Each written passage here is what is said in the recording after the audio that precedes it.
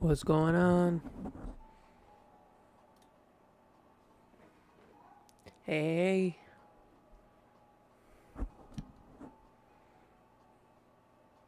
Oh, you got Violet? Okay, perfect. I'll let you know if I need anything from Violet.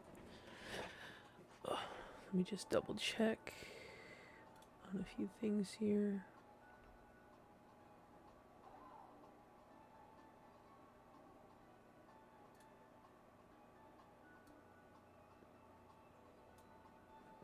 I'm doing good. How are you, Black Death?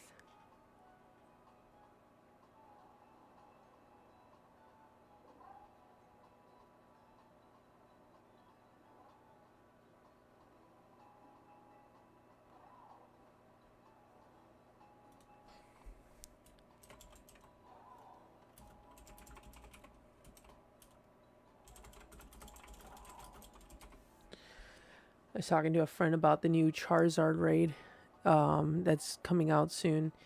And I was like, um, I've caught the... Wait, hold on. Is my mic being really loud right now?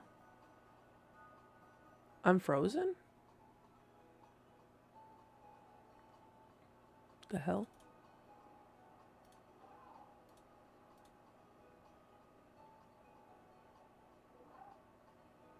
Oh, I'm not frozen anymore.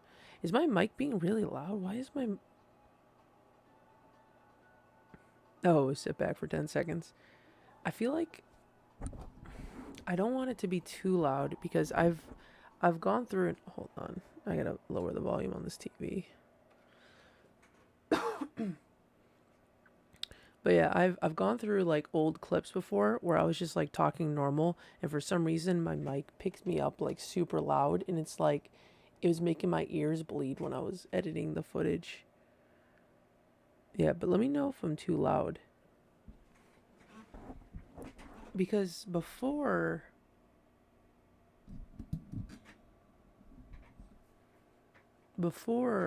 I would have to get pretty close to the mic.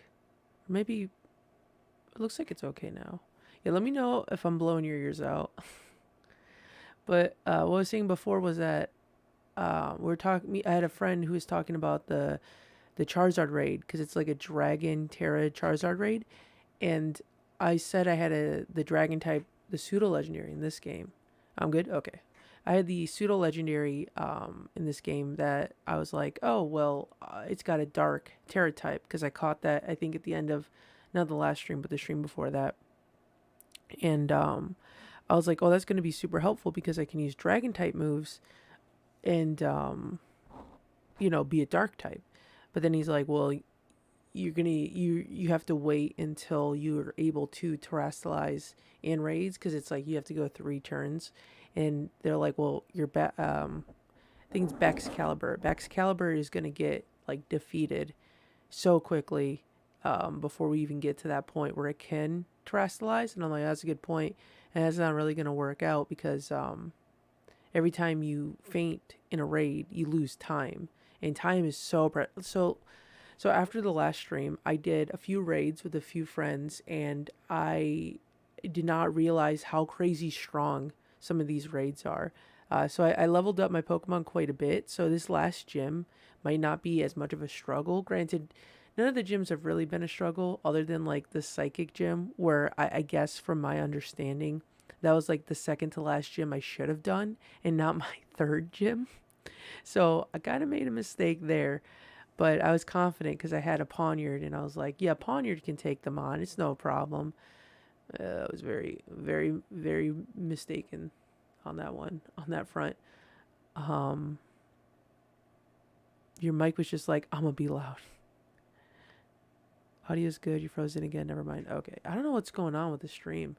I did up the quality because I realized when I was editing the recent, because I posted 2 different moments from my streams onto TikTok, and I didn't realize that I was streaming in 720p. So I wonder if me switching to 1080 is gonna make a difference. I wonder if that's why I feel like I'm seeing why people might feel like it's lagging more often. I don't know. Are you able to change the quality of the stream while you're watching? I assume you can. I know you can on Twitch. I don't know how YouTube works. But yeah, hopefully that doesn't cause any issues because I want to stream in a better quality, but not if it's gonna hamper people people watching. Raids 5 or above are hard as fuck. Yeah, I was surprised because I legit was like the last stream I was like, oh, I'm gonna try to get to the 7th badge because I thought for one Pokemon didn't listen to you in raids if you didn't have enough badges. Turns out that's not the case.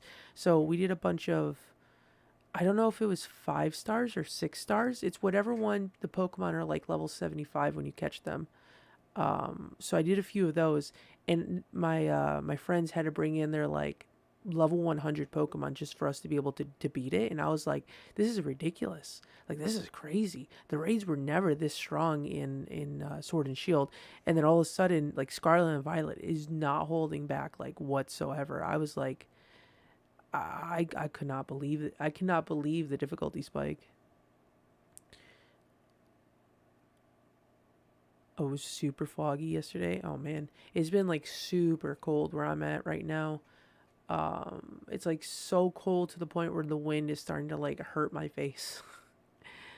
uh,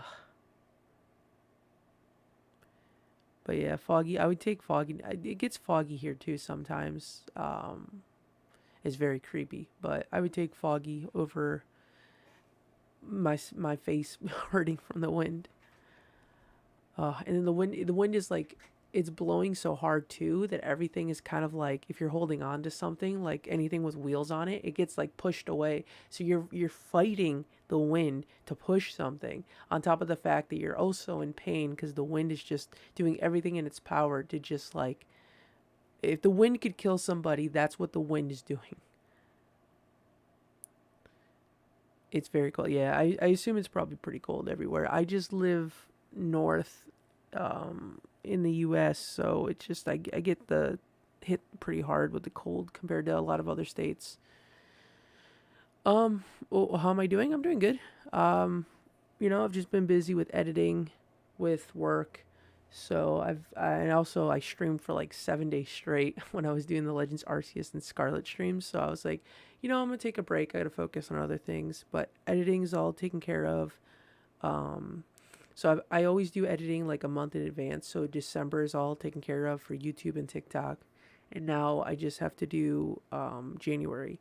But since December just started, I was like, I'll take a break. I'll do a live stream because I do want to get ready for this Charizard Terra raid. And I do want to beat the game because I haven't touched it. Oh, I did. As a lie, I did touch it recently because I did the raids. So my Pokemon leveled up a little bit since. And I've gotten some new Actually, let me switch over. So, actually, I don't think you could hear the game.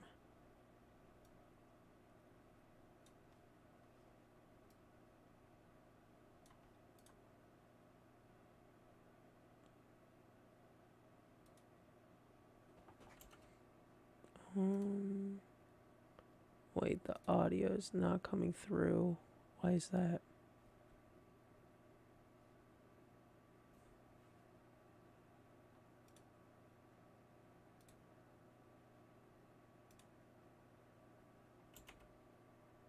Oh, it wouldn't be a stream if it wasn't for technical difficulties.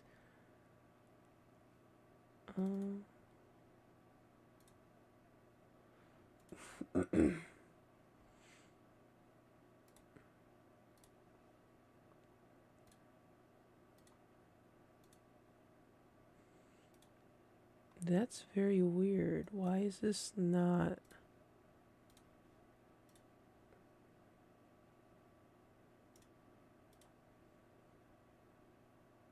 Oh, okay, I think I got it here.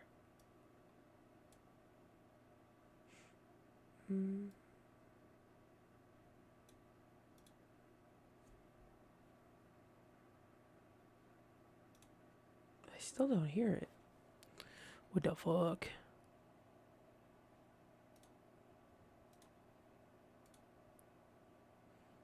I know it was...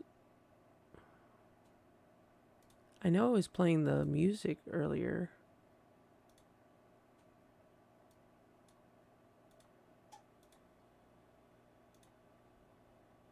Do I have to close out of this?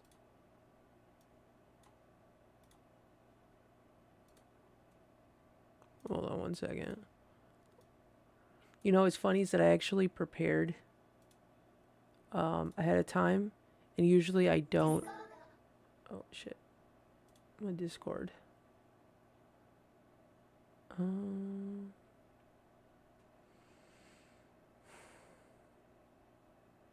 Yeah, I try to prepare. Let me go back into chatting. I try to prepare ahead of time, and I was like, I'm gonna have the game actually up and running before I get into the stream, and then of course, um, this happens.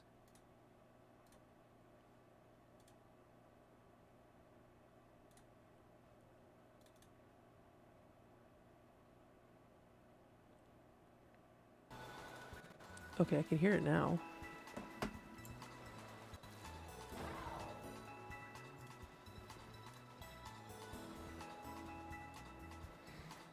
Okay, so I guess all I had to do is restart it.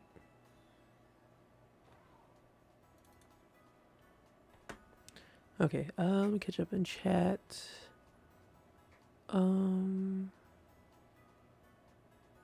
It's cold in Romania. I love the cold, but I hate the heat. See, I'm the opposite. I love the heat. Oh, if I could just live in like nice warm weather, even though I like would barely leave my house. I just love the warmth so much. Hold on, I'm gonna lower my microphone a little bit here. Let me know if it gets to the point where it's getting harder to hear me. I'm just paranoid because I don't want to have a situation where I like listen back to the audio and it's like killing my ears. But yeah, no, I love the heat. If I could live somewhere where it's like warm constantly, I would be so happy. The problem is that anywhere where it's like warm all the time is, oh, actually, I should mute that for a second. Anywhere where it's warm all the time has like a lot of natural disasters. So that's the only thing that scares me, is because the state that I live in doesn't really get, well, we get natural disasters, but not to the same level as like everywhere else does, or a lot of other places do. So I'm like, I hate the cold, but I also like being safe and not risking my life from what the elements can bring. Finished the game, got the legendaries. Nice, nice. You get heat strokes very easily. Oh, okay. I can see why you don't like the heat then. Such a beautiful story this game is. If you ignore all the bugs, this game is a 9. All I need is the Scarlet exclusives. Yeah, I mean, even with all the bugs and like the graphical issues within the game, like I think at this point I'm just kind of numb to it when it comes to Pokemon, because I'm like, I don't know. I had such like high expectations with Black and White, and then everything else is kind of like lowered its sense. Like, I mean, Omega Ruby Alpha Sapphire was pretty cool. I like that one. That kind of bumped it up a bit, and so did Sun and Moon. But it kind of went back down with Ultra Moon and Ultra Sun until the Ultra Necrozma fight. The Ultra Necrozma fight is like the new Cynthia fight. Like that shit like sticks in your mind.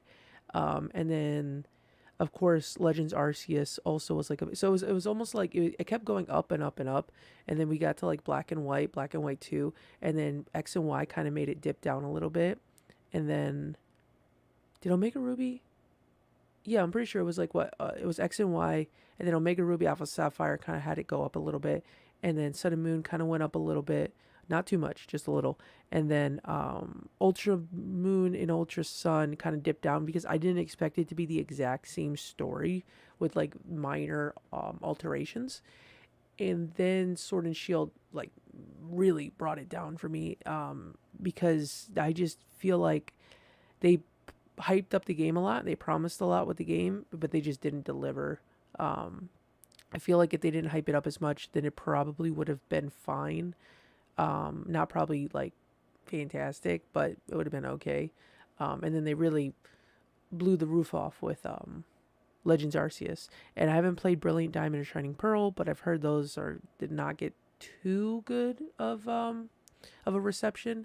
But I'm still willing to give those a shot at some point down the road, because I hear that you can get some exclusive Pokemon in Legends Arceus if you own Brilliant Diamond or Shining Pearl. So at least that'd be like one bit of motivation, even though I really don't need any more legendary Pokemon. If anybody saw my Legends Arceus stream, I was able to transfer all my I transferred all my legendaries from Ultra Moon to my Pokemon Home, and I have like 10 of every legendary. So I really am not shorthanded for any legendaries as of right now. But yeah, I think with Scarlet and Violet, they've done enough things to pretty much meet the same level of hype that Sword and Shield was supposed to be at. So for me, they didn't really promise anything too major with like redesigning a lot of things, even though I feel like they did a really good job with what they made. So I'm like, it doesn't really bother me too much that there are bugs here and there. But I think that's also because none of the bugs have really like majorly affected me. They've been minor. I did when I was doing the raids with some friends, my game did crash once on me. So it made me super nervous because it makes me feel like the game could crash at like any minute. But then I think back at the fact that I did like 4 long streams of like 5+ hour streams and it never crashed once. It only crashed that one situation where I was trying to rotate the map for some reason and it just died out on me. But yeah, overall, I can overlook a lot of the bugs until I come across something like super, super major, which has yet to happen to me. The Discord Uwu song. Yeah. I changed it because I didn't know that was a thing, and I've just left it ever since, and I've kind of gotten tired of it a little bit, but I've just never bothered to switch it over. In Pokemon games, I don't have the patience to get all the Pokemon. Yeah, I feel the same way too. I don't really bother with catching everything. I catch the ones that I want to catch, and then that's pretty much it. This game is a little bit different because you've got the different Terra types, so it's kind of good to have a variety of Pokemon. But at this point, I'm only going to catch like 5-star Terra types and then use those to help with, raids and whatnot. So I have like a good variety of Pokemon to pick from. I caught a Gallade in one of the raids, and that shit was hella carrying me through a lot of the different raids because Gallade's got like a very diverse moveset. It's a hassle, but it's a good hassle. Also, Brisk, didn't you say you had a Discord? I would die in the heat. Yeah, I do have a Discord. So the Discord isn't like the Discord server I have isn't like a traditional Discord server. It's it's more so to update people when I post on YouTube. So when I do like YouTube videos, YouTube shorts, and YouTube lives, it notifies people whenever I post. And then when I post on TikTok, it also updates as well. And I have a bot in there that will ping people when I do post. Thought I heard a noise. I was like, I thought something was falling over. I got nervous for a second. But yeah, so, and then I also have different channels. Let me see. Let me pull it up. I can look at it right now. Yeah, so I also have different channels in here, which are essentially like my overall interests. So I have things like what are my like favorite animes I recommend, games I'm looking forward to. I've got a lot of Kingdom Hearts dedicated ones for like memes and like art videos, stuff like that. Shiny Pokemon, I have a channel for that, for all the shiny Pokemon I've caught. So far, it's only got the ones I've caught in Pokemon Go, but I plan on doing, I have to go through a home and take screenshots and post in there. My sock collection, I've got a very big sock collection. So if you're interested in that, so you don't miss out on like another time, anytime I post content, feel free to join that. You can look in the link in my, if you go to my YouTube channel, my profile on the top right, there's like 3 different icons, and one of them is the Discord icon. You can click on that and it'll send you directly there. Also, I've got some pretty funny emojis in there, so if you have Discord Nitro, definitely, like, I wouldn't even blame you for joining it just to use the emojis in other servers. I really like Sword and Shield, but the story sucked. Or sucked. I don't know why I say it stuck. Yeah, I think for me, they just hyped up Sword and Shield too much, and they said they couldn't put all the Pokemon in because they had to update all the animations. And the animations that they updated were in the picnic thing, or not picnic, whatever, the camp thing. And I'm like, oh, okay, so I guess that's where it all went. Like, I assumed they meant battle animations. So when I realized, like, oh, they did update the animations, just not the animations I thought they were going to be, I was like, okay, that doesn't really make it as bad because they did put effort. They just put effort in like the wrong spot. But then they did the DLC where they put more Pokemon in, and that kind of made me a little less upset. It was kind of weird because I'm like, well, if you could put the Pokemon in post DLC, I don't understand why you didn't put it in pre DLC. But if like 75% of the Pokemon could eventually be rotated throughout each game, I'm not that worried about it. Because initially I was like, if only 30% of the Pokemon get rotated, I'm like, that's a very small pool. And I don't like that because I like to bring over my old Pokemon to have variety in my matches.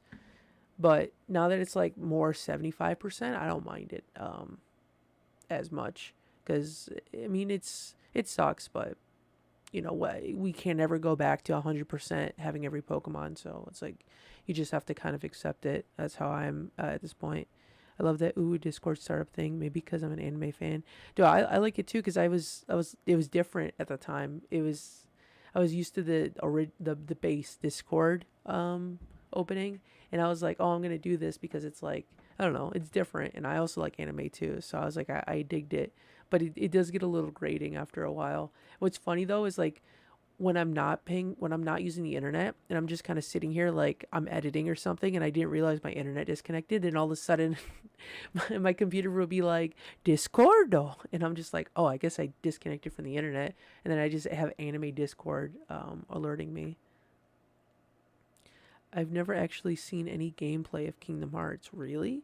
I plan on doing a Kingdom Hearts stream at some point. There are two bosses that I have yet to defeat. Well, actually, I still have yet to do. I've yet to finish a Kingdom Hearts 3 critical run, so I will definitely stream that. And then I didn't do the data battles on critical. I only did them on proud, and I never even beat Yuzora on proud. So I'm definitely gonna go through and maybe after I finish Scarlet and Violet, I'll probably do that actually. Take a break from Pokemon and actually do Kingdom Hearts stuff. Which it's funny because my channel is all dedicated to Kingdom Hearts with the videos and the shorts, but I've not done any Kingdom Hearts live streams.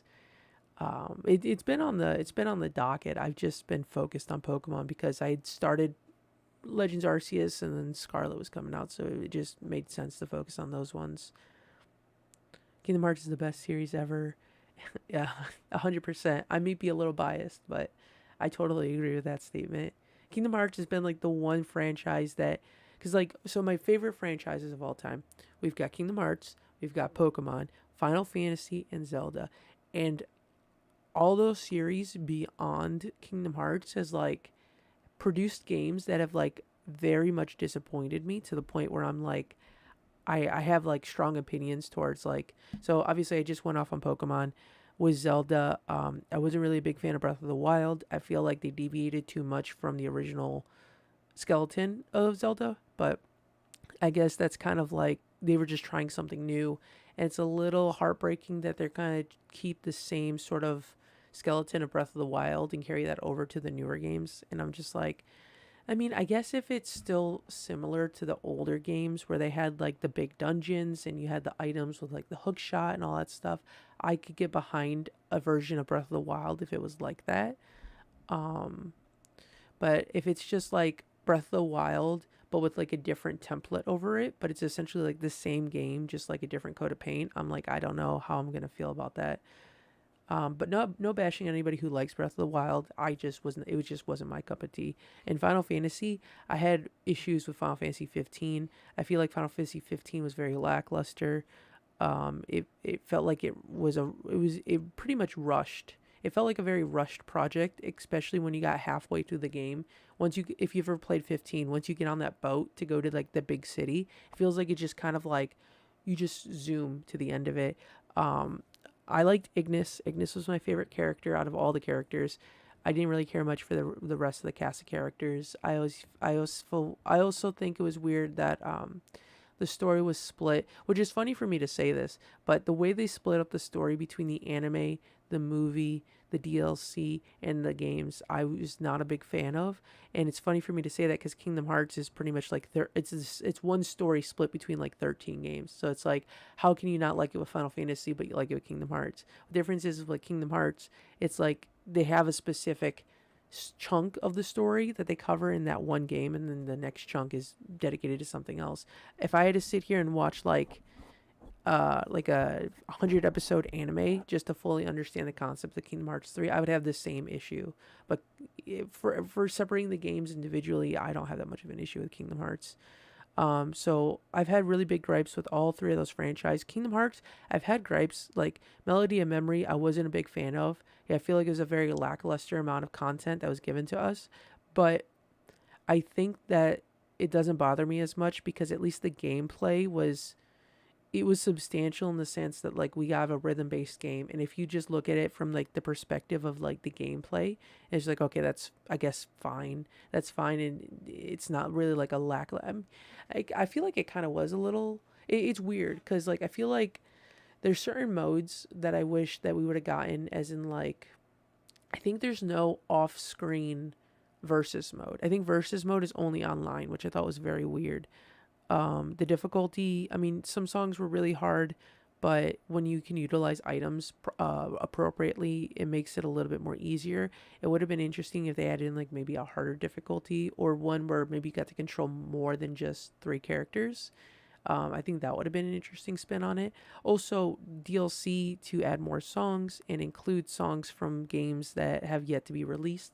Like when we didn't get any Union Cross songs, or like moments from Union Cross and stuff like that.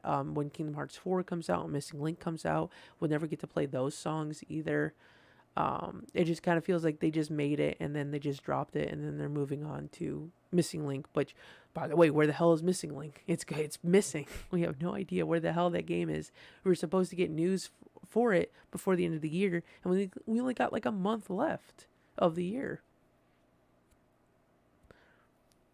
It's sad because it's a new gen and it's only 400 Pokemon. Gen 8 hit 899. Yeah, that's what really like upset me, because when you get so used to playing Pokemon and you get to transfer Pokemon from like game to game and then they just cut you. Well, I guess technically from Gen 2 to Gen 3 they did cut you off, because you could transfer Pokemon from Gen 1 to Gen 2, but you can't do it from Gen 2 to Gen 3.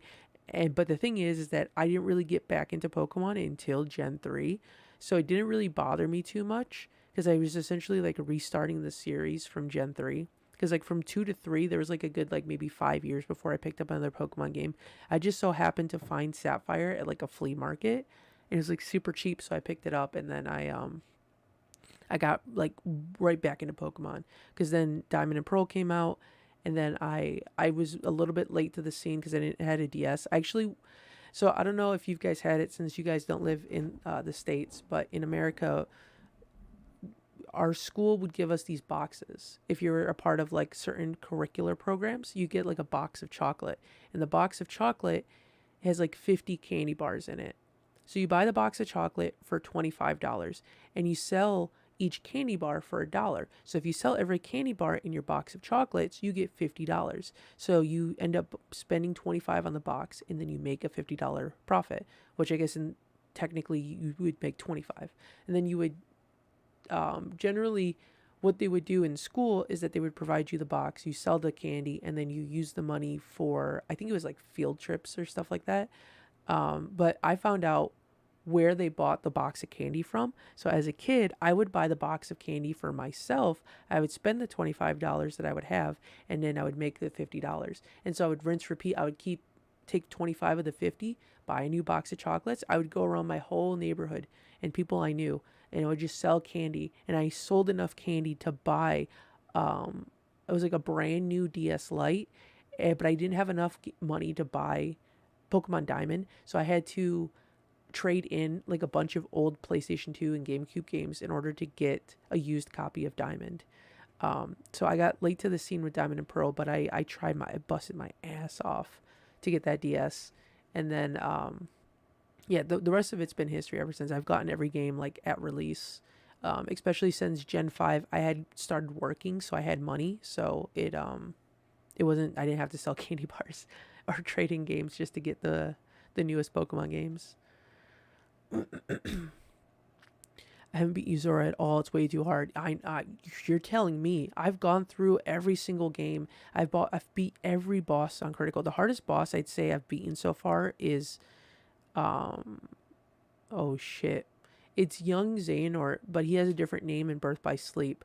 His fight was ridiculous. It was crazy. Like my hands were hurting after that boss fight. Like, and then Zodiac Phantom Aqua from Fragmentary Passage. I've yet to beat her, and then Yuzora. Yuzora and Aqua are the two that I still need to beat. So I plan on doing streams where I'm like, I'd have to essentially grind my ass off to beat those two. But they've been on my bucket list for the longest time.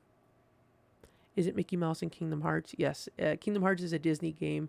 Essentially, Square Enix shared an office with Disney in Japan. And a representative from Square Enix was in the elevator with a representative from Disney. The Square Enix representative pitched the idea to the Disney representative, and then the rest was history. And so they've got the art designer from Final Fantasy to essentially come up with a story, and it's been going on since like 2002. So it's a whole 20 years of just like Disney Square Enix gloriousness. I love Breath of the Wild. Yeah, I like Breath of the Wild too. I beat the game. It's just that I just didn't love it as much as I did with like Majora's Mask or Twilight Princess or Skyward Sword or Ocarina of Time. Even though I feel like Ocarina of Time is a little bit overrated. I feel like a lot of people like it because it was like probably their first Zelda. My first Zelda, I think, was like Link's Awakening, and I barely remember anything from it. I was way too young. I don't even remember if I beat it or not. But Majora's Mask was probably like the third or fourth Zelda I played, and that one just has like captivated me to no end. Like I mean, you could see the poster over here, this fan art poster that I bought at a convention, and then over on this side. Oh, hold on. I have behind the Donald hat. I have a that's actually a puzzle. It's a glow in the dark puzzle, and it was from Club Nintendo. So Nintendo had these like rewards programs where if you bought a game, you did a survey and you get points, and you use the points to buy prizes. And that was one of the prizes. Was, hold on. I'm like, I don't know a way to do this, but yeah, it was that puzzle, and it freaked me out the first time because it glows in the dark, and I didn't realize that when I turned the lights off and I walked into my room. I'm like, what the fuck is these like? Because the eyes glow, and I'm like, it scared the shit out of me until I realized like, oh, it's just a puzzle. But yeah, you can see I've got all the other Zelda posters here to prove that yes, I do like Zelda. I like Zelda a lot. It's just Breath of the Wild was just so different is the only thing, and also got the shield and the Triforce back there too. But yeah, no shade on Breath of the Wild. It's just not my cup of tea was all. Yes, Mickey's in Kingdom Hearts. It's a lot. It's pretty much like 80% of the Disney characters are in Kingdom Hearts. The only ones that aren't in it are like maybe like Atlantis, Treasure Planet, and a lot of like the newer ones. There's some like the more obscure ones, like probably like the Black Cauldron or the Rescuers. Those aren't in there, but a lot of the old stuff is in there. Pluto's the only god in there. 100%. There's a theory. So there's another creator on he's on YouTube as well, but I met him through TikTok, is Nobody Daxian, and we share the same idea where we think Pluto is actually like the Master of Masters, and the Master of Masters I guess would be the closest thing that we could probably associate to a god within Kingdom Hearts, because there's a lot of times where Pluto shows up at the most perfect times, and I'm like, there's no way. Like that can't be the real Pluto. That's got to be the Master of Masters in disguise or something. No Octopus Man. Oh, you mean Davy Jones? Davy Jones is in the game. They did Pirates of the Caribbean twice in Kingdom Hearts. Once in Kingdom Hearts 2, and then a second time in Kingdom Hearts 3. Which that's also another thing. They didn't put any Pirates of the Caribbean music in Melody of Memories. I don't know if that's a copyright issue or if they just didn't have enough time to cover that, but that would have been nice to be able to go back and like add that in. Actually, I don't know if they did it in the Kingdom Hearts 3 part, but I don't think they did in the I could be wrong. I know they didn't do Winnie the Pooh. Winnie the Pooh didn't have any songs in Melody of Memories. Ursula, Yeah, this octopus man and octopus woman. You know what's funny is that I posted a TikTok of Ursula and it got banned for sexual it went against TikTok's like rules for sexuality or being like sexually explicit content, and it was because her, I think it's just because her chest was too exposed, not like obviously exposed, but it was very close to the screen, so they kind of just like uh-oh like the whatever bots TikTok had, they're just like, this is inappropriate. And then I sent an appeal and I'm like, this is a Disney character, like there's nothing inappropriate about this. And then they're like, oh yeah, that's my bad. And then it happened the second time when I posted a clip of Elizabeth from Pirates of the Caribbean where she also was running towards the screen, and they said sexual content, explicit content. And I'm like, dude, it's just a woman. Like, I'm sorry that I guess women are in TikTok's eyes, women are problematic. But I'm like, it's not what you think it is. And they look back at it and they're like, okay, it's not bad. It's appropriate. The dragon saved Octopus Man. What? Oh, are you guys talking about these emojis? Okay, I thought you were. I'm off here thinking that you guys are talking about like Kingdom Hearts, and you're over here making your own emoji story. Yo, is this the emoji movie too? It's going on right now in the chat.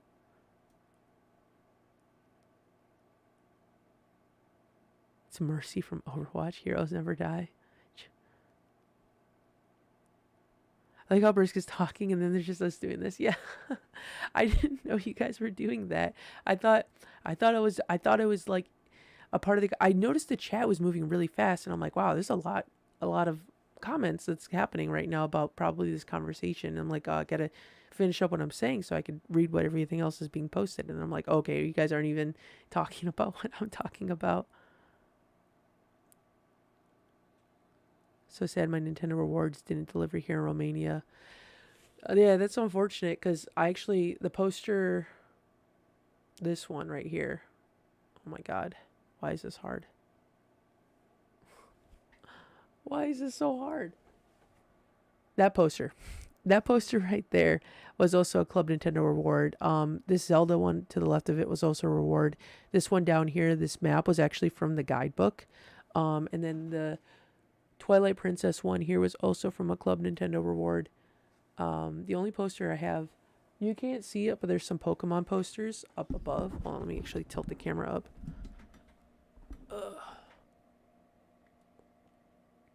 You kind of can't see it because the light is covering it, but the one on the left is a Pokemon poster of Zelda, and then there's Ganondorf, and then there's Link. And I got those as, I think, either a Christmas present or a birthday present. But it shows Ganondorf. His team is Shiny Charizard, so we got the Black Charizard, Emboar, Umbreon, Black Tyranitar, which I don't know if that's a Shiny Tyranitar or not. I don't think it is. I mean, I could be wrong. He's got a Bisharp and a Houndoom. And mind you, I got these posters when X and Y came out, so there might be better suited Pokemon nowadays. But these are very dated. And then the Link one has Noctowl, Ponyta, Scyther, Fennekin, Eevee, and Oddish. And you can't see the Zelda one. Hold on. I can actually turn off the light from my phone. Okay, you can see it now. So the Zelda one's got Cleffa, Whimsicott, Ninetales, Absol, Dragonair, and you can kind of see Espeon's head a little bit. But yeah, I would very much like to be able to show like the whole wall in the stream, but the problem is that I don't have enough space to like move my camera back far enough. So I kind of have to cut them off, unfortunately. I feel like it's a lot darker in here without that light. There you go. But yeah, oh yeah, and that Ocarina of Time poster I think I got from Spencer's, which is just a local store here. So, but yeah, most of this wall is like rewards stuff. I also have a bunch of Smash posters that I used to have a wall over on this side. It was covered in Smash posters, but you can kind of, I don't know, you probably noticed, but my ceiling looks very fucked up. It's because I live where my room is. It's under where the washing machine is.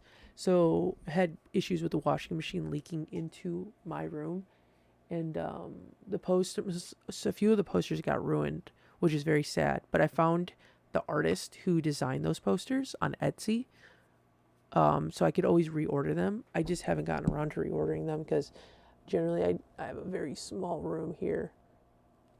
I have a small room. I don't really have that much space, so I make do with what I have. But once this whole video stuff pops off, hopefully I can have my own space and I can just decorate. I have way more space to just put everything, which I'm like super pumped for one of these days. Oh, Daxian, he was in the anniversary live stream. Yep. Yeah, Dax was there. So was Kelly and Ellie. All content creators. Dax, if you only watch YouTube, you could subscribe to his channel. His name on YouTube is the same as it was on TikTok, so nobody Daxian. He actually posted a video the other day that blew up in views, where he was talking about the Utada songs, about how there is potentially like the KH4 song could already exist, and it's a very well put together video. So I definitely recommend it if you check out his channel to watch that video. He's got a lot of good stuff on there too, but definitely if you're looking for something as like, oh no, my game went to sleep. My Switch shut off. Oh well, I mean I'll turn it on here in a second, but actually maybe I should turn it on because now my face is gonna be all blue.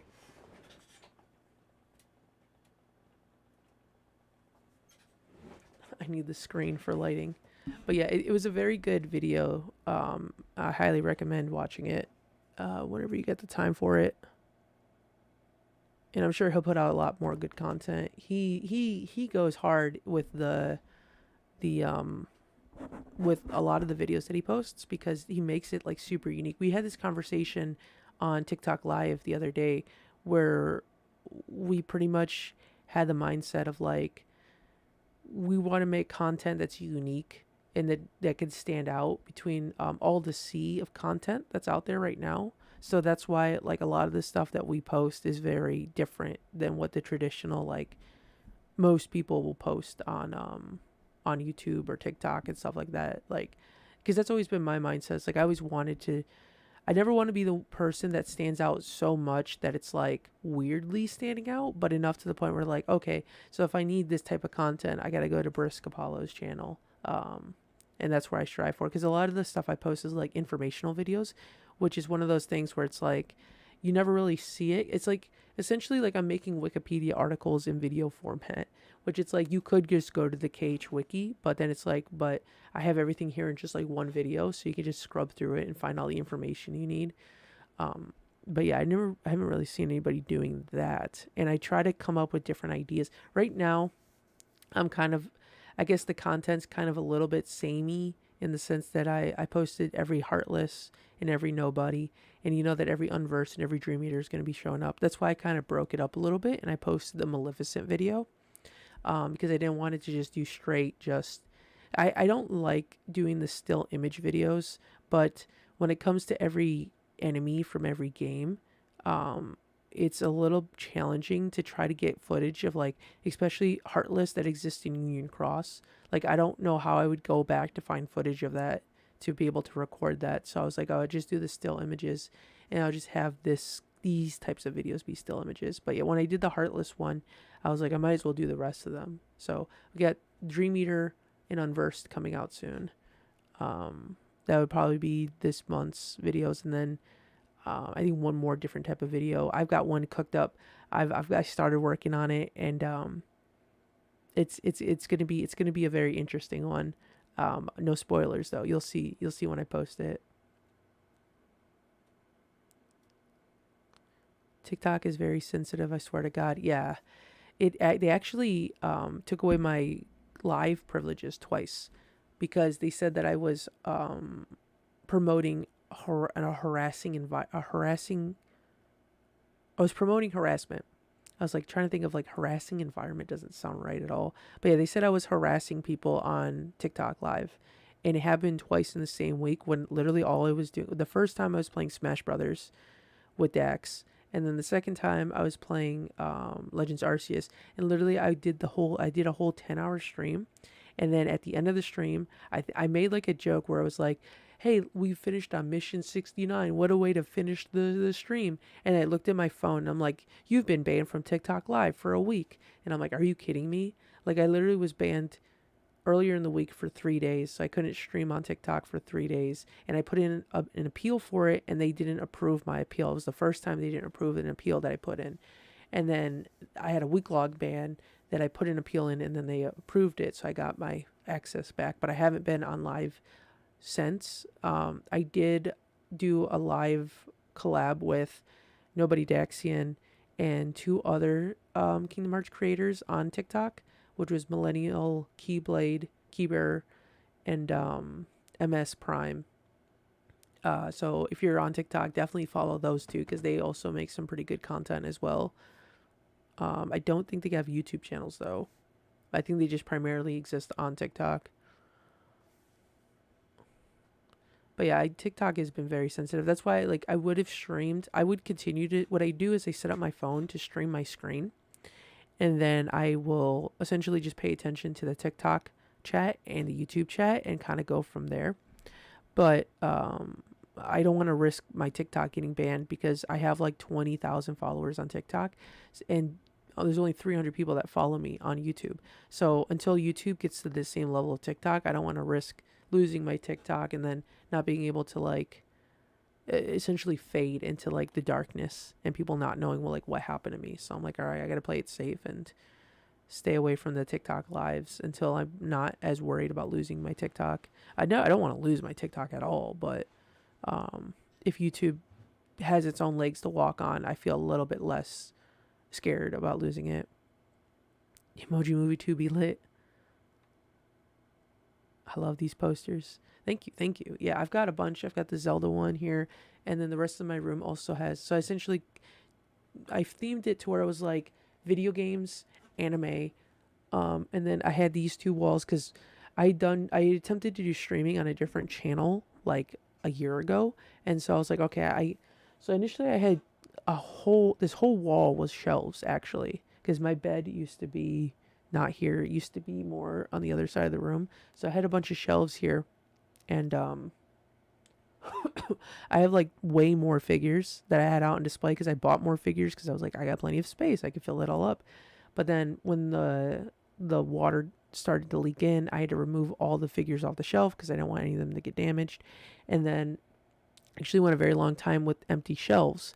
And then once finally the issue was resolved, I was like, you know what? I'm just going to remove the second shelf and just leave this one shelf here and then put posters up because it made it look a little bit nicer. It was a little bit cluttered before. But yeah, I have a lot more figures. They're just in storage right now, which is why I'm going to be super excited when I do have a house. I could pretty much put everything out and space it a little bit more. I have a bunch of posters too. I tend to rotate out the posters when I can. I need to update the Kingdom Hearts wall because I got a bunch of new artwork from a con I went to a couple months ago. And I want to put those up. And I also just think it's time for a change because it's been like that for a good while. You want them in your room. Yeah, I mean, you can find them. Like I said, there's the artists post them on Etsy. So if you just dig enough on Etsy, you'll end up finding essentially all of these. Obviously the ones like the one from Spencer's, you could probably find it any like local store, like a Walmart or stuff like that. I'm sure you could find it, or Five and Below. I don't know if you guys have those overseas or not. Spencer's from iCarly. No, not that Spencer's. This Spencer's is like a very like I don't know how to describe Spencer's other than like it's like an adult store, but they also sell anime. And yeah, they sell like anime apparel. Like I have a Majora's Mask wallet that I bought from there. You can get like anime t-shirts and blankets and stuff like that, but you could also get like bongs and shot glasses and like drinking games. It's a interesting concept of a store. But you get some pretty cool anime stuff that you can't find anywhere else in there. So, oh, Oh no, wait, don't don't talk about the octopus man doing R34.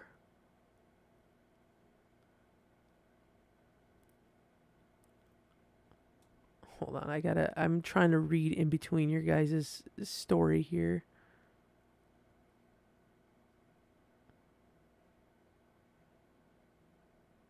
Yes, I want to see the Dream Eater Unversed ones. Yeah, so those are going to get posted soon.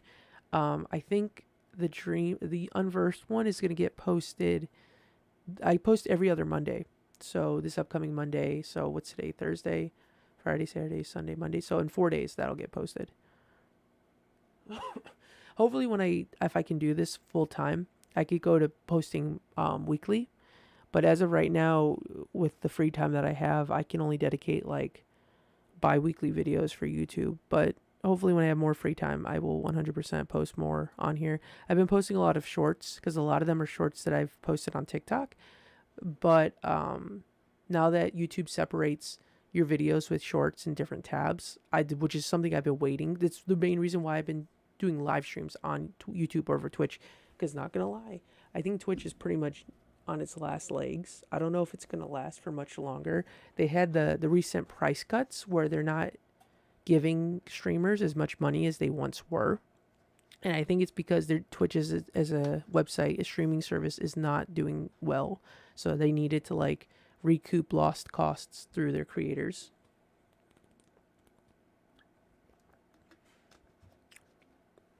Oh, you know what? Did I title this stream correctly?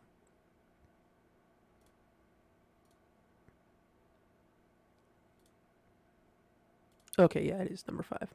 I was about to say like I'm streaming stream number 4, but it's like I already did stream number 4. But yeah, so I knew Twitch was pretty much on its last legs. And I only did it until YouTube because I had heard rumors that YouTube was alternating the tabs to make things more organized, and that's kind of what I was waiting on. And when they finally implemented it, I'm like, all right, I'm jumping ship off Twitch. I'm going straight to YouTube because especially because I wanted to grow my YouTube audience, and I heard that for you to be in the partner program with YouTube, you need more watch time. And I'm like, well, it would make the most sense to get watch time from live streams because I live stream for like 5+ hours every time I stream. So I figured my watch time has actually gone up a lot. So I haven't hit the goal yet. I'm about a third of the way there. Subscriber wise, I need like 1,000 subscribers. And so again, I'm a third of the way there. So I feel like the streams have been helping a lot. Which is why I pivoted more to YouTube. And then, like I said, the shorts were on TikTok, and now that they have their own separate tabs, I'm posting them here. So essentially, I'm gonna have like all my content on YouTube, but I'm still can't post everything on YouTube because anything that gets hit with a copyright strike, I'm just gonna post on TikTok. So it's gonna be like kind of the benefit of following each account is like you're probably gonna see most of the same stuff between the two. TikTok's gonna have more of like me just being personable and stuff like that because YouTube is more of just like the informational videos, the edits.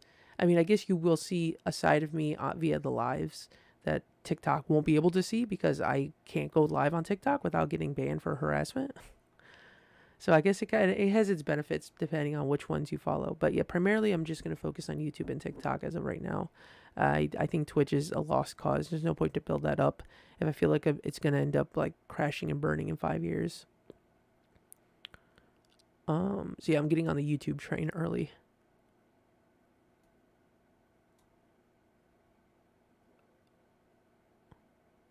TikTok streaming is dumb as hell. Yeah, what's also weird too is that whenever I don't, it's weird because like there's times where I folded my laundry and I was just talking on TikTok live at like midnight, and I had like 10 viewers, and I was like, wow. So I guess a lot of my fan base is like stays up like super late, or maybe they're like international people like you guys are, that end up watching like super super late compared to my time zone.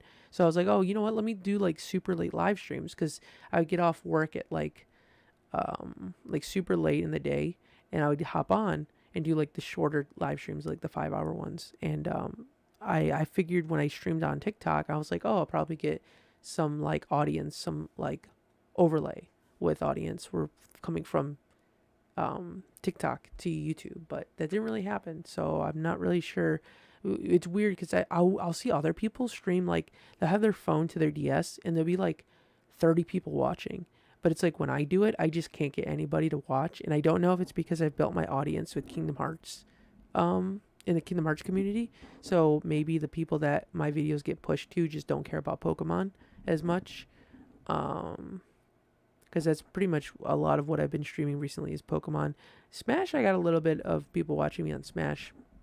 But it was a lot of people coming in because they wanted to fight me in Smash. And all I wanted to do was just finish the World of Light.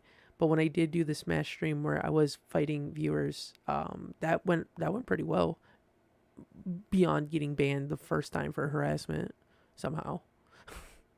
I still can't get over the fact I'm always gonna be bitter about that. Ban any percent speedrun, honestly. I would say that, but TikTok lets me go on for a very long time before they end up banning me. But I was very surprised I was able to do the last live I did without getting banned.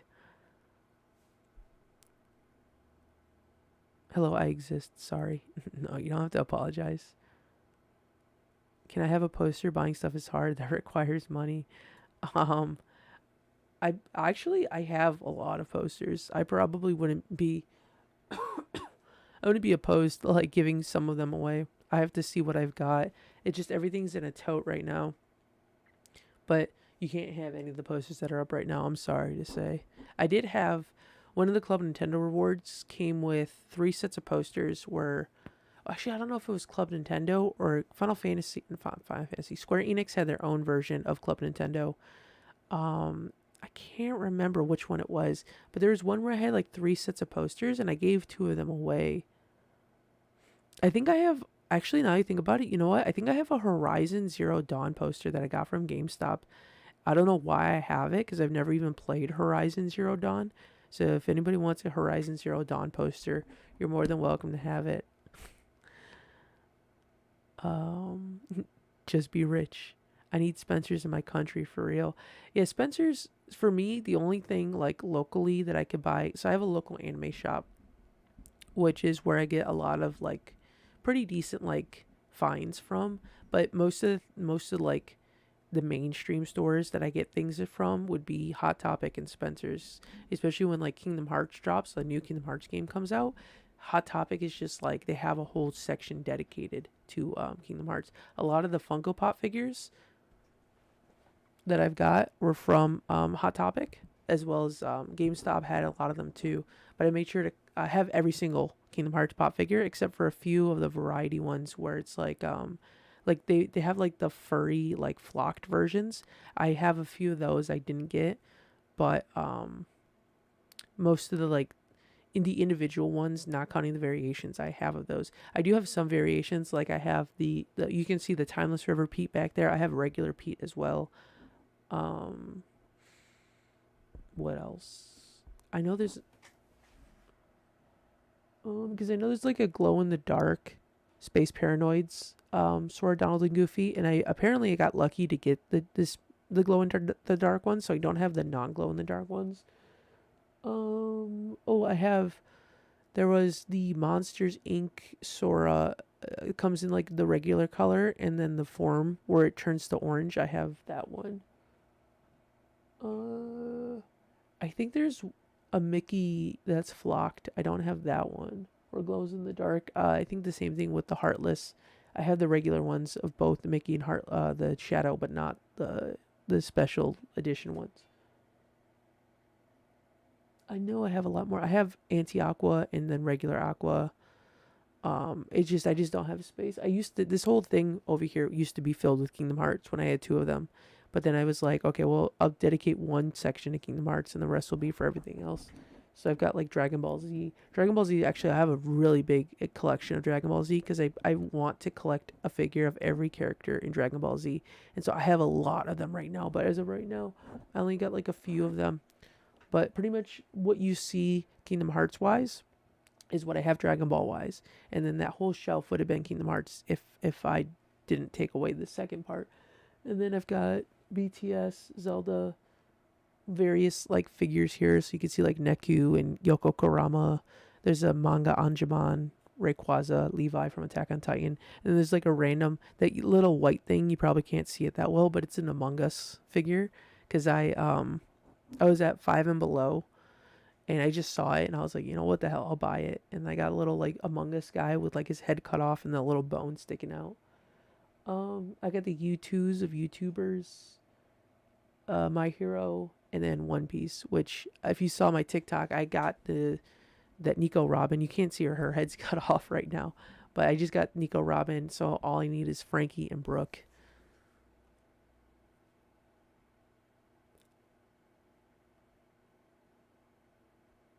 Let's see. Dang, I haven't thought about being rich. That's genius. What a genius idea. Revolutionary. I am now Jesus. Just title all parts episode 69. No, dude. Well, I don't know. YouTube hasn't banned me yet for harassment, so I guess I can get away with making 60. Yeah, because I made a 69 joke in the what's it called? On the YouTube stream, and YouTube didn't do anything about it. The only thing YouTube's been doing that's been annoying is that I've been posting my shorts, and they've only been showing it to like 2 people. And I'm like, are you kidding me? Like, you could at least show it to 20 people. I'll be okay if 20 people can see my videos. But if you're only showing it to 2 people, I'm getting upset. And what I do is I delete them, and then I just put it in the rotation for the next month. So you might see a few shorts that I've posted already, if you just so happen to be one of the 2 people that saw the original ones. But yeah, I'm pretty much going to go through all my edits that I posted on TikTok, and I'm going to post them all on YouTube. So I've got all of December lined up with games, or not games, shorts. And then I think I have enough to do all of January. And I think February is where it's going to slow down, and I'm going to have to like, probably whenever I post an edit on TikTok is when I post the same edit on YouTube, unless that edit is copyright striked, and then in that case I'll have to think of something else. At least the one benefit with posting on YouTube is that they let you know you get a copyright strike before you post it, versus where TikTok, you'll post it and then they just take away the audio. So you won't even know until like hours later when somebody's like, hey, there's no audio to this. And I'm just like, well, fuck. That's also, I've been downloading a lot of audios too, because if the original creator deletes their video, your audio is also gone as well. So I've just been like separating it in the sense that like I don't necessarily do the whole TikTok thing where it's like using their audios. Like I essentially steal their audios. But the thing is like the audios that I find, the original person who posted it doesn't link back to the original artist or the creator. So at that point, I'm just like, I don't even know who I can credit for this.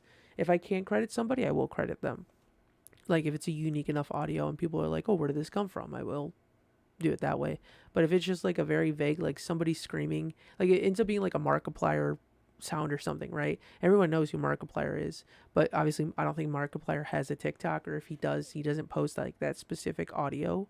Or like Dashy XP, I had an audio from him. I didn't even know who he was. Apparently I have a friend who's like really obsessed with Dashy, and then she was telling me all about it, and I was like, oh, okay. But the original audio never came from a Dashy video. Like it was a live stream he did, and somebody clipped it, posted it. So I'm like, well, at that point, I'm just taking the audio and throwing it on the video and calling it a day.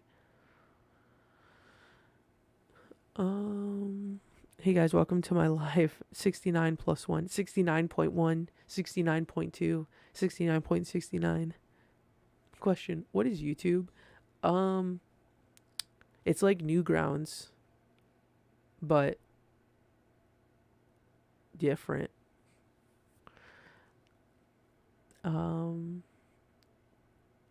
Trash. I love them.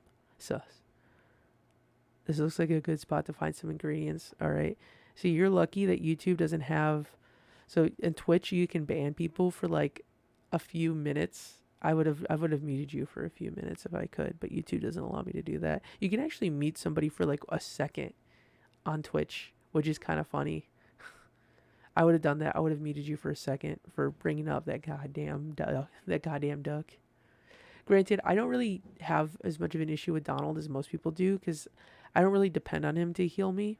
But that was a little grating to hear this is a good spot to find some ingredients. Especially there was a certain one in Kingdom Hearts 3 in the Caribbean. It was on like a like a wrecking ball, and I could not find it for the life of me. There's actually another creator who goes by Jackie Soar, who also had a very hard time trying to track down that ball, that lucky emblem as well. Oh, you know what? I was talking about lucky emblems, and this started off as like the ingredients. I'm like way off kilter here, but yeah, the lucky emblems. That one was like giving me an aneurysm. The ingredients, not as much. It kept coming up more often than I feel like it should, but it's whatever. It's all in the memes, along with getting on the Hydra's back. It's all in the pool of and then darkness. Obviously, darkness. Can't forget about darkness. What's Kingdom Hearts about? Darkness. It shows it to me, even though I've never seen Kingdom Hearts. Yeah, I've seen a few of your comments. I think you've commented on like a few things where you never or you mentioned something about not playing Kingdom Hearts before, but it's interesting that it does get sent to you, even though you have like you've never played Kingdom Hearts. So it's just like, you know what, James would like this. It's like, but the other 300 people that follow Briscaballo, no, but James will appreciate this. James, please watch or play Kingdom Hearts. Honestly, James, if you are interested in Kingdom Hearts at all, on here on this channel, I posted like all the important cutscenes. So if you ever want to go through the plot points videos, you could pretty much get the whole entire story of Kingdom Hearts. But it is a very long watch. It's like probably like 16 hours long. So you'd have to definitely break that up through a couple of weeks or days. But that is there if you are ever interested in diving into that. Or like Black Death mentioned, it is very cheap because they bundled all the games together, so you can get a pretty good deal on a lot of those games. I think the only ones that are like still kind of a little expensive are probably like the newer ones, like Melody of Memories. There is one of the mobile games you can't play anymore because I mean, you could essentially just watch the cutscenes. You could download the app and watch the cutscenes, but there's no way to play it yourself. Which is why, if you want to just cut through all the fluff, you could always just watch the series I have on here, because I don't put any filler. Which is, ironically enough, the whole premise of Kingdom Hearts is that you explore different Disney worlds to eventually get to the finale, and I just cut out all the Disney stuff because none of it's important. It doesn't really matter to the overall story. It's just there to give kind of more substance to the games, so you're not just, because like initially when it came to Kingdom Hearts, the story was a very like brief story, in the sense that you were just trying to find your friends, and so they needed something for you to like explore while trying to find your friends. So they just like, we'll go to the Tarzan world, or go to Alice in Wonderland or Aladdin world, and then you're trying to find your friends, and you find one of them and he's being an asshole for whatever reason, and then that game resolves, and then you go to the next one where it's like essentially a lot of Kingdom Hearts is just friends trying to find their other friends. Other than Days, which is just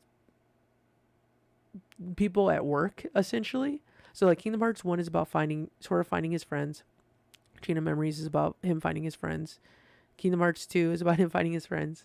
Days is just about Roxas at his job. Birth by Sleep, they're trying to find each other, so they're trying to find their friends. Recoded, it's just like a simulation essentially. They're not trying to find friends, they're just trying to, it's essentially like an antivirus. The game Kingdom Hearts Norton Kingdom Hearts. Oh wow, that works a lot better than I thought. I didn't even realize it. Norton Kingdom Hearts antivirus. Wow, that was an accidental big brain joke right there. um in Dream Drop Distance, it's more of like that feeling of like when you're in school and you're taking a test, but you're also like dreaming and it's a nightmare. That's what that game's about. So you're not really finding your friends, but you're just like stressed because you're like taking a test, but you're also stuck in a dream.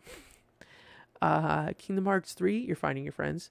Union Cross, okay, Union Cross, you're not finding you are finding a friend for a good chunk of it, but then it kind of goes into that whole like simulation thing.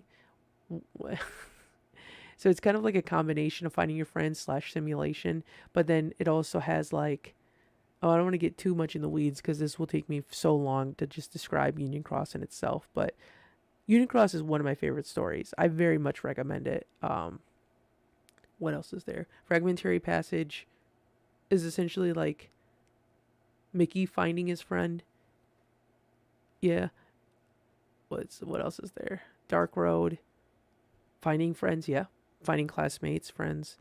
Melody of Memories, Finding Sora, Finding Friends. Yeah, so essentially, you could boil down Kingdom Hearts to friends or finding friends, except for the one time where you follow one person doing their job and another person doing the test, um, and then the simulations. So pretty much IRL, real life, just basic human things. Kingdom Hearts, more like Kingdom Farms. Farming friendships.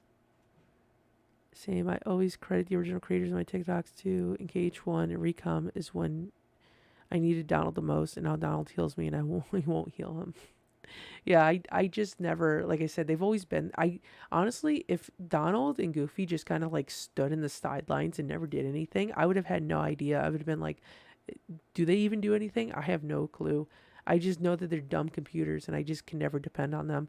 The only time I ever really have a strong memory of, like, I gave Goofy items and he used them at the wrong time, so I just took away his items, and I give them like good armor and stuff and good weapons, but I just never depend on them. They're just not they're not good characters I can depend on, until that AI gets a little better.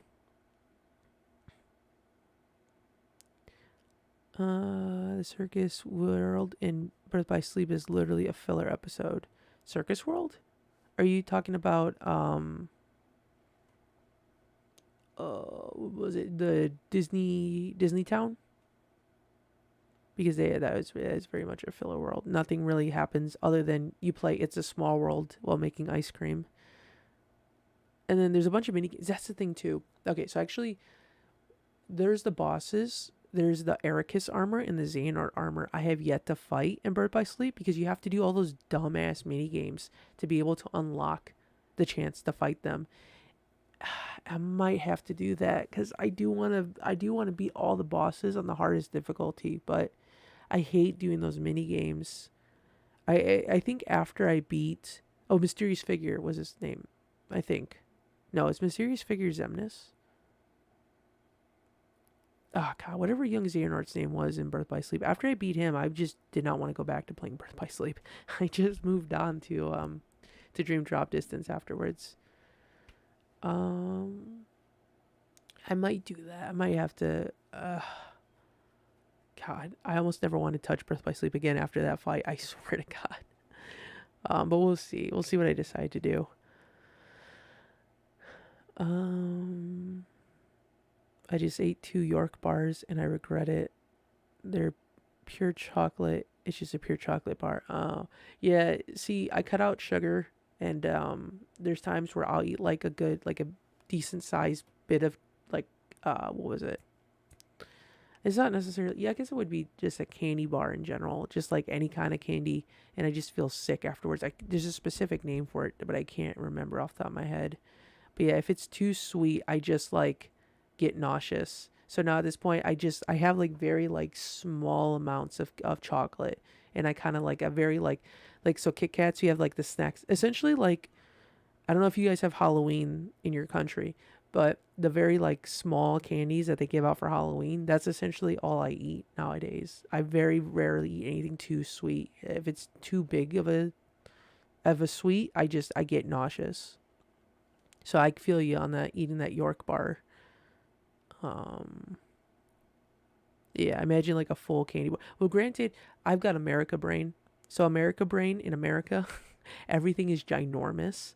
So like I've had a conversation with somebody from the UK where I guess our large is like twice the size of their large for like whenever you go to like fast food and pick up drinks, and I'm just like, yeah, that doesn't surprise me. Like our candy bars have like ginormous candy bars. There was a documentary on McDonald's once where they had like supersized fries, and the documentary essentially made the guy sick, and so they had to like stop offering supersize size options.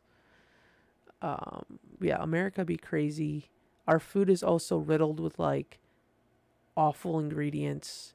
I pretty much don't eat like 80% of the things that you can buy in a normal grocery store because I'm always looking at the ingredients and seeing what's in them, and half the time it's just garbage in it.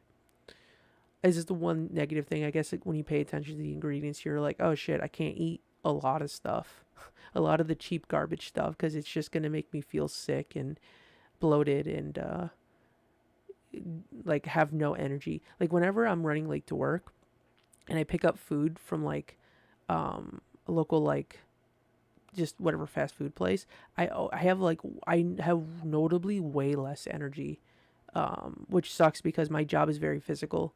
So I try to do my best to eat the food that I buy from the grocery store at home.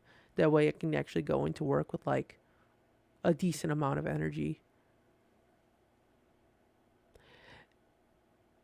Is really good but sickly. Yeah, that's a very good description. Especially for me, anything that has like honey in it, or like fruit, any sweet with fruit in it has like that sickly sweetness that I cannot stomach.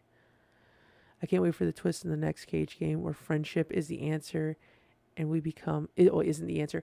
Honestly, I wouldn't be surprised if Cage 4 goes in that direction because so the way Cage 4 is set up is that Sora is in a different reality, which is our reality. So when you take a character who essentially hangs out with Winnie the Pooh and like um Elsa and like Olaf and all that, and you take him from like this fictional reality and you put him in like the real world, I feel like it's gonna make Sora like jagged. I'm kind of hoping that's the case. I kind of hope that he doesn't go back to being the actual like cheery Sora because he's just like I had to work at a 9 to 5 retail job and now I don't give a shit about darkness or the light or the power of friendship. I'm just depressed because I have to work. I have to work and I have to earn money, and I'm not making enough money, and I hate my job. And be like, yo, Sora's gonna be hitting those realistic beats, and we're just gonna be like, oh man, I've never related harder to a character. He's just gonna have it's just Kingdom Hearts 4 is sort of having an existential crisis. I'm saying it right now. I'm 100% claiming that he's not gonna know how to deal with IRL problems.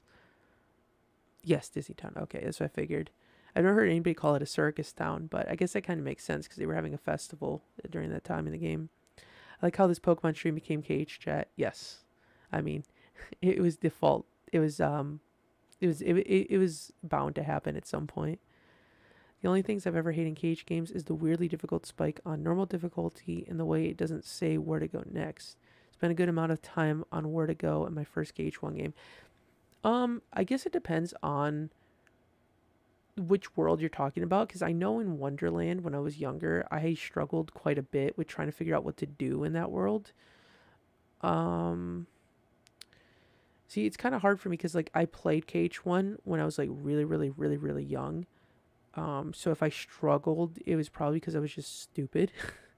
But then I played it again recently before KH3 came out, and I didn't really struggle as much with it because I guess I had a lot more video game experience under my belt. But yeah, I guess I can kind of see that depending on what world you're talking about, where you can get lost pretty easily. Um,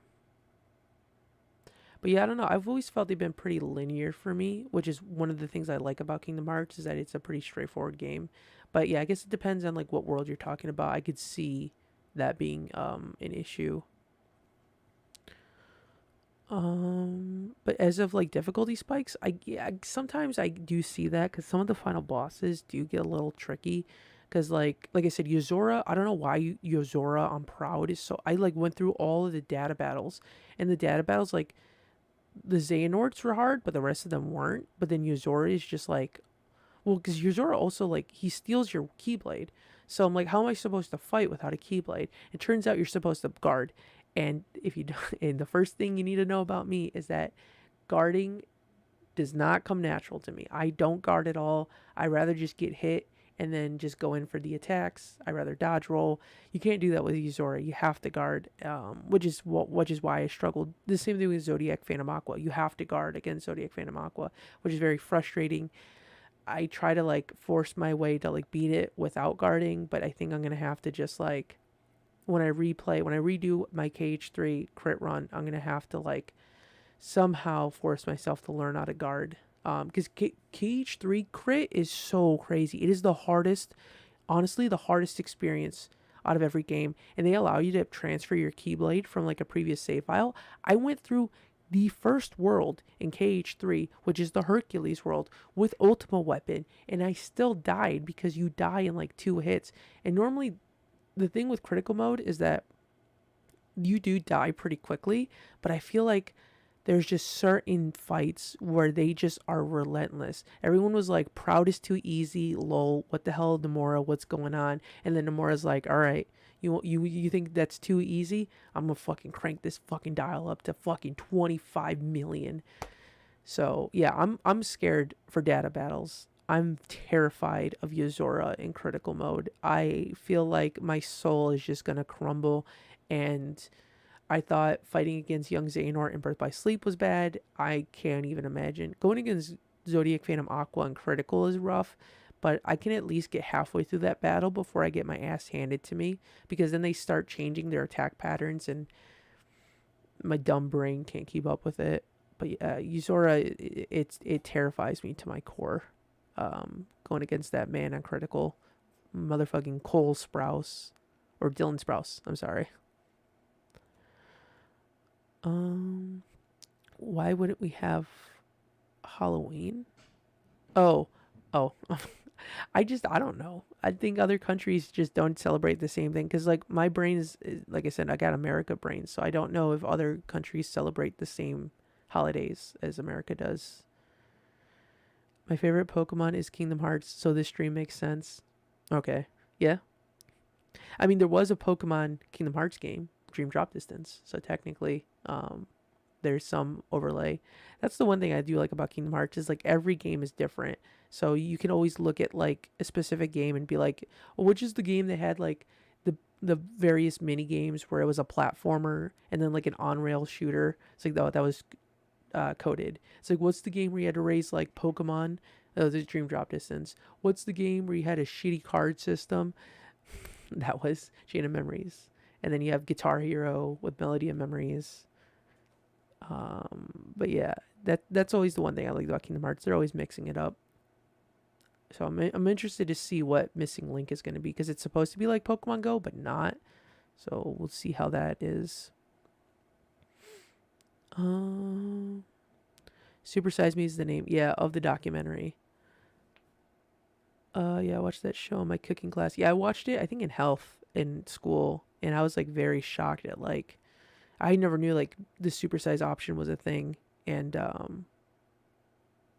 you'd think that you never want to eat at McDonald's after watching that, but that's definitely was not the case for me. I still go to McDonald's even to this day, even though I cut out McDonald's for a good while when I was losing a lot of weight and being healthier. I still go back to this day. I get the daily double and the nuggies.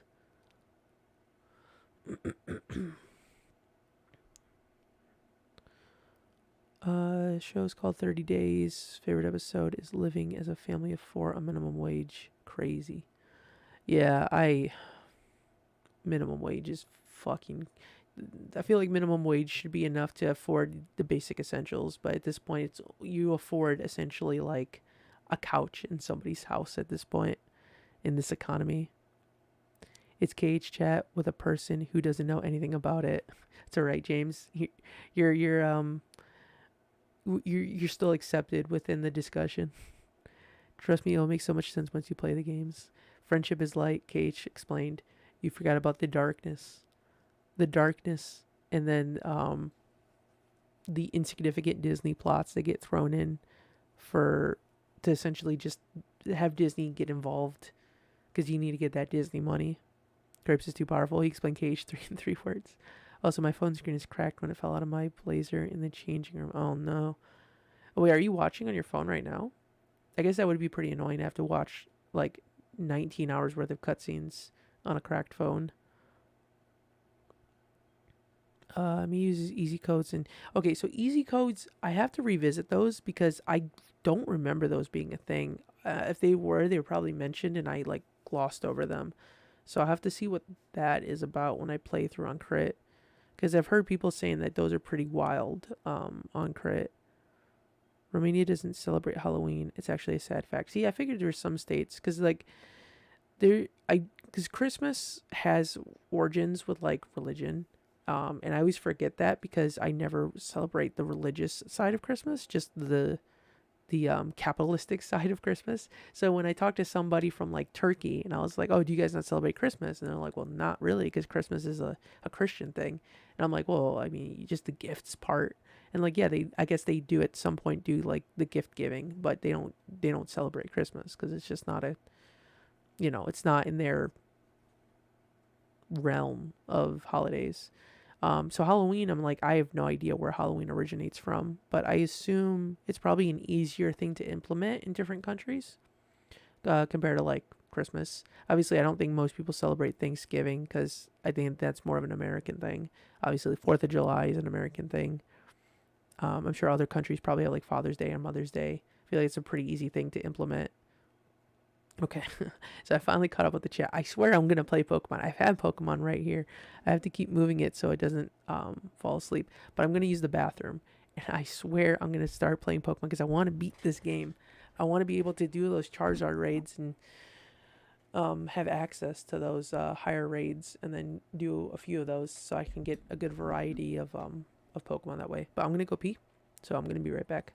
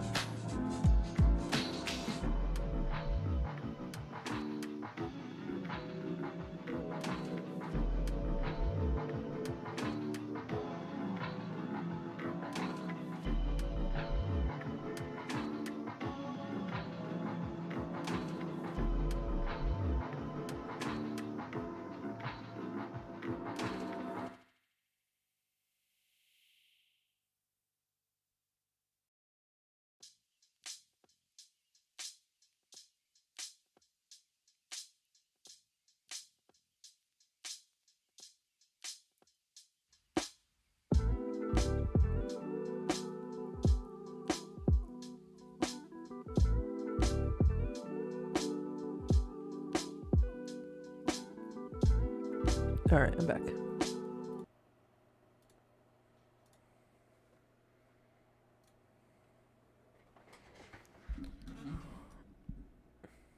Oh wait, can you hear my fan? Has my fan been going this whole time?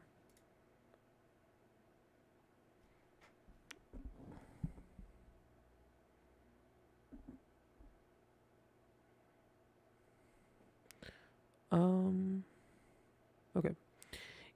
Let me know if you can hear my fan. If anything, I might have to change the settings here. I feel like it's picking it up, but I don't know if it's just quiet enough to the point where it's probably not going to be too bad. You don't need to beat the game for Charizard. You can just join my raid. Yeah, that's true. But I'm also trying to get the other like higher raids as well, so I can just have a good variety of Pokemon that I can actually utilize, be useful in raids. Appreciate the fact that Brisk takes the time to talk with each individual in the chat. There's a reason why I love Brisk. Yeah, I mean, as of right now, it's very easy to like stay on top of chat. I can't imagine like I've seen like some streamers like the top 5 Twitch streamers, their chat just like it goes like NASCAR speeds, and how they can even like pluck out a like a comment and then be able to read it, it outstands me. Like I don't know how their brain works. It's on like a whole different level. Quick, we can plan an uprising while he's gone. I'm going to go get some McDonald's. All right, well, enjoy your McDonald's. Hopefully, I influenced you enough um, to make your purchase, and then McDonald's will sponsor my stream. Oh wow, I want MC2 now. Hungry as fuck. LOL. It's almost 1 a.m. Now the fan is quiet. Okay, all right, good. Um, wait, it's 1 a.m. and oh, okay. I was about to say if 1 a.m. and McDonald's isn't open, like McDonald's is usually open pretty late where I live, so um,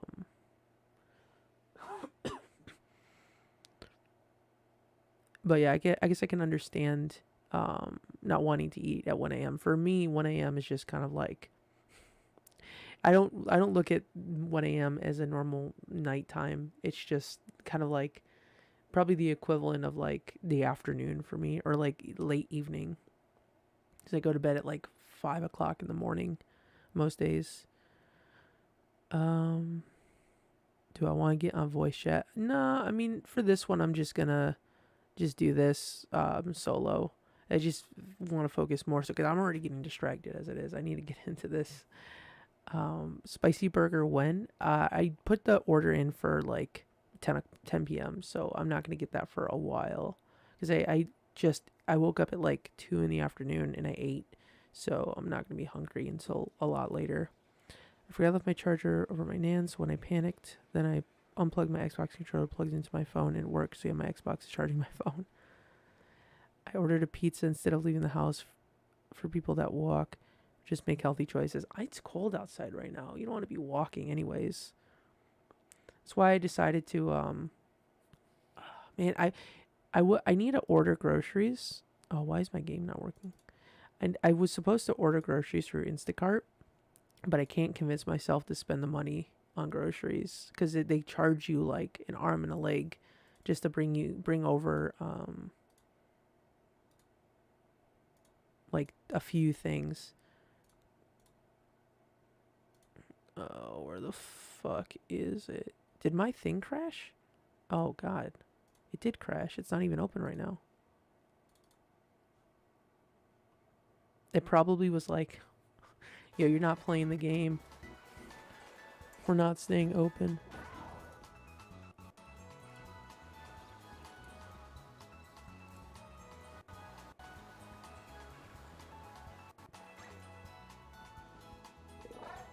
It's not even showing anymore.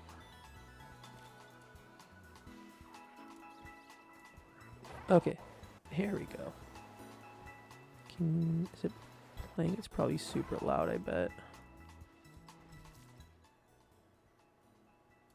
Okay. Pokemon. It's only been in like almost 2 hours.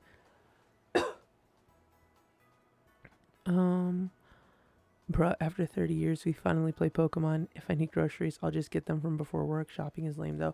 The thing is like, we're the things that I need. I have to go to like a specific store, so I have to like they close when I get off work. So I don't know. I have to go on my days off, but like today I didn't feel like going, so maybe I'll go on my next day off. Hold on, is the audio playing? You know, in hindsight, I could have just been talking and playing at the same time. I don't know why I didn't think about doing that.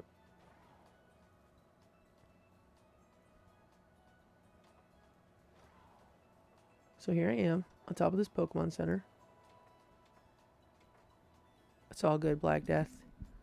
I just have a bad habit of rambling is the thing. So I'm here. I'm just here to talk and just never shut up. I guess that's the one benefit with streaming, is that you could always just like just nonstop talk, and like that's pretty much what people are here for. Give me go. I know I I keep collecting these Gimme Ghoul coins, but I don't plan on having a Gimme Ghoul on my team. I would have if I didn't pick what's it called? Fuecoco, because I just didn't want to have two ghost types. Oh yeah, that's right. I'm in like a whole different area over here because I was looking for TMs. That was the one thing I was doing off stream was I was looking for TMs. Oh, and I guess I could show off my team now. So new gate evolved. So we have a Bisharp now, which we still have to get it to a King Gambit. X Drake is now a Bascalibur.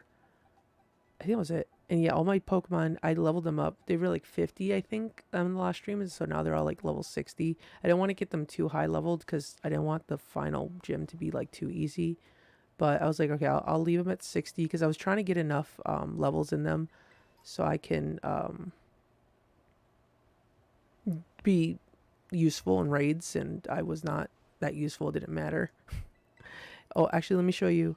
So in the boxes, these are the ones that I got from the raids. So this whole, well, not all of these. So I got this Tatsuguri. Oh, let me show off the Terra types. So this Tatsuguri has a Terra flying type. Armor Rouge with poison. This Glade is the one that I was saying was carrying me. Dark type. Hippowadon with water. So I actually did get a King Gambit from one of the raids. But I plan on evolving the one that I have. This Annihilate with a normal typing. Tyranitar with grass typing. Bombirder with water. And then I caught this Sliggoo in the open overworld.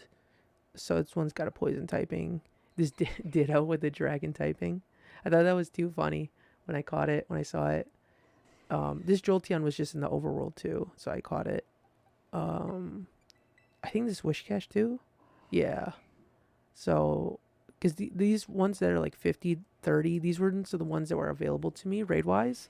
So I was like, I'll just catch them and then just hold on to them in case I need them for whatever reason. So yeah, I've got essentially these 6, 7, 8, yeah. So these ones are all like level 75.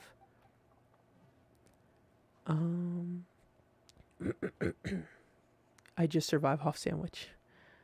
Just need them to evolve to complete the decks. Let's see. Collect all 999 Gimme Ghoul coins. Risk. Trust me, it's so worth it. Gimme Ghoul's evolution is OP. Yeah, I know his OP is his evolution is super strong. That's why I was seriously like considering putting him on my team. I just didn't want to have two ghost types was all.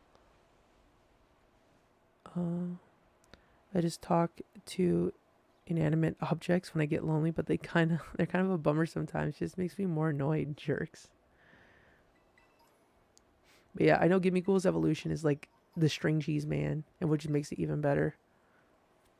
Don't want to fight the final gym to be too easy. Boy, do I have news for you. Oh no. Me and Grapes are in the same for real. You have a Tyranitar, use it. I want a guard chomp. Same. Your team is solid. Thank you, thank you.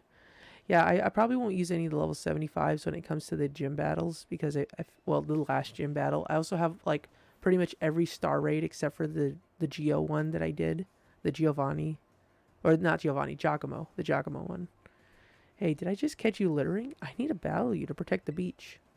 I've been picking shit off the beach. What are you talking about? I'm the opposite of littering. Oh, so is this a proper way to like handle somebody who litters? It's just to assault them with your Pokemon?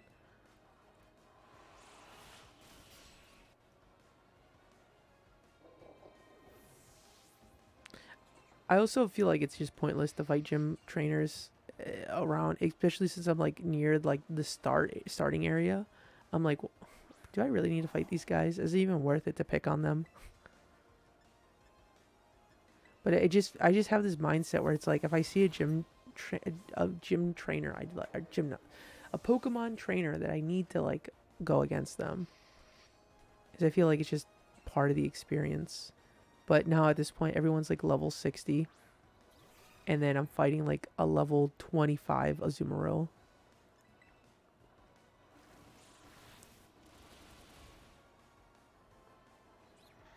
But yeah, I think I gotta find out how to evolve.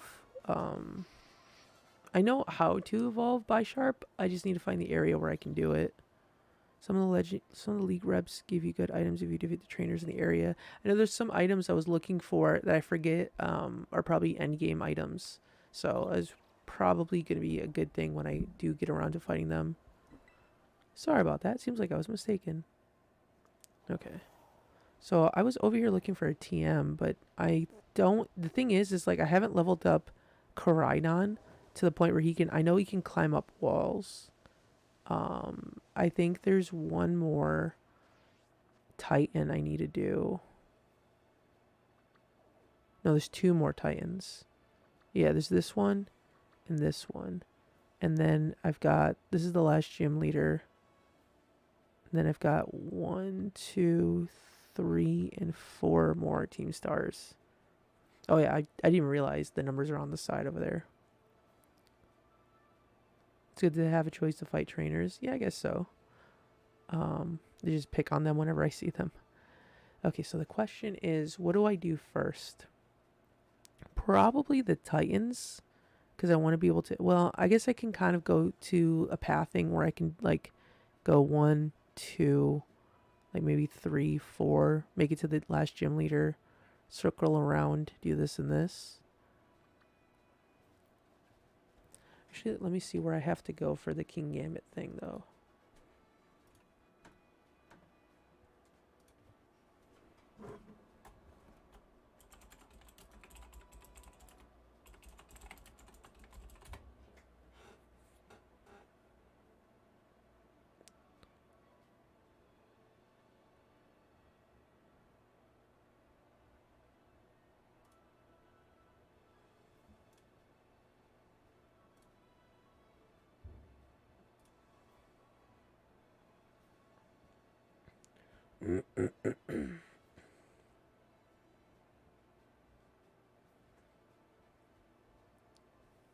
Says you need to make your way to Area 2 of the North Province.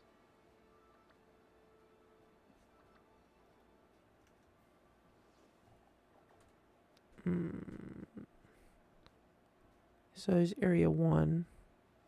Here, North Province, Area 2. Okay, so I'm going to mark that. I guess I have a general idea. Okay, so we could do... Okay, so we'll do this star. Team Star. We'll do this Titan. Evolve King Gambit. I think that's also Team Star. Team Star, Gym. Team Star, Titan. Alright. So actually, I don't even know why I set that as the destination. Because I should probably set this as my destination. Now I actually have Pokemon that will, like, listen to me. Wait, can I fly over there? I should be able to, yeah.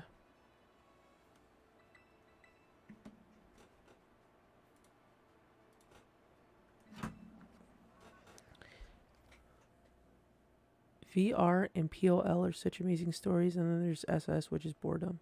VR? Oh, it's Pokemon, right? VR. VR. What does VR stand for, Pokemon-wise?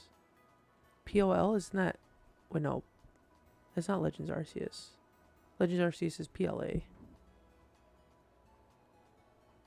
What the... I'm confused. VR and POL, where do those stand for?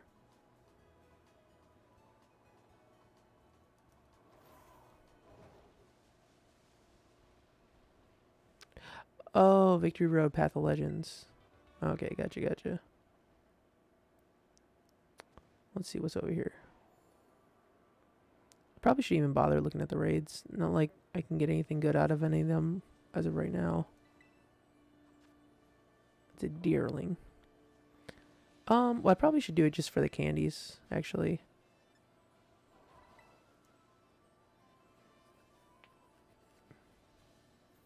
Okay, so I've got some interesting, I guess, story beats to experience in this game. All right, let's go for a shiny. Shiny, shiny, shiny. That would be my... Well, I mean, I haven't caught another shiny since that,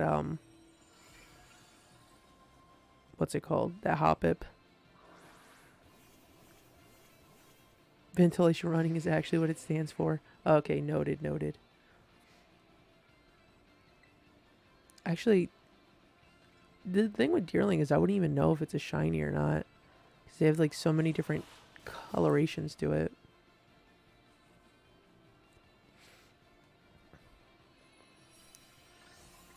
I don't think that's a shiny. It didn't sparkle.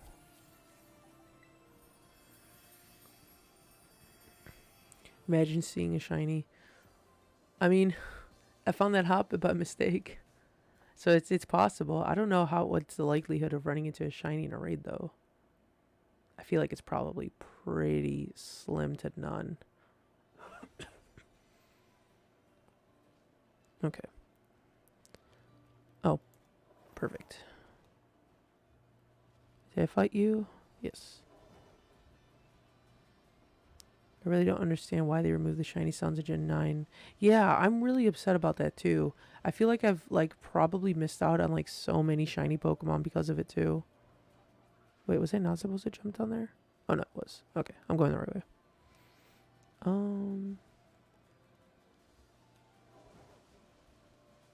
But yeah, I really don't understand why they had to remove it. I don't know. I feel like it's not really that easy for them to implement back into the game. So at this point, you're just kind of like, you just kind of have to deal with it. Oh, it's totally not the director. Ah, it's you, Tony. Director Clavel. Like I said before, the name's Clive. Please don't forget it. Anyway, Tony, I owe you one. Thanks to you, I've been accepted into Operation Starfall. What's your end game? I need answers, that's all. How do I resolve the situation with Team Star, and what's causing its members' odd behavior? What situation? Team Star is the subject of more than just a few nasty rumors swirling around the academy, you know. Some say their bullying has caused a worrying number of students to drop out of school. Others say they're holed up in their bases, plotting to cause trouble for the academy. But these rumors are rumors. But these are rumors. The matter I am directly confronted with is something else. I'm talking about Team Star's persistent truancy. They've all been skipping class for a while now. 5 of them in particular, the so-called bosses of Team Star, haven't so much as set foot inside a classroom for over a year. It seems the team's rank and file have recently started stirring up mischief as well. Why is he standing like an anime girl? He's... I don't know why, but that pose is just very like... I feel like I've seen many an anime girl in that same pose before. That's why I took it upon myself to issue a direct order to Team Star to disband. I informed them that should they refuse, I would have no choice but to expel all students affiliated with their team. Okay, so he's not even pretending to be the director at this point. So he's like, I understand that you've discovered my ruse, but I need to go undercover so I can disguise myself from Team Star. But I'm afraid there's been no response, and the deadline is set for them to make their choice between dissolution or expulsion is nigh upon us. So you see, when I ever heard you talking on the phone in Cassiopeia, I couldn't have come at a more crucial time. It's Cassiopeia. Can you hear me? Irk. Whisper, whisper. Another time then. Whisper, whisper. Be careful. Same. I caught my first shiny in the first hours of PL8. Now I haven't caught any in Gen 9. Yeah, I've caught like... Oh, God, I lost track of how many. I think I caught at least 5 of them. I put them in the titles of the streams. But I know I've got Sneasler.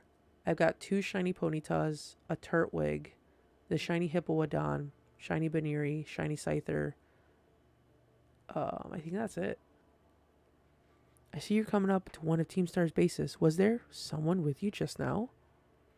Nobody. Well, be warned, the Team Star will have its guard up after losing one boss to you already. This base won't go down as easily as the last one. Proceed with extreme caution. I'll be in touch. Clive is a JoJo reference. I am a JoJo reference. James Joestar. Is he a JoJo reference because of the hair?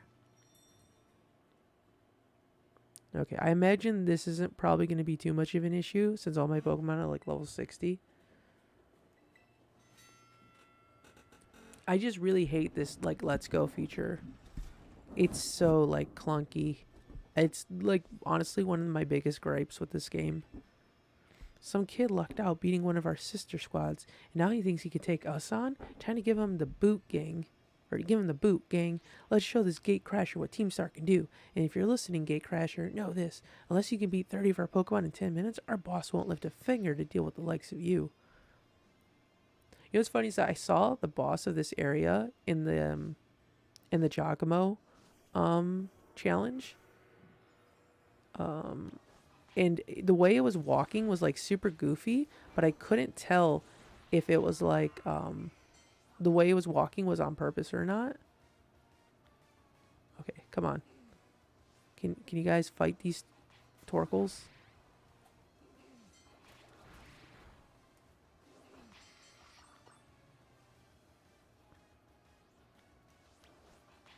Yeah, I'm like I said, I'm not a big fan of this whole like sending out the Pokemon. It feels so clunky, so delayed.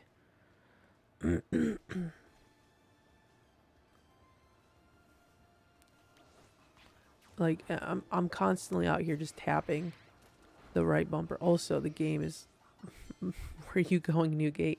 Newgate's after blood. He's gonna go kill the Team Star members. But yeah, I feel the game is chunking right now. Oh god, I feel like I'm in some molasses. You know, it'd be really shitty if one of the Pokemon in this challenge was like a shiny, and it's like, oh no, I have to kill it. Yes, the hair, it's Josuke hair. Same, the Let's Go feature is dumb as hell. Yeah, I'm not a fan of it. Like, there's like, they really should have like an auto lock on. Like, I think back to like Kingdom Hearts, and Kingdom Hearts has, or even like Zelda in general, they just have the single button and it instantly goes to like the closest enemy. But here it's like if I'm not standing in front of it, it like doesn't even register it.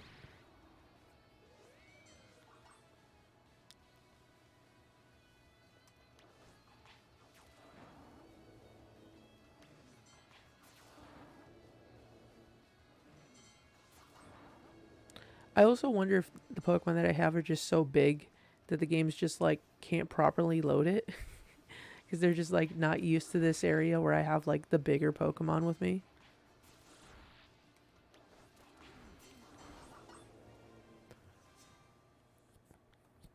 I really don't like the Pokemon aren't stand the I really don't like that the Pokemon aren't standing still for a second. Like if you want to pick for your profile pick or pick, they just move around or you sleep. Yeah, that was the one annoying thing when I was doing stories for TikTok to promote the streams. I like couldn't get any good video of the Pokemon because they were just like going crazy constantly. So I just ended up posting like a bunch of stories of all the Pokemon sleeping, and I was just like standing by them. Our defenses are breached. It's all up to the boss now.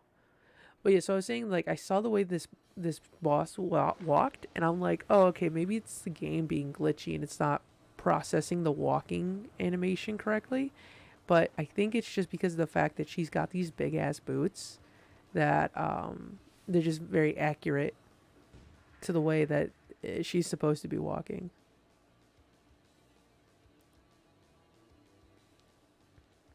So you're the dope who picked a fight with Team Star. I don't know why you do something so stupid. I don't care. You challenged us, so we'll beat you down. That's all there is to it. Prepare to get messed up. Also another thing is that I've got like hella candies too. So if I end up getting to the Elite Four and still get my ass handed to me, even if I have like level 60s, I probably have enough rare candies to boost me up to like 70, 75. Roaring Moon takes half the screen. Oh man. Right here, right now, you're going down.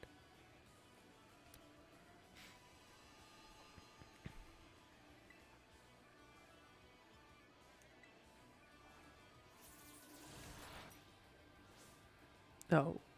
Why did I decide to go with an Iron Head? This move will torch you till there's nothing but ash left. Alright, let's see how strong a fire attack will actually do. Okay, not that much. That was for the rest of the Skelder squad. Let's hit it with a Night Slash.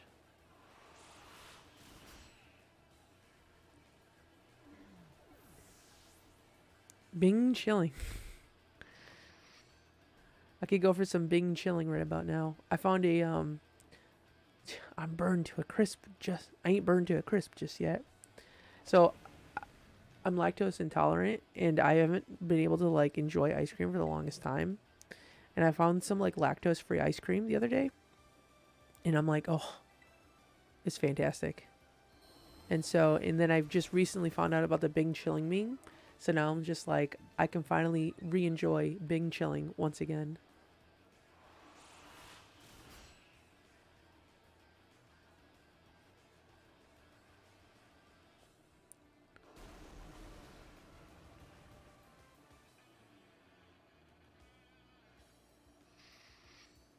Poor Mela. It was over before it even started. Ugh, is this really how it's gonna end? What a hassle.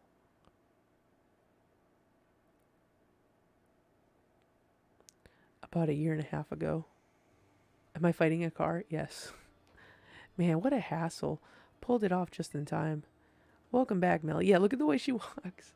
Cause she's got these big ass boots, so like it makes sense that's like the accurate way for her to walk. But God, I love that walking animation. Welcome back, Melly. I managed to get a bunch of Kricketot to evolve. That ought to be enough power. That ought to be enough to power the Starmobile and finally get that hunk of metal rolling.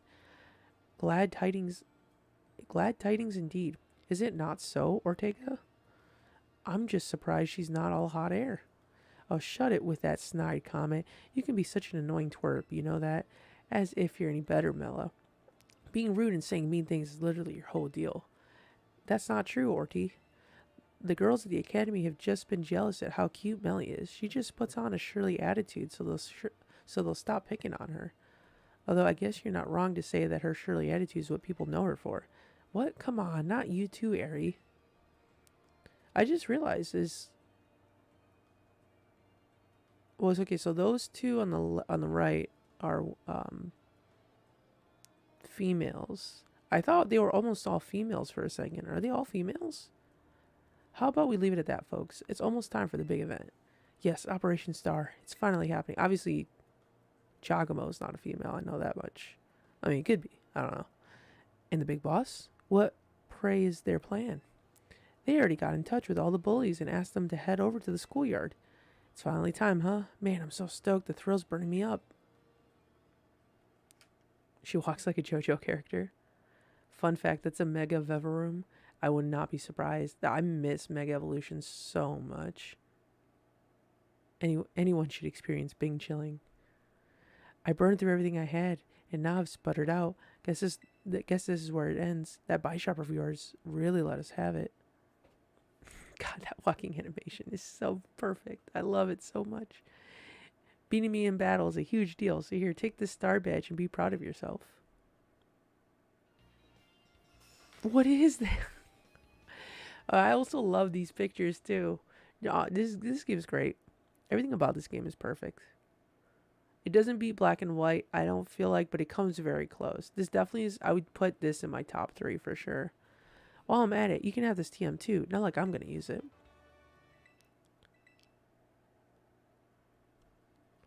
Let me make one thing clear. I'm not giving these to you. I'm giving them to your Bisharp. You got what you came for. Now leave me alone. You're Mela from Team Star, right? There's a Pokemon I'd like you to see. Huh? Who are you supposed to be? Ooh, a Kricketot. Wait. Foo. Well, if it ain't Charlos, what are you doing here? It seems he came to this base looking for you. You did? He's very attached to you, isn't he?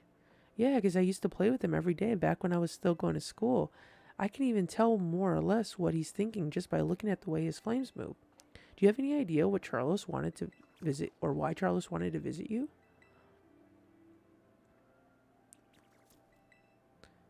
Charlos.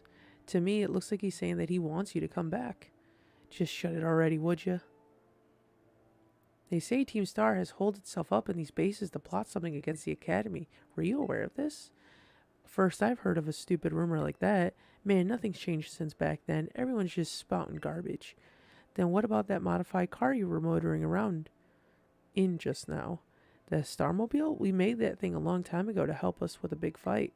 But we never actually used it against anyone before you two came looking for trouble. You never used it before? And what's this about a big fight? You ever heard of Operation Star? Operation Star, not Operation Starfall? No, this is the first I'm hearing of it. Huh, yeah, I guess you wouldn't know. But for me and the rest of Team Star, it's a memory we'll always treasure.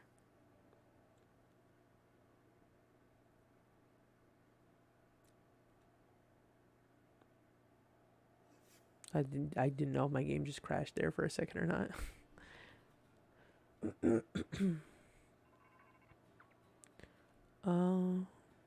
Laundry crack in my screen keeps making me think any non-capable capable L is an I. Hopefully the patch in the next days fixes at least a bit of the performance issues. Yeah, I hope so too. I kind of assumed that they released the patch while I wasn't playing, but I guess it's still too early before that patch dropped. That reminds me, I took a screenshot of all the pics in the game, but I forgot to take a pic of the Fairy Starfall guy, and I'm mad. Oh no. I'm assuming you must not be able to revisit them. It's okay, when I get there, you can just take a screenshot from the stream. Just crop me out. Tony, it's me. I take it that Mela's star badge is now in your possession. I see. Now that there's no boss to lead them, the rest of the Skelter squad shouldn't last long. Mela. Sorry, I got distracted for a second there. Again. Now, about your reward. I'll transfer some LP over to your phone as promised.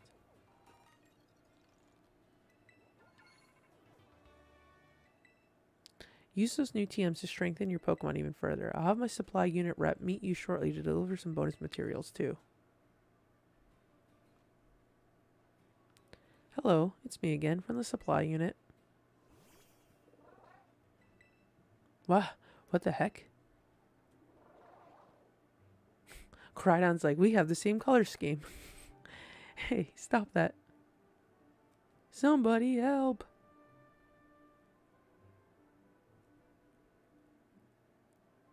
What? Why did it fade away like that? Did Krydon like... Oh. Bleh. It drilled all over me. What even is that Pokemon? Anyway, it's really awesome. I have no idea what it is. Huh. I'm amazed you're so calm with a giant question mark of a Pokemon at your side. But before I forget, here's your reward.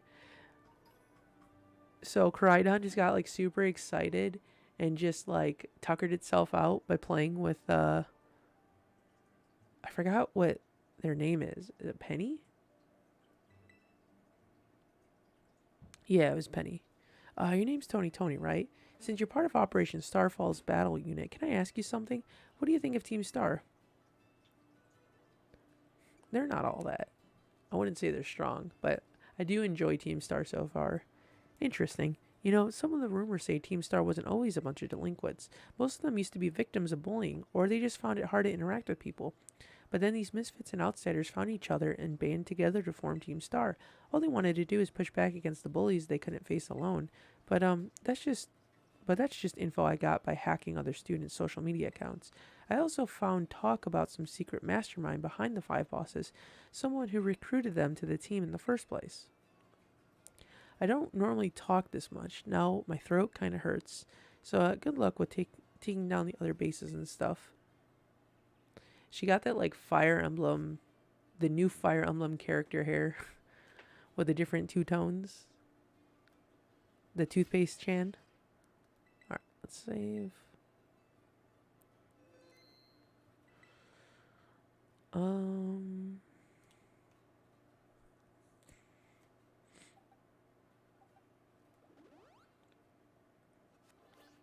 Okay. So, Team Star number 2 is in the books. So, let's do Team Star 3, and then we'll go to Titan number 4, King Gambit, and then star number 3.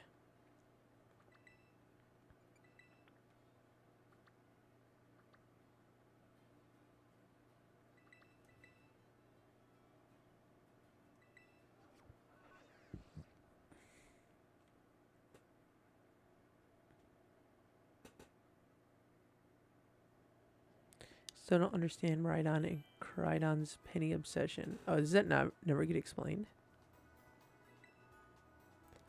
Hello. Oh, you know what? It's though I forgot the one positive about doing the battles is that this guy gives you stuff for doing them. Have I not been in this area?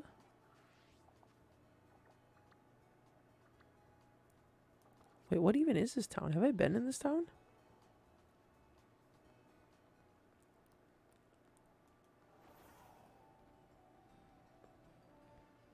I don't recognize this town. It has a gym, though. What gym is this one?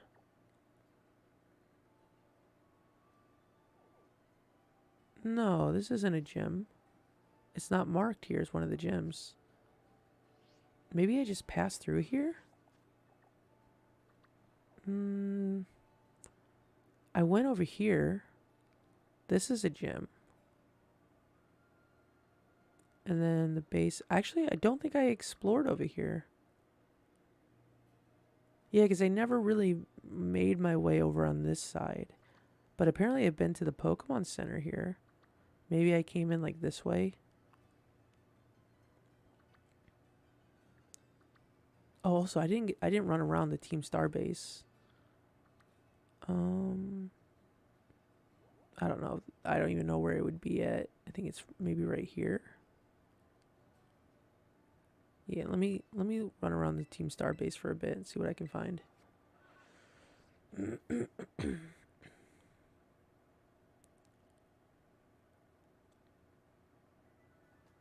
It's never explained why, and I absolutely hate it. They all like her for no reason. It's weird. Oh,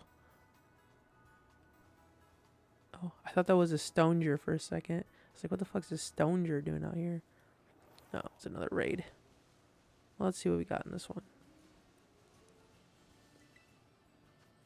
A Persian. Ooh. It's a fairy type. Oh, no. I didn't want to do Bisharp. Oh, shit.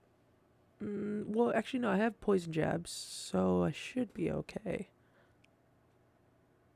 Make your mons level 60, and you're ready for that last Kricketot upgrade. Alright. Well, I mean, all of them are level 60 right now, so I already beat you to it.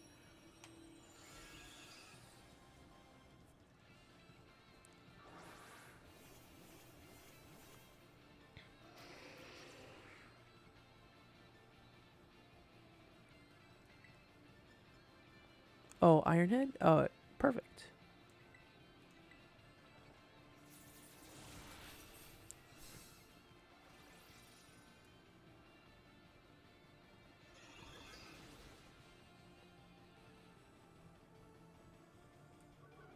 I was about to say, yeah, I think Snarl lowers my my stats, which is perfect because now my attack will go up. All right, see you later, Black Death.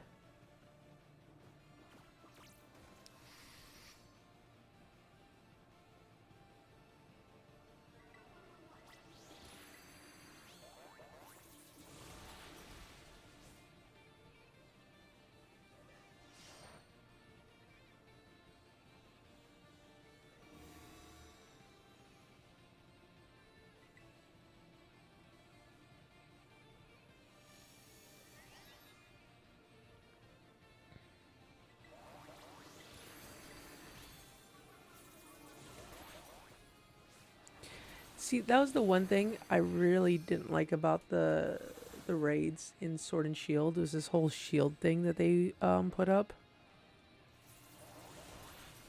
I think it's always super annoying, but I get why it's here. I just don't like it. Should I catch this Persian?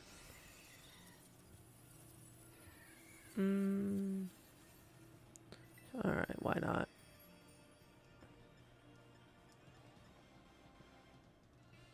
I'll put in a Premier Ball.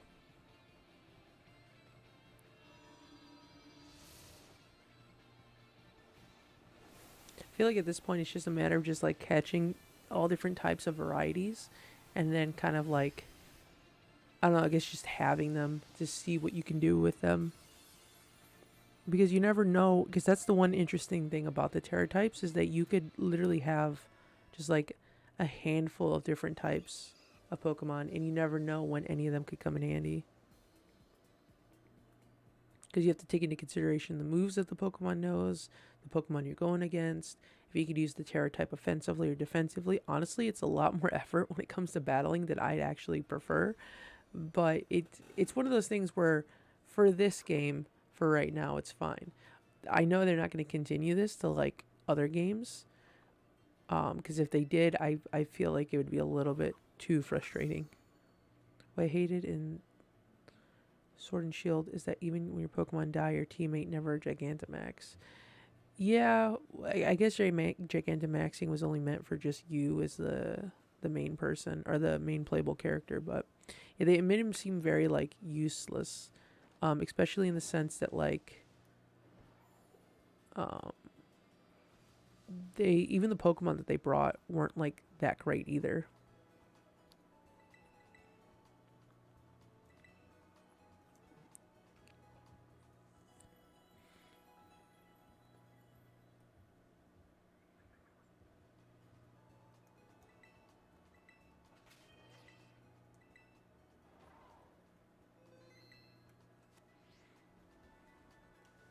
Okay, where was the Team Star base?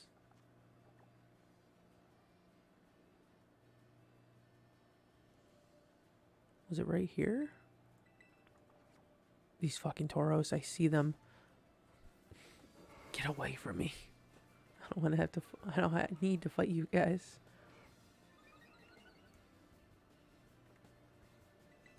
Let's see. Just hit you with a poison jab.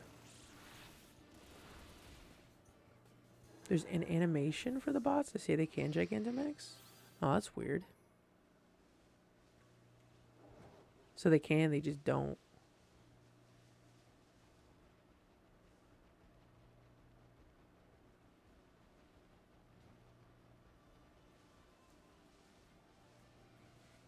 Alright, let's give this a quick comb around.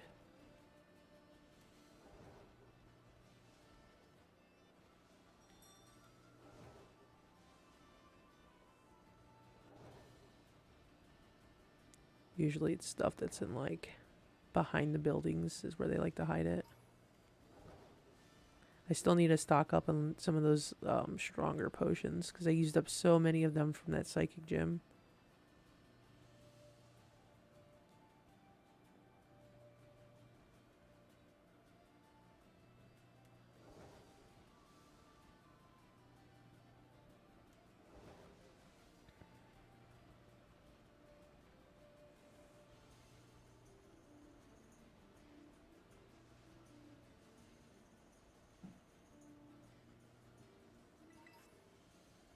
Oh, a Terra Shard. I know those are going to come in handy down the road.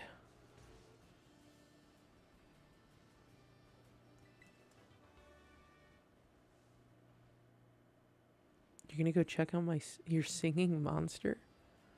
Okay. I don't know what that means, but hopefully your singing monster is okay.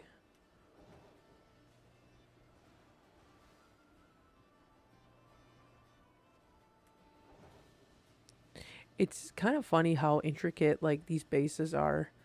They have like all these different like ramps and stuff set up, and it's like I barely explored like 20% of this map when doing these raid battles. So I don't even know like half of this stuff is even here until I like look at it afterwards. Okay, I don't think there's anything else.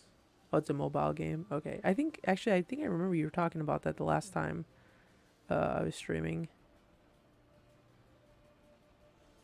Okay. So let's go. How would I even get over there? I guess I would just swim across.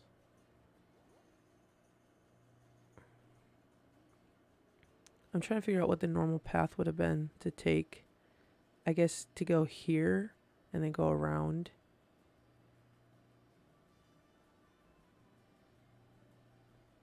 Because I want to explore that area the way I'm supposed to explore it naturally. So I guess I have to go through here. Where's that Titan at? Titan's here. So maybe I'll do the Titan first then.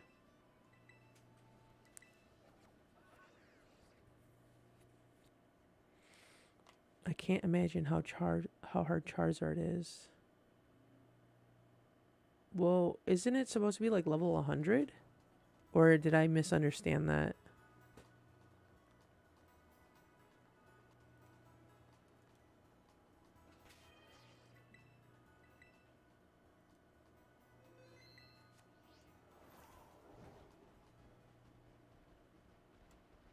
Because I know there's some raids where they get up to like level 100. I'm like, I can't even imagine that.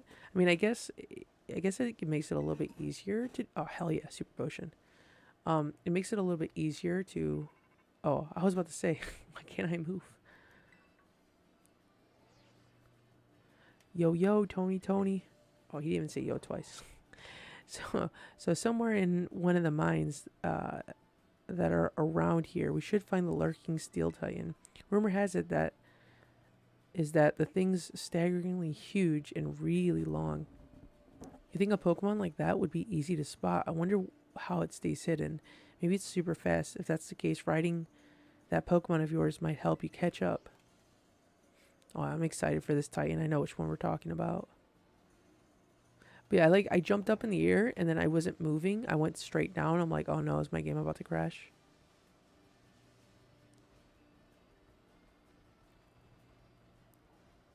Hey, you want to buy this?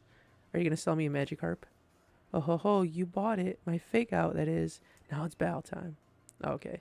I thought he was going to be the guy that like tries to sell you a Magikarp for 500 Poké Dollars. Better yet, where's the guy that has just a team full of Magikarps? That's a staple to every Pokemon game. Look at that fucking... whatever that thing is, that Pokemon. Such a weird looking Pokemon. What is that walking animation too? I guess it's a rolling animation. It's just slowly coming over. She's getting a good look of... it's just getting a good look of what's going on. Oh no, he's just passing through. Does the game autosave? It has that option to autosave. Oh no, it rolled away. No, it tried... it worked so hard to get up here. And now it's working on its way back up again. It's kind of funny.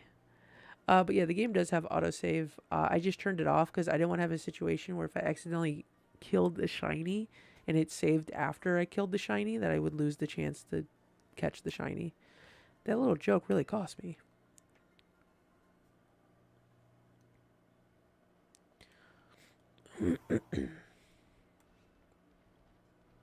Look at all these ground types. And look at all the chugging this game is doing.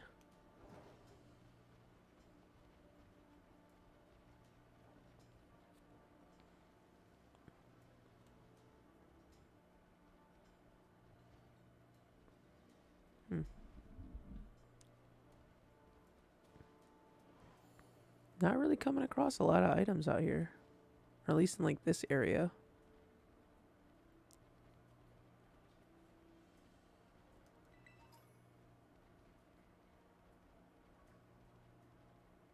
Oh, I was about to say, like, wait, there's regular Voltorbs? Oh, God, is it exploding? Okay. Who's that? Who be in that ground? Who's digging? It's a Diglett. But yeah, I looked at that Voltorb and I was like, why is there a regular Voltorb here? Shouldn't it be like the old Voltorb? And I'm like, oh, I forget. I'm not playing Legends Arceus. Can I not get up here? I probably need the fly. Well, no, I have flying. I probably need the climbing thing. Okay. I guess I'll explore over here.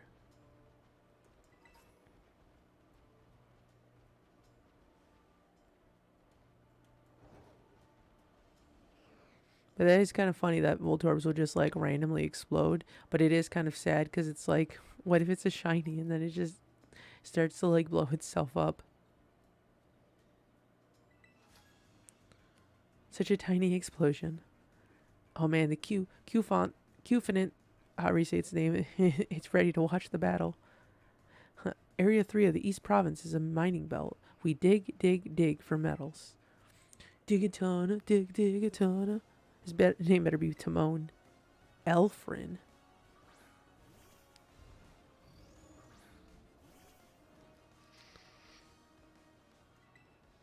This Qfint is really interested in this battle.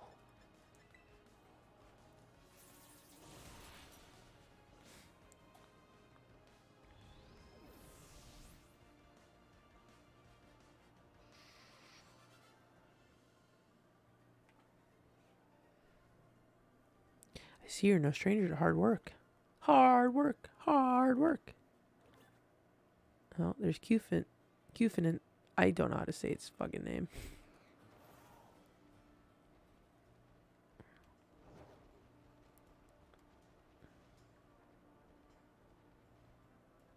I've lost track of where I even started from. Okay, I was here. And then I went down that ramp. I went, oh fuck.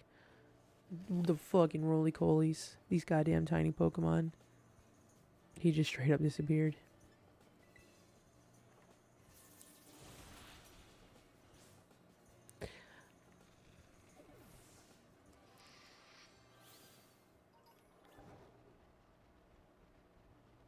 Am I able to just jump up there?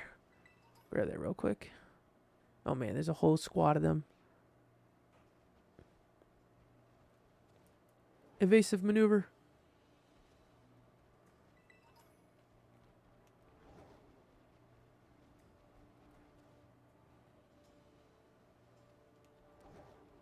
Excuse me. God damn it. There's nowhere close.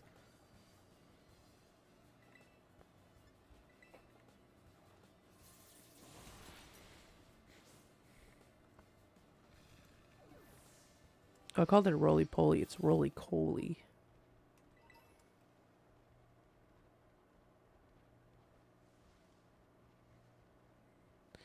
Yeah, roly-coly is a pretty good name.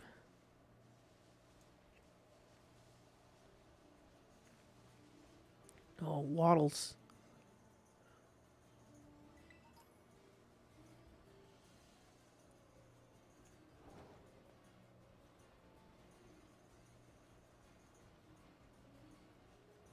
Singular waddle. Oh, it's a lighthouse over here? I'm surprised. I usually feel like I see those from pretty far away. Corellia. Let's see. Huh. I would figure there was an item or a gimme goal around here. Speaking of gimme goals, I got kind of distracted. I was looking at that Magnemite and I thought it was a shiny for a second. Alright, let's go beat up chest form gimme ghoul.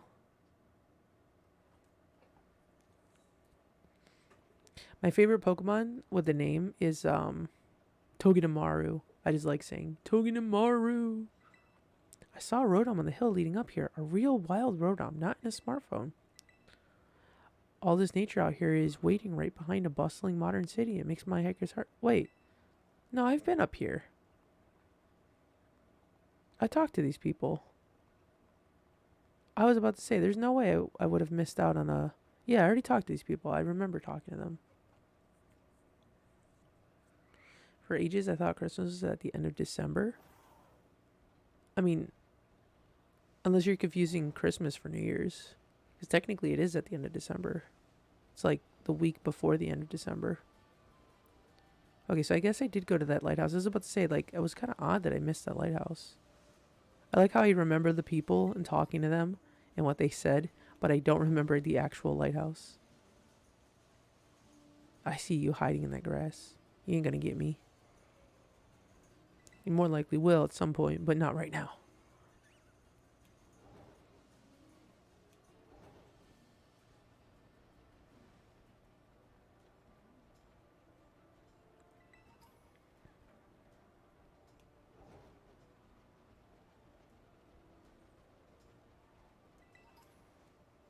Hell yeah, all these super potions.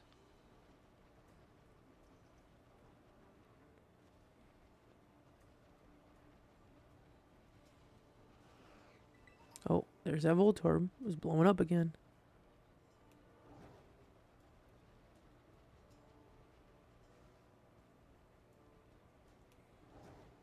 Oh god, this trio is moving so fast.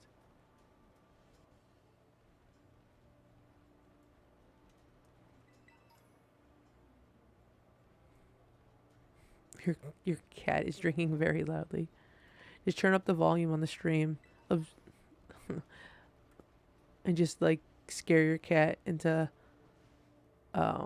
you gotta what's the word I'm looking for? You have to there's a word it's not coming to me for whatever reason. But it's something dominant. You gotta claim dominance over the noise in that room. And you just gotta overpower it with another noise. And that'll be me in my battling. Harsh landscapes like this are the best for good quality training.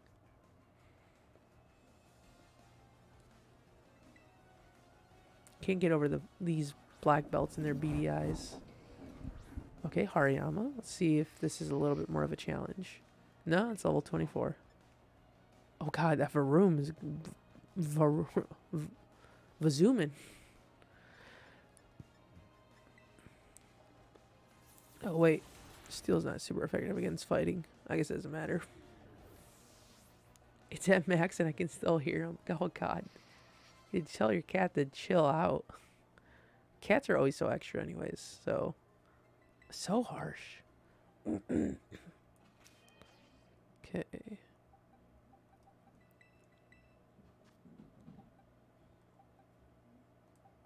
Let's put Excalibur in the lead.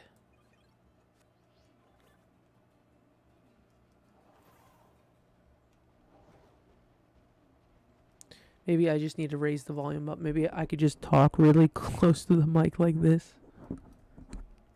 I'm asserting my dominance. That's the word I was looking for. Asserting my dominance. Oh, really? I can't get that item. Wait, is there a gimme goal in there? Oh, wait. Haha. Well, are you kidding me? I really can't walk through this? What is this? How would I even get there? Oh, I guess like that. Why would they not let me just walk under the scaffolding?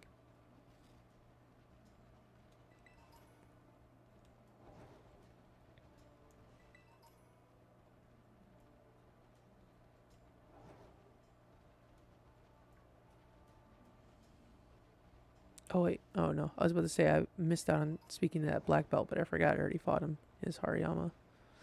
Ooh, can I make that jump? Probably from up here I can.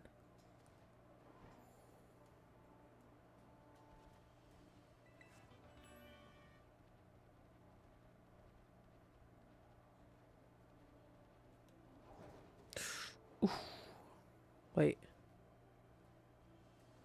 I thought that roly-poly, or not roly-poly, Carco looked a little different. He stopped now? Okay, perfect. Maybe he got intimidated by us talking about him. Roly-poly.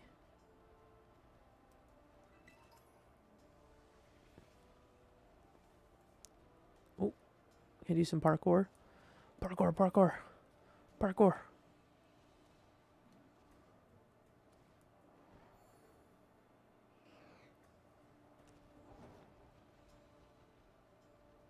Oh. No items.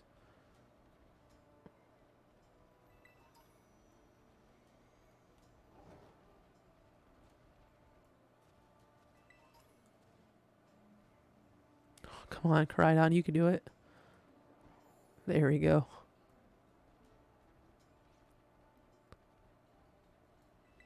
Oh man, Larvitar. The version exclusive. I think what the other game has Bagon.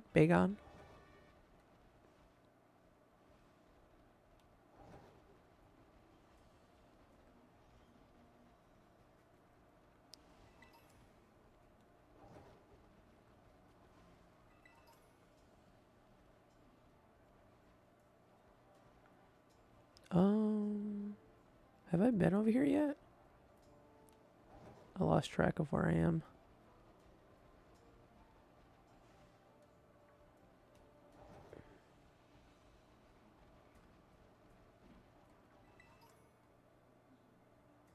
Excuse me, sir.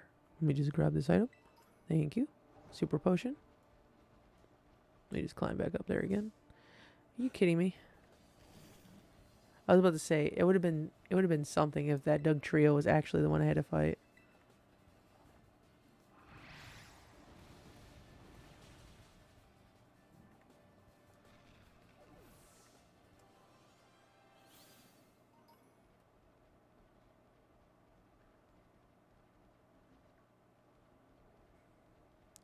You want Tyranitar, but you want Violet. I mean, you could always. There's always the whole aspect of trading, so at least you don't get to really like miss out too much.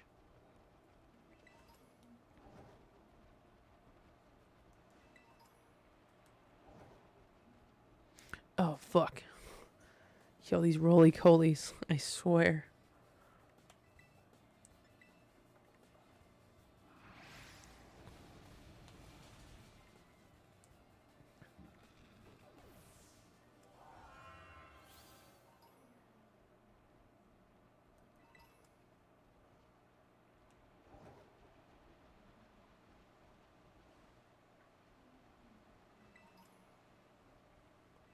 Patooey! Bleh.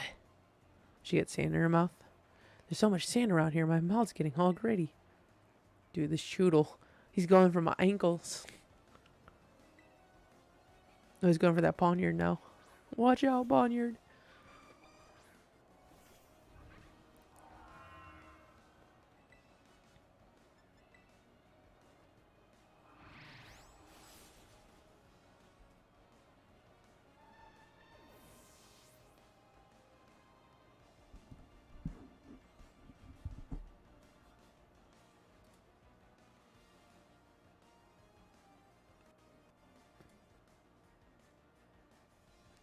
Sorry, I was messing around with the settings.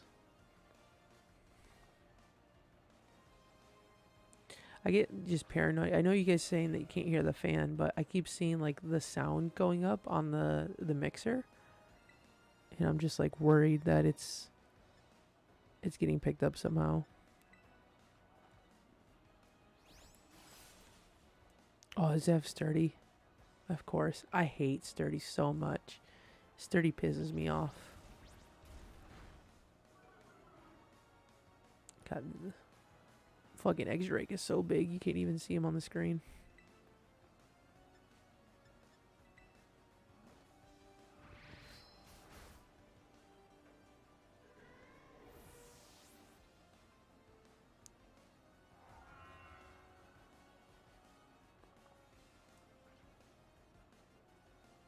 Let me switch over.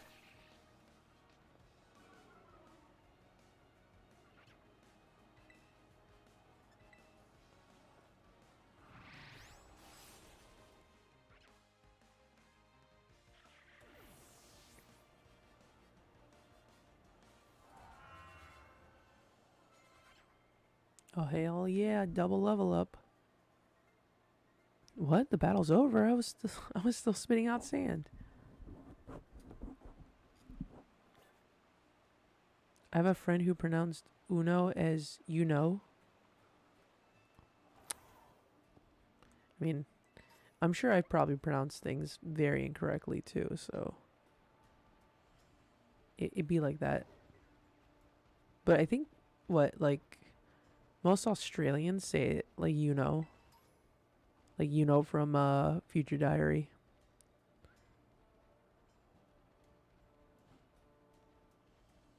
Oh god, it's a lot of navigating I'm gonna have to do through here. Let me get off the Koraidon. Thank you.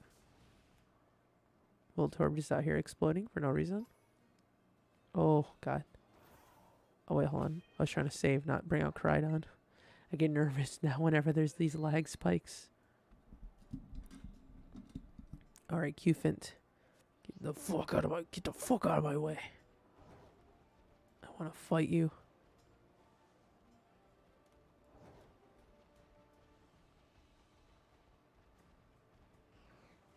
Wait. Okay, I thought that was shiny for a second.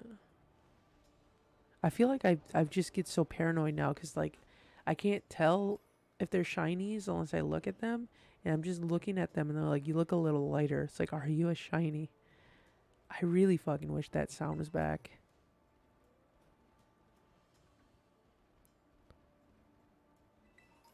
Remember how many times we tell them to say it how I say it, even though it's Spanish? I mean, sometimes, people have their habits. They can't break them. There's nothing wrong with that. I mean, as long as you can understand what they're, trying to say. Unless they're, like, completely off base and they're just saying, like, the completely wrong word.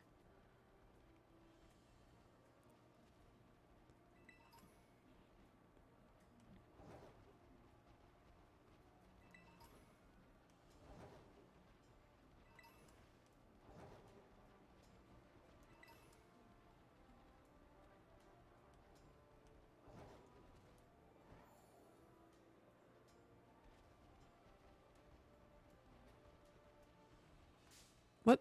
Oh. Fucking Diglets.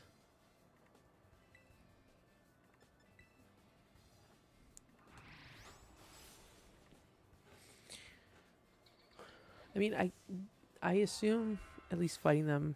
I should probably move some Pokemon around. I guess fighting them won't be too bad because you still get the, like, stat boosts for fighting Pokemon. I assume, like they do in the other games, right?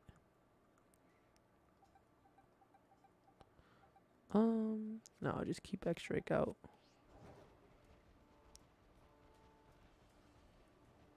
What the fuck? Why is this random flamingo out here by itself? Wait, did I end up... What town is that? Or is that just this Pokemon Center that I'm seeing? I don't think I've been here before.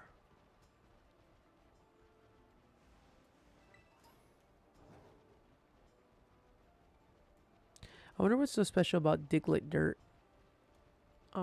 Like what properties when the Diglets touch the dirt? What does that do? What does that do for the dirt?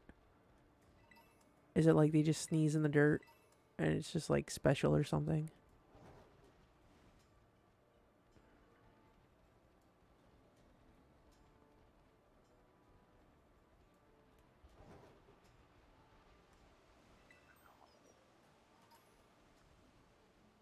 Are you okay there, James? Are you being possessed by the letter A?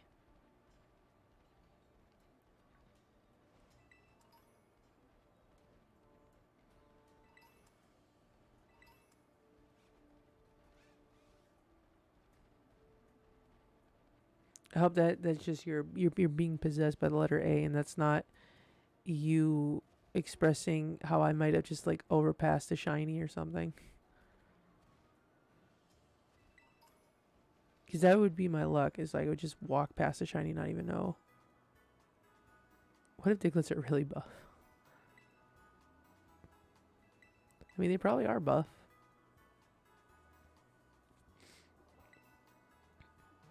They're just out here just like swimming in the dirt with their fucking big ass muscular muscles. Their Diglett muscles.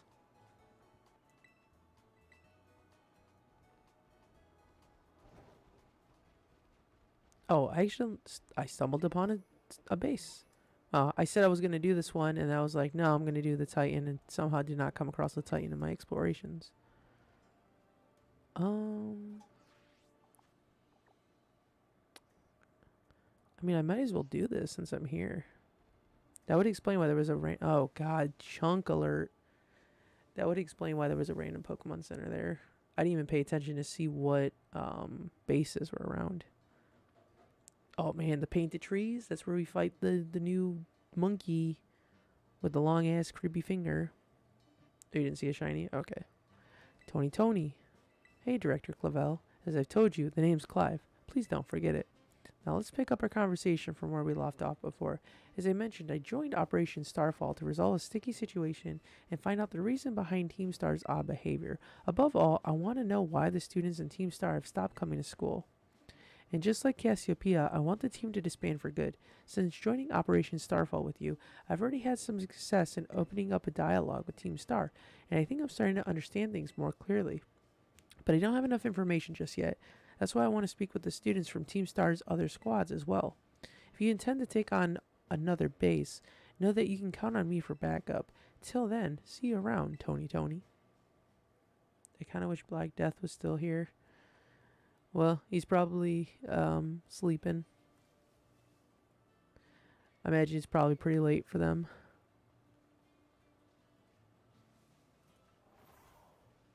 Oh man, I see that creepy thing just hiding out back there. Please, sir, can I have that item? Oh god.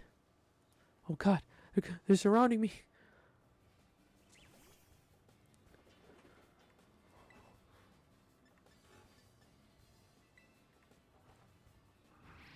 Just look at X-Drake's butt.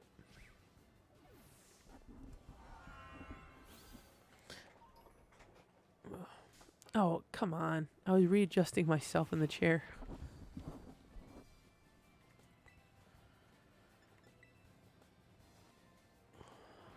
Oh, is it pretty late? Yeah, I guess with the international crew, usually it's probably more beneficial when I start later in the day. But at least the one thing though is that when you go to bed, you probably wake up, I'll still be streaming. Is that a gimme ghoul? No, it's a fungus.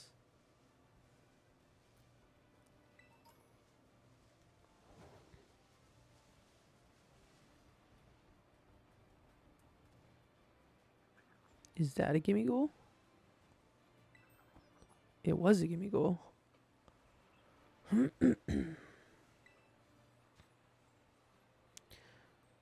2-star Ghastly. But yeah, if you gotta go to bed, James, feel free. Don't feel like you gotta stay up or anything. Also, X-Drake has a weird bite animation. Does it? It's just the teeth, right? I assume all the other Pokemon have that same animation, unless there's something X-Drake is doing that I'm not paying attention. Oh, I didn't see what type it was. Is it Steel? Got the big axe on its head. I can't tell what it is on its head.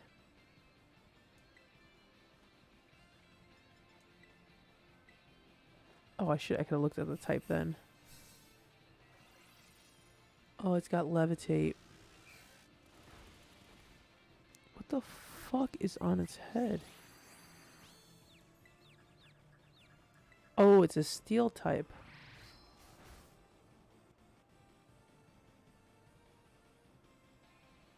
Is this Steel just the big axe? I'm pretty sure it is. Oh, I don't want to catch it. Oh, he turns around?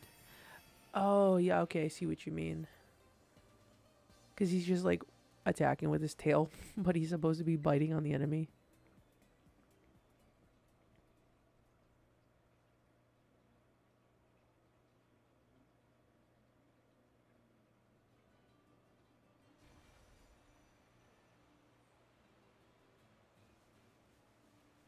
Oh, God, there's a big-ass Venomoth just flying around. You wouldn't happen to know the address for the Team Star Poison Cruise base, would you? Yeah, actually, I'm the representative of the Team Poison Cruise. I'm here to collect the order. Could you imagine just, like, finding random Door Dashers out in the wild? They'd be like, do you know where this base is? And I'm like, yeah, no, that's mine. Give it to me, please. And you just, like, take down Team... You take down Team Star from the inside because they can't get any of their food. They're lacking in nourishment because they never leave their base, according to Director Clavel. So they're like, man, we got starved out of being Team Star. It may be a little inhumane, though. I misread the map, and I misread the course of that battle. Also, how does this guy have, like, a food delivery for Team Star? And he's just like, you know what? I'm just going to fight this kid instead. The food's going to get cold. It probably got, like, shaken up. tisk tisk. Someone ought to fire that carrier.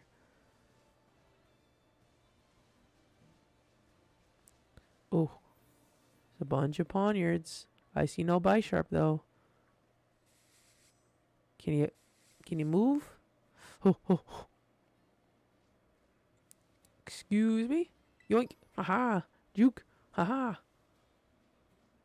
Yo, is this NFL Street? Oh, it's a Mimikyu. Yeah, I used to play this shit out of NFL Street too. I don't even like sports games, but that game was like really fun.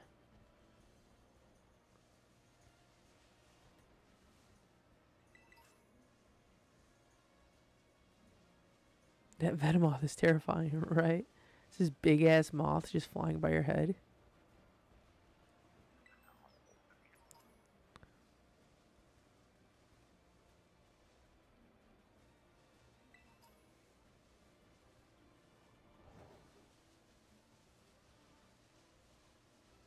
So many goodies over here in this corner. What the fuck is that? Oh, it's the Giraffari. Honestly, I really wish Smeargle just got a new evolution instead of us getting another paint Pokemon.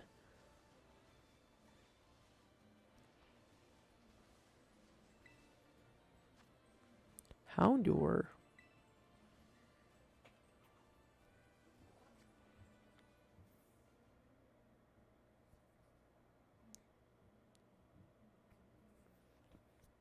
Actually, in Pokemon Go, you can get Mega Houndooms right now.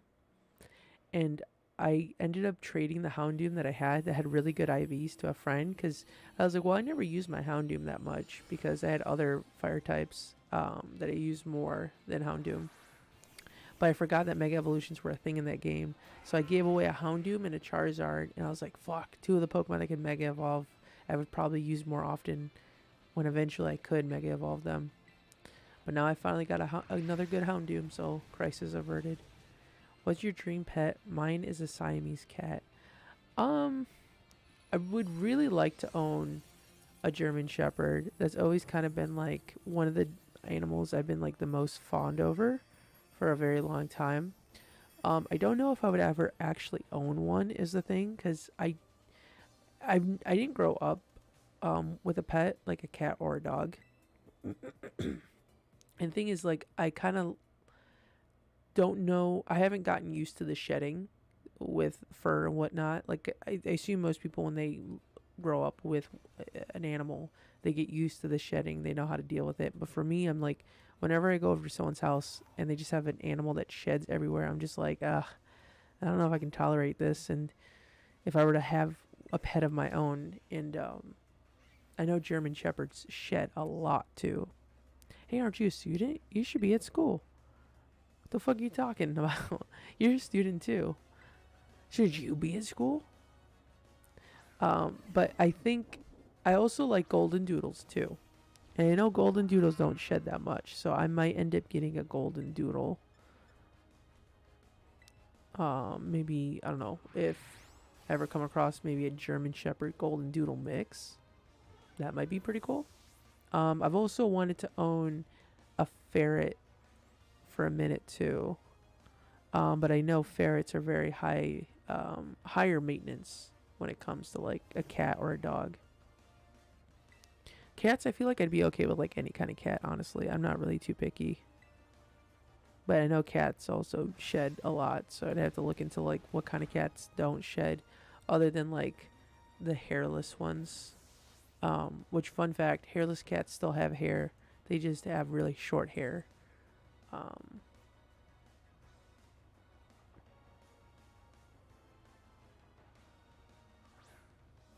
As a kid, I boiled a ton of fish alive because the tank had a temperature control. Oh no, those poor fish.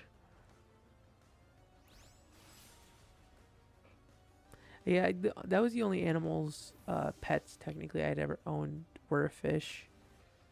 But I feel like they're more like decoration than actual pets, since you can't really play with a fish the same way you can play with a cat or a dog.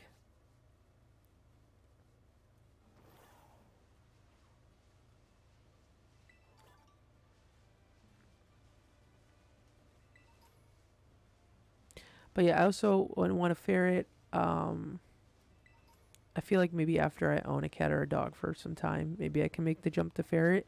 And then the biggest jump would be a bearded lizard. Now, I'm not a reptile person. I've never been a reptile person. But there's just something really cool about bearded dragons that I have always wanted to like own one for a minute now. Goddamn Murkrow. Um, but yeah, I don't know. That'll take me some time because I don't think could ever get used to like holding on to like something super scaly.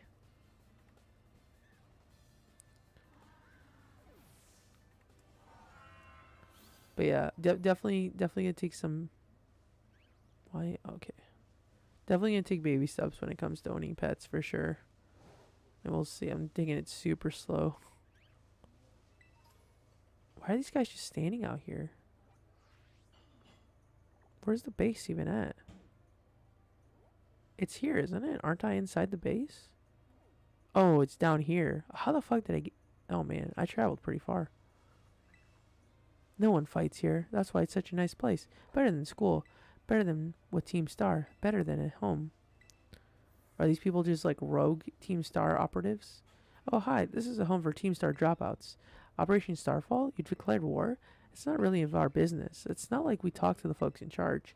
Anyway, thanks for coming. Haven't really got much to welcome a guest, but... Or with a guest, but here. Oh, we got a sporty cap. You can stay here and hang. You can stay and hang here however long you like. If you need to get going, that's fine too. Wow, they just gave me one of their helmets. Nice to meet you. And when you go, like always, hasta la vista.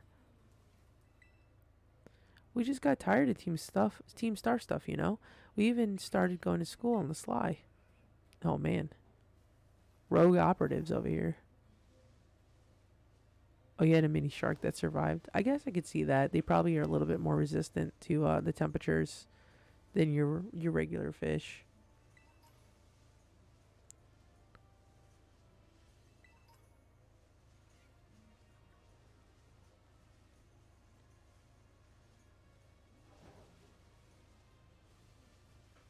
Did I fight this guy? Yeah, I did.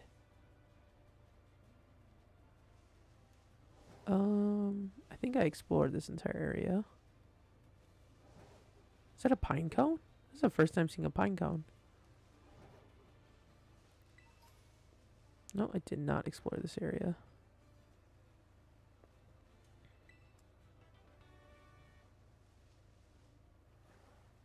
And the Psyduck, just having the time of his life, just chilling out here. Okay, come on, get out the fucking water.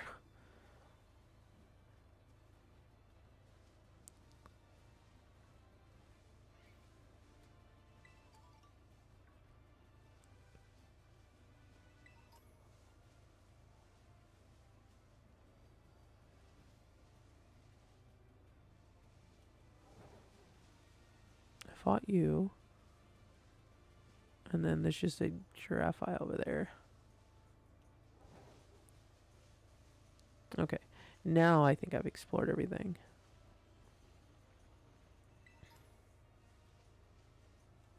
Alright, let's go back on that bridge.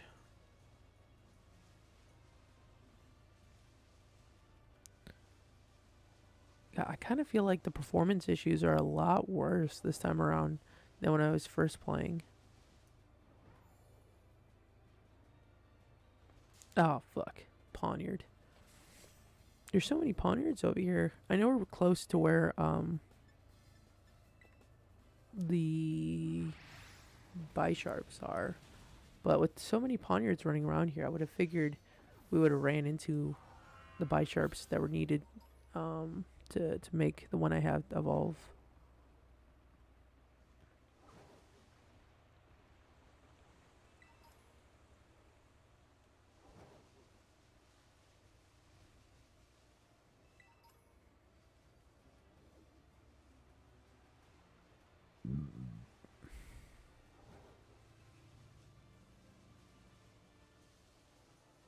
It's also weird because isn't there supposed to be like a barrier around these Team Star bases? Can I just walk into this one? This is like an open invitation for this team star. Oh, okay, hold on. They got this little dinky fence over here. Oh no, I walked too close to the dinky fence.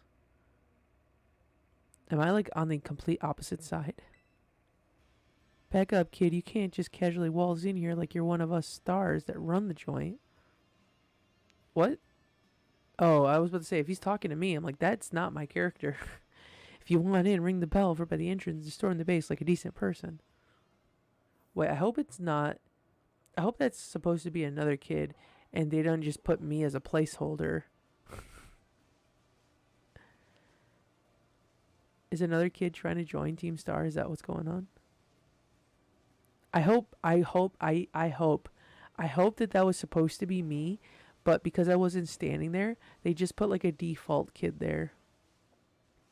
I kind of hope that's just what happened. God, the game is struggling with loading the nature. These N64 trees are too hard. Too hard on the Switch hardware. But yeah, it's funny that they have this like dinky little fence around here. Like that's gonna stop anybody. I've got a fucking Kricketot. I can jump that shit, no problem.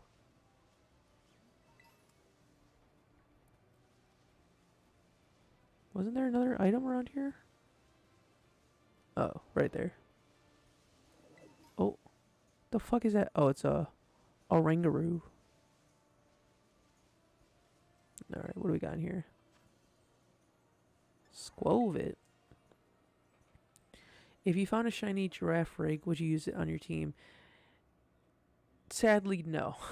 Because I just like, when I catch the Pokemon that I catch, I don't like really replacing them unless I just don't vibe with the Pokemon itself. So like, if I had the Poniard and I caught the, like I have the King Gambit that I caught, I wouldn't replace it. I would just kind of like stow it away, store it away until, and then just use it for another instance. The thing is, like, I have so many shiny Pokemon. It's even the case in like Pokemon Go where I keep catching shiny Pokemon. I just don't know what to do with them because very rarely do I have a I mean, I guess if I ever find myself, like if I'm playing Brilliant Diamond and Shining Pearl and I come up with a team and one of the team happened to be a Pokemon that I've caught in a previous game that was shiny, I would utilize it then.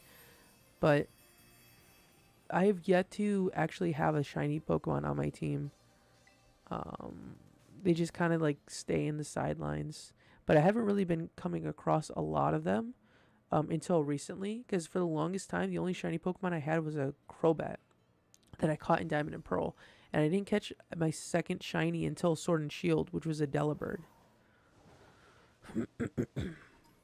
Oh, actually, you know what? I take that back. In Ultra Sun and Ultra Moon, they had the wormholes, and I caught a few shiny Pokemon doing that. Which is funny enough, I caught a shiny Hippowdon. I forgot about this until I was transferring Pokemon over from home, but I had already caught a shiny Hippowdon, so I technically have two shiny Hippowdons. One that I caught in Ultra Moon, and another that I caught in Legends Arceus.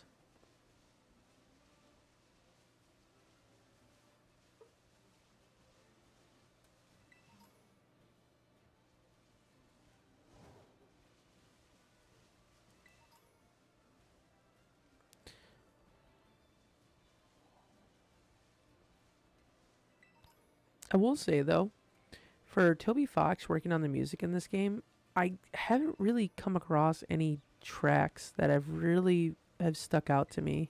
They all kind of sound like generic Pokemon tracks. Now, unless did Toby Fox work on Legends Arceus and not on Scarlet and Violet? Am I confusing the two? Because Legends Arceus had like a banger soundtrack. Do you know why these trees have so many colors on them?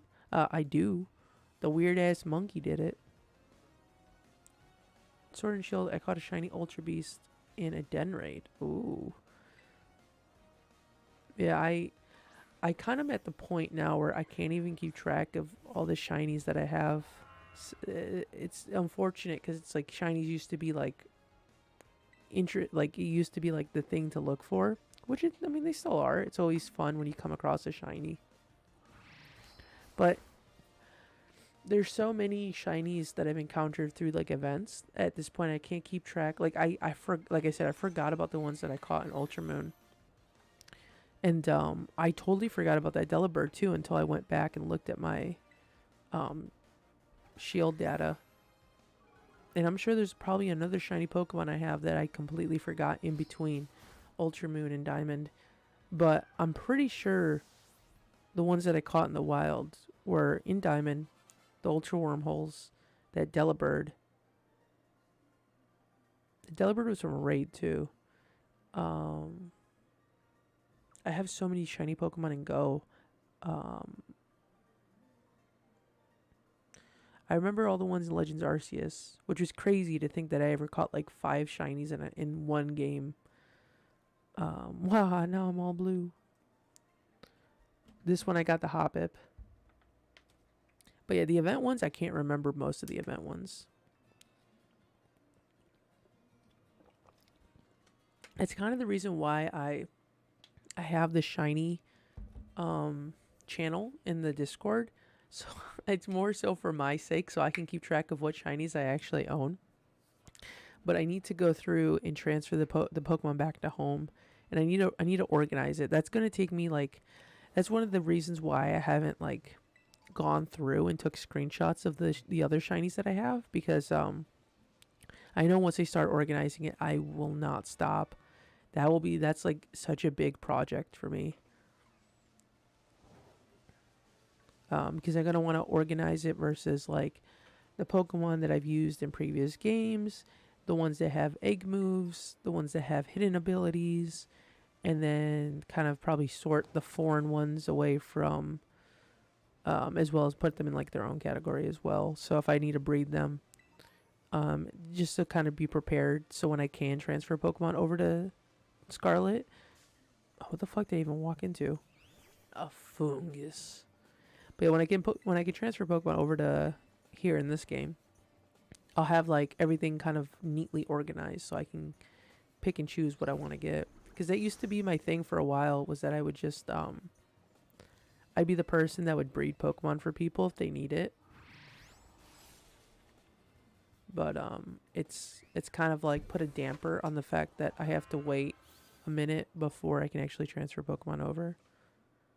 I'm gonna hop off. If I ain't tired, I'll join back. All right. See you later, James. Maybe you'll catch me eating the spicy burger whenever that shows up in the next, I think, 3 hours. No, it's like 2.5 hours. If anything, I'll definitely I'll have it recorded for future watching.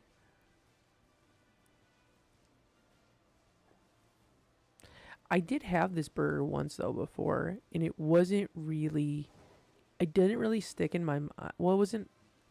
So it's WingStop, and you can get it on like a chicken burger, or a on wings. And I want to say I got them on wings before, and they weren't really that. They didn't stick out in my mind that much. But I saw someone eat it on TikTok, and now my mouth is literally watering just thinking about eating this burger. Or I guess it's a chicken sandwich. I guess chicken sandwiches can be considered burgers. But yeah, I wanted to give it another shot.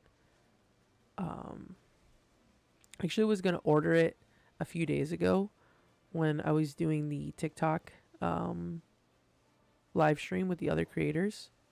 But I was like, I probably should be able to like actually carry a conversation and not start like dying halfway. So I was like, I'll hold it off until another day. And today is that day. I also ordered some wings as well, which are also, they're like Louisiana rub. God, just talking about this is making me so hungry. But it's like a Louisiana like rub, which probably isn't going to help with the heat, but it's okay.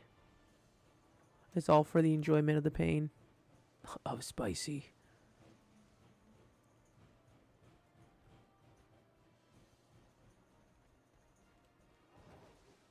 Alright, I think I've combed through this area. I think I got everything I need.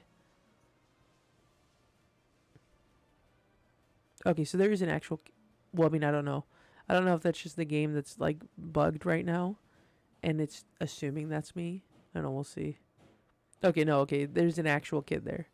Do me a favor and go home already, will you? No, I want to see the boss of the Navi squad. Take me to Don Attias. Like I said, kid, the boss told me not to let any outsiders pass this gate. That includes you. Can you hear that? It's like some loud pounding going on out there. I don't care. I'm not leaving till you let me talk to Don Attias. Attias? Give me a break, you little doofus. The people over there seem to be arguing about something. What do you want to do? Let's go say hello. Huh? Oh, great. Here comes another rando to ruin my day. I didn't think the grunt work for Team Star newbies would be this much of a chore. Hold on, Mr. Grunt. I think this boy might be Tony Tony. Wait, Tony Tony? The kid who picked a fight with Team Star? Yup, that's me. I knew it. Oh boy, this ain't good. Everyone else in the base is still asleep since we were up all last night playing video games. Leave him to me, Mr. Grunt. I'll buy some time for you to go wake up the others. Yeah? And what's in it for you? Don Attias will be in danger if no one's here to defend the base. I owe that man my life. He's my dear compadre. And when crisis calls, one has no choice but to rally to those dear to him, no matter the cost. Yeah, I have no idea what you're on about, kid, but thanks for the big assist. All right, you villain. If you're after Don Attias, be prepared to face my wrath. Bring it on. Yeah! What a battle cry.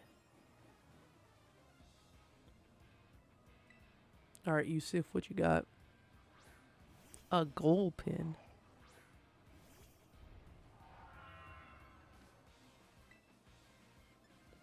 My fucking X-Drake could just punt that goal pin across the other side of the base with one swing of its tail.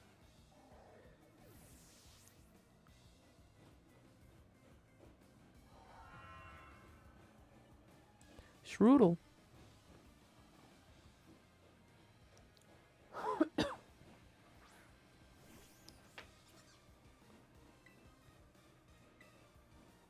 Hopefully that banging is not super loud.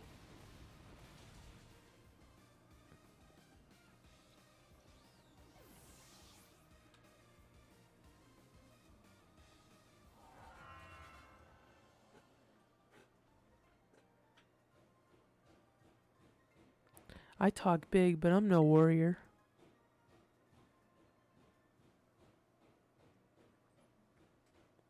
Don Attias. Attias, I'm sorry I failed you. Tony Tony, are you alright? Outstanding watch when I heard a ruckus all of a sudden. I got worried that maybe something had happened to you over here. No fair, you had backup this whole time? Is this boy one of the academy students? He doesn't look like he's from Team Star. You're right, I'm not a member of Team Star, but Don Attias is my compadre. I have to see him no matter what. Well, clearly you have your reasons for being here. Tony Tony, I'd like to ask this boy some questions. You go ahead and get started on the base. Might I borrow you for a chat? My man. Don't worry, I won't bite.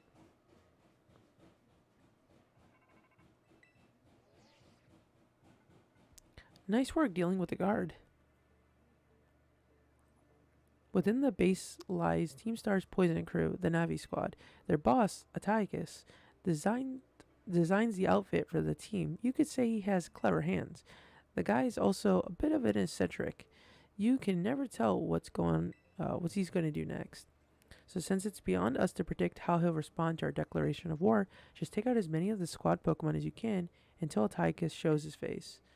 Ring the bell on the gates once you're ready to kick off this phase of the operation. Time to wipe the Navi Squad off the map.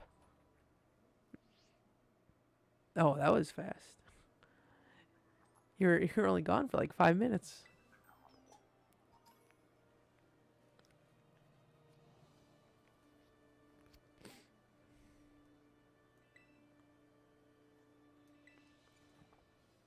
Wait, BRB. All right.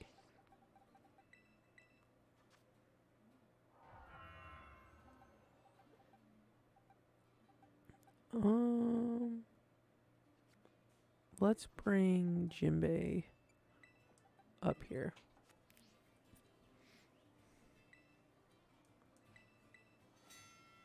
All right, Team Star round 3. Let's go.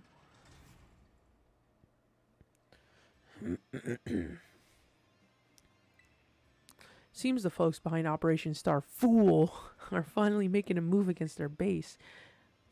You know what that means, gang. Time for us to shine bright and avenge our teammates.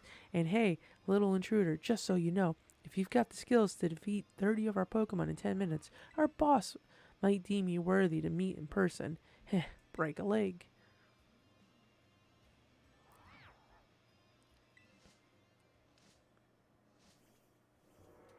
Oh man. Got the Ghastlies and the Haunters. Okay. Wait, are they really... Come on. Fight. No wonder this doesn't take 10 minutes because it's like that difficult. It takes 10 minutes because it takes you forever to lock onto their Pokemon. Yeah, how are you gonna throw out Ghastlies and Haunters and then throw out Fungus and Amoongus?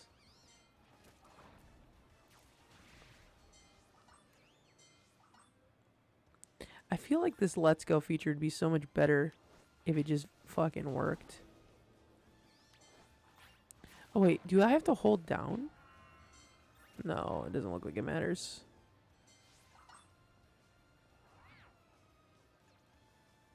Yeah, holding down doesn't really do anything.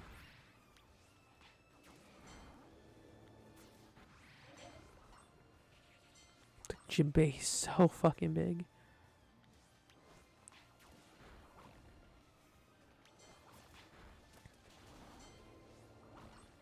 This is definitely one of those things that they like implemented and they're just like, oh, this is going to be a great idea. But definitely did not get fine-tuned. I don't know. I just don't know how auto lock on it. Or just like, yeah, auto lock on was not like a thing that they had considered. Like, that can't be like a hard thing to implement.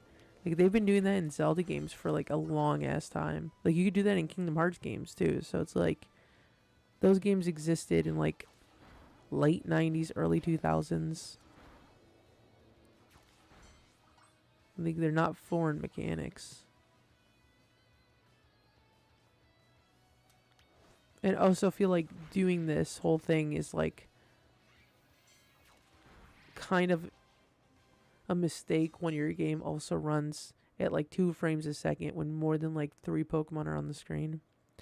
He's way above our level. We gotta get the boss.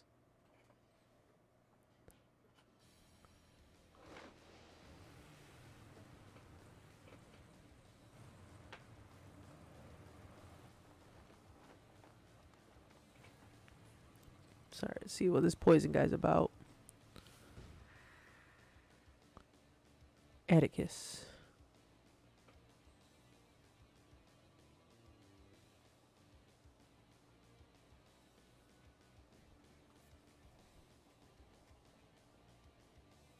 The game crash, what's going on?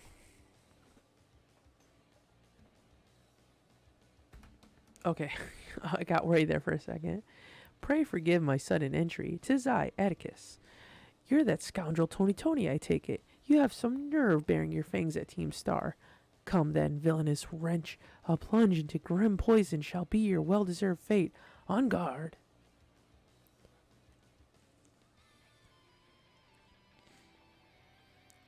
I did say that the Giacomo song was really good, which it sounds like it's just the Team Star theme.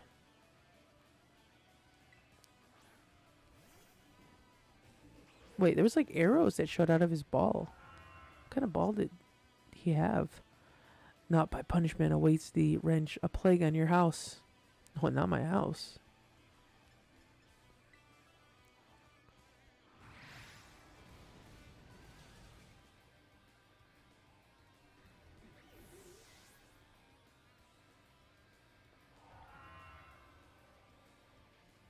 He's going to put the car on the car. Well, I guess it's not necessarily a car, it's just the engine. Or I don't know, I guess that form is kind of the car. It's kind of funny. We put the car on top of the car. We heard you like cars.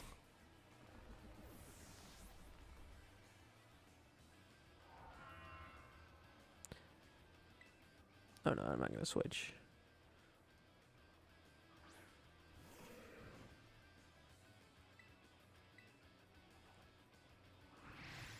It's funny to think when you do earthquake, it doesn't like damage the car itself. It just damages that specific area where the Pokemon's at. But yeah, I guess I never realized it. But they just put the Rever Room on top of the car itself. Like it's not the car. Oh, I didn't read what that said. But he's just kind of like just chilling on top of the car right now. I assume they like modified him and put him inside of the car or like fused him with the car. But then they have like the original forms just like chilling on the sides. Certain moves can poison with a mere graze. Tremble, scoundrel, for thy Pokemon.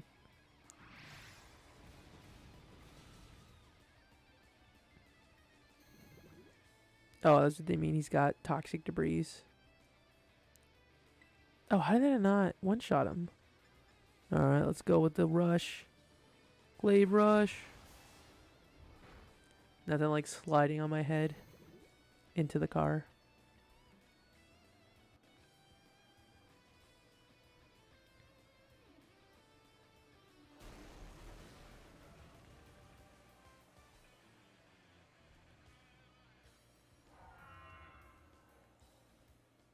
Alright, number 3 down.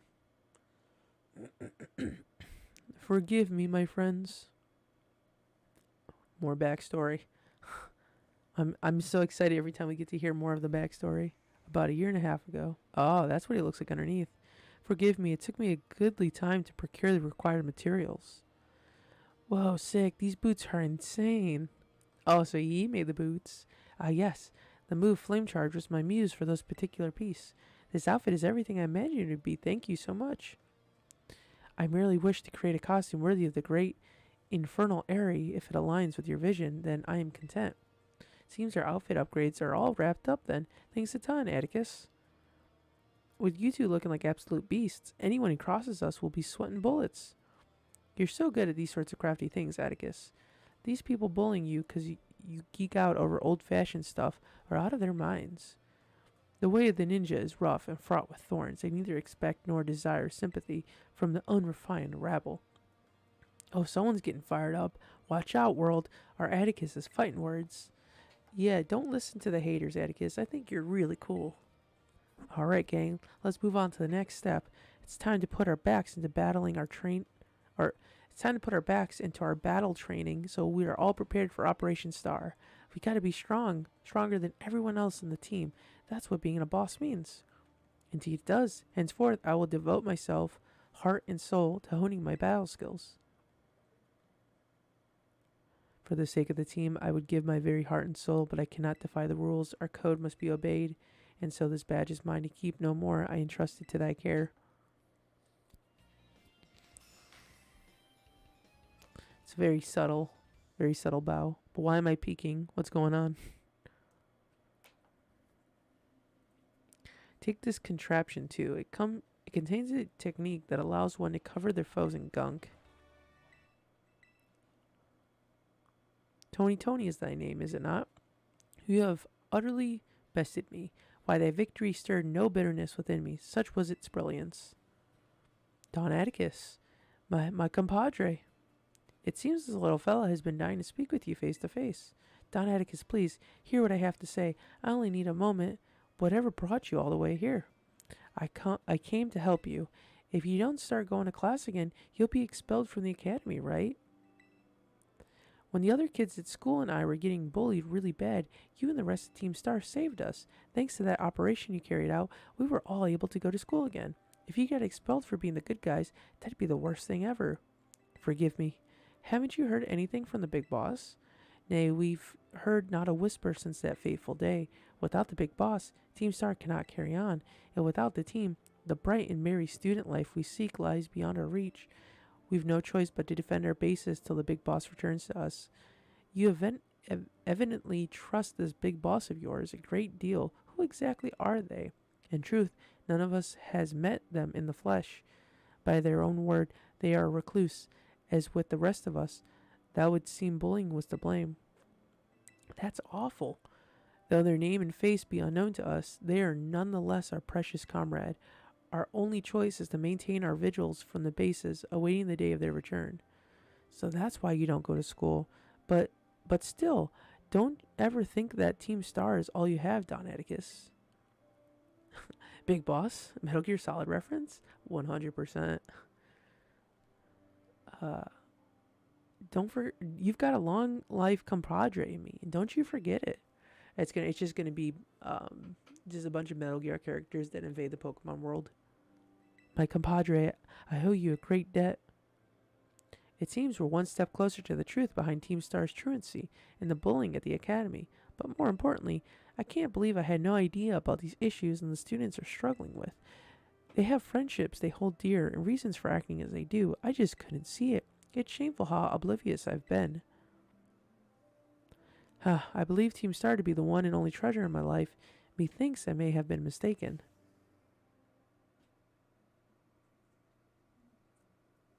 How wild would that be if there's Pokemon randomly collabed with like another franchise? They did like a Kingdom Hearts situation. Who even owns Metal Gear at this point? Is it still Konami? Or is that Game Freak Konami crossover? Tony, it's me. Atticus, a star badge is now yours then. Or it's now yours then. Then? I see. Now that its boss has been taken down, the Navi Squad days are numbered. Now Atticus, too. Sorry, I've got a lot on my mind right now. So Operation Starfall, you've taken down all but 2 bases, so it's fair to say it's going well. This seems like a good time to let you know what you're ultimately aiming to achieve. Our final goal is to defeat the mastermind that first recruited the 5 squad bosses and created Team Star, the one they called the Big Boss. That guy needs a hobby. Who is this Big Boss? Who knows? They control the 5 squad bosses from the shadows. That's all anyone can say. If we defeat this person and get them to declare the team's disbanded, that'll be it for Team Star. Since the big boss never set up their own base and keeps their identity hidden, I take it they're not one for the spotlight. But once all the squad bosses are out of action, the big boss will finally have to take the stage. Now about your reward. I'll transfer some LP over to your phone, as promised.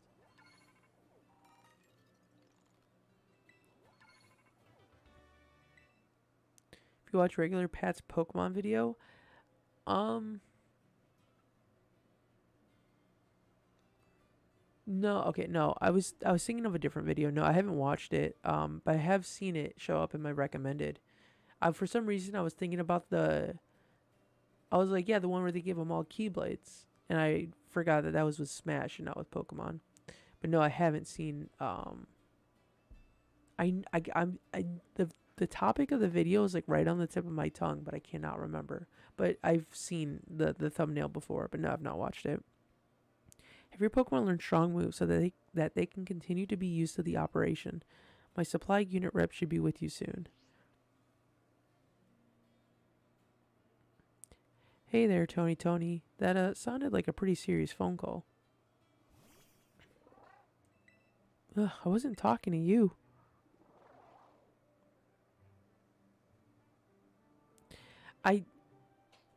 I feel like this is weird. I don't remember this happening the first time when I took down Team Star. Unless this only happens from like the second base onward.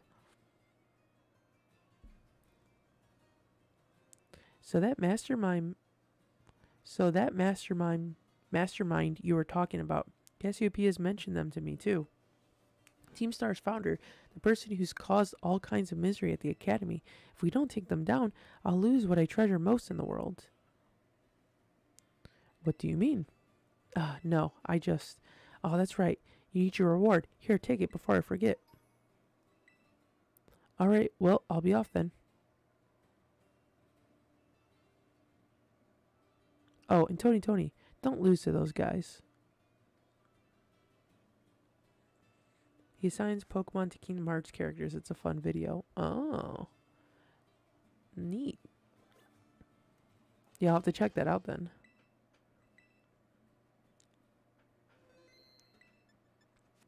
I always like watching regular pets videos. He always comes up with some pretty unique concepts. There was a stream that I did where I got a couple other Kingdom Hearts creators where we watched one of his videos of the hot take tournament, and we discussed it with our own hot takes. Which I think the VOD of that is still on my Twitch. That was before I moved over to streaming on YouTube.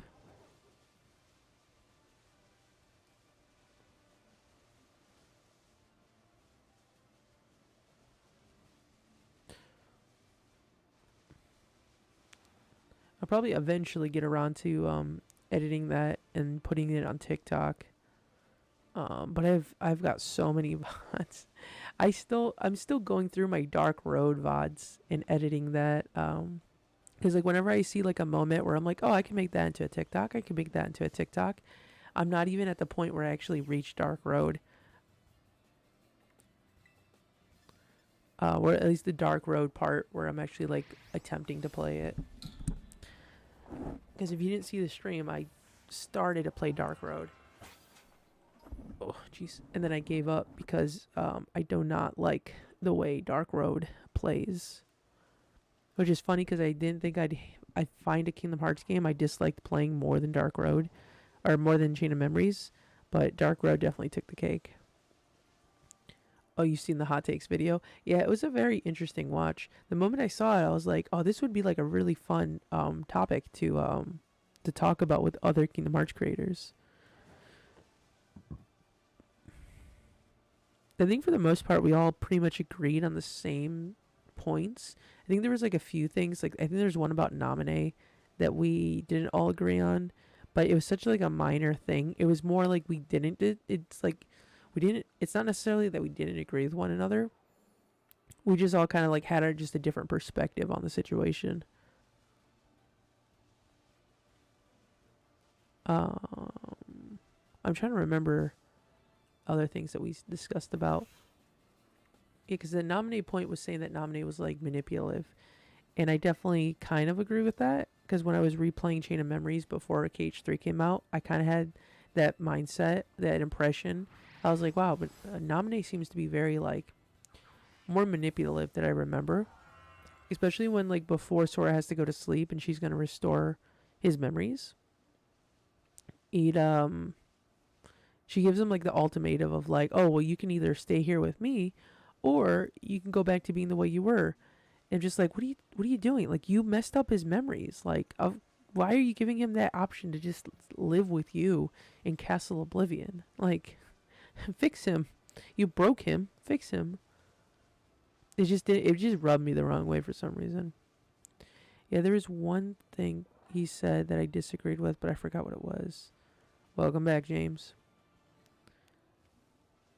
Yeah, there's a few interesting things that he had pointed out. Like, I didn't know about the cameras and the camera angles from Kingdom Hearts 1 and Kingdom Hearts 2, about how it made things look a lot bigger from like Sora's perspective in KH1. And I was like, oh, that's a pretty neat thing that I never thought about.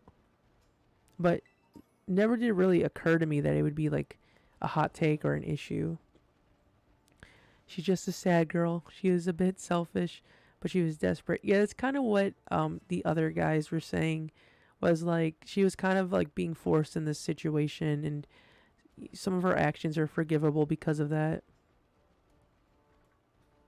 Yeah, that was my favorite one. Yeah, I go back and I think on it, and I'm like, huh. If I ever replay Kingdom Hearts 1 and 2, I'm gonna have to like really pay attention to the camera angles. I think the weird ones though, like there was a lot of like weird focuses on like certain worlds. Like one of the topics was about Wonderland and about how Wonderland was like the best world and nothing else comes close to it. And I'm like, I fucking hate Wonderland so much. Even like when I was a little kid, Wonderland confused the hell out of me. But as an adult going back to it, again, like I said, I was playing all the games before KH3 came out. I was just like, I still don't like this world. But I was able to at least like get through it a lot easier later on when I was playing it. I'm trying to remember some of the other things. I know I used to say that like was I used to joke that saying Aqua was the main reason why every bad thing happened, because if she didn't save Terra, then things would have been like a lot better. But I also say that for the memes because everyone loves Aqua. But there's also the meme of Terra also messing everything up. And I'm like, realistically, you could really say that both of them had equal parts in messing up the story. But in Terra's defense, he's never really encountered a bad guy like Xehanort before, so I guess he never really had the mindset to just like be skeptical. He's like, Ericus trusts him, so I trust him.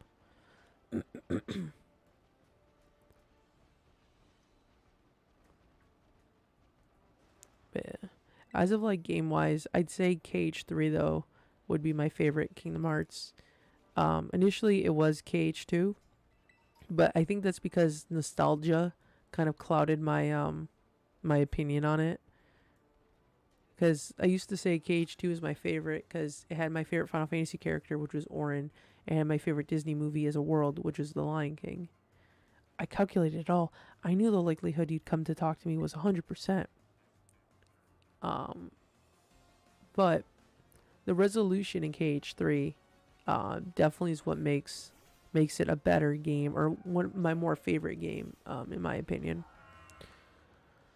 Because it's like 20 years of just like playing all these games.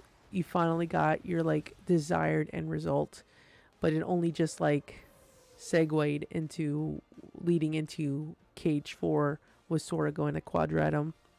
So it's like, yeah, everyone, we got the resolutions we wanted, but now there's a new problem afoot. And then on top of the fact that there's also the foretellers and the Master of Masters and the Darknesses, which is cool because I really liked Union Cross. I'd say Union Cross, though it's not my favorite game, it's my favorite game with the favorite story within the games. I just don't like the way Union Cross was set up. Now, if they were to remake Union Cross as like a traditional sort of Kingdom Hearts game, I'd say would definitely put it up as like number 2 on my list.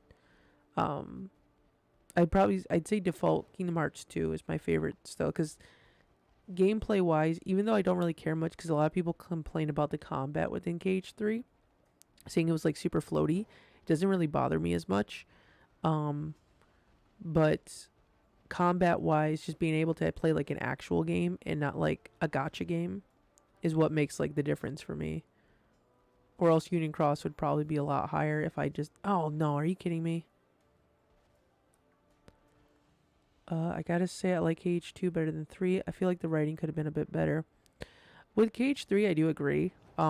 Because when you really just think about the ending, you're kind of glossing over a lot of things. Because, yeah, I will admit some of the worlds were a little weak. Like, Arendelle was very weak. But I contribute that more so to Disney kind of interfering with the creative process. Because there was a rumor going around saying that there was supposed to be more to the Frozen world than what we actually got. But because Frozen picked up in popularity, Disney kind of pulled the rug under Square's feet, and they weren't able to like implement the idea they wanted to do, which was I think to make Elsa like a bad guy, or like the enemy of the world. And they're like, no, you can't do that, everyone loves Elsa.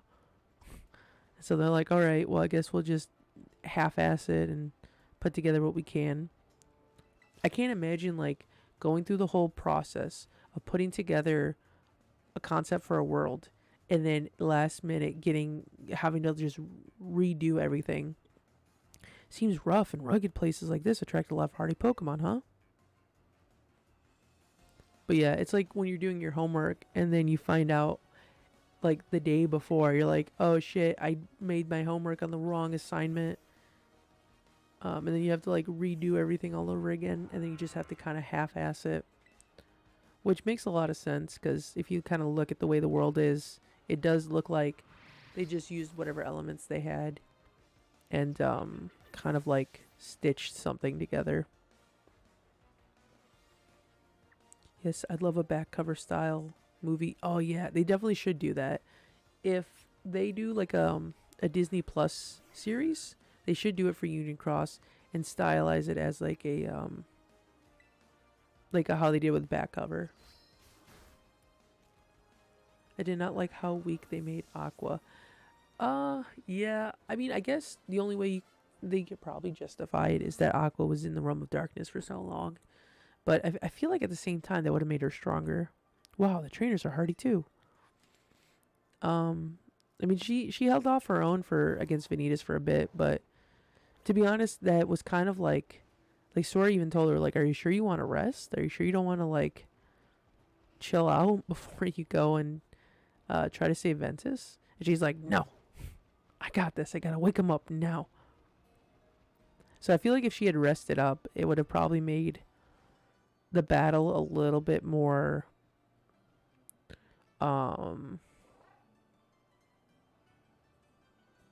what's the word I'm looking for? I keep wanting to say reasonable, but I know reasonable is not the right word.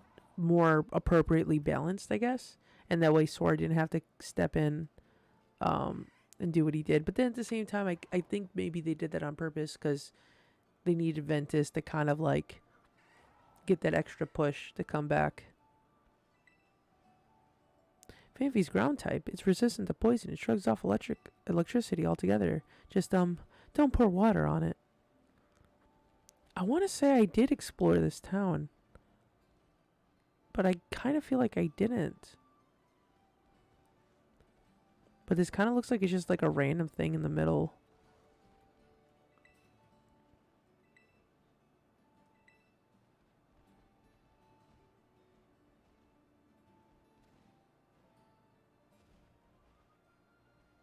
I don't see any items here.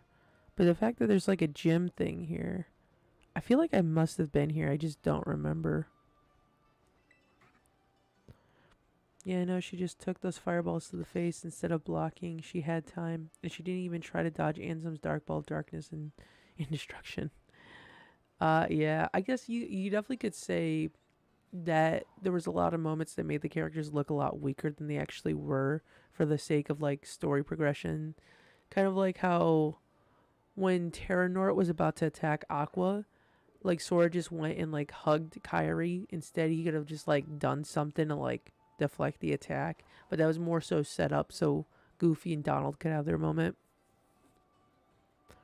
What else?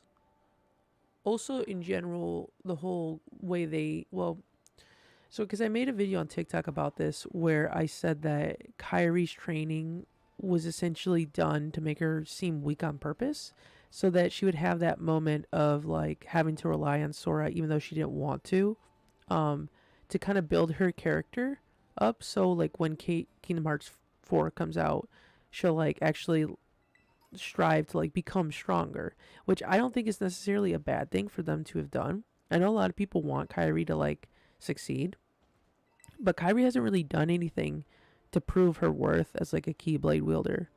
So I feel like in this moment where they just constantly just kind of like she keeps getting her shit rocked in, kind of works in like her favor because it allows her to like be serious about training, because we see that in Melody of Memories that she wants to go train under Aqua. So that's where I'm just like, okay, so like now she's got like a good person that she could train under, and she's gonna grow stronger as a Keyblade wielder, and maybe we'll actually get like a genuine game where we get to play as Kyrie instead of what we got with Melody of Memories. Okay, where am I now? Oh, that's how you got over on this side. Oh, not really. There's like a whole ledge here. Yes, that whole fight aggravated me. Just jump him. But yeah, I think also the same thing with Axel. Axel is one of my favorite characters of all time. So you can see I've got his Keyblade back there behind me. I think it was a little less justifiable what they did to Axel, but I guess it kind of makes sense because they can't really make Axel super strong if they're trying to imply like, oh well, Kyrie had really bad training. Because it wouldn't make sense if Kyrie had bad training and Kyrie performed poorly, but Axel performed well. So by default, I feel like they also had him perform poorly. But at the same time, you could say that he performed poorly because he's never wielded a Keyblade before, so it's not his style. He hasn't mastered it. But he could well, I guess at the time of pre DLC, we didn't know that he could summon his chakras or chakrams. Um, so we just assumed that he only had the Keyblade. But it's weird because, see, this is one of the inconsistencies I could definitely point out. Because Ienzo talks about how Vexen had to be within Radiant Garden because he couldn't summon like a path to the realm of darkness, because he's no longer part of the organization. But yet in Dream Drop Distance, we saw Axel open a path to get into Disney Castle, which also doesn't make sense because isn't Disney Castle supposed to not allow darkness to be entered within the premise because of the Cornerstone of Light? But anyway, so Axel can like make those portals, but yet what was I talking about?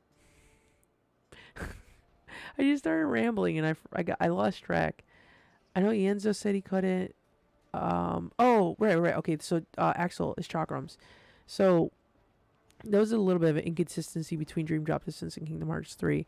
But realistically, if in the DLC we saw him pull out the chakrams, so I'm like, okay, so if he can't summon the Keyblades, summon the chakrams and fight like how you used to fight. Like, what the hell? Like, you let Xemnas stomp out your Keyblade and you're just calling it a day? So yeah, I'm a little upset. I'm a little upsetty about that because I want Axel to like, have his moment, but he had to get lumped in with Kyrie, and it's just how it is, I suppose. This is Nurse Joy. She'll actually heal me. Hello there, it's your friendly traveling Pokemon Center here to heal your Pokemon. That's odd. I've never seen any other Nurse Joys outside of the Pokemon Center. Usually it's like the picnic guys that'll heal you up. Let me save this.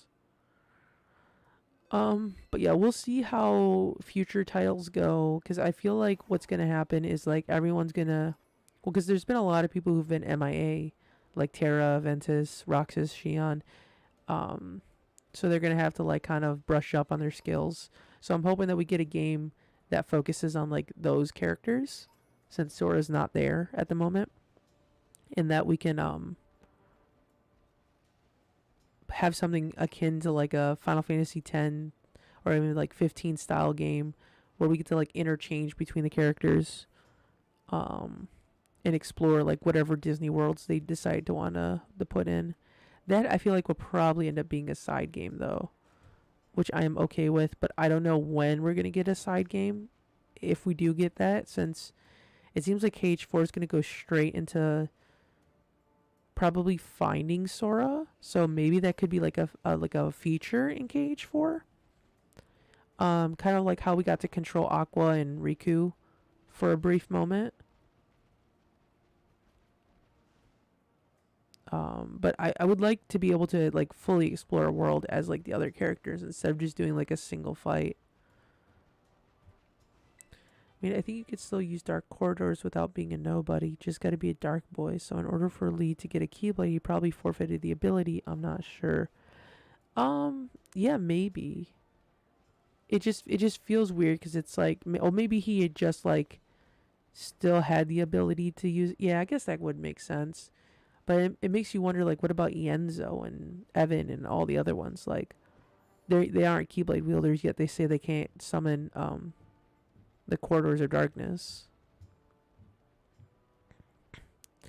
But maybe it's just implied that they just, like, aren't the types of people that would have had control over that post being a person, a real person, whereas I guess maybe there's something special about Axel.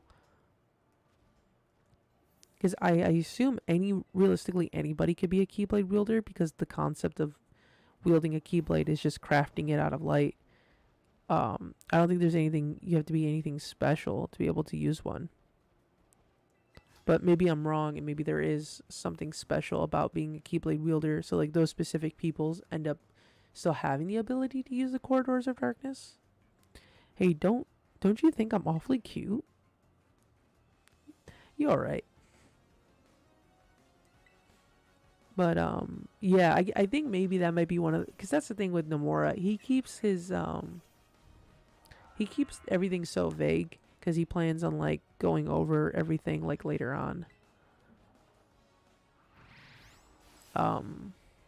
Probably because it's like whatever the information, it's better left like unknown, and then it'll be more relevant in like a future title down the road. It's kind of like the same with how Riku and Mickey were able to like upgrade their Keyblades. I feel like there's probably some sort of significance behind that we didn't get to see, that we will see later on. Or maybe there's no significance. Maybe it's just as simple as that it's just a new Keyblade and they call it a day. It just feels weird to like change Riku's Keyblade out of nowhere. But I guess they implied the way to dawn was for Riku replica. I wish you showed a little bit more respect for my cuteness. But he didn't really show up at the end of the game, Riku replica, with the broken Keyblade. So it's like, was it meant for him or was it meant for someone else? Like, I don't know. Unless Riku replica somehow like got the Keyblade and he restored it. I mean, I guess he never really used it. We just see him carrying it. Because all he does is just like invade within the replica's body and just rips its soul out. I love that boy, RR. Yeah, that was a very surprising story arc that I was not expecting them to go over again. Because I figured that was it. His story was over. But I think that they probably just brought him back to kill him off for the sake of no, because I guess they were doing that with everyone else, so they're like, we might as well. Like, it's like the whole Smash, like, everyone is here meme. And they're like, well, we can't have this game without Riku replica. And yeah, it is kind of a bummer, because, like, the moment I saw the opportunity for him to take over the replica, I'm like, oh, shit, we're going to have two Rikus. Like, two Rikus are going to exist. When they were like, well, we don't need two. I was like, you're not wrong. But at the same time, like, you're here, you might as well stay here. I wonder if it's going to be like a subplot where, like how Sora was trying to bring back Roxas, Riku's just going to try to bring back Riku replica.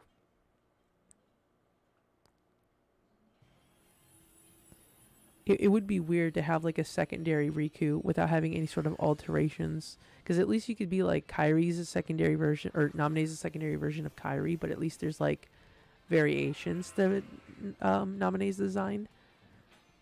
Versus where Riku replica just looks exactly like young Riku.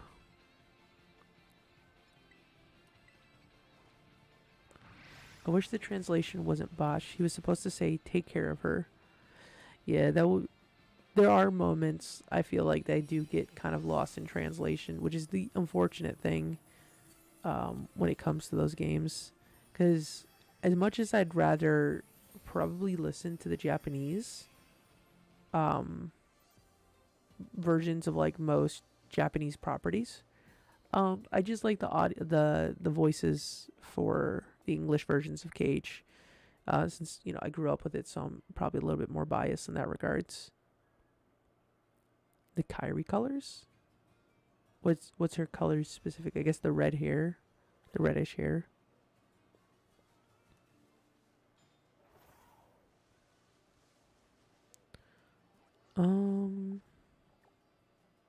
Welcome back once again, James. Alright, let's get back on that island.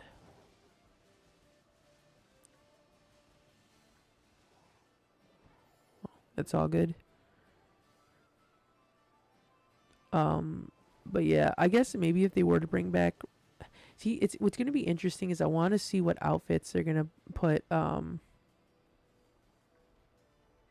what's it called? Nominate in. What outfit should they'll put nominate? I was about to say what outfit they're going to put the organization members in, and I'm like, well, they technically already got new outfits.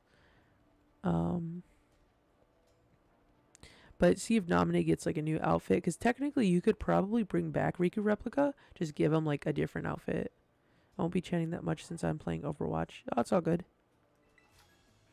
We're talking a lot about Kingdom Hearts anyways, so I don't think there's much you could interject with the conversation. That's why you gotta watch the Plot Point series. You gotta know the lore. You gotta know the lore. It's a lot of lore. Are you a student, child? Allow me to test your abilities.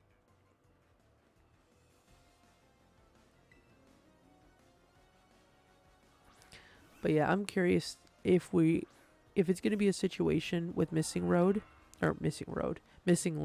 like it was with Dark Road, where they're gonna delay the announcement for who knows how long. I really hope we do get something before the end of the month. Oh, it's a joke from Giello Apocalypse video. The Kyrie colors are Naminé, Kyrie, and Xion. Oh, okay. I know which one you're talking about now.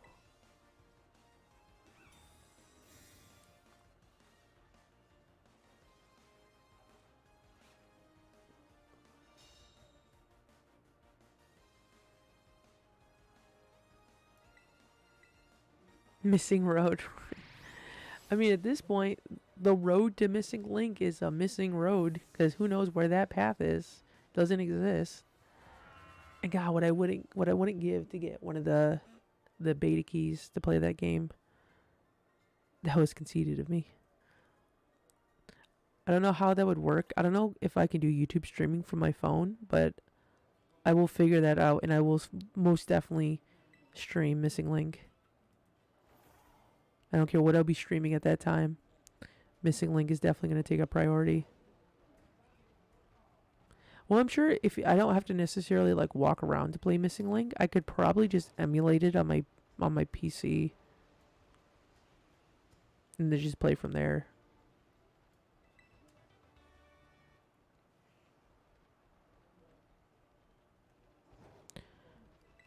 Actually, it started to do that with Union Cross, where I made a secondary account where I was gonna do a free to play run and then see how far I could get. But I kind of gave up on it and never really. Oh, Pyroar. Let's see what Terra type you are. But yeah, I kind of give up on Union Cross, because Union Cross is just like, it's a big commitment to start another profile from scratch. It's another Dark Terror type. And it was kind of like at that point I'm like, oh, I already got one that I'm focused on. Might as well just not split the focus between the two.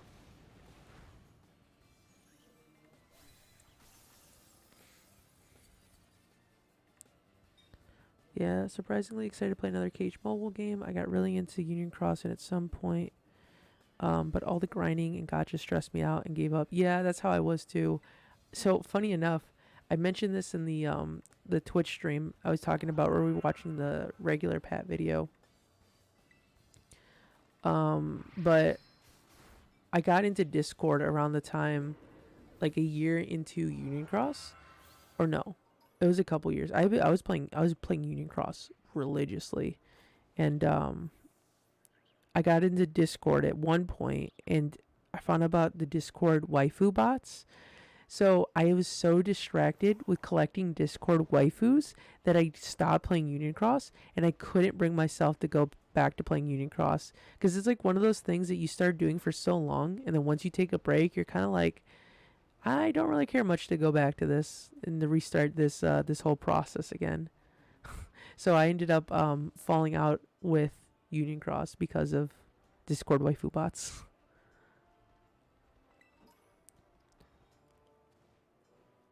Wait, are one of you shiny? No, you're not. But yeah, so at that point I just ended up looking up the cutscenes as they were coming out on YouTube. But I never expected them to actually like pull the plug on the game itself. Like I figured the game would last for like a good while. So if people wanted to play it, they still could. Or if they wanted to make like an offline version. And I guess technically they do have the offline version, but it's just the cutscenes, which is kind of not the same. I don't know, in my opinion. I just would rather be able to play the game the way, you know, it's supposed to be. Kind of like the way how we can still play Dark Road. It was a full-time job. Maybe I should have spent more time. Oh, wait, I already talked to this person. Yeah, it did feel like I was keeping track of like which medals were the best and, you know, what I needed to do and all the raids, and then using the oh god, what was it? They're called something specifically, like the boosts for the raids, the Lux boosts. And then I also had like I was the leader of a union. Oh, that made me nervous. Let me save the game just in case it quits on me. But I was the leader of my own union, and then I was like looking for people to join the union as well, which is pretty fun though because I met a lot of cool people through that game.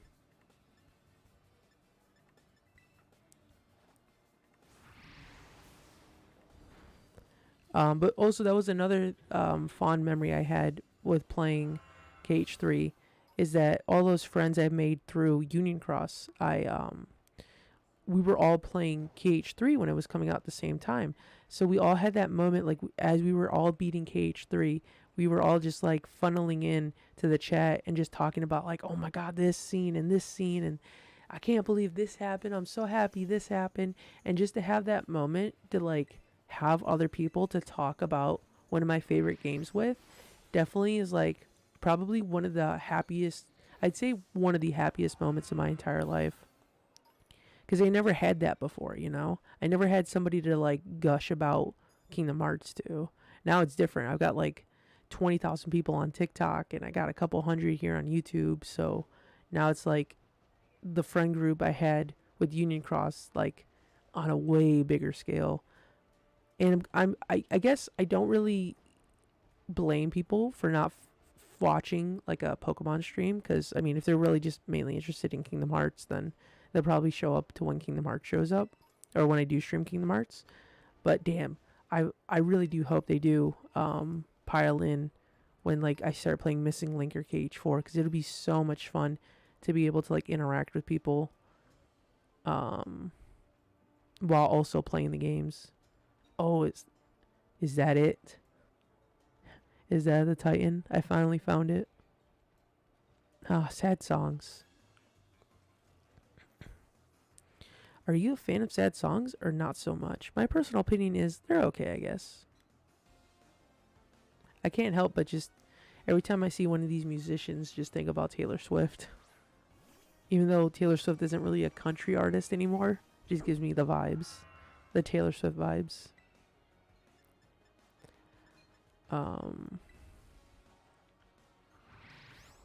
But yeah, that's also another thing too with I don't know if Missing Link is going to be a full-time job like Union Cross was, but having the account get to the point where it's like self-sustaining so I can dedicate more time to playing these games. It's a sad loss in a sad world. Tra la la la la. Was this Captain Underpants? I want to dedicate like a lot of time when it comes to a new Kingdom Hearts game. But obviously I can only do so much working, you know, like a regular 9 to 5 job. But I mean, I'll still put the effort in no matter what. Like I'm not going to not do it. But hopefully by the time those games come out, I'll have a little bit more free time and can dedicate a lot more time to it. Because like I said, I want to do like more, I want to upload more videos on YouTube, but I would be stretching myself so thin if I were to like double my workload on YouTube, unless I could somehow come up with some like easy videos. Like I have a whole list of video ideas for TikTok and YouTube. For the most part, I'm at like the perfect amount of work where I don't feel too overexhausted. But I want to do more is the problem. But it's like I have to like kind of adjust myself to that point, which sucks because it's like I'm holding myself back and I don't want to hold myself back. My best moments with Kingdom Hearts is going to the orchestra in Hollywood and Tetsuya himself showed up. Oh, nice. I went to... Wait a second. Why am I standing in front of... Why am I standing in front of the gimme goal? What's going on here? This isn't supposed to be like this. Am I fighting the gimme goal? There's plenty of space on this platform. I could have moved behind.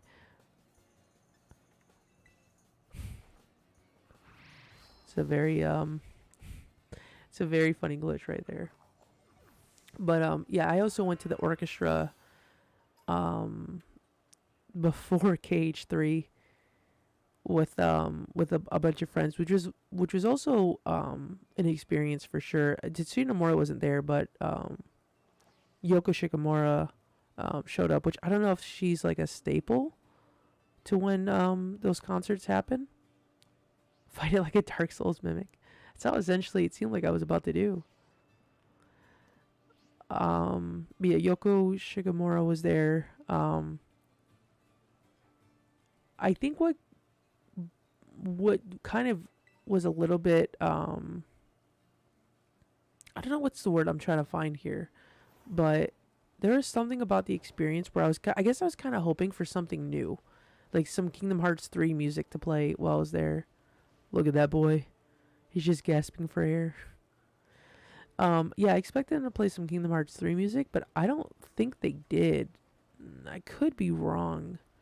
But I was like, you know what it was? I think I was expecting like a cutscene or some like special video to get presented, and they never did. So I kind of hyped myself up that we were going to get some like super secret details about Kingdom Hearts 3 that we ended up not getting.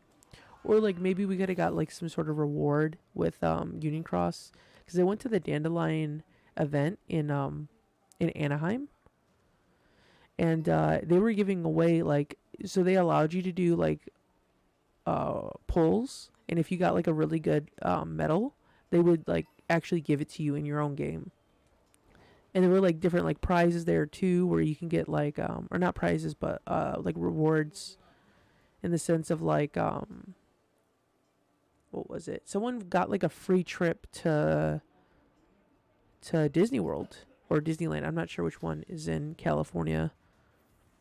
Then they had like other like Nomura showed up, and he talked about like the backstory of games and stuff. Like I guess I was just expecting more than just the orchestra. I was expecting a little bit like extra kind of like insider information. We never got that. So I was like, oh, okay.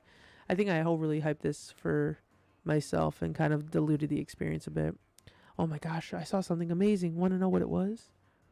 They played that little Nominee Terra snippet for us, if I remember correctly. Yeah, I heard about that, which was unique to the orchestra. I don't know if the one that I went to had it or not, or if it did. I really don't remember it, because I don't think I knew about that until post Kingdom Hearts 3 that was a thing. Oh shit, this is Lee. We got Lee's daughter. Lee's daughter, who just he just recycled his own name. But yeah, I guess I was just expecting a little bit more. But like I said, it wasn't a bad experience. It was just a different experience than what I thought I was gonna get, is all.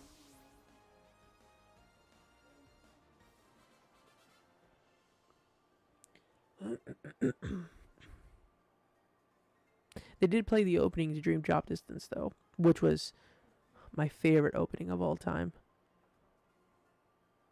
Has a snow Pokemon. I saw an amazing Pokemon right here. But yeah, the Dream Drop Distance opening, favorite opening of all time, or at least my favorite cinematic of all time. Well, yeah, I know it's got my favorite opening too as well. Although I have to say the Planet B opening version is my favorite though.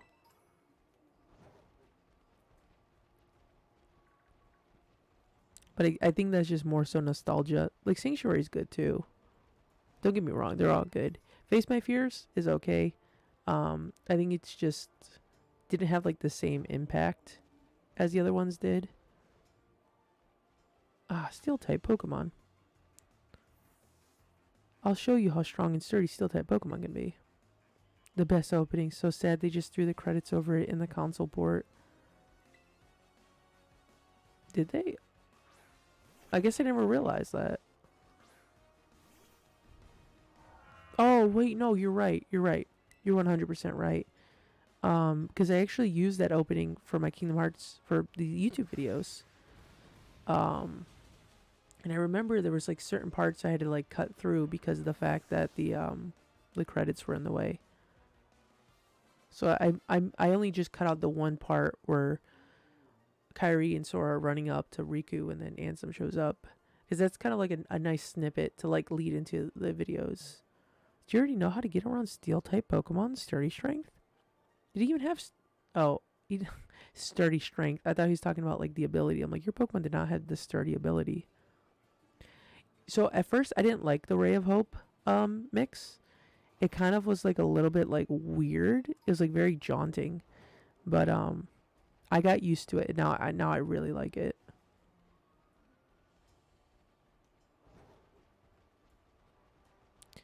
But yeah, there was something about it where I was very like, it's like, I don't know how I feel about this. And the more I like listen to it, I'm like, okay, I dig this. I dig this a lot. How am I supposed to get up there? I guess I need the climb ability. My Pokemon, it evolved. Alright, I'm going to save right quick. I'm going to go use the bathroom. I will be right back.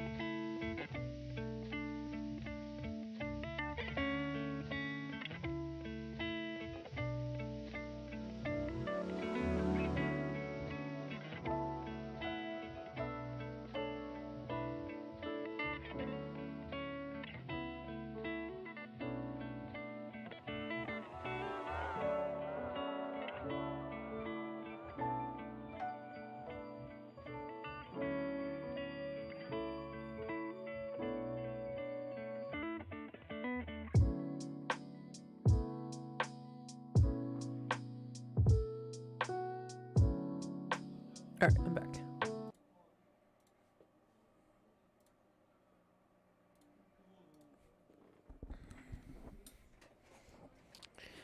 But yeah, it's going to be interesting to see what song they end up using for KH4.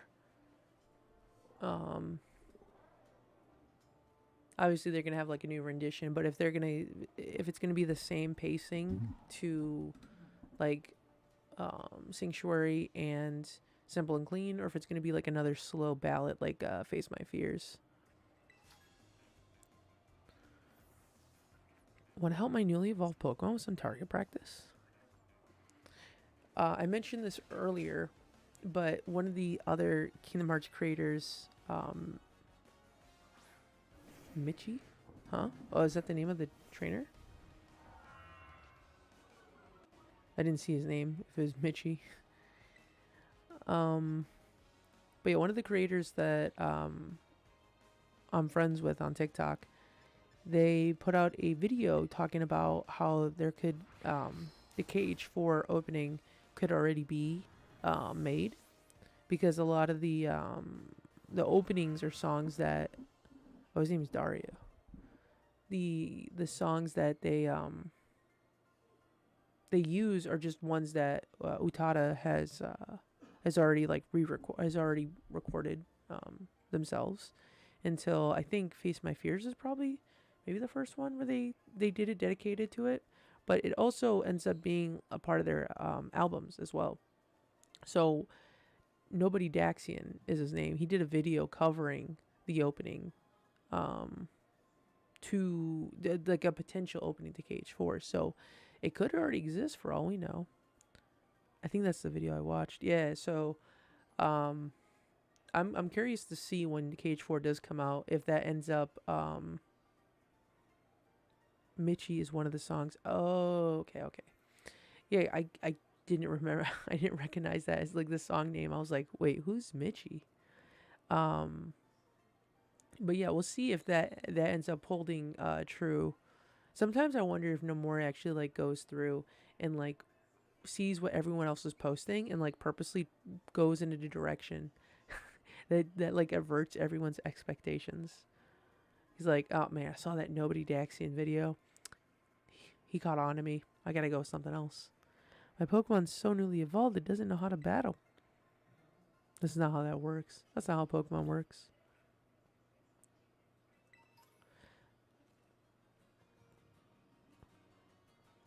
But yeah, I did watch the video, but I didn't go and explore the songs, which in all honesty I should have. But I'm just more interested to see the results of like what ends up getting picked for KH4. I love that song, so when I saw it in the video, it clicked for me, and now I'm gonna be disappointed if it's not. Oh no. Yeah, honestly, for as avid of a fan of that I am of KH, I haven't really looked much into Utada's discography, which I probably should. I usually, whenever I like an artist and I start to like listen to more and more of their music, I will like go through and listen to every single song that they've ever made. So at some point um I'll probably get through those all the songs, and I'll have my own opinion of what I think could work as like an opener. But it's like, little do we know, it's just gonna be a whole new song. I wonder if they will bring back Skrillex or not, or if that was just like a one-time thing. Because Skrillex is a big fan of the series, so I could see him definitely being interested in like continuing to participate in coming up with what's it called, new songs. I've been listening to her for music for years. She got bops. I think she actually, or they actually use they them pronouns. But yeah, I assume if anything like Simple and Clean and Sanctuary, if the creators of the creator of that song probably would have some pretty juicy bops. That's why I'm like kind of surprised. Like now that I think about it, I'm like, oh, I haven't really looked into their music at all.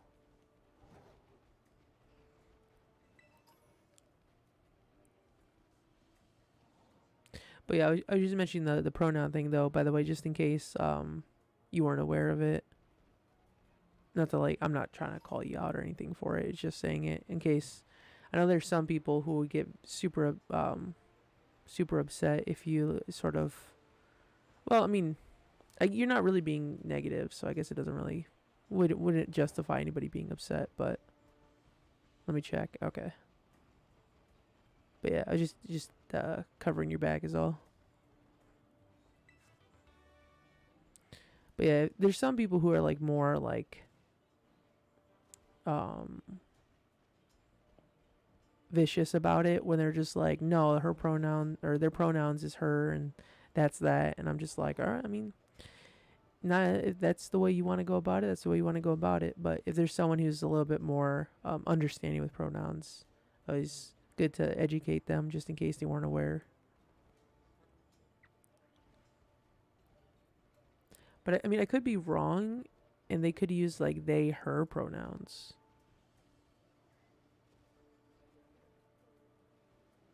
I know the whole pronouns thing could be a little bit of a slippery slope sometimes. She, they, okay. Okay, so then yeah, there's nothing overly wrong with using she then.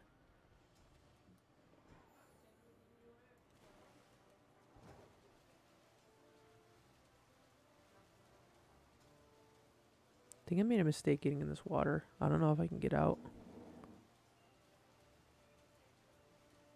But yeah, that's why the pronouns can be a little tricky because I'm like, they could easily go back to either adding on the old pronouns or be okay with using their initial pronouns with the new pronouns.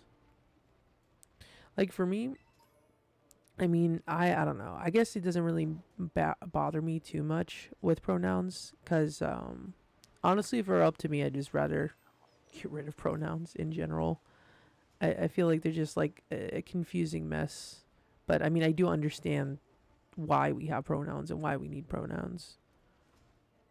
But I think in my situation, it's like a lot of people don't. They look at me and they're like, I don't know what gender you are, and I'm like, well, I mean, I was born male, so I guess you could use that information to make your assumption. But honestly, a lot of people think that I'm a female, and I guess it doesn't really matter to me what people want to identify me as. But I know people want to have pronouns because they feel, obviously they want to be comfortable in addressing people correctly. Yeah, I'm all about respecting pronouns. Okay, perfect. But yeah, I'm just in this weird boat where I'm just like, I really wish I didn't have to like deal with pronouns. I feel like they kind of just like force people to put themselves in a certain bubble or a certain group where it's like I would just like I just want to be like myself. Like that's how all I want to be identified as is just like the quality of person that I am. And not be like, oh hey, that's a guy or that's a girl, and that's how I view them. It's like on my TikTok profile, I put they he pronouns. But like I said, it's almost like one of those situations where it's more so for like other people than it is for myself. I don't know. It's such a weird stance to have. I don't know how to like properly express it. My baby is due any day now. I gotta get serious. So you're just like in a random cave and your wife's pregnant at home? Oh no, and you have a hypno? What is this? What is going on? Something's not adding up here. How do you have a baby due and you have a hypno as your Pokemon? They kidnap children. Hello? You can just go by your name. Yeah, that's what that's what I've been kind of doing. Is like I made a TikTok initially where I was like, if you want to just address me by name. That's I think would probably be like the best way to go about it. I wish I could have gotten a bit more serious in that battle. Oh god, the entire caveway is blocked. Excuse me, pardon me, coming through. I don't want to fight you guys.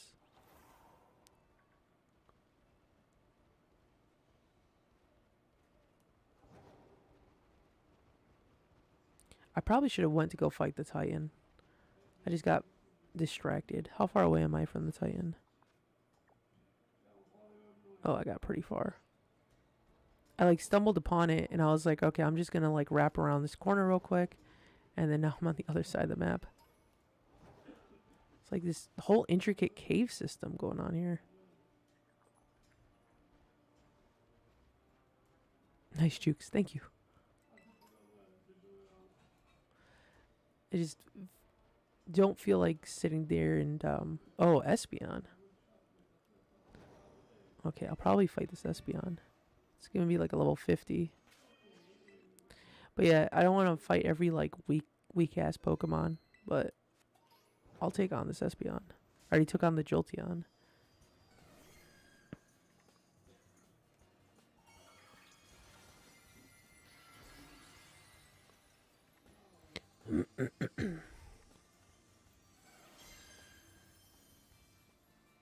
See, I think it's level 50. Yeah, it's level 50.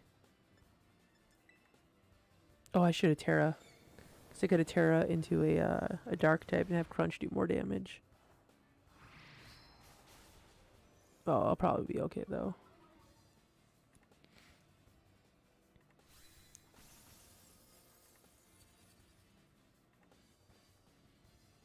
Alright. We gotta have a ball that matches the color, so let's throw a heal ball at it. Even though the heal ball I feel like has such a terrible catch rate. Also, I don't know if it's just me, but I don't like the way they did the Pokeball animations in this game. I feel like they're so abrupt. Like when the Pokemon are busting out of the balls. Usually they kind of like play it off a little bit more. But I feel like a lot of times when I throw these Pokeballs, they just instantly break out of them. Like they don't even give me like a single wiggle.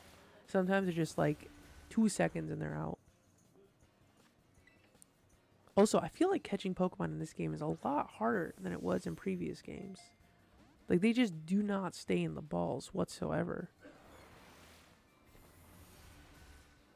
Like, I don't know what else I could really do at this point, because I don't have any moves that could, like, that won't knock it out.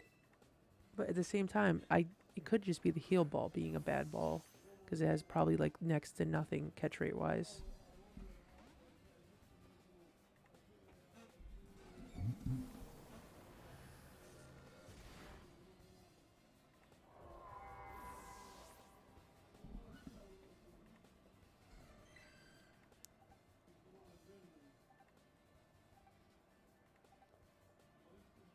I guess I got Confuse Ray, but does Confuse Ray really work?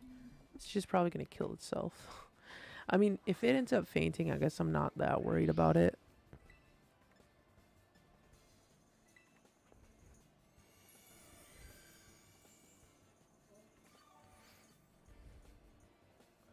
Okay, so I guess that makes it a little bit better. It has a little bit more health now, so I'm not too worried about, well, I don't know. What could I even do here?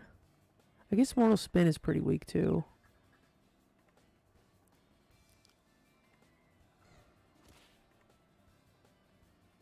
And I could also poison it as well. That's probably dead. That is probably dead.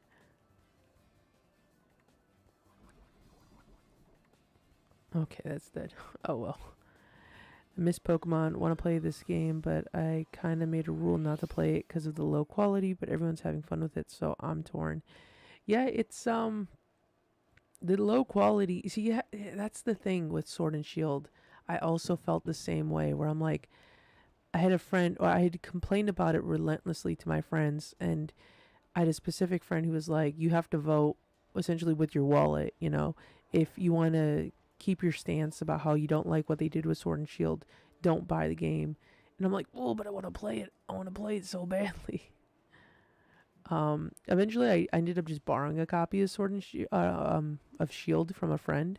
So I was able to scratch the itch that way. But I did end up buying a copy of Shield from GameStop used. So I don't know if that makes it any better. But yeah, it's tough because you wanna stand your ground, but at the same time, if you really like the franchise, it's hard for you not to like break and then end up going against your rules. Oh, might wait a little bit longer. Maybe some more patches will come and hopefully a discount around Christmas. Yeah, I mean, that's always a possibility. I know that they're going to do a Charizard raid pretty soon. And I think that's supposed to also come with a patch to fix up a lot of things. Did you talk to me because you thought I'd use Dragon-type Pokemon? Nah. I'm just fighting everybody so I can get that reward at the Pokemon Center. Yeah. Yeah, so I don't know. Sword and Shield. I mentioned it earlier again, or earlier, that I feel like the Pokemon Company promised a lot of things, like with new battle animations and everything, that Sword and Shield was going to be this whole big project, and that's why they had to cut Pokemon and all the yada yada, all this stuff. And then I'm like, well, yeah, you're right. It's dragons all the way. But all the new animations went into the camps, which I thought was kind of lame. Then they ended up adding the Pokemon back through DLC, which I also thought was pretty lame. But at least that means that the Pokemon have the chance, like if I were to transfer them, it seems like about 75% of the Pokemon are able to come back. So at least there's that. One of the positives. What is this over here? Is this another base? Yes, they lied. Yeah, that's where I was like, what the fuck is this? Just a random like scaffolding maze. Yeah, so I was like really disappointed. The quality of everything also didn't help because it looked like a step up from like a DS game. And I was like, were they just working on this on the 3DS and they're just porting this over to the Switch?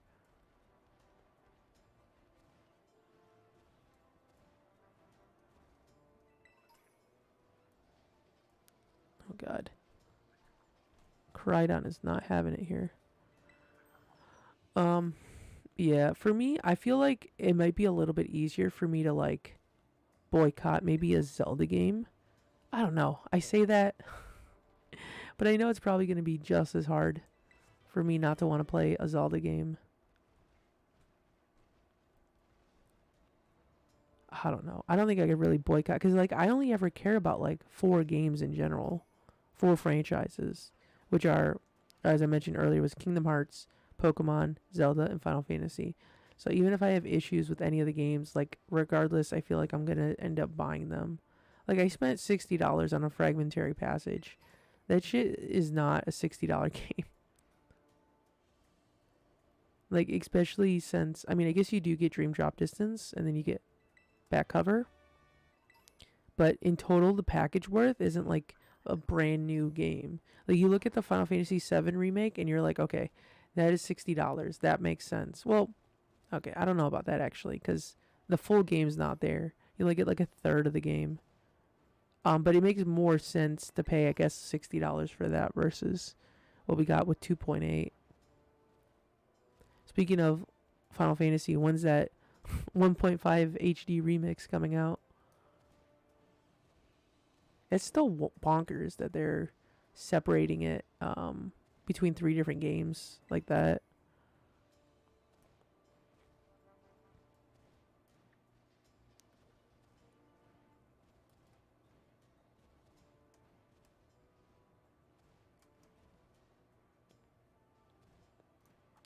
Definitely not, but Fragmentary Passage was so good. The vibes were so unique. Yeah, I do dig the game itself. Like I didn't walk away super annoyed with having to pay $60 for it. I think I was a little bit more annoyed with Melody of Memories because I kind of expected if a game was going to recap all the events within Kingdom Hearts that it was going to cover like the mobile games. But I kind of wish too that they had a different take on the way they approached Melody of Memories, where they kind of did like a unique story and like maybe speak to dream versions of like the other characters, and that way they can kind of repeat their or reiterate the memories that Kyrie supposedly was going through. Because, like, how does Kyrie have any recollection of anything that happened in Birth by Sleep or Recoded? Unless it's like she's going over the memories of what other people have told her. Like, if she went into, like, a dream reality and there's, like, a dream version of all the characters and they told their stories, then I can understand that point. Or understand that as a game. I would be a little bit less annoyed by it. But to get, like, 30 minutes of, like, additional information, or, like, the only new information at the very end was kind of like, I didn't like that. Wait, there's two of them. There's two mouses. How did they terrorize? Did they each get a little hat? Yeah, and they didn't even use the final mix versions of the tracks.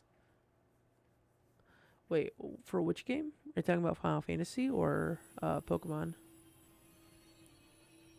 Okay, only one of them has the hat.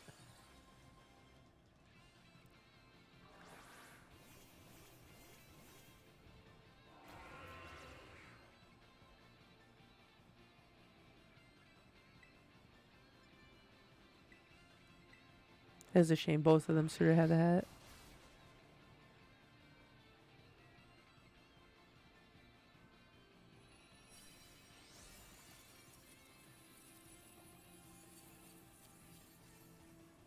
Melody and Memories didn't have the final mix. Yeah, that's the thing too. There is so much potential you could do with Melody and Memories. You could have honestly have kept that whole series alive, but that shit is just, it was dead in the water. Like, they didn't even tease DLC. I mean, I guess they could, because technically it is still the newest game, but it's been out for almost like I don't know when it came out in 2020, but I guess it's been at least 2 years at this point. And there's been nary a mention of DLC. They're just talking about missing Link in Cage 4. They've already moved on. I mean, I would love for them to go back and add in the Cage 4 tracks in. But I guess that kind of defeats the purpose, because, like, you're not really, like, the whole point of going through those songs is more so because it's more relevant to Kyrie exploring the memories of the past. And oh, okay, I somehow ended up back here. Okay, I gotta make my way to this Titan. Where is this Titan?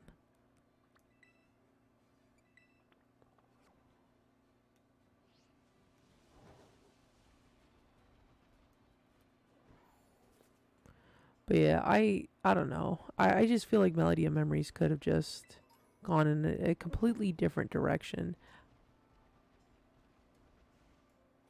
But because also with, like, theater rhythm too, like, I would have loved just a theater rhythm style instead of this kind of, like, different style that they kind of went about. I kind of get over. Because at least with theater rhythm has always had a promise of, like, more songs getting added in, different type of, like, styles to or different characters to play as, because that could have been something else they could have added in Melody and Memories. You could have different characters instead of just the main three, the trios that we had. Yeah, the PvP died. It finds player through matchmaking, but I can just ask my cousin to play with me since nobody else uses it, and it'll match us. That is kind of funny. I was a little annoyed that there is no offline versus mode. That versus mode is only online. Because I brought over my PS4 to play with a friend, and we could only do co-op. And co-op is, like, it's so weird. Like, how do you have a co-op where you can't lose at all? Like, I don't know. That just didn't make any sense to me. Like, it almost looked like they put, like, it's like when you go bowling and you put the gutters up so you can't, like, get a gutter ball. I'm like, well, why? Like, where's, like, there's no fun in this if we can't lose. Like, there's no worry or challenges. You're just like, oh, we're messing up. Oh, who cares? We don't even have to play the game. We could just beat the song without any issues. If I beat you, I'm gonna tell my crush how I feel. Well, I guess you're never gonna tell your crush how you feel. But yeah, I feel like that game could have had a promising career. Um, but instead it just kind of like existed. It's dead in the water. And I'm not gonna lie, I have wanted to play it pretty recently because there's somebody on TikTok that always posts them performing the songs. I lost. Oh, thank goodness. And so watching them play has made me kind of want to play, but I actually don't have my copy of the game. I loaned it out to a friend who is yet to actually beat it. And so I was like, all right, I guess whenever I do get the game, maybe I'll go back around to playing it.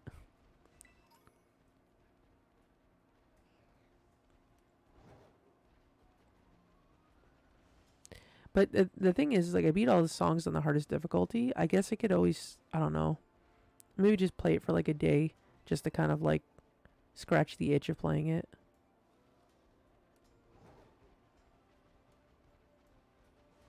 I only go on there to play Makuaku. Wait.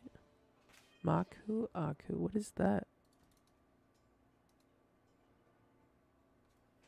I'm assuming, is that one of like the Deep Space songs? It looks very like Lilo and Stitch.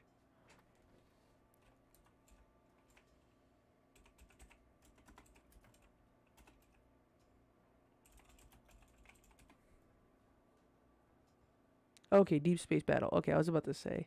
That sounds very Lilo and Stitch Hawaiian.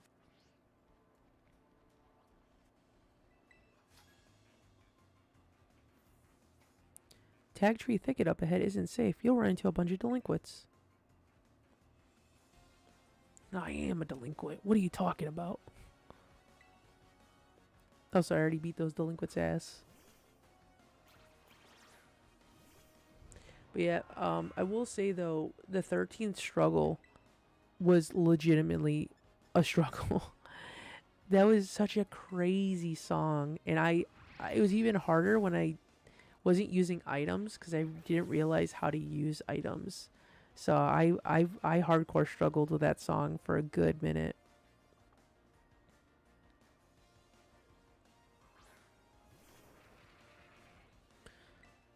I did like the fact that we did get the Sephiroth song. I think that was pretty cool. Which wasn't, I feel like should have been more harder than the 13th struggle. But realistically, like the 13th struggle for me was like the hardest song in the entire game. Wow, you're strong. I guess I didn't need my advice. Or you didn't need my advice. How did I miss this trainer? I've been to this Pokemon Center, have I not? Oh, I haven't. Oh, no, I have. Yeah, I made sure to stop here before I went off too far.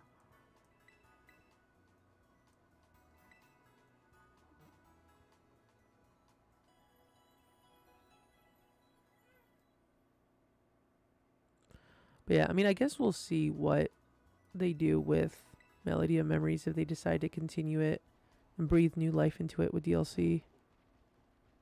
Yeah, I was about to say, I've passed through here.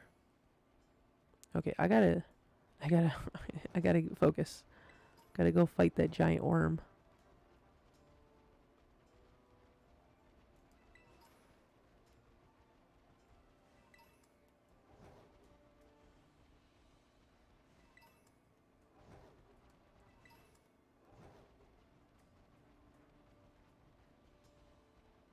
Have I explored over here yet?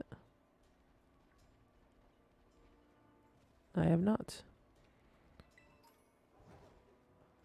There's also a little painstakingly, well,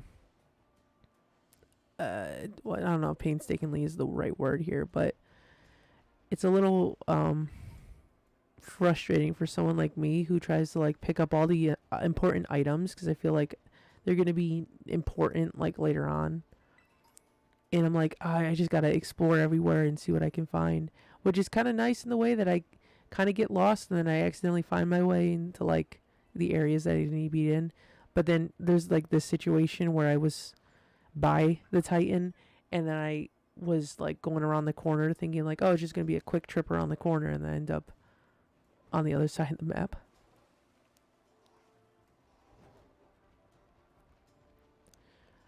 And watch, it probably won't even need all these potions that I'm picking up.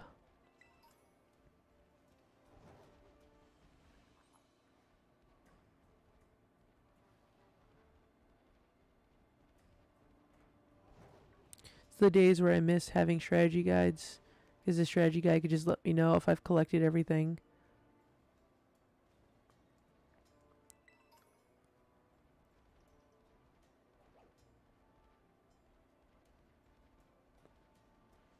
That's the true sad moment of gaming, when they took away strategy guides. I think I fought you. Yeah, you were the sad song lady. Oh, so I ended up... Oh, look at that. I found my way back. Alright. Let's give this a save.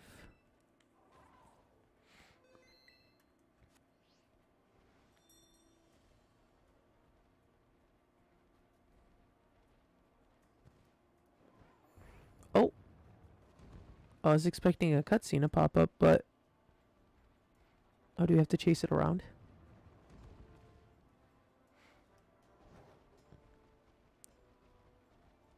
Ah. Wait, why don't you just go into this cave? Oh, okay, this isn't the cave that has the herbs in it. I'm surprised I didn't accidentally walk through this cave on the other side. Okay, hold on, I can't get distracted. I gotta go fight this thing. Where'd it go? Hello? Oh.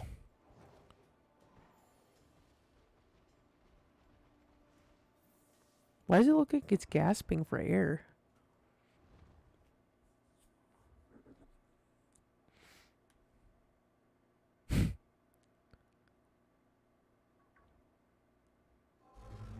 Oh, it has arms? I didn't know it had arms.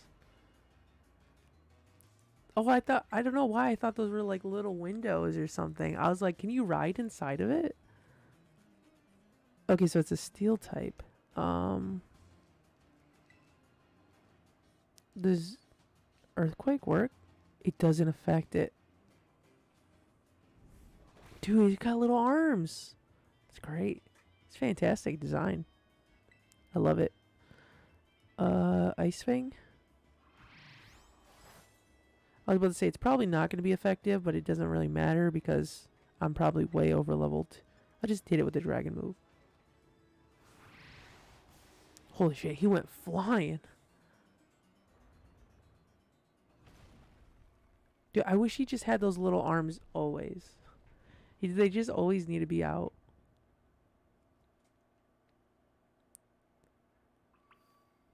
Okay. Just randomly showed up there. Where's, what's his face? He always shows up, like, around this time. Arden? I can't remember his name for some reason now.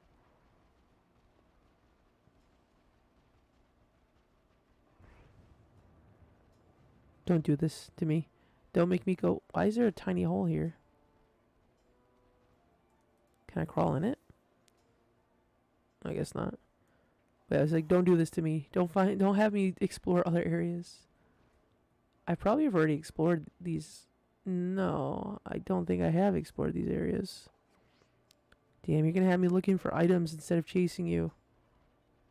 Well, hopefully I can still explore this area. Well, actually, I don't see any items around, so I should probably be okay.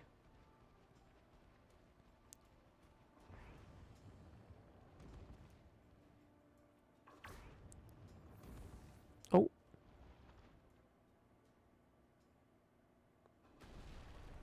This is just what we're gonna do, just create new and new tunnels. Oh, wait, is this where the Herba Mystica is at? Oh, okay.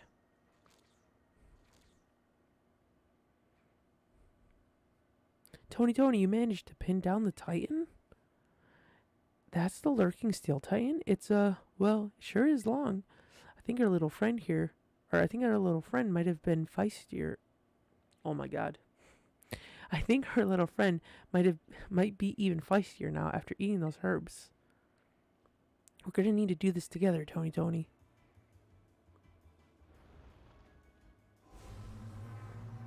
He's got supercharged. Can you imagine if his arms got like super buff? Okay, so Earthquake would have been super effective. Let's terrestrialize. Hit it with a crunch. It's kind of overkill. Probably don't even need to do it, but doesn't matter how big an opponent is. Victory is going to taste so good, seasoned by my Toadsicle. Hell yeah. Toadsicle. Best Pokemon. No, I take that back.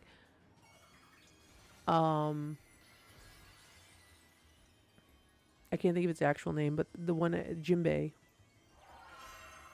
Oh my god, why can't I think of its name? My Jimbei is the best Pokemon.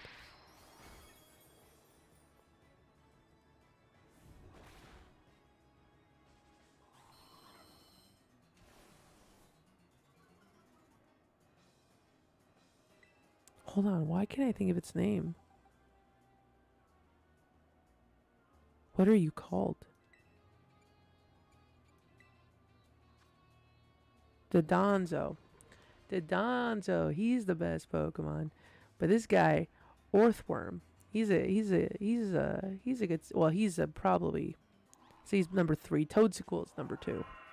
He looks like an Omnitone. He does. That little derby face he's got.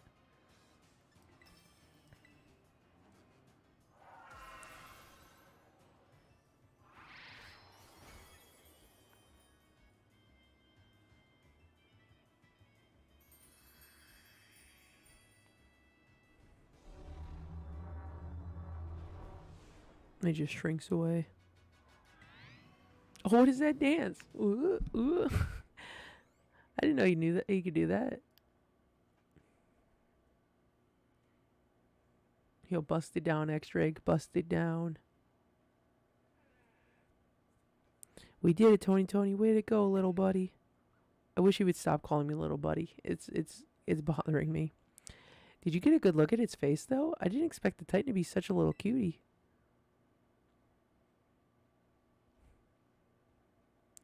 I feel like his compliments and saying little cutie and little buddy, it's coming off as him being condescending because of how much of an asshole he was in the beginning. I'm only doing this for his Pokemon. That's all that matters. I bet if we go in here, we'll find more of that Herba Mystic I'd ate before. Let's go find it before that thing can regroup.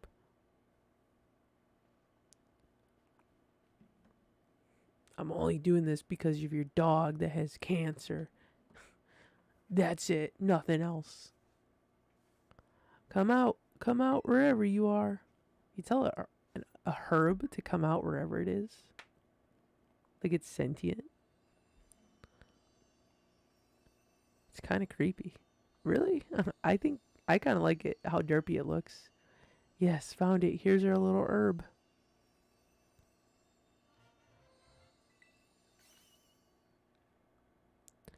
The shape, the sheen, it looks like it'll taste horrible, which means it's got to be good for you. Now then, let's see. What does the book have to say? Well, apparently salty herba mystica helps with aching hands and feet, good for neuropathy and numbness.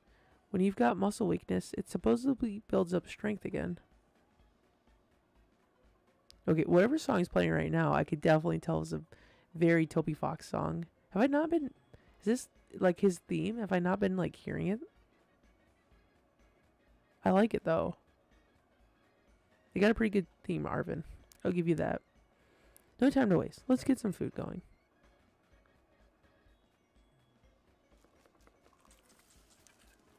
You're it. Hiya. Huacha. Sorry for the wait. Here's a super healthy sandwich that'll perk you right up once you eat it. Plus a token of our friendship. Here's another Titan badge. Gaze upon it in awe as you eat. Oh, he's doing the Salt Bay? No way. Can you imagine if this is the one that Koraidon just spits out? He's like, yo, this is fucking gross.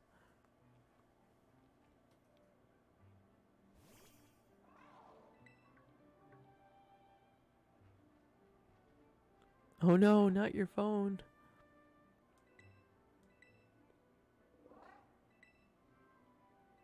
Come on out, my boss stiff. Food's up.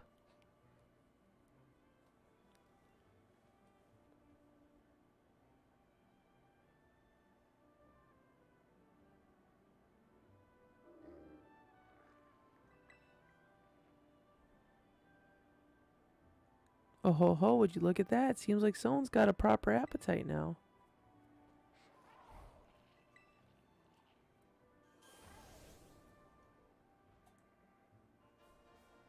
Hell yeah, we can jump higher. Seems like that fellow's also slowly regaining its original strength. Still doesn't look like it's anywhere close to returning to its battle form. Excuse me, Arvin.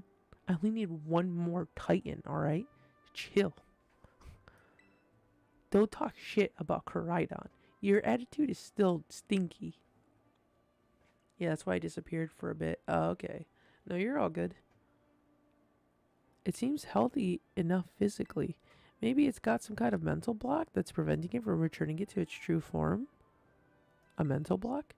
I've read about it in books before. A mental scar, like psychological trauma, you know? I think that's what you call it. Maybe it had a terrifying experience in battle, so now it's scared to battle at all. Well, don't worry. I'm sure both that brute and my boss stiff will make a full recovery eventually. So how do you feel, my boss stiff? How's that Herba Mystica working? Gah. No pressure. Not like it's fair to expect every kind of Herba Mystica to have some huge effect, right? And it's not like the effect has to be immediate either. Hey, it's okay, don't worry. Tony and I are going to make sure you're right as rain. We've got one more herb to go, and I bet it's the best of them all. It's just gotta be. Alright, Tony, the next stop on our little herb hunt should be the last. But we can't lose steam until we're done. Let's keep up our momentum. Here we go.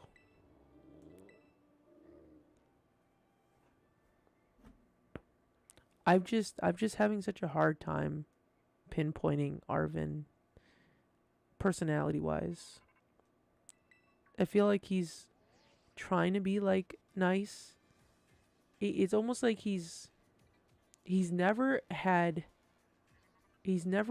felt love.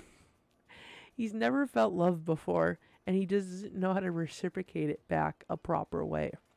And it's not one of those ways where it's like he's trying. He's almost like so much like robotic and cardboard in a way that he's just like his like the rhythm, the from like sentence to sentence, the tone is so different. So it's almost like I'm listening to two different people talking, but two different personalities, but at the same time.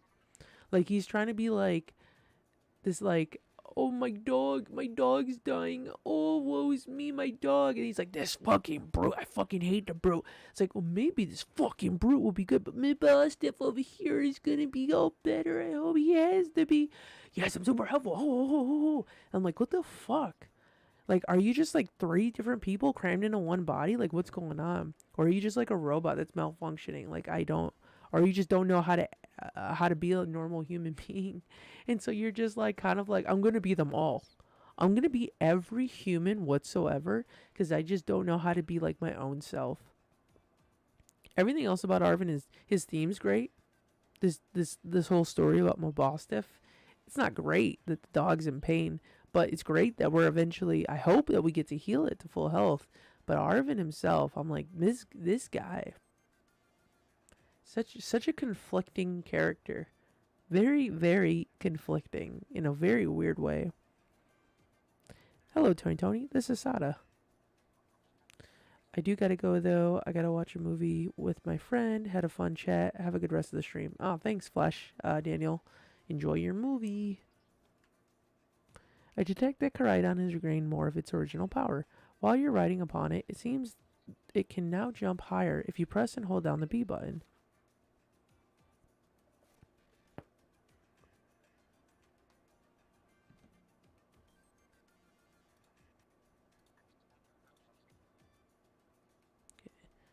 Hold on, I'm gonna have a tab open so I can see my food is here. because the last time I ordered, I kind of forgot about it and it got left out in the cold. Just a smidgen. Okay. You must continue to help Kricketot recover. Alright. A new area. What goodies will this area... Oh shit, that's so much more helpful. I was kind of hoping we get the climb ability, but I guess I'll take this.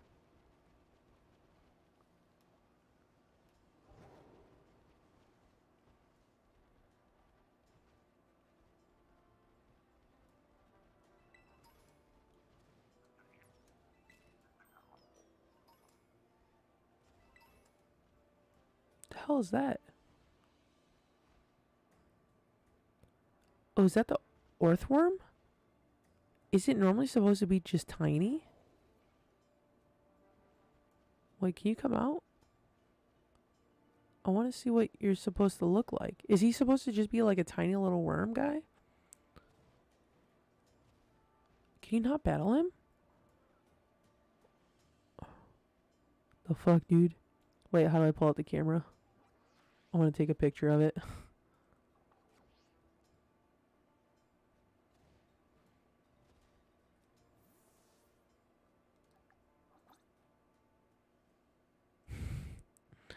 Look at this little guy.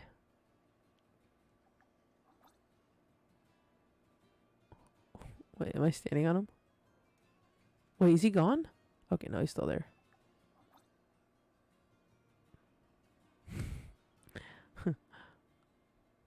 Existence is pain.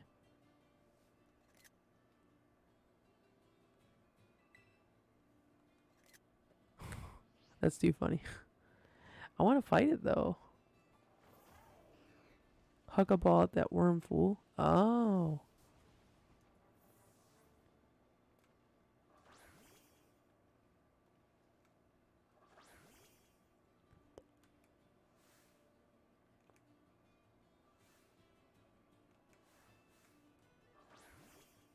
It's not working.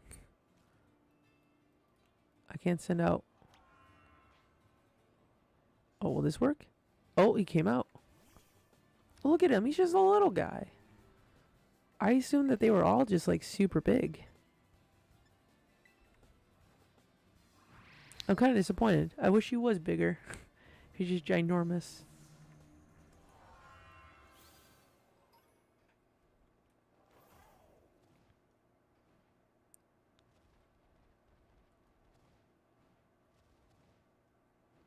Alright. Let's see where else these caves lead us. Alright, so we got one Titan left. Maybe we have 2 more Team Star bases. Careful, he's gonna throw hands. And these little nubby hands. So 2 Team Stars, a Titan, and then 1 badge. So, I mean, we're making some progress here. Though I keep getting fucking distracted.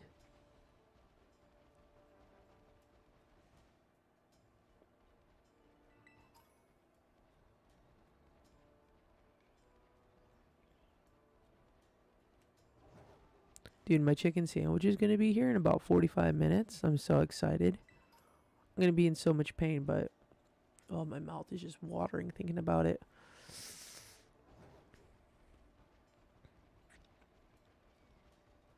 Yeah, I didn't know WingStop was open until midnight. I could have been having WingStop this whole time.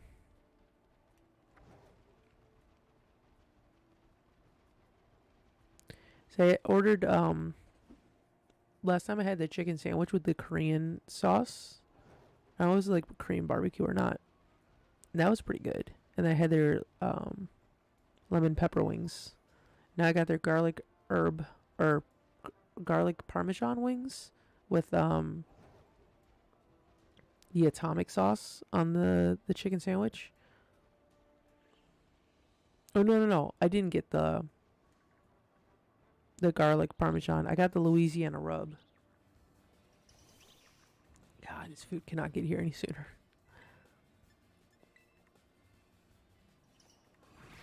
I've been like wanting to eat this atomic burger.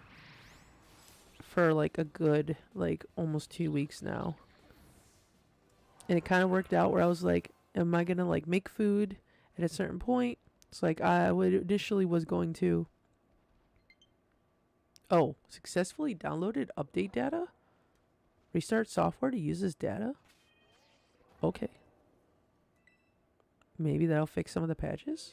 Or that'll fix some of the issues?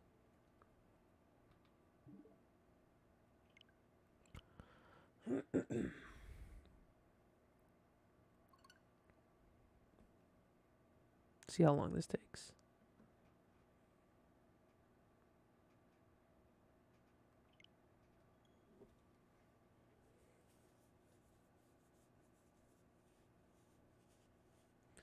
That'd be something. Just like I'm in the middle of playing the game and they're like, we fixed everything. Everything should be okay now. Or watch, it's because she's going to brick my game. That has happened before. I have heard that from like, I think it was like a game on the 3DS that uploaded a patch and it just bricked someone's DS. Oh, I'd be so sad if that happened to me. I think it's happened to Switches before too.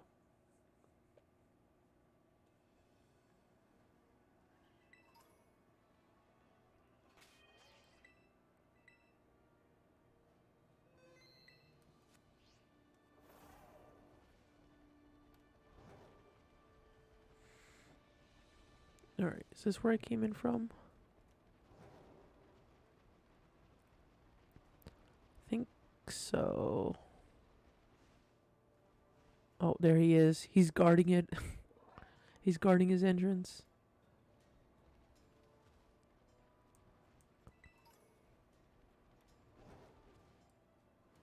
Oh god, being able to jump higher is so nice.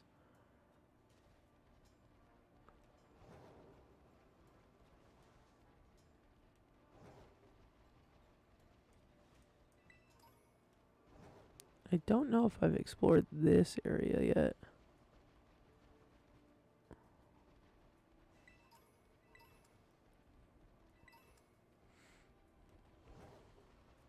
Holy shit.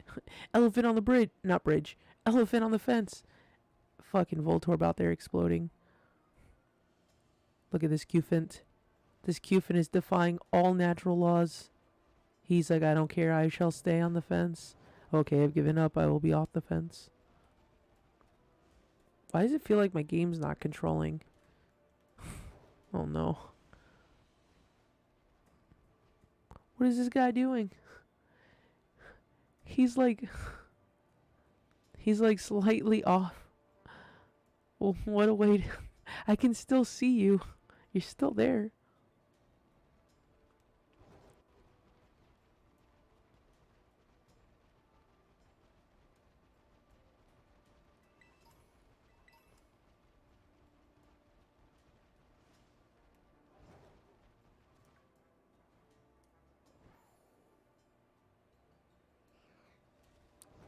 That little Orthworm really wants to be like it's the big Titan Papa. It's like, I will stand guard until Titan Papa can come back. Joke's on you. He's not coming back. I wish you could catch the Titans. It's kind of lame that you can't. I have no idea what I've explored and what I haven't explored. Let me take a look. What's going on in here?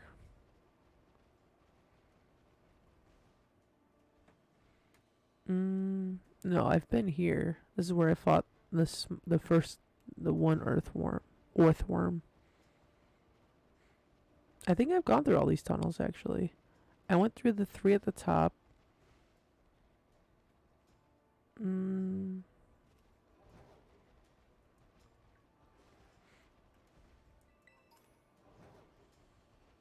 Okay, I guess I can't go through there. Can I go through this one? Oh yeah, I see items in there.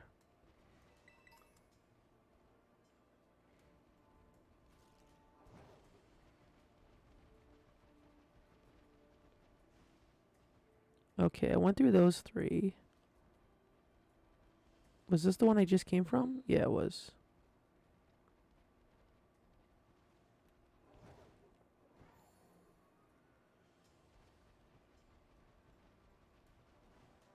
Okay, I think I've explored this whole area. What the fuck? Roly colies.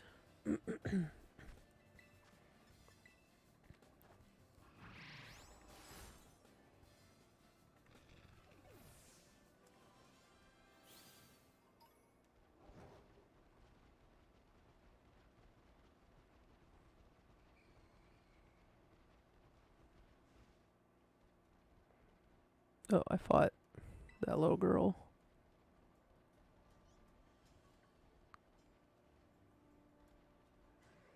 Alright.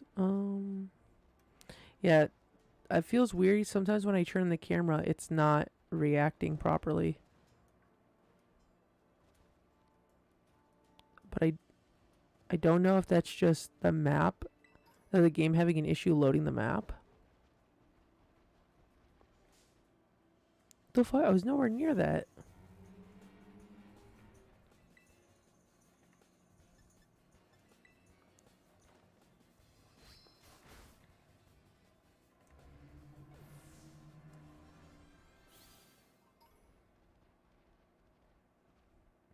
Okay.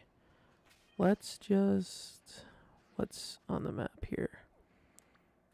So it was the base, the Titan, which we already got those two down. So this area right here is where the King Gambits are. So that's where the next focus should be, to evolve Newgate.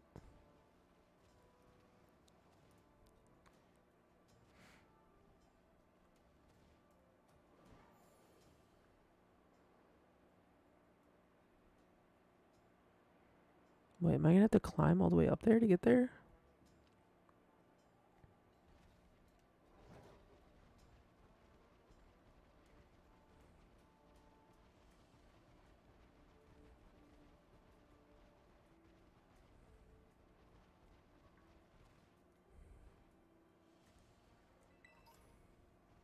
Have I not explored this area? No, I've explored this area.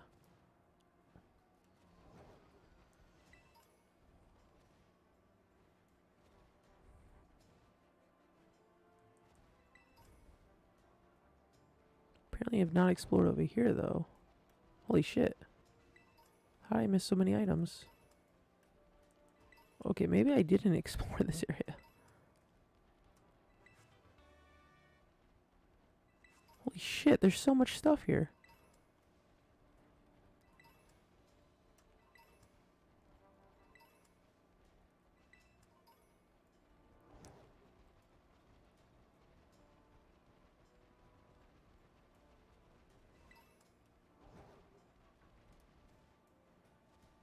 I must have, like, passed by it and not even realized it.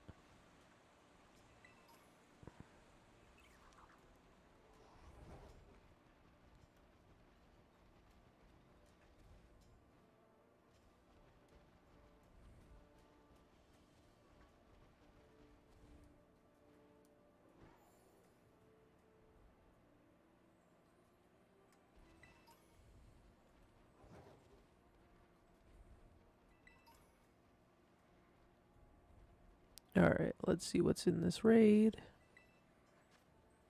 Oh, a Primeape. It's a flying type. I keep making the mistake of going into these raids and not thinking about what Pokemon to bring in. I'm just like, I'll just bring in whatever I've got. What's a flying type? I've got ice moves. I'll be okay. Always kind of works out that way.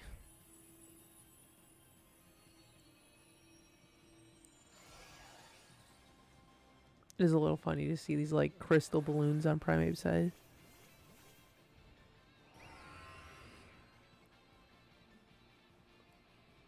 Primeape's like, I got my balloons. I'm so excited. I'm about to fly away.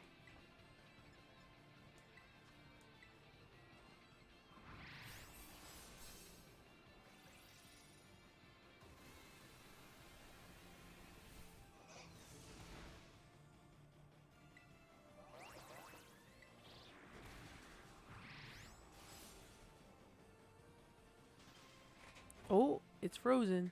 But not really. It's still moving around. And it can just remove the negative effect. Oh, no, I was about to say. Like, it still said frozen. So I will gladly do an encore.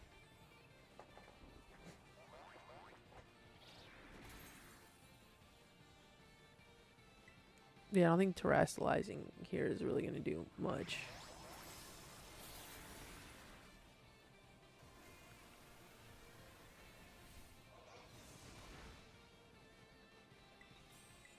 Just keep ice fanging it to death.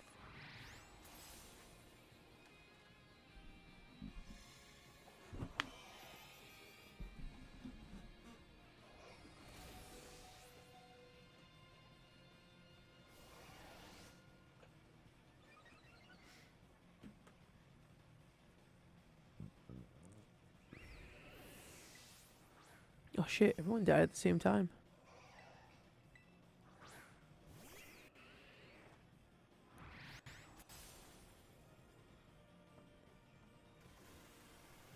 I'm about to die here though.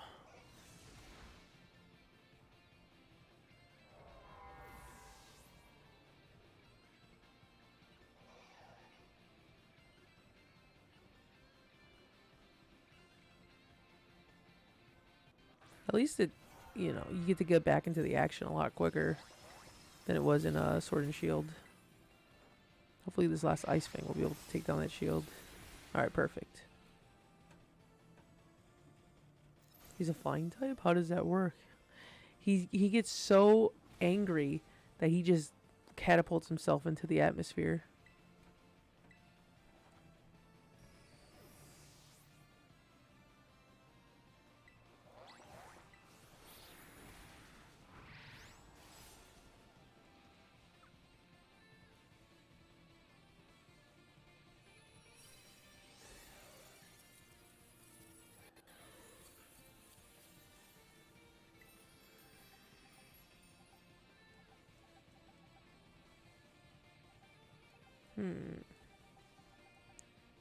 What kind of Pokeball? Either a Primer Ball or Premier Ball. Maybe a Nest Ball.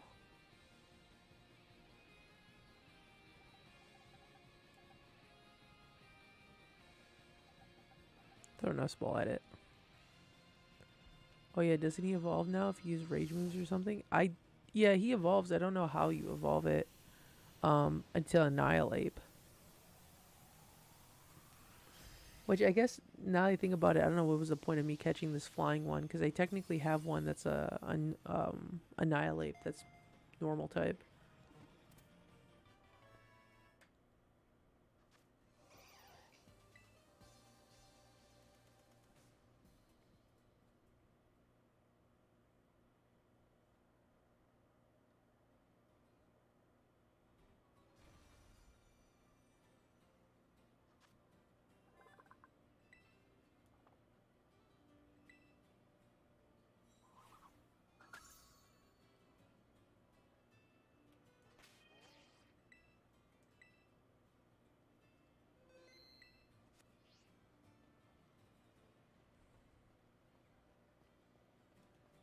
Alright.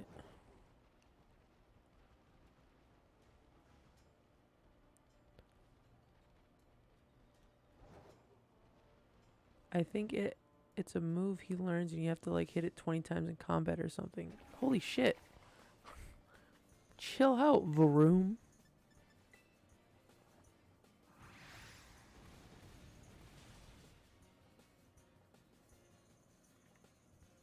Thing is fucking ugly.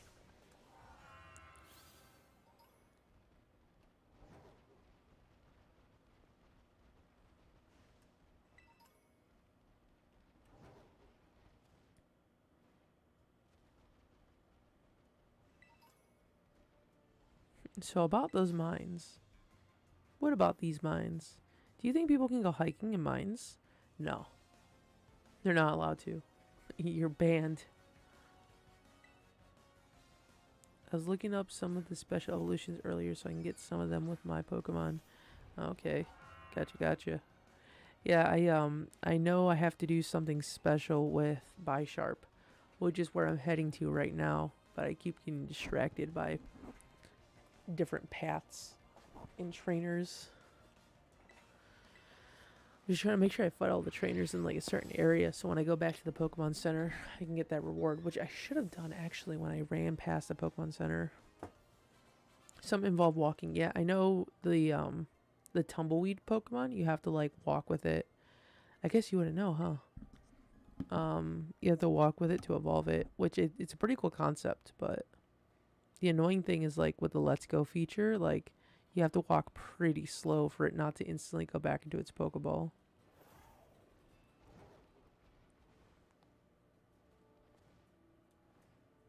Oh shit. Walk the dung beetle, I think. Oh, okay, that would make sense too.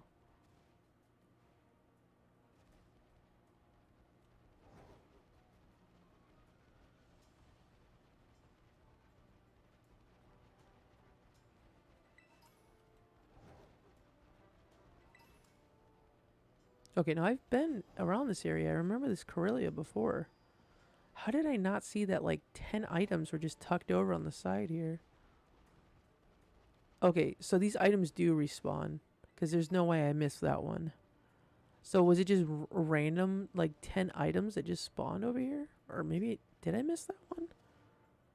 I don't know. I don't know what's going on anymore. Alright, how do I get over here? Looks like if I jump in the water, I'll be able to get across. But no, there's like a waterfall over there. So I gotta go up.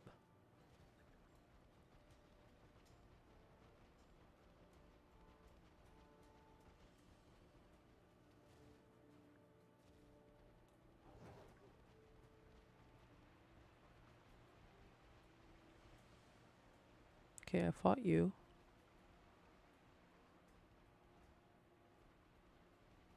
Just a random flamingo.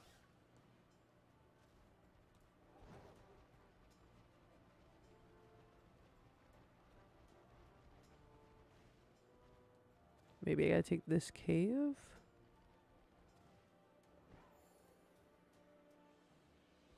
No, the cave does not go anywhere.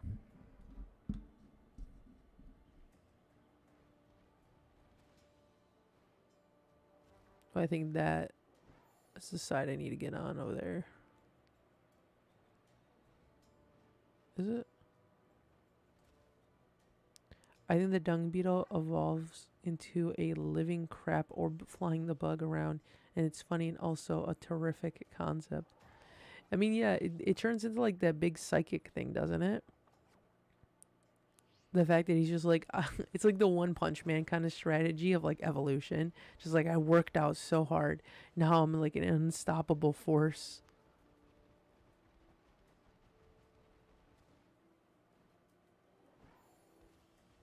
Okay, so I have to get up on the mountain.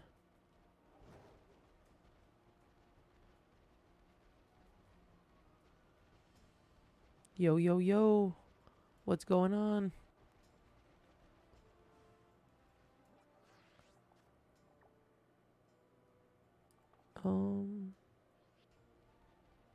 Oh, fucking Meowth.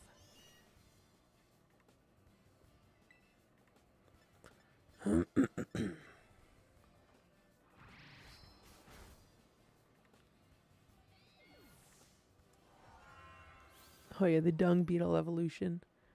The One Punch Man style of 100 steps. It's Charizard time. Oh yeah, was that with that newest patch? I just updated with the newest patch. Is that what that was about? Is putting Charizard in? It feels weird. They just dropped it like super late.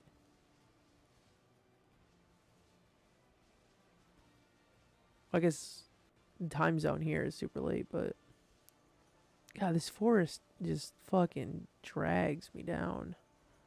Okay, how in the fuck am I supposed to get up here?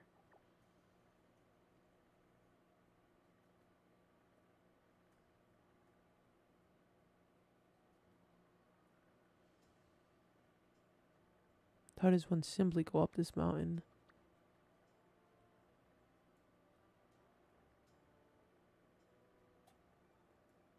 Because I have to get over there to fight the person. Trinky stole my Swinky, or join you. Charizard in ranked season 1. It's a Dragon Chari.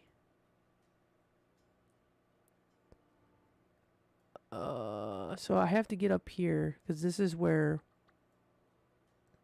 the King Gambit evolution stuff is. How the fuck do I get up there? Do I have to like come down here?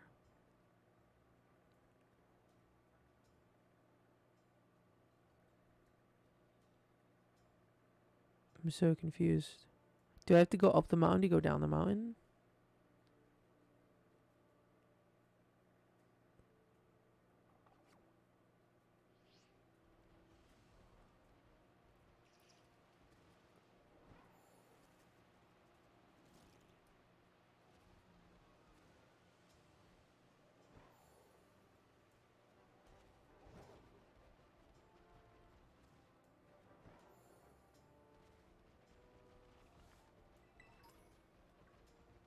Look at these fucking speed demons. Oh, what the fuck is going on with that one?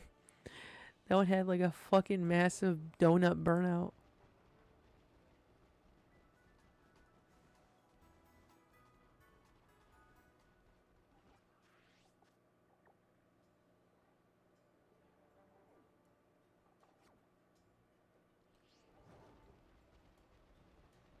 Okay, so this path is only just going to lead into the forest, which doesn't bring me anywhere.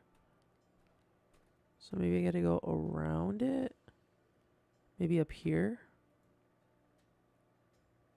Am I really going to have to, like, go fight the gym leader to have to go fight this person?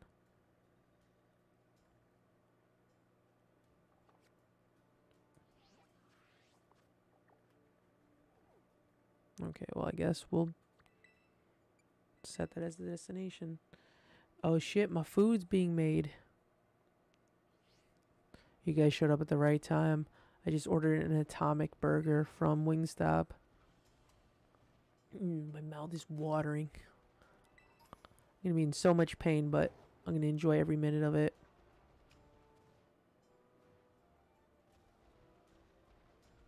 I will become the Charizard.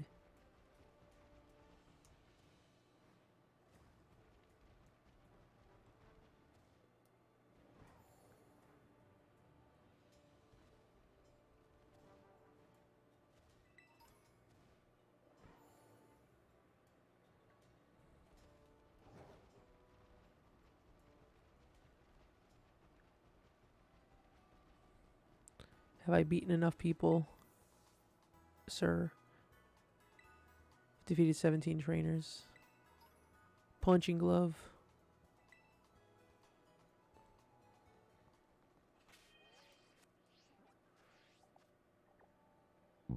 Alright, so if I take this path, just keep going up, maybe I'll find where I need to go.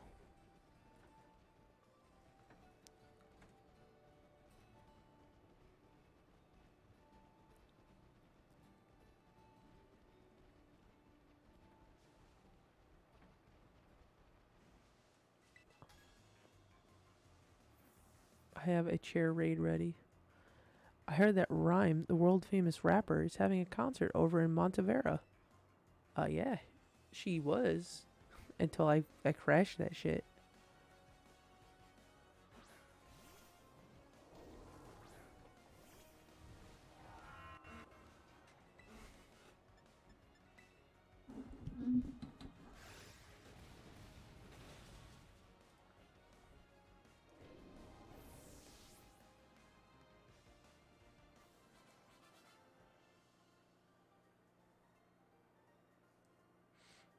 I'm gonna miss the concert. Well, if you're that worried about the concert, you shouldn't have fucking battled me. Also, my food is out for delivery. All I can think about is this burger. This chicken sandwich.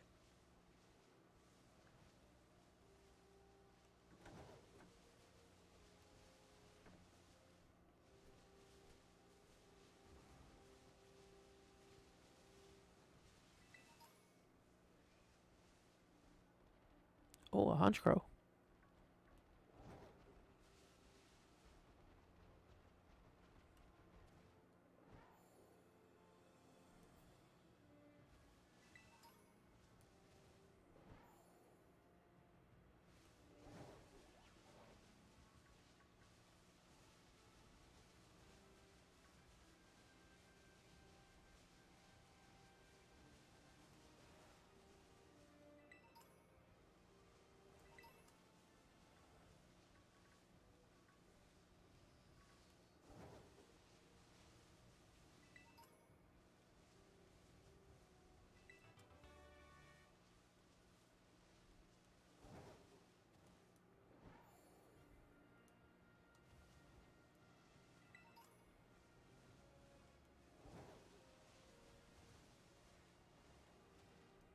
Ooh, hell yeah.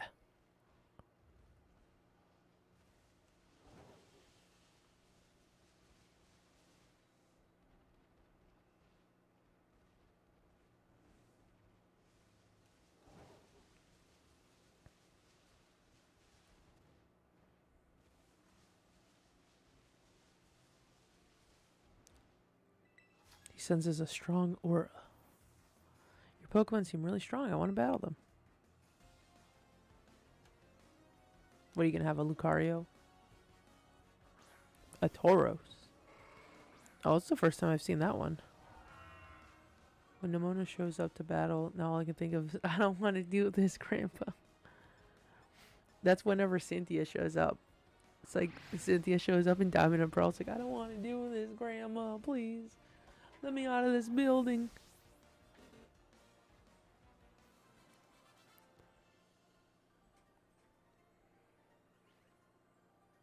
So I was right.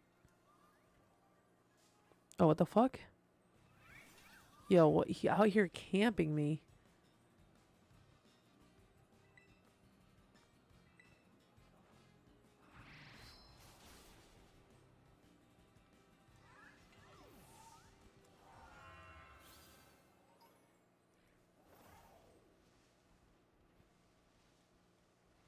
Alright, let's see what's on this one.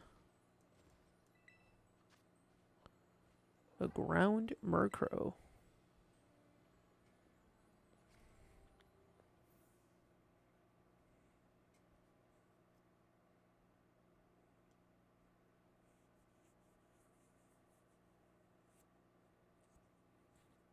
Your Japanese Garchomp abandoned you? Oh no. Holy shit. I've never seen a ground Terra type before.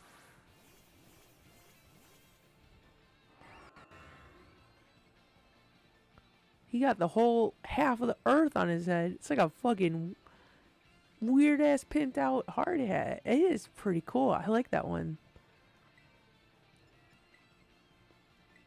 I need to beat more gyms to contain its angst. Oh, I see.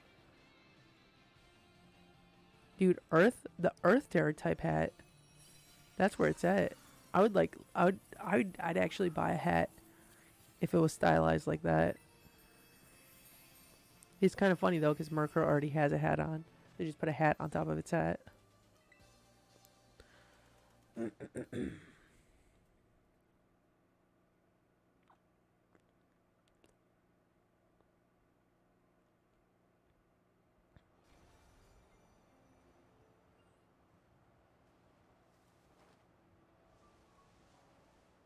My god, I can't fucking see anything here.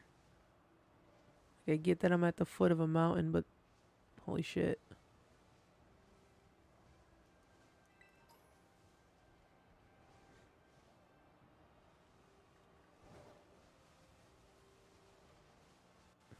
Yo, can we input like Minecraft commands and get it to stop with the weather? It's always my thing with Minecraft that I always make it stop raining because I just hate when it was raining. I fucking can't see shit. This is unnecessary. We don't need to do this right now. I'm trying to find items. Thank you. I'm gonna get one and name it 2 hats.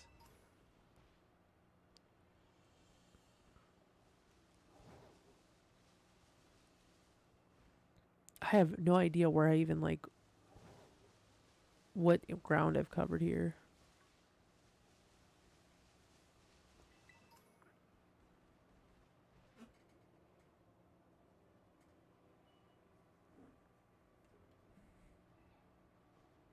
Oh, my food's about to be here. Hold on, we'll go on an intermission.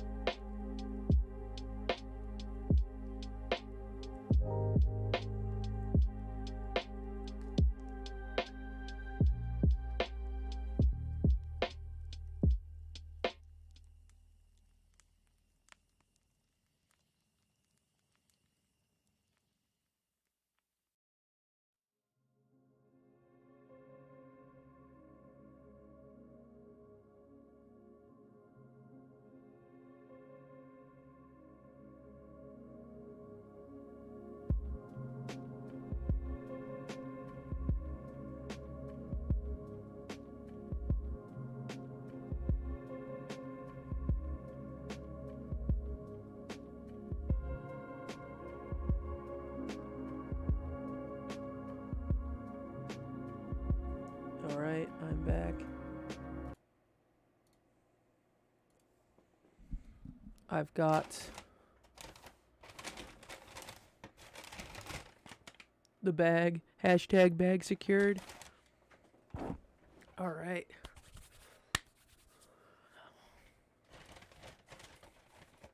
Well, let me mute real quick. It's probably going to be loud.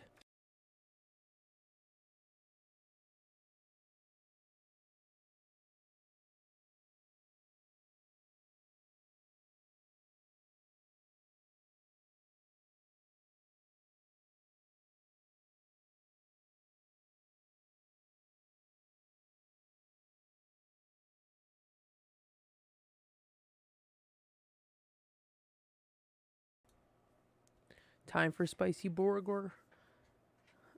I'm gonna get one in the community Minecraft server 1 brisk SMP.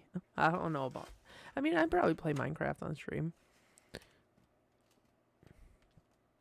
So this is the burger.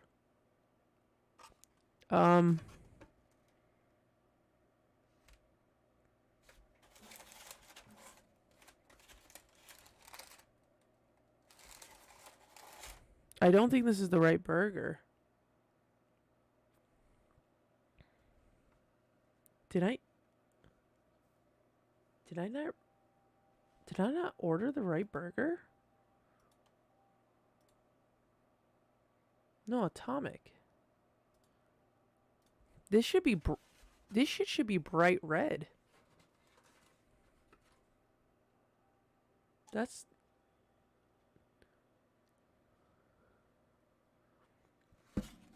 I think this is garlic parmesan. And I'm lactose intolerant. I mean, maybe it'll be okay. Because it's not like... Oh, I wanted the atomic burger. Why are they doing me like this?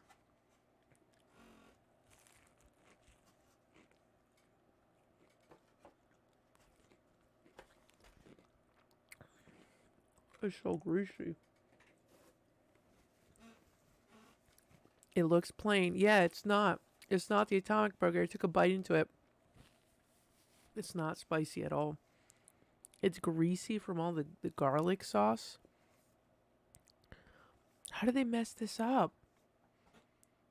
There's no way that they could have like not had it in stock, right? Like who's out here ordering so much atomic sauce that they didn't put it on there? It's just funny. What if they mixed up the burgers, right? And they accidentally sent somebody else an atomic burger? Because this isn't spicy at all. Somebody got this burger because they're like, I cannot handle spice whatsoever. So I'm going to go with the garlic parmesan. And when they open their fucking food, it's going to be a fucking atomic burger, which is like the hottest burger on the menu. So I ordered wings too, which is supposed to be the Louisiana rub. I mean, they kind of look like the right wings. Oh, they're hot. Hot is in like heat, not spicy. They're like, I'm surprised. I never get my food hot. Usually gets pretty cold before it gets to me. Little Tim's first burger. Oh no. Imagine if it's just like a child. What if he just doesn't even realize it? He's just like, okay, maybe it's not like that spicy. Maybe it's a little spicy. He bites into it. How does it feel, little Tim? The suffering, the pain that I wanted to suffer in. How many times do I got to order WingStop now? I cannot believe they fucked up my food. I'm still going to eat it though.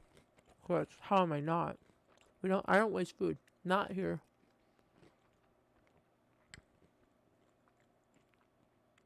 What's funny though is I was going to get this flavor, the garlic parmesan, for the wings, but then I decided just to go with the Louisiana rub.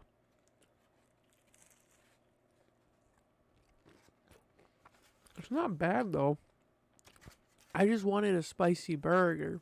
A spicy burger. I knew somebody once that ordered a burger from DoorDash and they didn't give him the... I think it was they didn't give him the... It was either the bun or the patty. I think they just gave him like 2 pieces of bread. I was like, I guess worst comes to worst. I could have been in that situation. 99-year-old Margaret's burger. That'd be fucking something too. Man, I would have been okay if they messed up the wings. I just get the wings as kind of like an extra thing. It was going to be like the buffer in the sense of like this burger was going to be so hot that the wings were going to cool it down a little bit. Oh God. There's like a Say Titan. Hold on. There's like a not Say Titan, but whatever it's called. He's just out here staring at me and just like dancing every once in a while. He's like, "What you up to, bud? How's it going? You want to play? You got any games on your phone?" But yeah, man, I am so sad. I'm so sad. And the thing is, like, this place isn't like super close to me either, which is one impressive because this is still hot. Like, this feels like it just came fresh off the oven.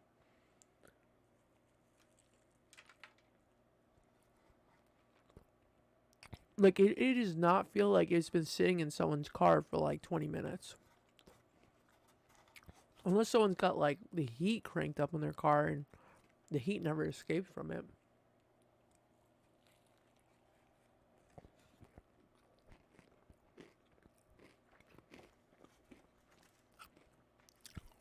I can't believe they've done this to me. I hope whoever has my burger out there is having the time of their life. Probably not. I don't think they are.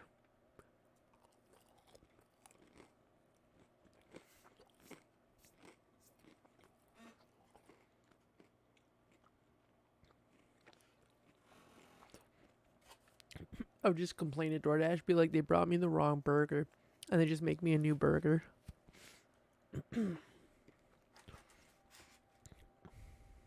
I'm so sad. And plus, now that I'm trying this definitely was not worth it in the sense that, like, oh, that's not, like, I like garlic, but this doesn't hit.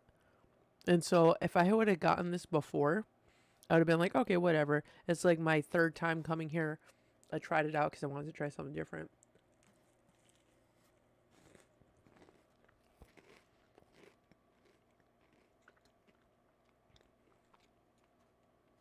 Nah, dude. I'm disappointed. My whole life is in shambles right now.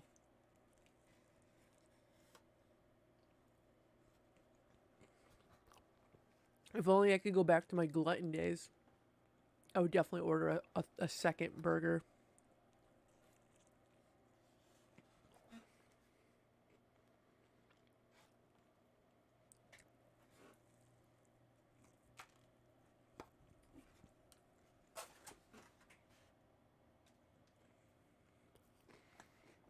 Why couldn't they have like at least messed it up and got me like a spicy burger, you know? Like maybe not as spicy as the Atomic, but like how do you mess up from like this is like the least spiciest thing on the menu?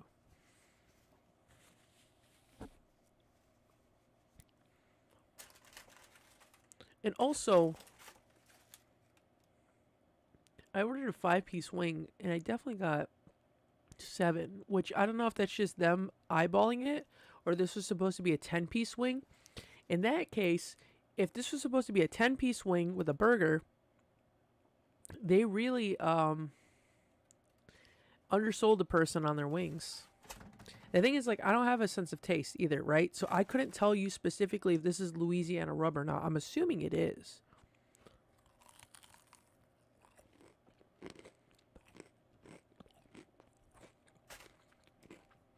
I think it's just one of those unfortunate circumstances where I ordered a burger, a chicken sandwich at the same time someone else ordered a chicken sandwich, and they just mixed up the two. Someone did steal my spiciness. I'm so upset. I wanted to be in pain right now. I wanted to be biting into this hot, spicy, juicy chicken sandwich.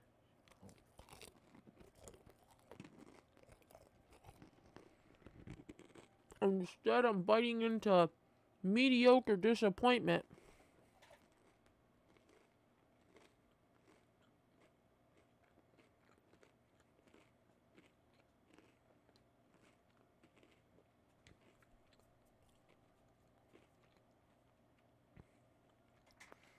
Maybe by my luck will turn around. And the next time I go, I'll just get like a free sandwich.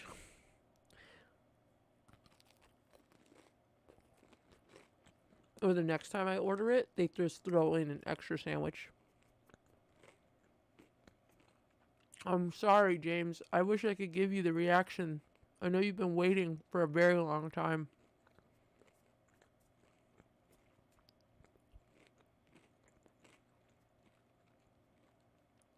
I guess there's always next. I feel like I just inadvertently clickbaited you. I'm sorry. Uh.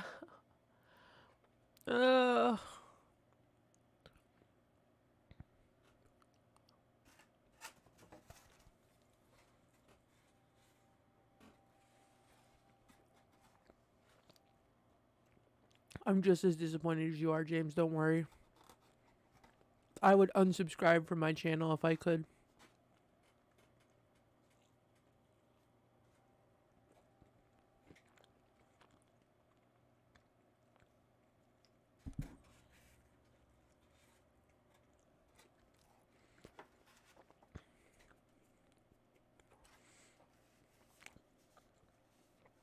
I'm just really curious of what ever happened to the actual burger. I hope it was just a situation that they just ran out of the sauce. And they just gave me this because they figured, well, I mean, no, there's no way. There's no way. If somebody orders the Atomic Burger, they wouldn't be like, oh, we need to make a substitution. And they go with the fucking garlic parmesan.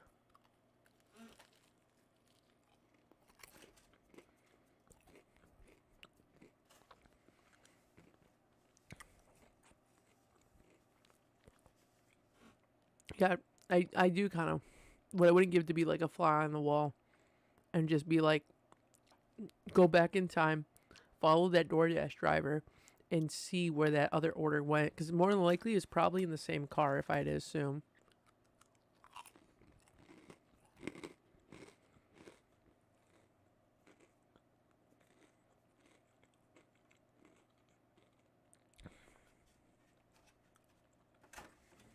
And this is like hella greasy too. Which I am not a big fan of, like when food is like dripping in grease. I mean, it's not grease, it's the sauce, but it's like a very greasy sauce though. Like this looks like someone scraped off the pan and just dumped it. Like the sandwich itself isn't like overtly coated. I mean, it is, but not to like the sense that it would produce this much grease. I don't know. It's just weird. Garlic Parmesan is the most spicy thing in the world. Probably to the person that orders garlic Parmesan.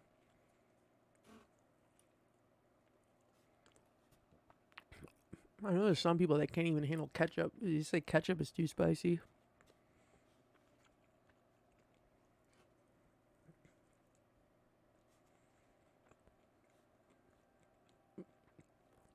Disappointment.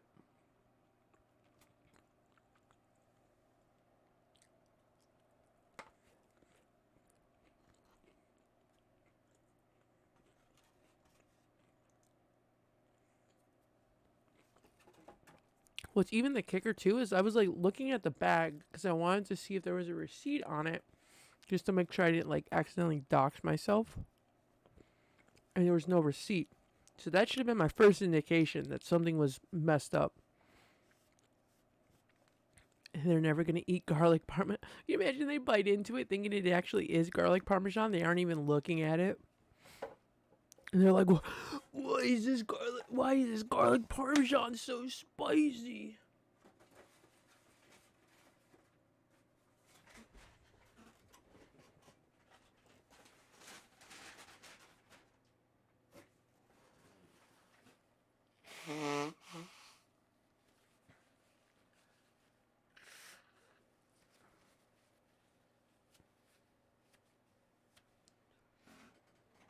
Ugh. I only got a few wings here.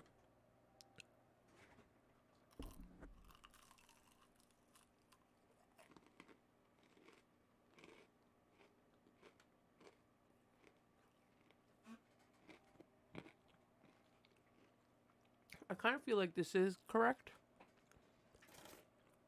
Because I don't think the Louisiana hot sauce or whatever rub is generally like a hot. Look, so my mouth is fucked up because I eat a lot of like hot shit. I'm the kind of person that would order the atomic burger.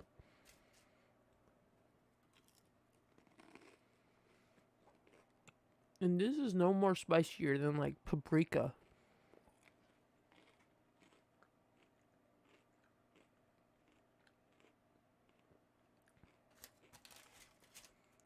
But honestly, I ordered a lower heat wing because I knew that the atomic was gonna fuck me up.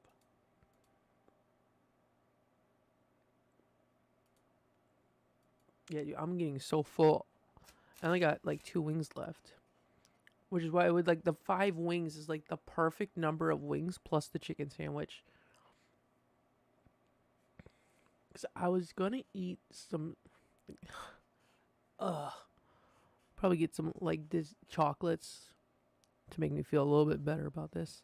I can barely deal with spicy things. If I go to a new restaurant, I look at what they have spicy wise. If it's got jalapenos on it, whatever hot sauce they've got, I always try it out.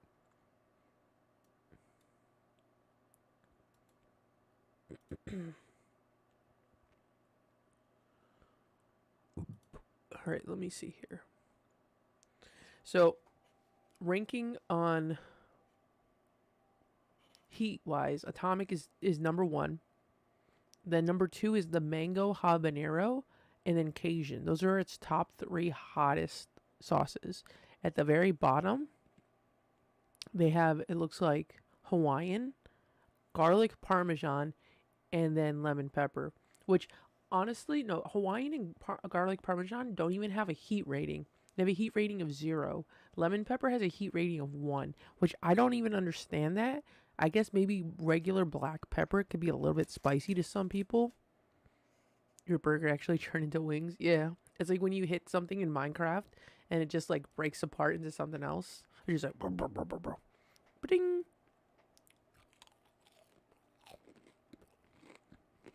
It was kind of funny though. I punched my garlic parmesan burger and got Louisiana rub wings.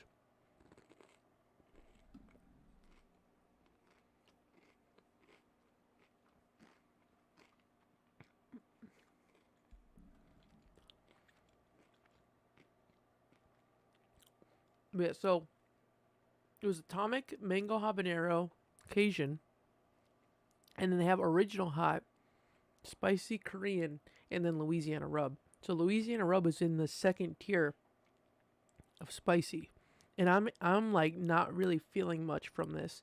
The Spicy Korean Q wasn't really that spicy either, but it was still a good burger overall, so I didn't really mind it that it wasn't that spicy.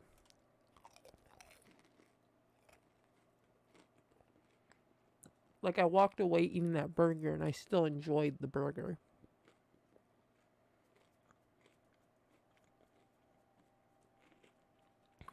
This just feels like I ate a mouthful of like greasy sand.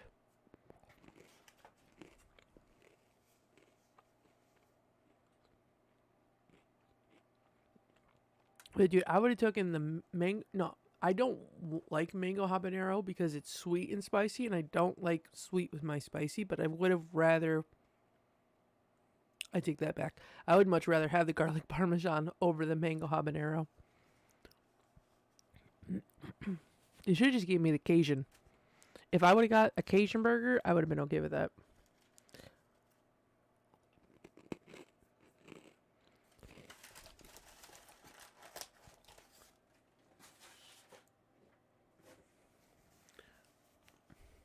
The only way we can make this stream up and not have it be disappointing is to beat the Elite Four. Can I beat the Elite Four in like 6 hours? Probably not. I'd probably be too distracted looking for fucking potions.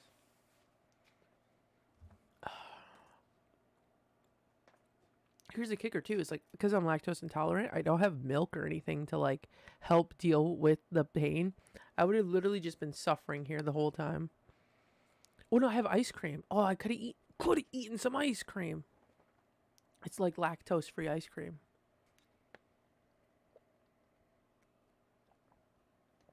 My favorite food is sushi. I love sushi. Oh, I haven't had sushi in a minute. Should get some sushi soon.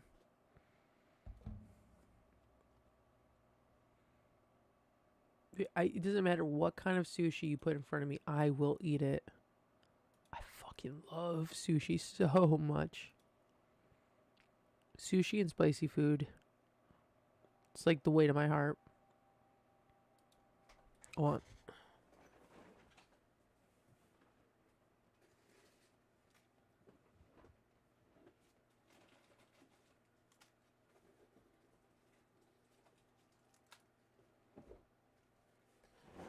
Alright, this is how we're going to make it better. I've got a handful of chocolates right here. Yes, you can't really see because it's so bright. We got Crunch. We got a Kit Kat. And then we got, wait for this. I can't really see it. It's Tony's Chocleonis. Yeah, there's actually a brand of chocolate called Tony's Chocolate. I found this at like a health food store, and I bought it because it's like a small. Like I said, I only eat small amounts of chocolate nowadays, and I was like, wow, that's pretty funny. It's called Tiny Tony's, and so I tried it, and I was like, oh, it's not bad. So I ended up buying like a big box of 100 of these. But yeah, their whole thing is just like Well, my whole thing is just eating in smaller. I know best name, and it fits because I'm playing as Tony in the game. But yeah, this is what the chocolate looks like. It's a small little chocolate.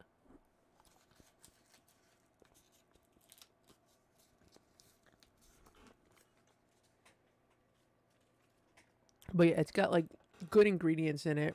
It's like a very healthy chocolate to consume. So that's why I went with it. Granted, if I were to eat like a bunch of those, it probably wouldn't be healthy, but same thing goes with like the Crunch Bar and the Kit Kat. If you only have like one of them, like that's all I'm gonna do. I'm just gonna eat these 3 and call it a night.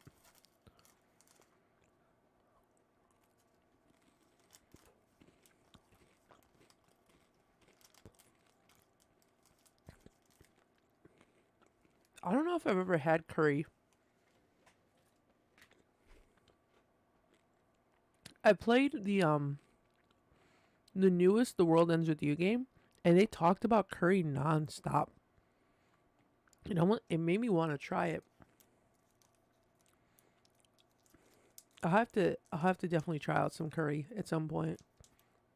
What's funny is that I say that The World Ends With You talked about curry so much, but yet wasn't that like the main thing in Sword and Shield, where you got to make curry with your Pokemon? I totally forgot about that until it literally just popped in my head.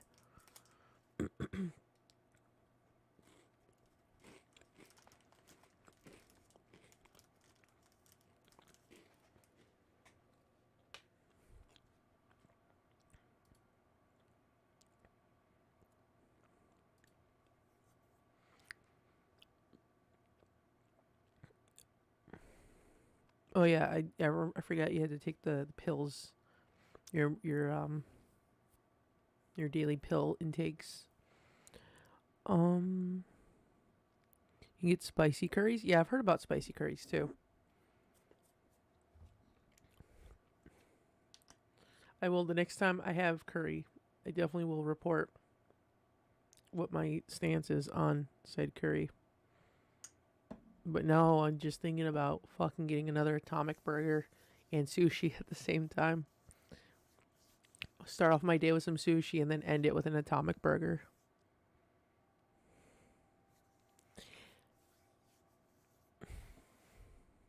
Also, do you guys like my... I don't know if you can see it.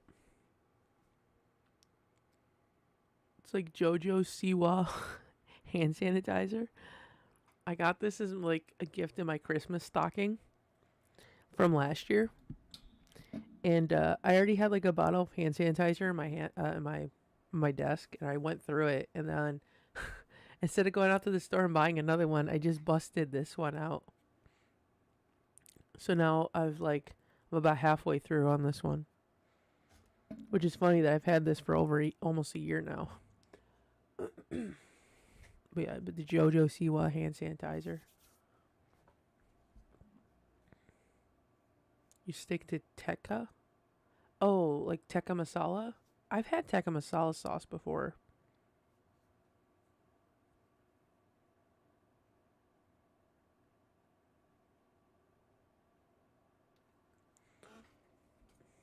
Okay. I think probably should wash my hands. I put hand sanitizer on it thinking that would substitute for washing my hands because I want to get back and playing the game, but the gooky hand sanitizer. All right, let me actually go wash my hands. I'm going to be right back.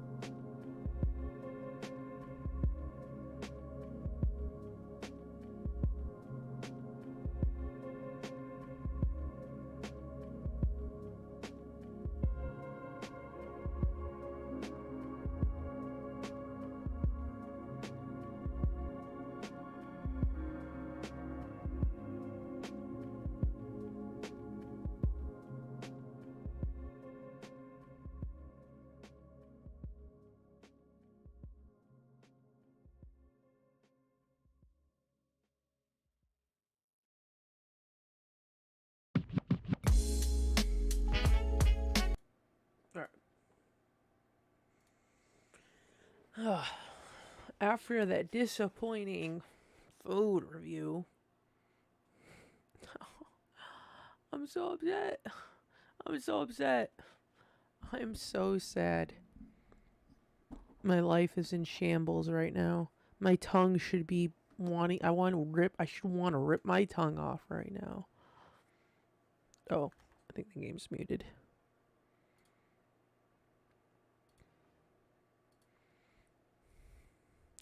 Cut my life into pieces. This is my plastic fork. Look at that Pyroar. I should be on fire like that Pyroar probably feels 24/7.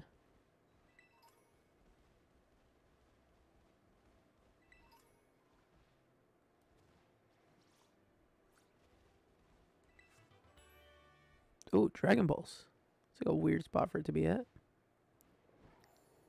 Oh, fuck. Oh, fuck. Oh, no. Oh, no. Tingatonks. Oh, hey. Dragon Tail. Look at that. That Grumpig is so tiny.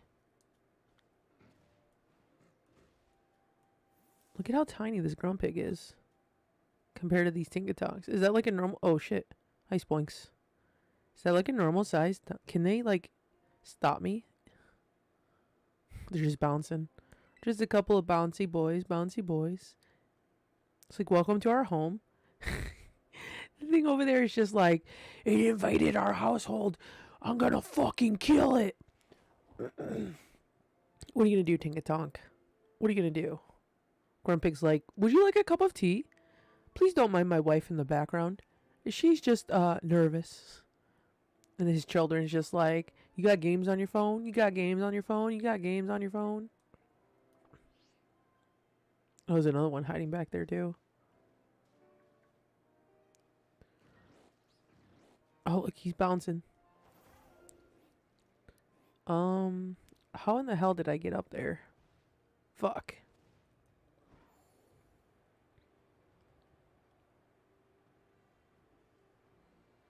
Oh, probably here.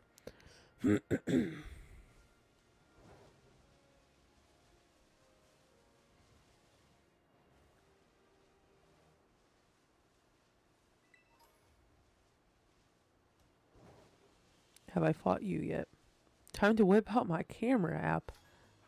Already beat you to it. I'll take an awesome video of this battle with my camera app. It's gonna blow up everyone's feeds.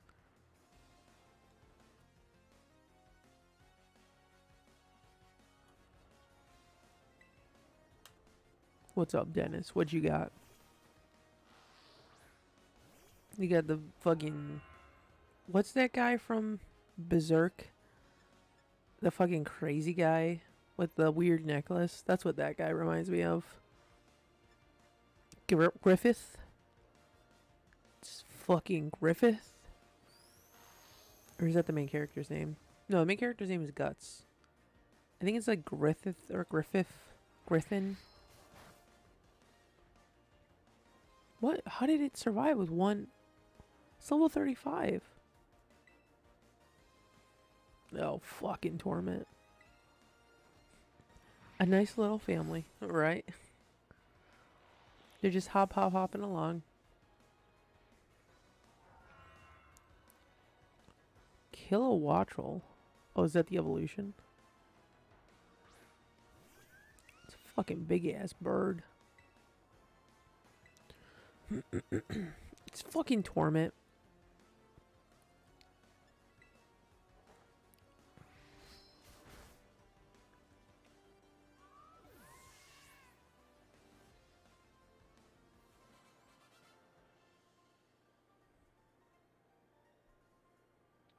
I can't post this. I mean, what do you expect?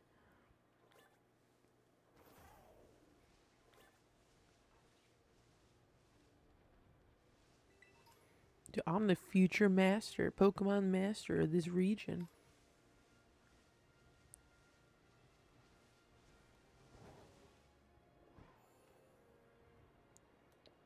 Yeah, I wish I could just go fast when I'm gliding. Okay, I've already explored up here. Wait, is this...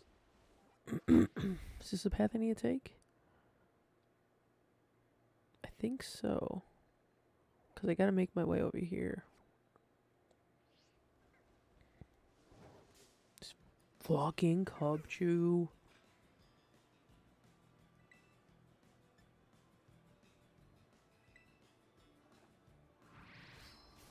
Dude, I can already feel gassy.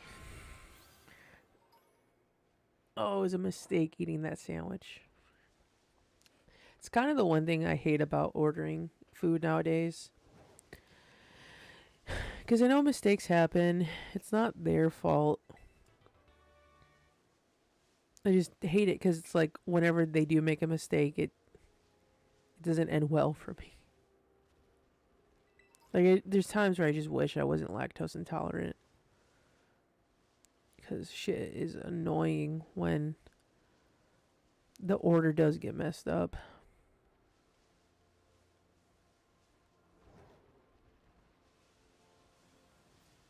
Be tooting all day or all night. But luckily, it won't really affect anybody.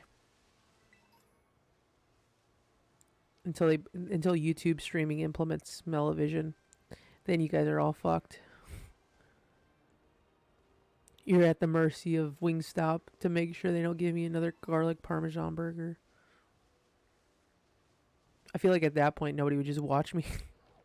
Like we can't watch Brisk Apollo. He just keeps farting. Cause he keeps accidentally eating stuff that he doesn't need to be eaten. But I just don't have the mindset to throw away a burger. And I know nobody else I don't have anyone else that I can give the burger to, so it's like, what am I gonna do? Just like let it sit there and let it go bad? Or just eat it?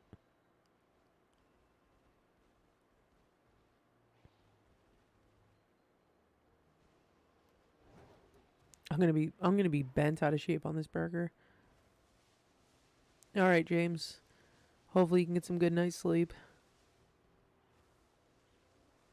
See you later.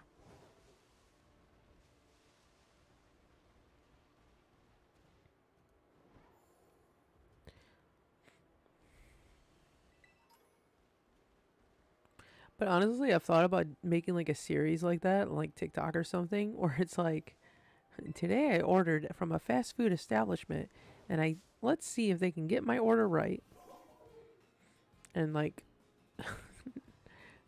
probably like 7 times out of 10, it's gonna be wrong. I encountered, okay, maybe realistically, maybe like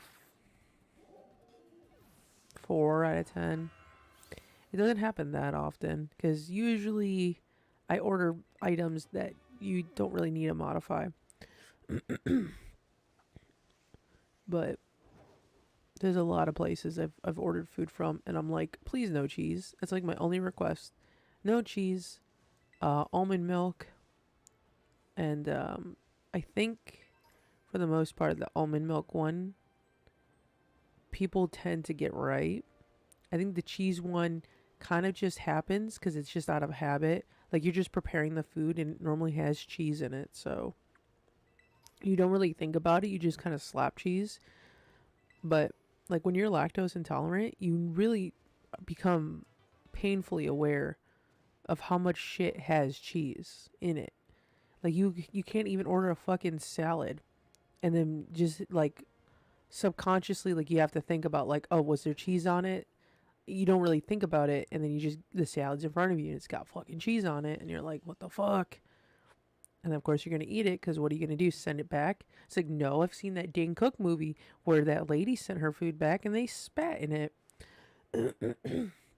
And I know they wouldn't do that to me because obviously that's a movie, that's not real. And holy shit, why is there 4? Stop. Thank you. I gotta sneeze. Excuse me?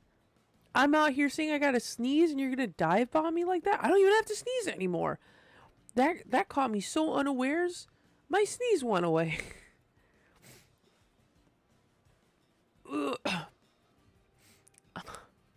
I'm having a moment right now. But yeah, I saw that movie And I'd never send my food back because, I don't know. Unless it's like something completely wrong. Like I've done that with coffee where I ordered a hot coffee and they gave me a cold coffee. And I at that point would say, yes, can I please have the correct coffee? Because you have to remake the coffee, right? I mean, I guess they would have to remake the salad either way. They could spit in the coffee. Ugh. Why can't I just have, like... I mean, I can make my own coffee at home. I do make my own coffee at home. Just... I wish... what am I trying to say? Like, I wish I could make my own coffee when I'm not at home. Kinda, low-key. If, like, I could go to, like, a coffee shop and just, like, hit the button and get the right coffee I want without, like, any human interaction, that'd be great.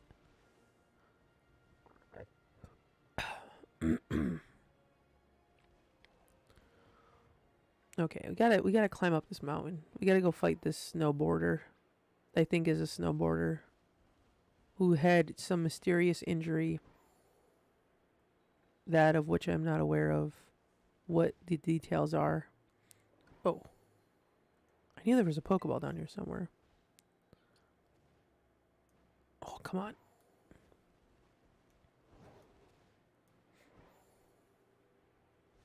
We gotta go up the mountain so we can go down the mountain. I don't think I can clear that jump.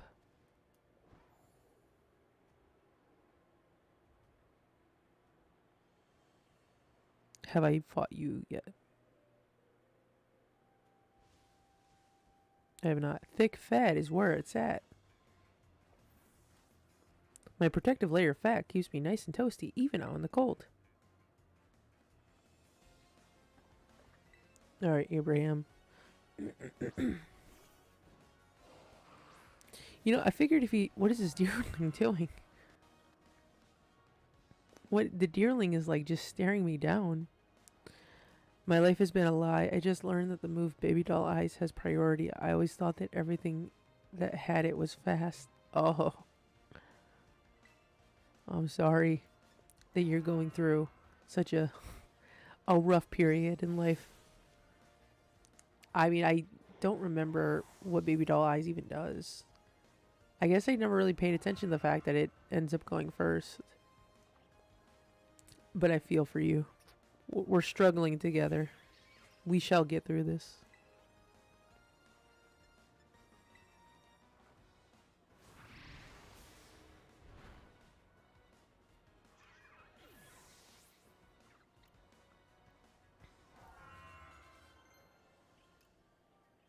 Ooh, Icicle Crash. How strong is that?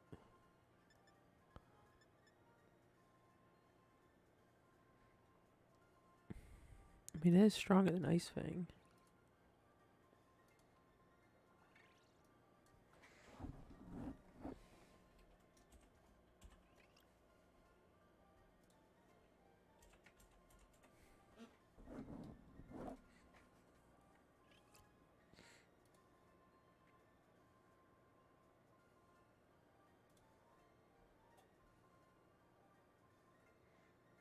Yeah. Do it. I just had a list of moves I had written out. And I forgot that I was trying to get it to learn Icicle Crash, but I taught it Ice Fang until it learned. And I just wanted to double check if Icicle Crash was the right move. Being nice and toasty didn't help me win. This deerling has been staring me down this whole time. Okay.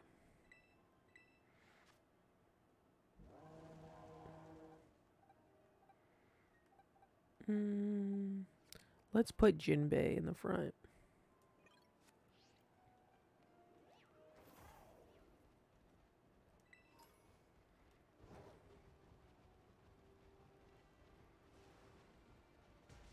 Oh, shit. Sometimes getting these sparkles is a lot difficult than it should be. What the fuck? How's he throwing that ball? Hold on, throw that ball again. Throw that ball again. You are not obeying the laws of gravity the way you threw that ball. Maybe if I get away far enough. What the fuck? Not the young goose. Not this fucking hot dog looking ass motherfucker. Dude, I love the way, look at the way Jinbei's just like, uh, uh, hot dog. That's what Jinbei sounds like. You can't tell me otherwise. Well, not the Jinbei character, but this Jinbei.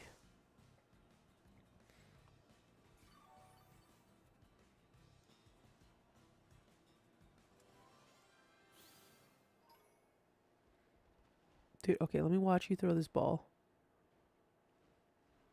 Please throw this ball because it did not. You did not obey the law of gravity when you threw this ball.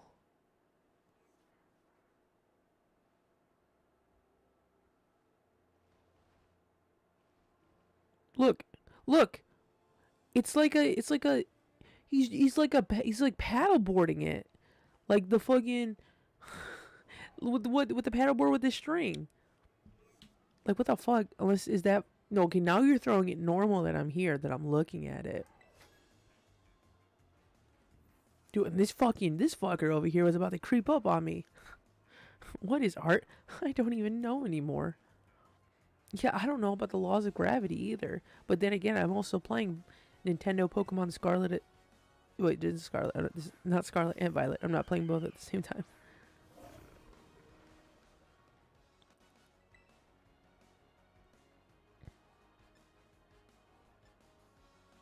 You just hit it with the liquidation.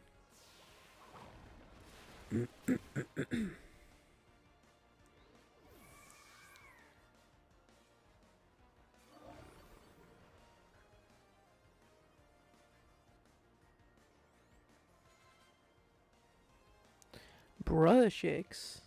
Out of all the Pokemon they brought over Brushix. The fuck? It's another. Well, I mean, I keep calling them ugly Pokemon, but realistically, I'm sure it's someone's favorite. You always find it funny when it's like certain Pokemon didn't get in. Like, is Flygon in this game? I haven't seen Flygon, but Brushix got over Flygon.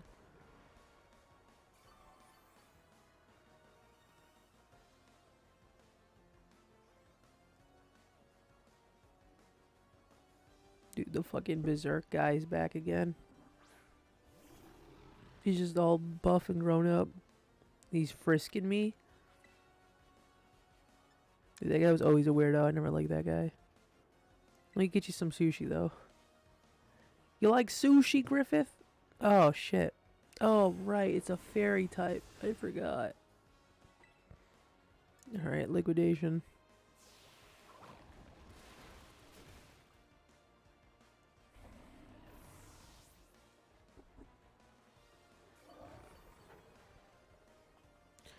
Now I'm just gonna look at this empty WingStop bag and just be disappointed. The last move of yours was pure art. Liquidation?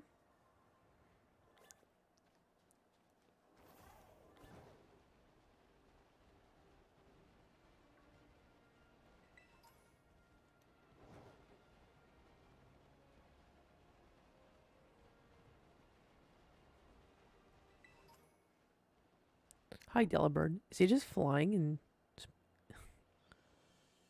Are you just waving at me on your tippy toes? Are you flying? What are you trying to say? What's going on? Why are you in place? Are you and Kricketot having a very deep and meaningful conversation?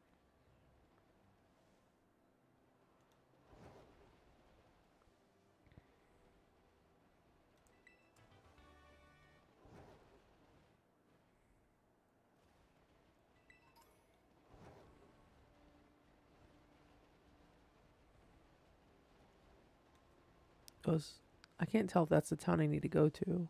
Well, I assume it is. What the fuck? It's fucking Snom.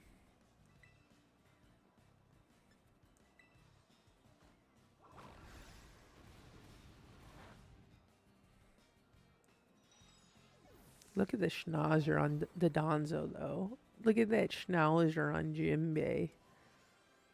That's peak schnauzer. He's smelling all the good ingredients to making a sushi. He's like, the snum, I can make that into a sushi. I can make that into a roll.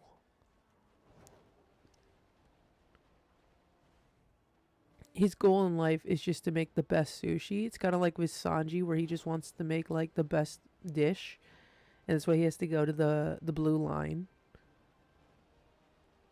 That's what not Snob.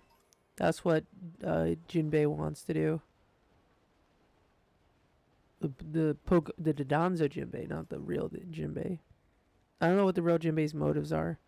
He just got arrested, and then he was like, I'm going to repay back my friend by almost getting myself killed in the war. But honestly, it's like, what other background do I need? That just means he's a swell fella. He fought in the war on behalf of Ace.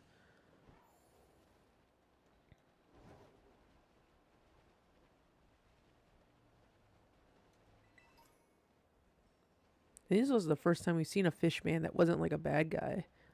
Because there was Arlong and his crew. Oh, should I take that back? Because there was Hachi. Which, fun fact, if you didn't know, Hachi means 8 in Japanese. And Hachi, in One Piece, is an octopus man. So that was one of the very easy ways for me to learn how to remember the number 8.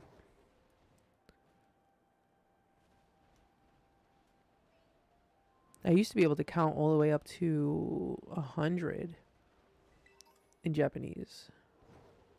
I don't think I remember, though. I haven't studied it in a very long time. I was supposed to go to Japan. I think it was this year for my birthday. Yeah, it was this year. Back in March. Because I bought tickets last year. I mean, they were like super cheap. It was like a $400 round trip tickets. Because, you know, COVID was a thing and travel wasn't really like booming at that point. So I bought the tickets and I was learning, you know, the time was driving 40 minutes to get to work. And so I figured I'd pop on a YouTube video and learn how to say some basic Japanese phrases. So I learned quite a bit. Maybe I learned about like, I think close to like 100 words at that point. But then the Delta variant happened, and I think it was Delta or whatever the other one. One of the variants popped up, and it pretty much threw a wrench in all the plans, and ended up not going to Japan at all.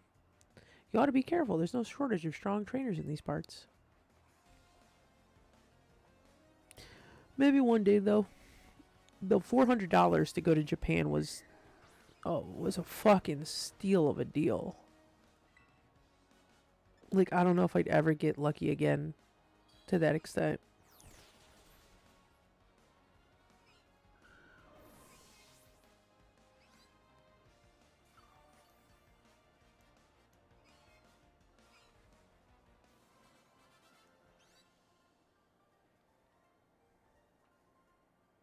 I suppose none of the other trainers were as strong as you. Honestly, when she pulled out that dragon air, I was like, oh shit, a dragon? But I got sushi, so it doesn't matter. Is this the whole town? Or is this just where the gym is? Yeah, I swear, you better not have me do like an ice puzzle. Those ice puzzles are like fucking booty in Pokemon games. I know that's what they're gonna have me do. I'm gonna have to fucking slide around and shit. Is it not gonna let me jump? It lets me jump, but it won't let me do the high jump. I want to get on top of the building. Thank you. Crydon's like, I'm gonna take a shit on the roof. Oh? Okay. Crydon went invisible there for a second.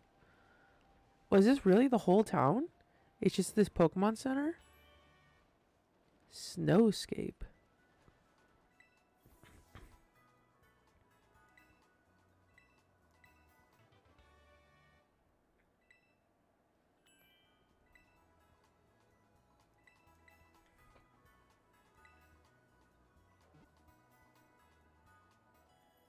Bing bong, bing bing bong.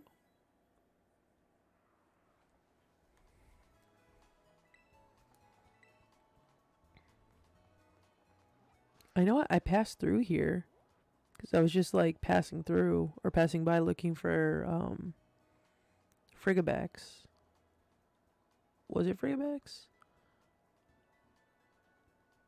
Arctibax? No, I think it was Frigabacks. Frigabacks evolves to Arctibax into Bexcalibur. Really? There is nothing here. I mean, I guess I can't complain. It's like less of the town I have to explore. All right. Now let's see if. Oh wait, Jinbei's level 62. Hold on, I should get one of the Pokemon that are level 61. Well, realistically, I should just have Perona be first because this is a nice gym. Just melt away everybody. There she is, Goku, Tony. It's finally time for your last gym, right? I heard from Rika. You know, it'd be funny if I saved like the grass or the bug gym for like my first for my first gym. So they're like, "Oh my God, Tony, you're in for the final challenge of the entire camp. Was it camping trip? Scavenger hunt?" And just like, this is gonna be your toughest battle yet. And you just fucking throw out like a level 10 fucking bug Pokemon. But I'm 0% worried about you. I know you got this. Even La Primera seems like she wants to keep an eye on you. Maybe I'll go find her so we can cheer you on together when you battle the gym leader. So go have a battle that's fruitful for you and for the crowd.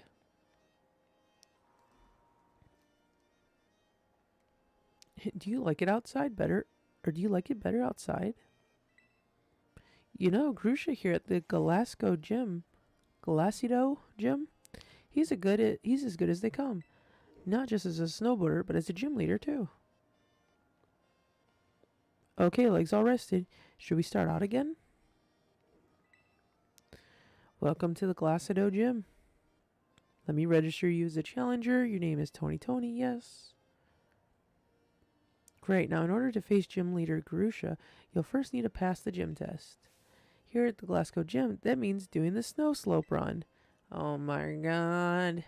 It's exactly the thing I didn't want to do. Ride a Pokemon down the designated course. Okay, never mind. This probably isn't as bad as I thought it was going to be. And try to reach the goal within the time limit. To start your test, just head out of the gym and go up the slope to your left. We'll fill you in on the details there. Now get out there and have fun.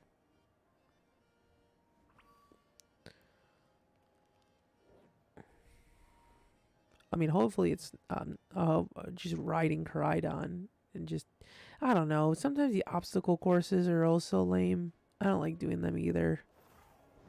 Because there's always so much shit that gets in your way. Or like if you miss one, you're like off-centered or something. Hey there, I've been waiting for you. This is where the snow slope run starts. Your task is to ride a Pokemon all the way down this course. It's like a slippery, slidey nature trail. No, I don't want to slide. I don't want to slide. Reach the finish line within the target time and you'll have passed the test. So, ready to attempt the gym test by taking on the snow slope run? I guess. Let's get the test started then. Enjoy the winter wonderland on your way down.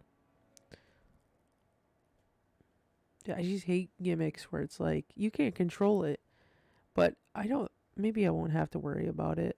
Like, if you can't control your character and, like, you make one mistake and you're just kind of like, yo, what is this? This kind of feels like the Final Fantasy VII snowboarding with these arrows.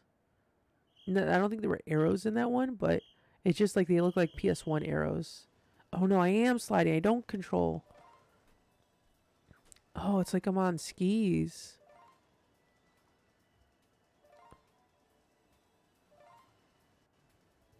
Okay, well this is a little bit more manageable than I thought. Oh shit. But see, the frustrating thing is like, I know I'm gonna miss one of these. And I'm gonna fuck off. I'm gonna fall off the mountain. I'm gonna fuck off the mountain. Do I get negative points if I hit the flags? Be like, do it again, but don't hit any of the flags. I'm like, oh, okay. Honestly, that wasn't too bad though.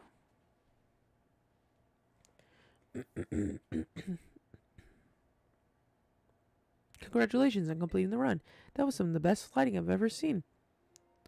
Almost like seeing Garusha in his prime again. Oh, you obviously passed the gym test with flying colors. Go let the receptionist know. Waboo. Alright. Garusha. What you got, Garusha? Great show on the slopes, Tony. You finished the snow slope run, no problem. And you know what that means. You've cleared the gym test. Way to go.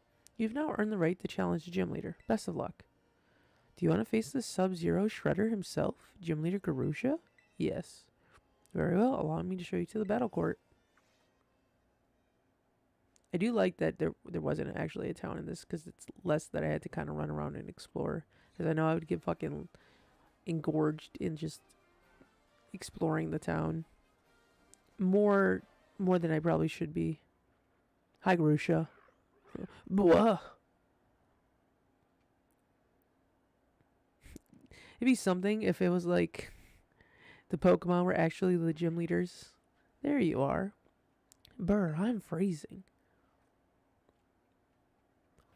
I take it you're a challenger. My name is Garusha. I'm a snowboarder. Used to be pro, actually. Now I'm a gym leader. I saw you on the slopes. Your skills, yeah, they were pretty cool. But don't let that go to your head. Winter mountains are dangerous. They can throw your life right off course. Easy as that. Same thing with Pokemon battles. Really, it's always the most dangerous when you're just starting to get the hang of things. Today's not a great day to face me, you know. You're better off giving up. You sure you want to battle me? You bet. Was this guy trying to intimidate me?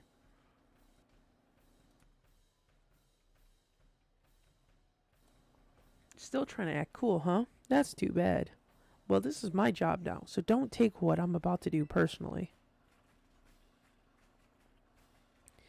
This guy talking big talk like he's gonna send out a fucking Articuno or some shit. Get ready to feel the icy bite of reality. He probably also has a Baxcalibur too. Why'd he just like expose his lips for a second? It's like the worst thing you could do in the cold. Get them chapped lips. Don't say I didn't warn you. Not my fault if you get overwhelmed. Okay, gotta be a little snooty right now. I ain't do nothing to you. Can't help it that I didn't injure myself snowboarding. Yeah, I take it out. You're not gonna take that shit out on me. I didn't do that shit to you. Little did I know, I like battled the Geodude or something, and it went flying and fucking threw him off his snowboard.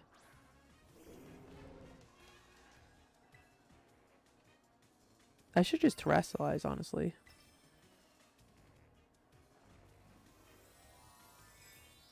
Just fucking sweep this team.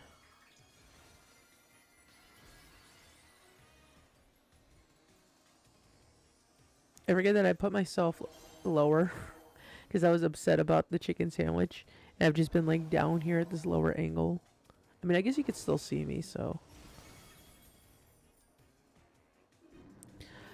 I also didn't think ice. Well, I mean, I guess they always leave the ice types usually for like the last gym. I just don't think ice is an intimidating type, realistically. Wait, is that thing part water? Or is it just ice? Okay, well it's ice, so it worked. Oh shit. Oh, it's okay. Wait, hold on. What level is it? That did like nothing. 47? That's the last gym leader. Shouldn't their Pokemon be like closer to like 55 or something? Damn. Maybe I shouldn't have like... Well, I guess it didn't matter if I overleveled my Pokemon or not. Honestly, Peroni here would have like sweeped. But yeah, I just don't think ice is like really a good type. There's nothing really that you have. Um, you're not just talk, I see, but you're still one false step from a steep fall. Ice just isn't really like anything that I feel like is strong though.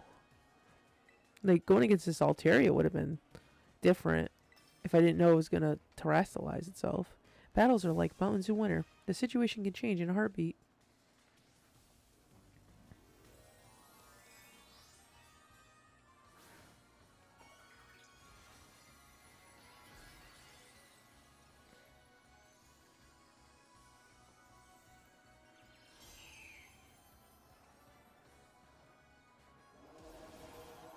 It's like you had a bit of an, not necessarily a bit of an advantage, but you weren't as much as at a disadvantage if you didn't terrestrialize your Pokemon. But it's not really their fault as gym leaders since they're only like allotted to have one type. But that's the thing is like you can't really mix up with ice types and get like a good variety like you can with like fighting. Because when you go with like fighting, I feel like there's enough variety where you could do like the fighting waters, fighting fires. You could mix it up a little bit. And there's some situations where like the dual typing will take away the weaknesses. I just don't feel like you could ever really do that with ice. There might be an exception, but I'm just not anything comes to my mind off the top of my head. You melted straight through my ice. Alright, all the gyms are done. That burning passion you have, you strive for the future no matter what challenges you face, just like how I used to be. Oh, never mind. I should give you your gym badge. Alright, what's our photo gonna be? Huh? You want a photo together to commemorate your win? Come on, that's so uncool. I don't usually do that sort of thing, but okay, fine. Special occasion. What is he doing? We're just holding up the Pokeball? Like it's a heart? It's kind of an awkward photo. I don't know how I feel about this photo. Why didn't he just pose? It feels like he like desperately is like getting in my personal space and I'm like I can't tell if my face is that I'm terrified or like happy. It's like maybe a fake smile, like, oh, this isn't what I meant when I said take a photo. And this guy's like, are you sure you don't want to touch my knitted Pokeball? It's my good luck charm. He's like, I guess. Why'd I got my pinky up like that too? Such an awkward photo. Okay, that's the first time I took a photo and I was like not happy about the photo. With 8 gym badges, you should be able to catch Pokemon of any level. They'll also listen to every word you say, whether it's cool or not.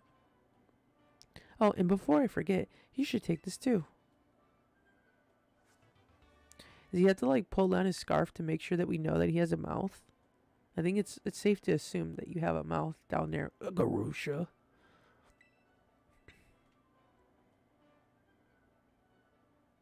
Oh, interesting. Ice Spinner. There's a lot of unique moves in this generation. I will give it that much, though. Should be a lot more useful than some silly photo of you and me. Feel free to stop by again if you don't mind the cold, that is.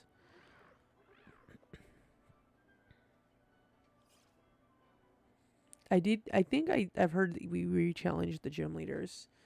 So see what, I mean, maybe they'll have like more intimidating Pokemon the next time we go up against them. Tony, Skeldurge, you did it. Ah, I'm so happy for you. This is the best. I know I said I wasn't worried, but my heart was still pounding the whole time.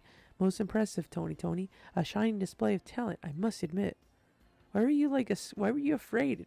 They only hit me once. I literally sweep the entire team. Seriously, pat yourself on the back. You beat every single gym, which means, indeed, now you've gathered 8 gym badges. All that's left is to take on the Pokemon League. If you hope to stand against Nimona as a fellow champion, head to the Pokemon League. That's where you can take on the champion assessment. Yeah, hurry up and get to my rank. I'm itching for a battle of equals. I've got to take the time while you're facing the Pokemon League to fine-tune my Pokemon's moves and revamp all my tactics. Well, good luck, Tony, and wish me luck too.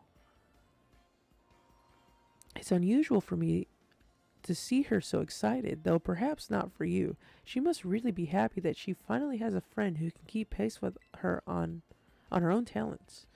There's a special kind of strength that can only be reached by competing with a good rival. Count me among those eager to see how far you two can go. In any case, I'll be waiting for you at the Pokemon League northwest of Messagoza.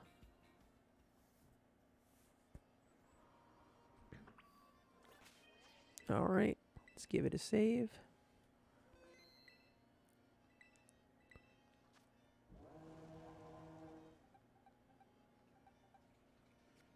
We'll put Dodonzo back in front.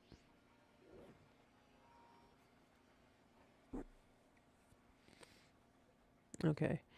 Now, I don't know if it's Team Starbase or what comes first. I would assume Team Starbase.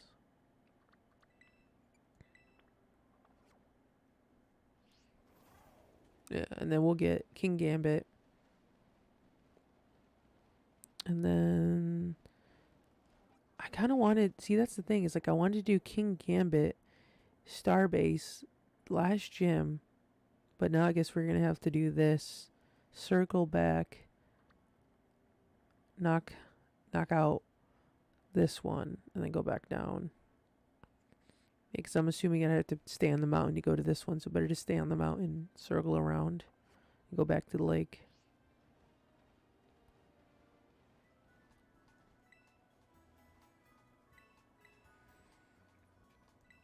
But yeah, I mean, I probably could finish all this before the end of the stream, if I don't get too distracted.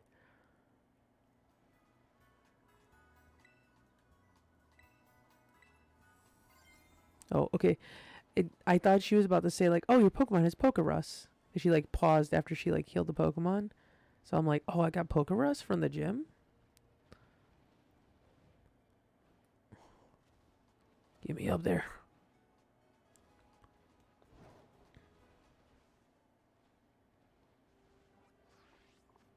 Okay, how in the fuck am I supposed to get over there? So I gotta make my way over here, right? So I have to go up.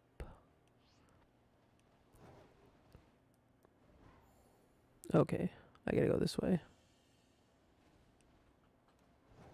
So I challenged you.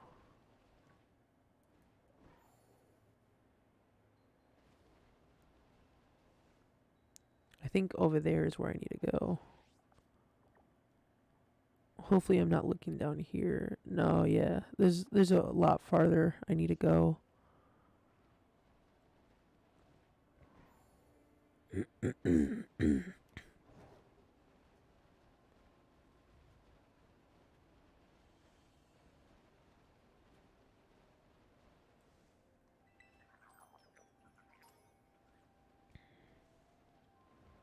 Or maybe that is the area I need to go?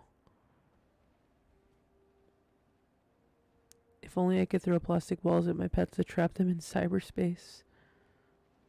I mean, who's to say you can't? Have you tried it?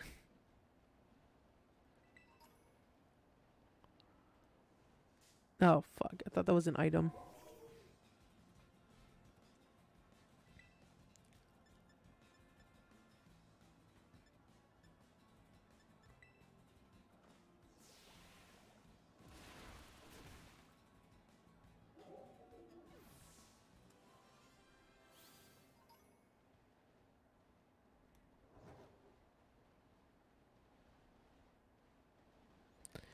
I feel like it's a little bit more difficult to like explore the terrain of a mountainside, because it's like I don't know, I wouldn't even know like what area I've left to even identify if I've passed through it or not. I only know if I haven't explored an area if there's items strewn about. Me, me, me, me, me, ma, ma, ma, ma, ma. Glasgow Mountain is such nice, fresh air. I can sing so well up here. Okay. Let me sit up properly. I'm done slouching over this burger, this chicken sandwich.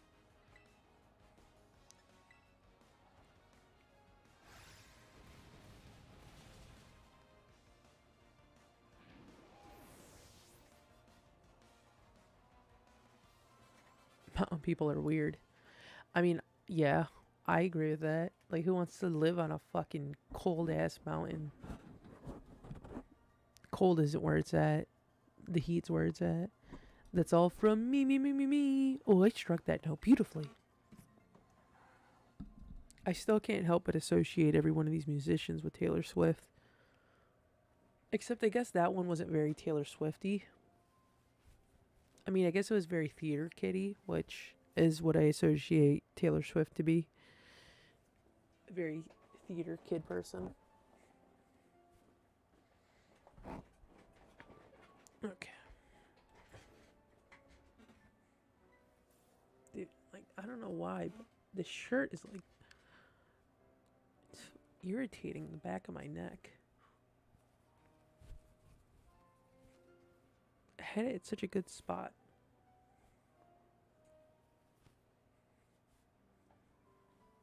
Okay.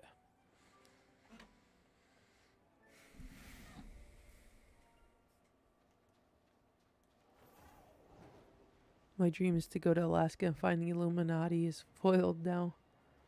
Wait, why is it foiled? Did the Illuminati catch up to you? Did you get busted?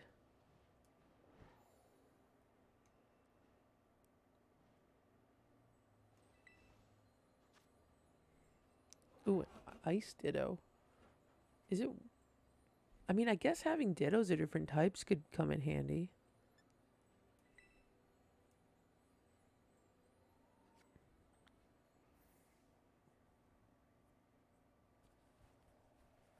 Because it's cold. Did you just discover that Alaska is cold? I'm sorry. I'm sorry for your sudden discovery.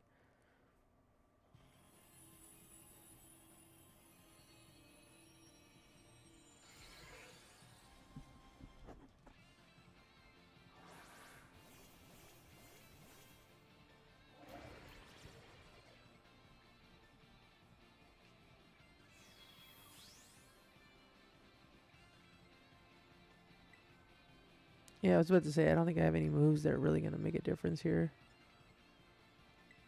Let's just serve sushi to one another.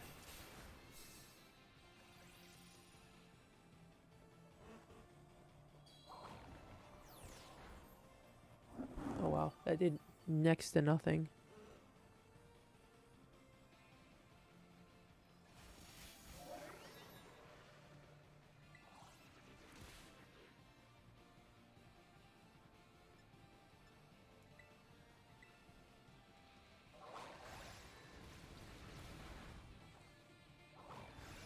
You hit me with an earthquake, I hit you with an earthquake. Can I, like, leave in the raid halfway? I want to come back and at least get, like, a... Yeah, let me run. Wait. No, actually, we're doing some pretty good damage to its health. I'll stay. I was going to bring in Perona, but I think we got this. Yeah, my fucking teammates are fucking it up. Damn, I feel like they're doing way more damage than I am. They came way more prepared than I was.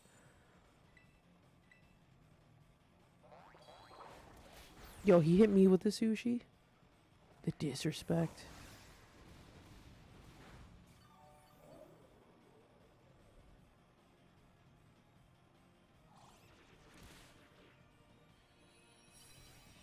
Oh, you know what? That's probably why I was losing so much health, because I kept getting hit with that low kick.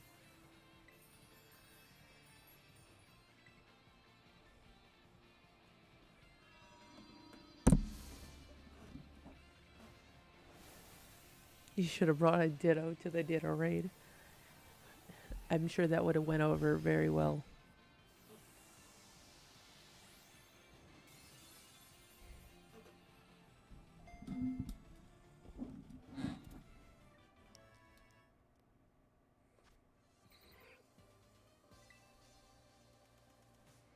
I also forgot about using the items to boost my Pokemon stats up.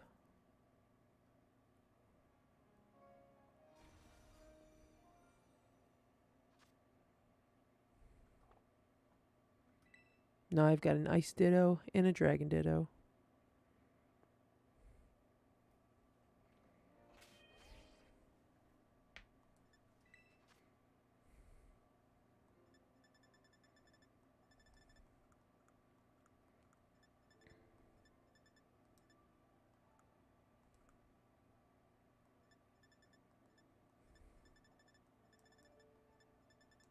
I think it's these, right? Yeah, which one was I increasing?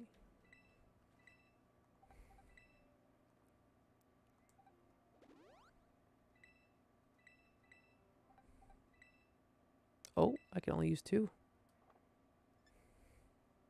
Okay, protein was the attack. I was going to go to Jimbei.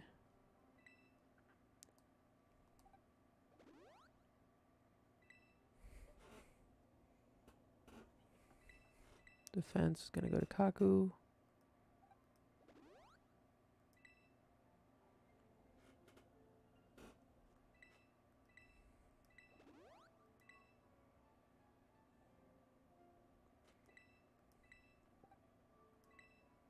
Oh, Corona. Perona's already maxed out. I'll give it to Kaku then. Special defense. Give it to Jimbei.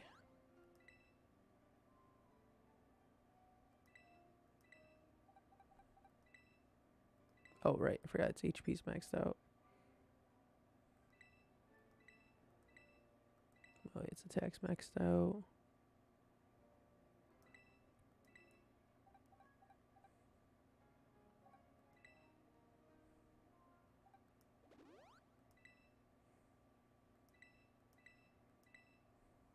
Oh, his speed's maxed out.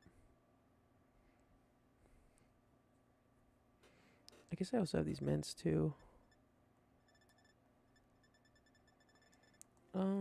Okay, so who else can I give HP to? So let me pull up their stats.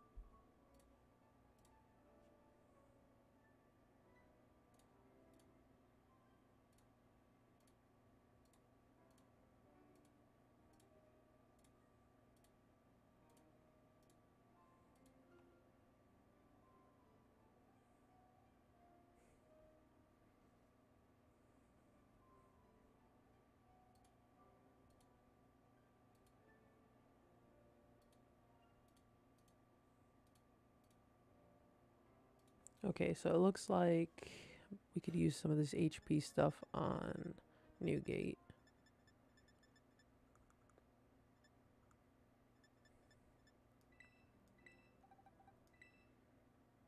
Oh. Okay.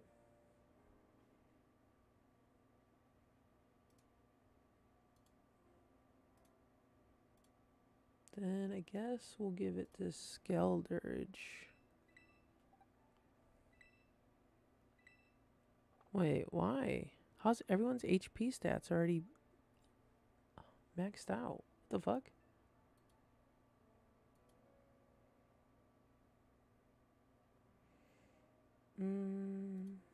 Okay, then guess we'll give it to Excalibur.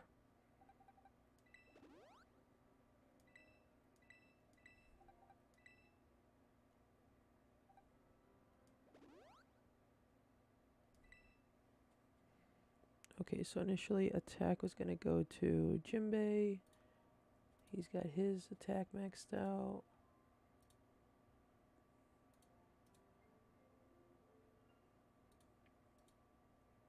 So I guess we'll give it to Newgate. Oh, I guess it won't have any effect. Then we'll give it to X-Drake.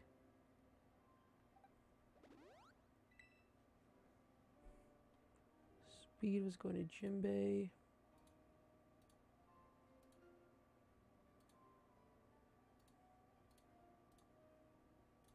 I guess we'll give the speed to Newgate. He does not want to accept anything. Is that just what Bisharp does? It just doesn't take any drugs?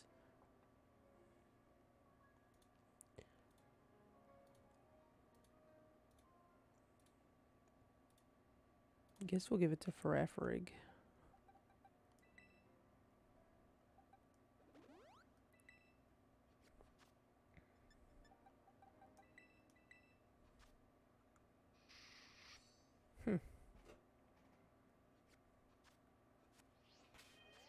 Let's save.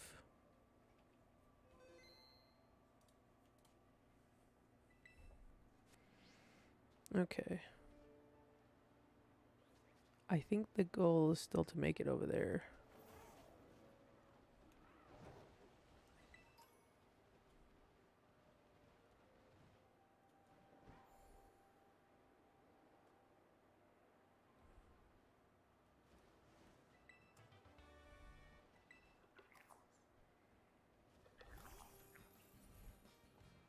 Yo, it happened again. I'm literally just standing in front of the gimme goal.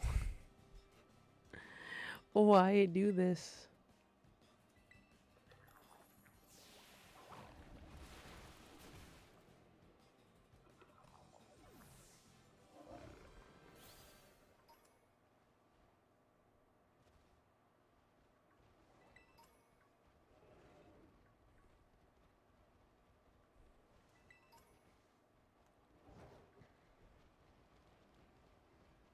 Oh, I was about to say I have not seen a Caparage in the wild yet. So Caparage is a lot smaller than I remember. Okay. It's not like I was looking at the fucking Caparaja.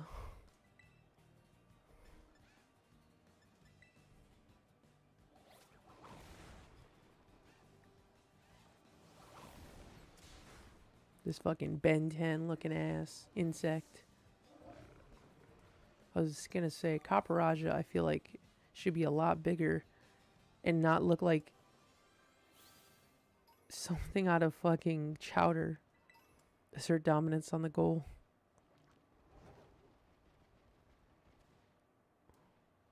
Dude, okay, this fucking high jump. That's where it's at. Clearing these leaps.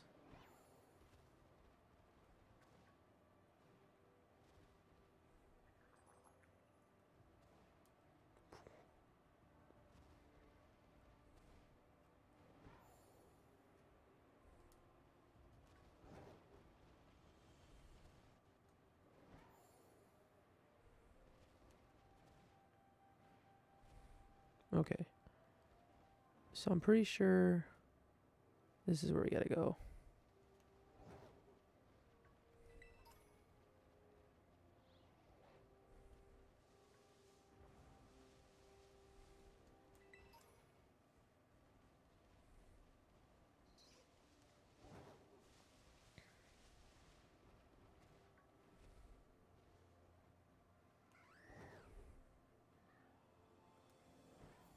Holy shit, I'm so fucking high up.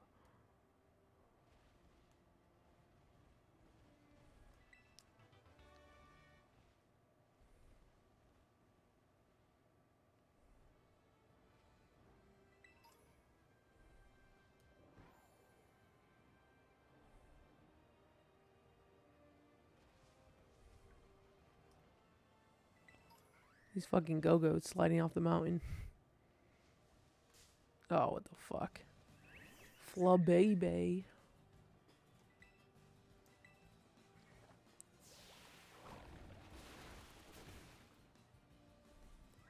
Oh no, it's a Floette. Flobaby is the first form. Okay, are you kidding me?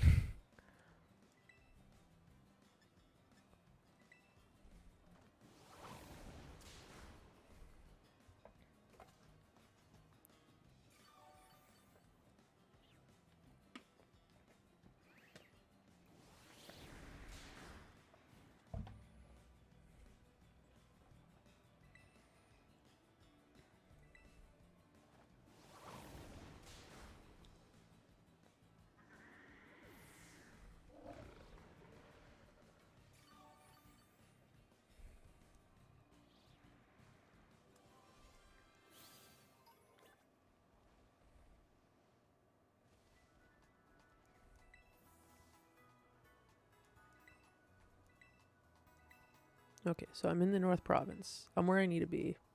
So you just gotta fight a bunch of Bisharps.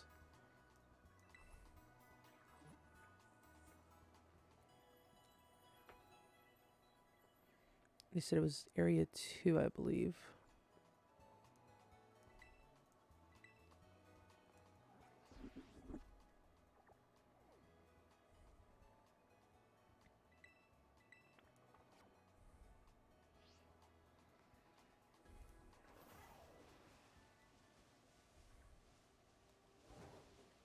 Oh, I see items. Or I guess a item. Oh. It's like, what the fuck were those? Ooh. Oh, are you kidding me? Get out of here, Nacho Libre.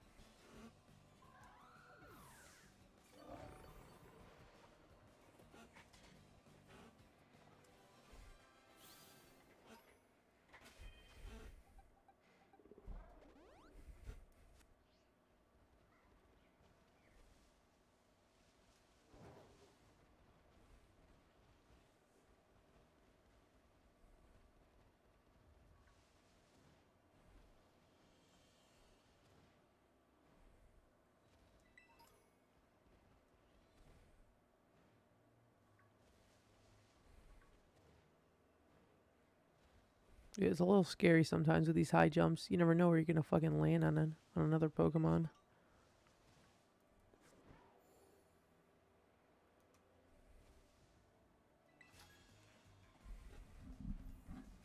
This is a perfect camera angle. I can see everything. Lend me a Pokemon that can take me across the sea. You could just fucking catch one. Julio. The fuck? You clearly have Pokemon. You know how to catch Pokemon. He's like, that's a mighty fine Dodonzo. You mind letting me have it?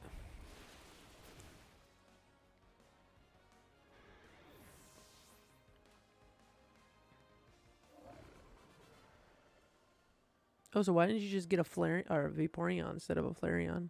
Looks like I'm sunk.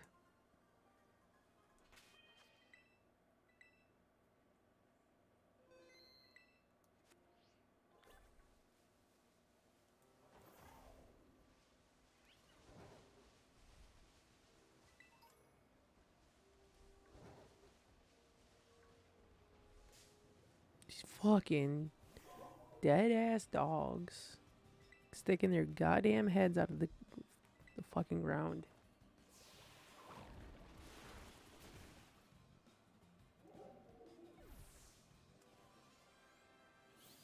And of course, the fucking big dead dog is by the items.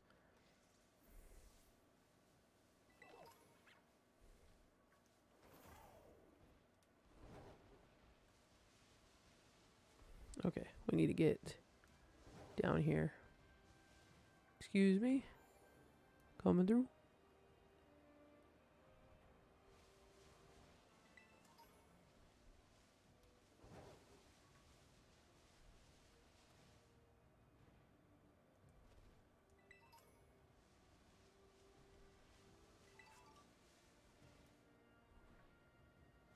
It's a whole ass Glade just walking around here.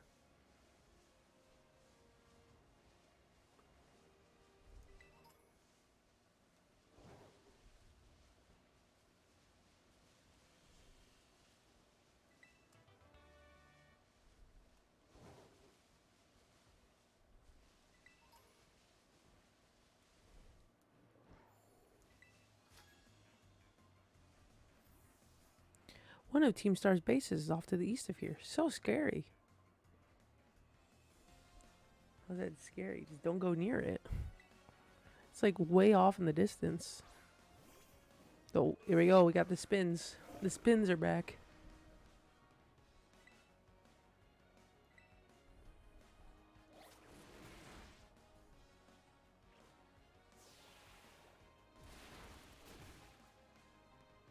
Yeah, let's see. Let's see. Is he going to spin again?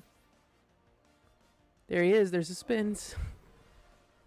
Glad to know this patch fixed things.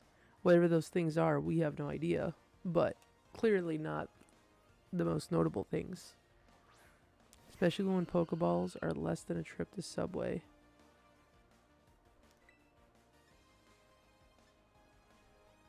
Wait, what? When Pokeball are less than a trip to Subway? What does it even mean? In what context?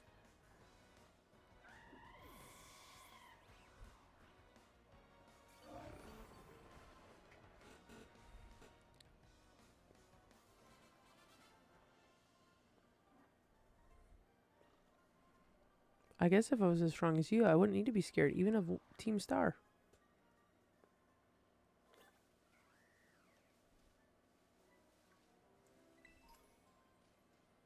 Alright, let's see what we got here. The fuck is that? Is that the Sandaconda? Can't tell what the fuck that is. Is it Sandaconda or... Oh god, I don't even know what it's called when it evolves or what the other form is. The first paragraph not show up about how trainers are bad. No, it shows up about Team Star. The Team Star had a base and they were like super scared because there was one nearby.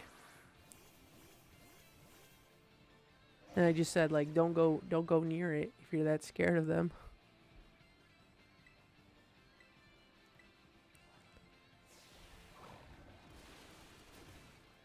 Silicobra. Sandaconda is what it evolves into.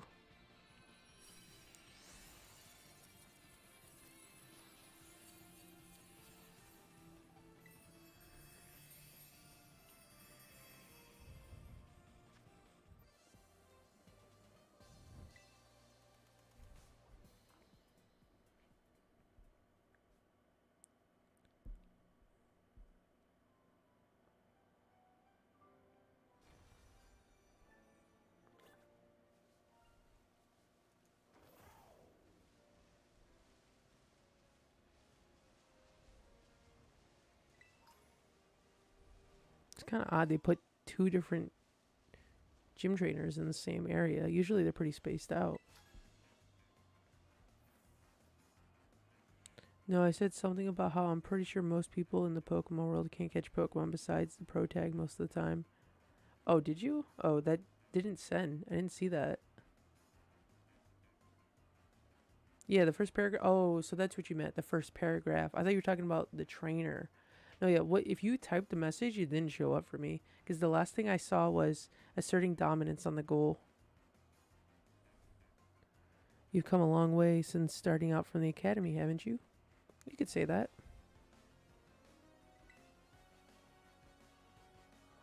You really got this Phalanx and Flareon's attention here.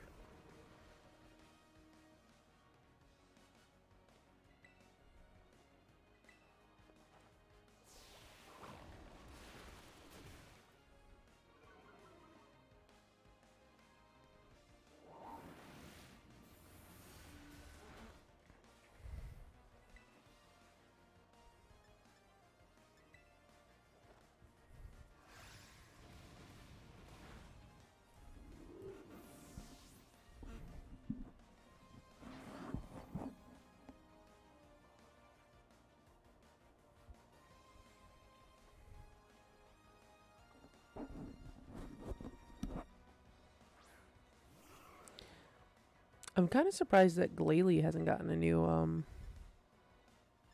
evolution. I mean, I guess I got a Mega, so it probably won't get a new evolution anytime soon, but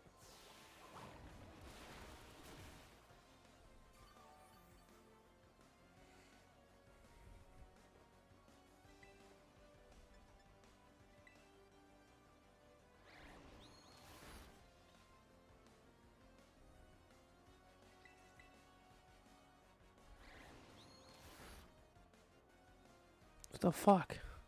Stop flinching. Stop! Are you serious? Alright, well, I just won't use double edge. If that's how you want to be.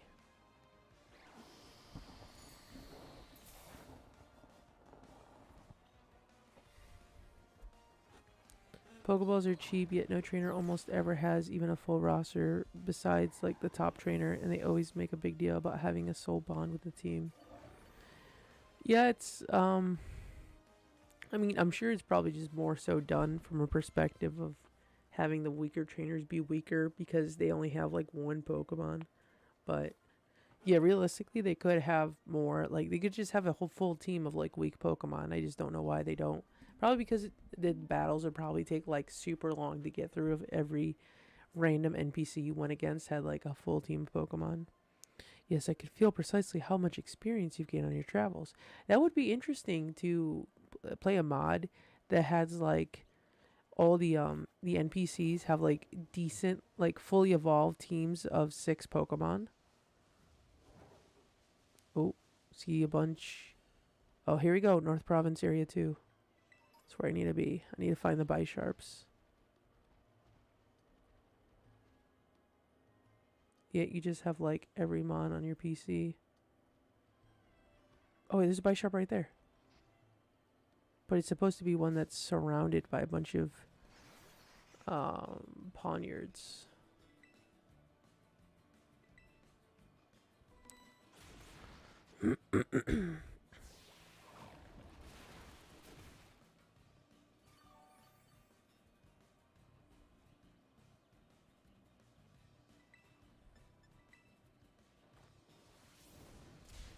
There's like a weird variety of Pokemon here. There's Heracrosses, Orangaroos, Phalanx, Luxrays, Bisharps.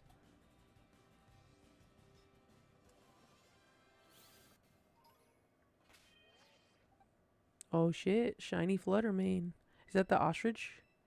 The little yellow ostrich thing?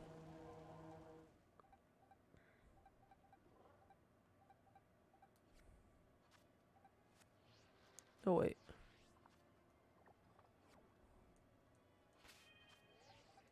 No, stop. I want to put you up front.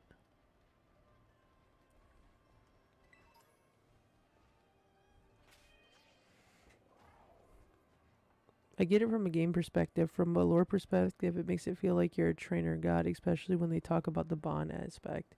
Yeah, the bond aspect's always like a weird thing. Fluttermane. Oh, Fluttermane is the mischievous. Got it.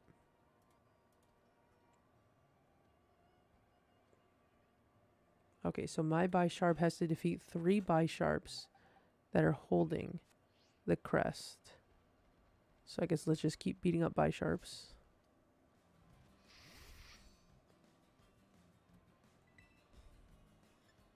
Great. All my moves. Not very effective, not very effective. Has no effect, not very effective. I was clearly not prepared to fight Bisharps.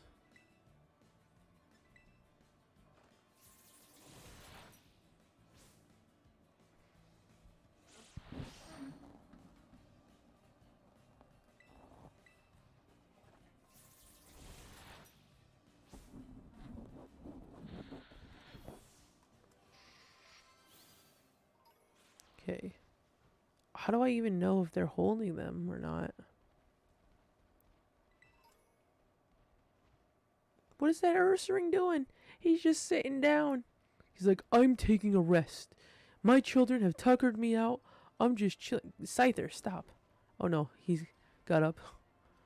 I'm sorry to disturb you. I'm just looking for Bisharps. Even the rabble basically just gets surprised that you could catch like any Pokemon in the tutorial, yet to the player you press 2 buttons. I think in lore you're supposed to be like an ace. Yeah, I'm not really sure what oh, he's sitting down again. Yeah, I'm not really sure what the whole premise they were going for. I think it was just a matter of like, kids dumb, they need game. Let them do what they want to do.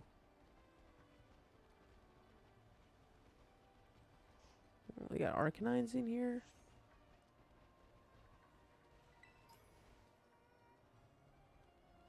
It's an interesting area. The music is interesting too.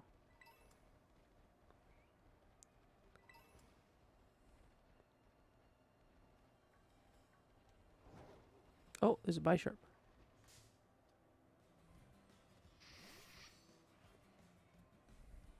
Nintendo Pro Tag Power.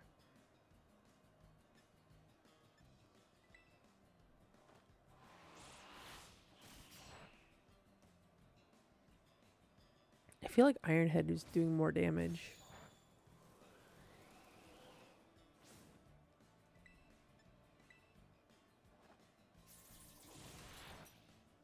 Maybe it's about the same damage.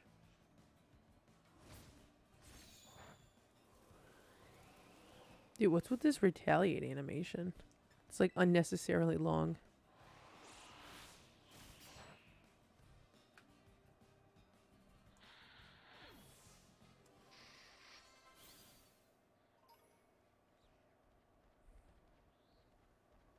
Hopefully it's just as straightforward as defeating 3 of them. I kind of want to try and Nuzlocke this game. Yeah, I mean, I don't really think, like, I feel like the only game I'd ever be afraid to Nuzlocke would definitely be Legends Arceus. Because those Pokemon hit so fucking hard. I'm not really too worried about Nuzlocking. Oh, I flinched it. Hell yeah. I wouldn't be too worried about it in this game. But I guess it would be an interesting, yeah, probably an interesting thing to do. You never know, I guess.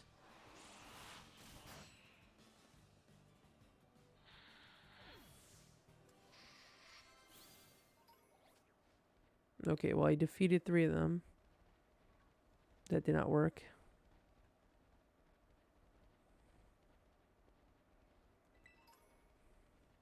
Because I'm pretty sure someone told me that you had to defeat the ones that are surrounded by Pawniards, but I'm not seeing any of them surrounded by Pawniards.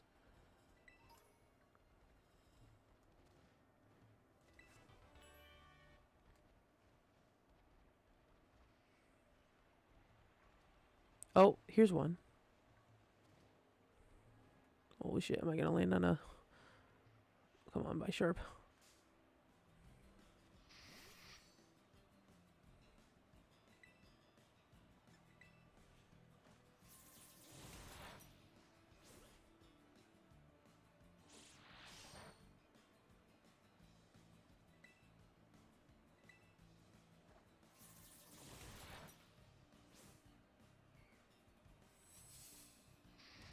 Oh, actually, you know what? I didn't even think about it, but yeah, that would be interesting. How would you even determine what Pokemon... I mean, I guess there are different, like... There's eventually you do reach your border to the new area, so Nuzlocking to catch a new Pokemon would be interesting. I don't know, I guess it all depends on, like, where you enter that area from. Yeah, if you end up in the wrong place. Well, I guess, yeah, because if you end up accidentally going to, like, the final boss or something, or, like, one of the harder bosses early on, that could fuck everything up.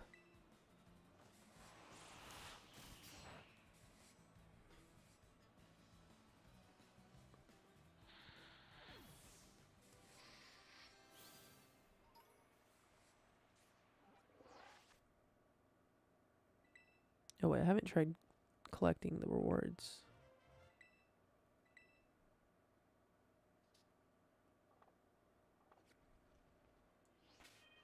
Oh, the Pawniards are here to get me. Probably when the text appears on the screen. Yeah, that would make sense.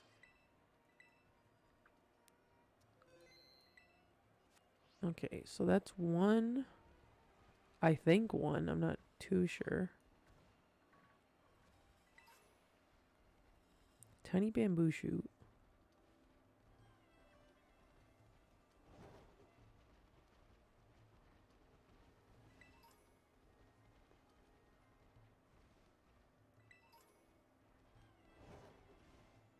Oh. What's going on? Oh, did I get close enough to another base? Tony, Operation Starfall is going well, wouldn't you say? Only 2 bosses left now. This whole experience has been eye-opening, to say the least. I'm glad I could take part. But I'm curious, Tony, what do you think of Cassiopeia? Oh, sorry, I couldn't mute. I was like trying to get my cursor to the mute button. It came out too fast.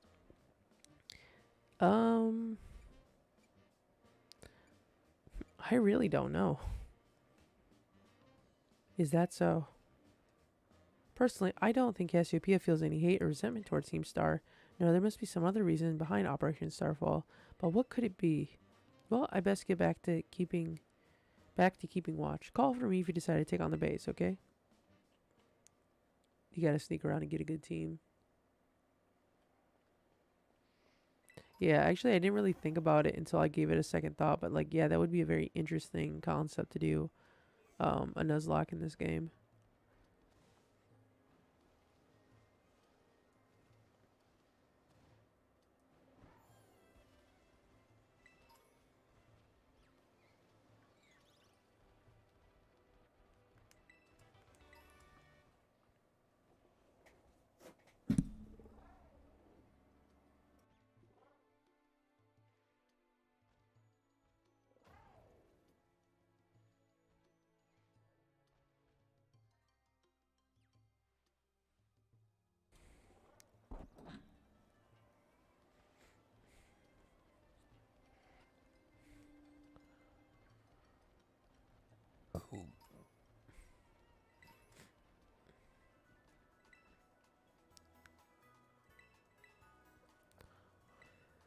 I guess realistically, I should have just went to the Pokemon Center instead of just auto-healing the Bisharp.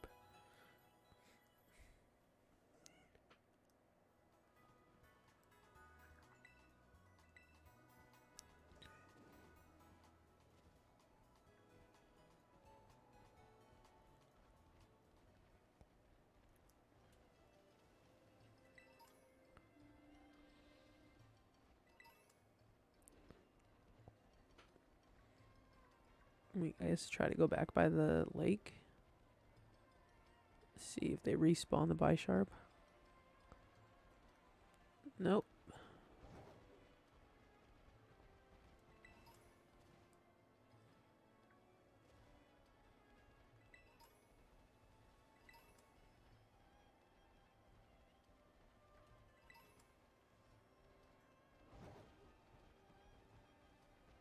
Where are you, Bisharps?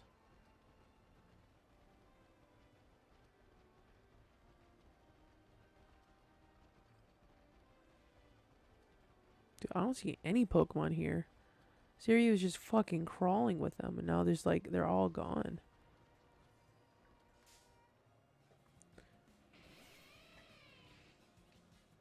It's like a stealth game, but you get stuck with a Tauros that charged you on the trail. Oh, there's a Bisharp over there. Yeah, that would be your luck. You'd get all like the shitty Pokemon that just like run at you.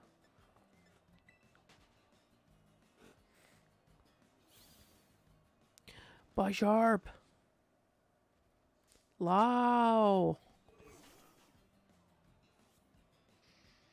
Wait, did it just... That's... Okay, run. Okay, I saw sparkling, but it was just the Bisharp coming out of the Pokeball. I was like, wait a second, is this Lokix a shiny?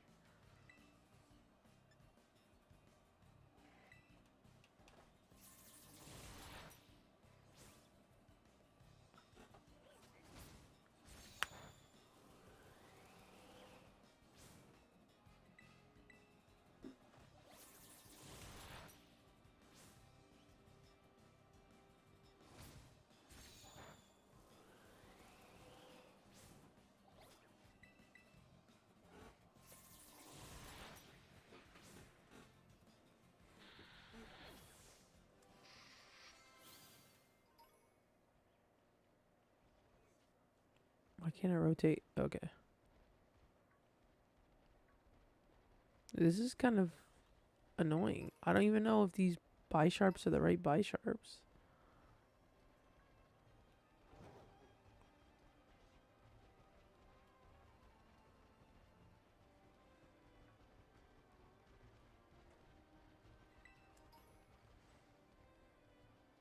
The fuck is that? Oh, a slacking? This is a random slacking.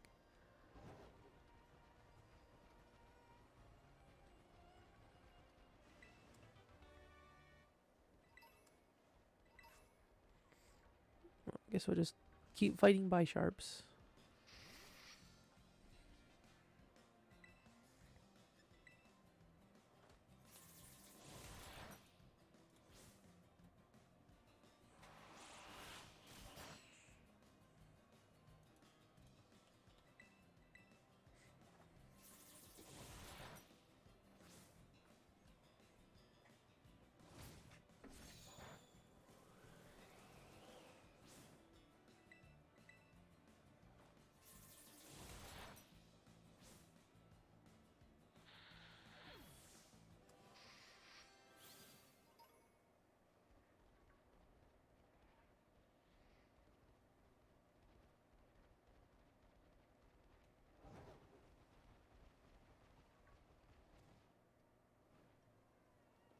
Oh.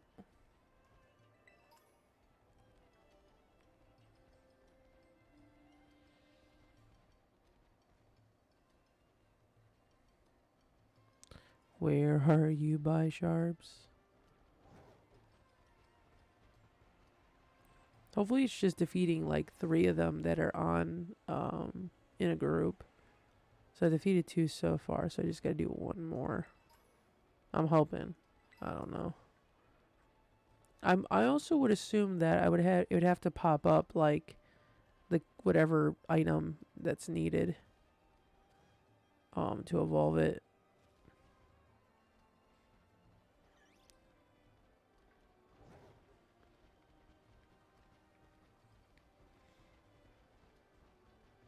I'm glad that I at least don't get stopped for running into the bamboo shoots. There's so fucking many of them. I keep seeing these Kricketons and I keep thinking that they're fucking Bisharps because they're both red. That fucking did it again.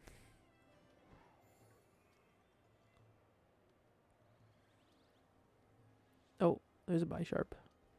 Not surrounded by any Pawniards.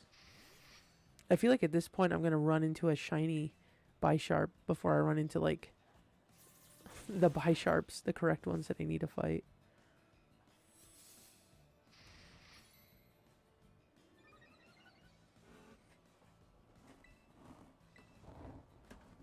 Dude, this shirt is really bugging me.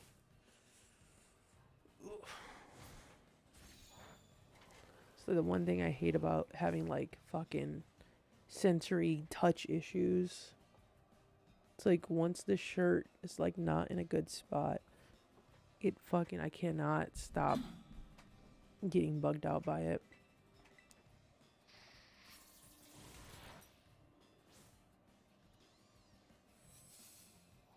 It's fucking iron defense. The Bisharp, yeah, so I'm supposed to defeat 3 Bisharps that are holding a specific item.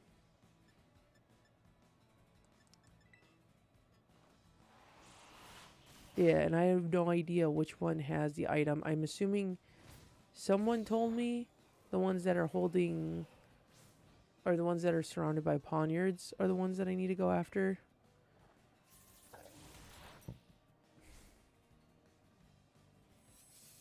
What the fuck? Stop using iron defense.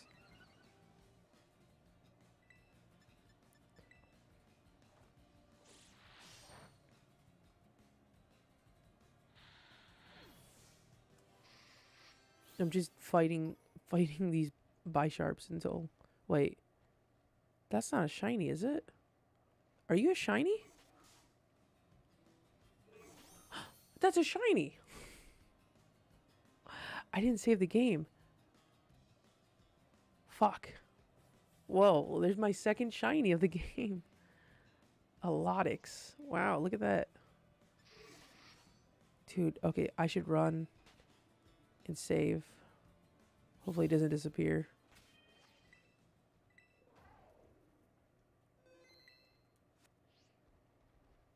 Okay. Wow.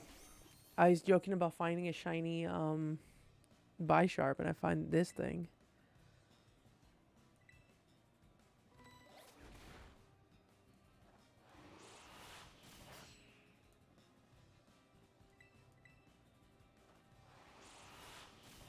Whew, okay.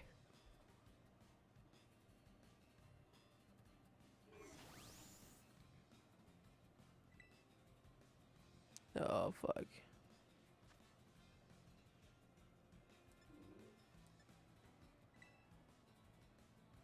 It's no good. It's in... Wait, what does it say? Pokemon's not in sight. Okay, I'll just switch into a different Pokemon then.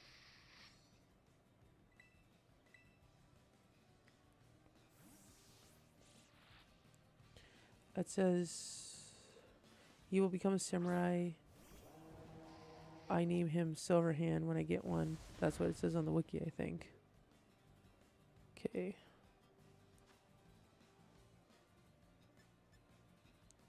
Actually I'm gonna use a Dusk Ball because I feel like the Dusk Ball matches its colors more.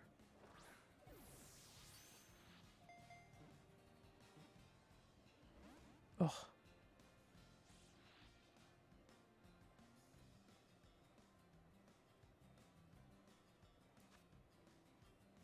Actually, I don't know. Does a Nest Ball?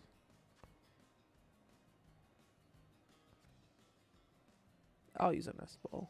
Plus, it'll be a lot easier to catch.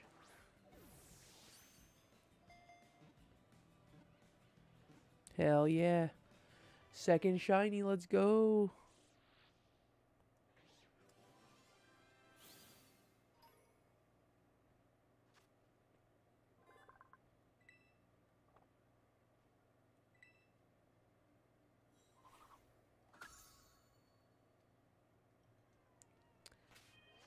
Honestly, at this point, with me running around trying to find this Bisharp, I wouldn't be surprised if I find more shinies.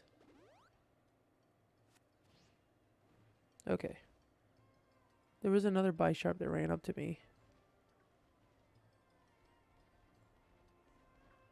I'm pretty sure you were a part of a group of Pawniards.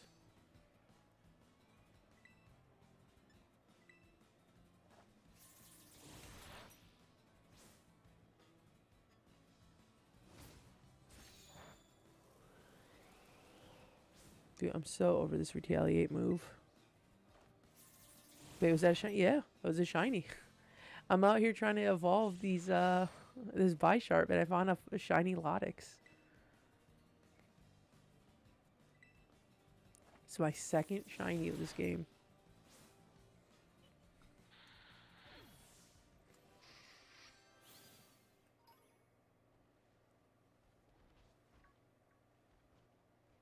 Okay, hold on.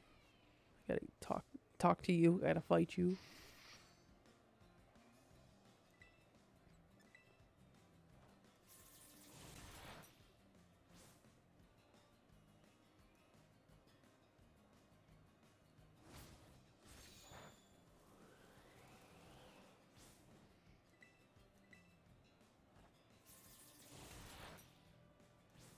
I wish I had at least one attack that was like super effective against fucking Bisharps.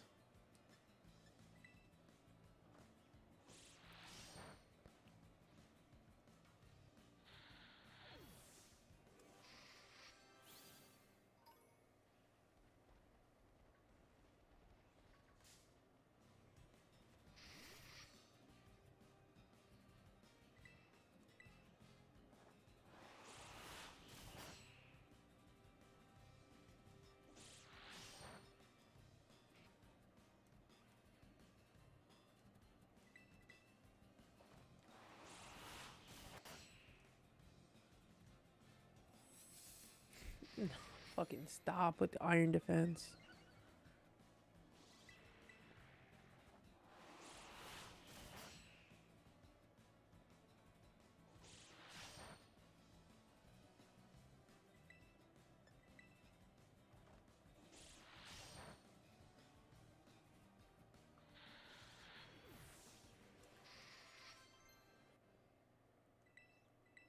No, you're gonna learn sword dance.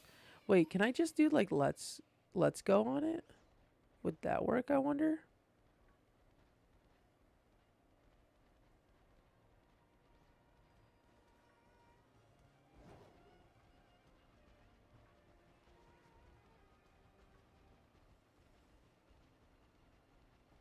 Wait, where's the Pokemon Center?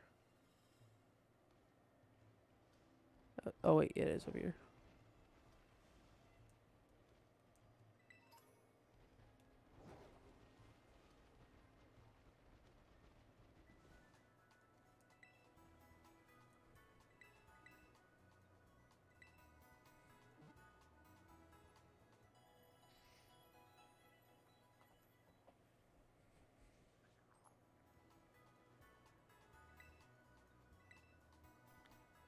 Pokemon from the outbreak here have dispersed. Oh, was there a mass outbreak? I didn't even realize.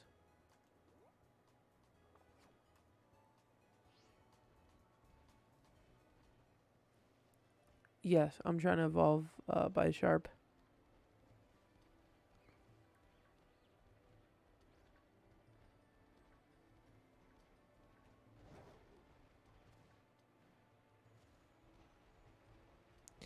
I know I have to fight like specific Bisharps that are holding like an item.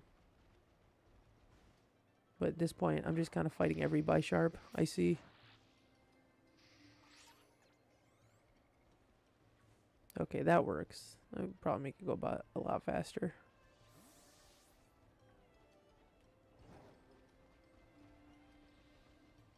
To fight Bisharps in a group of Poniard. Okay. Yeah, I've done 2 of those so far. I just haven't... Well, I saw another group. But, I was too distracted by that shiny Lokix.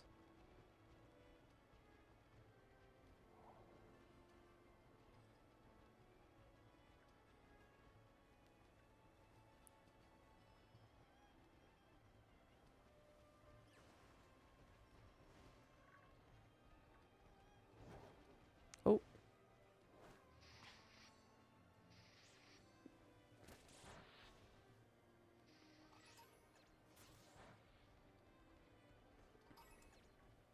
I need 3. Yeah, I've done 2 so far. I just gotta find a 3rd group.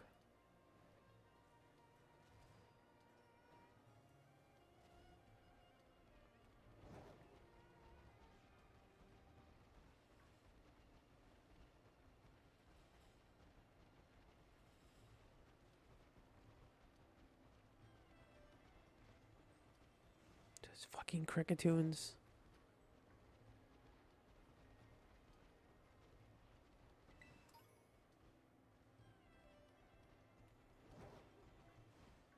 Now I'm like nervously looking at every Pokemon to be like, are you shiny? Are you shiny?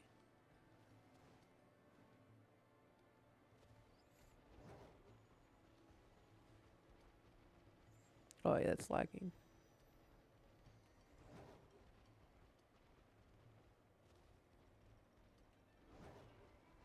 Wait, is that another shiny? Wow, what the fuck? I found a shiny Kricketot.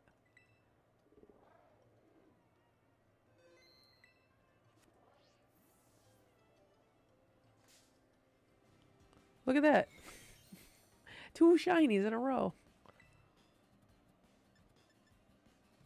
Oh man, I'm afraid I'm gonna one-shot it. Yep. This is why we save before we go against shinies.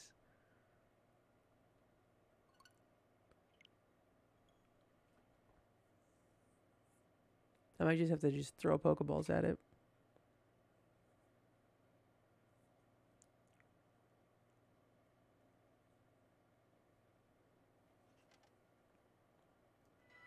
Bro.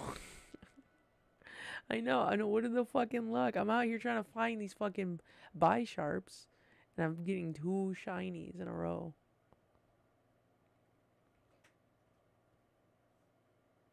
You never get shiny. No. Please don't go away. No, no, no.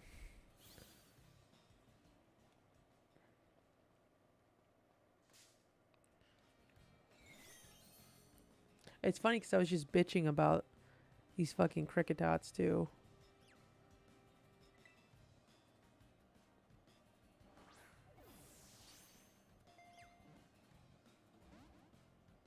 I'm gonna just have to throw Pokeballs at it because I don't have any Pokemon that are weak enough.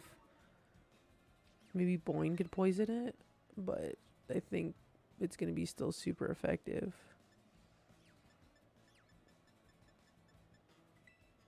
I mean, I got enough Pokeballs to spare, so I can keep trying. Hey. Oh.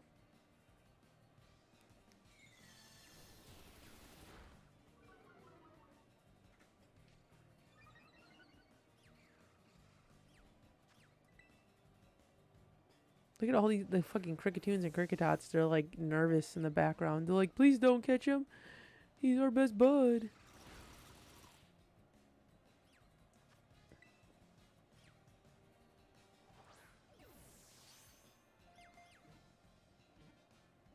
Maybe they're afraid that they're next. They're like, we don't want to be caught next. It's like, don't worry. I'm not touching you guys.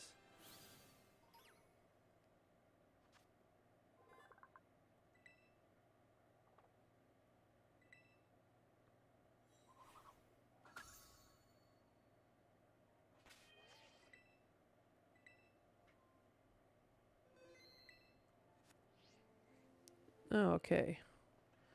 2 shinies. Wasn't even trying to find them. Just trying to find Bisharps.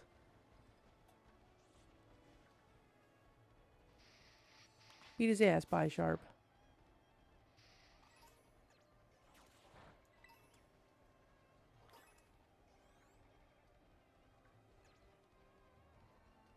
Now I'm like carefully looking in case I see another shiny. Oh, okay. This is going to be the last one.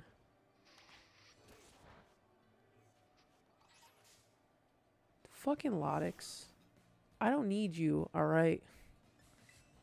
I already got the other Lokix. Wait. Can you stop? I feel like he's like about to evolve too. Did that like... I wonder if that interrupted it. Maybe not. Maybe I just haven't defeated enough with the item.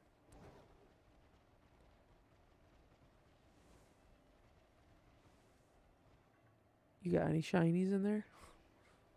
Any more of those shinies? I mean, this is essentially shiny hunting. Just fucking... I'm despawning all the Pokemon and they're respawning.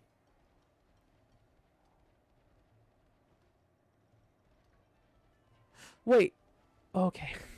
I thought that was another shiny. I thought for a second it was blue, and I'm like, that'd be some shit.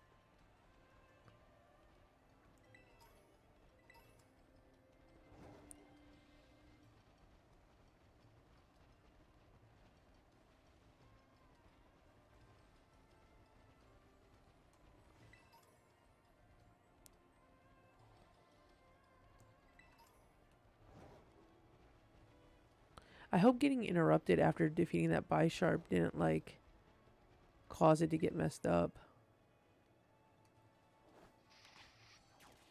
No, get the Bisharp. The Bisharp. No, stop beating up the children. Beat up the big one. It's running away. Stop. Fight it.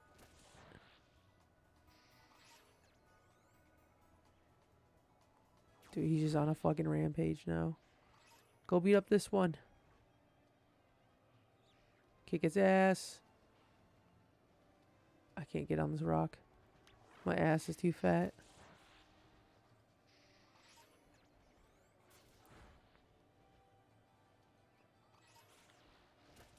He's just on a rampage now.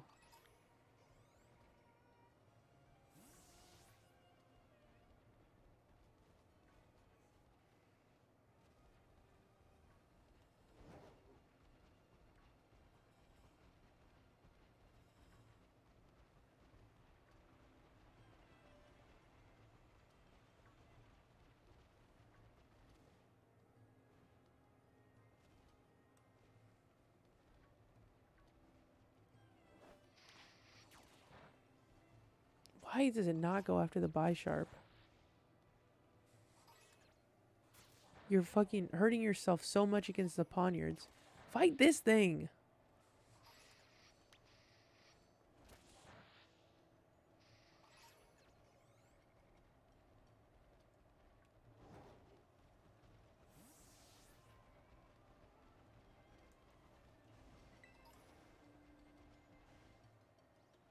Where do you get the leader's crest from? I thought they were supposed to drop it or something. I thought you were only supposed to defeat the ones that have the leader's crest.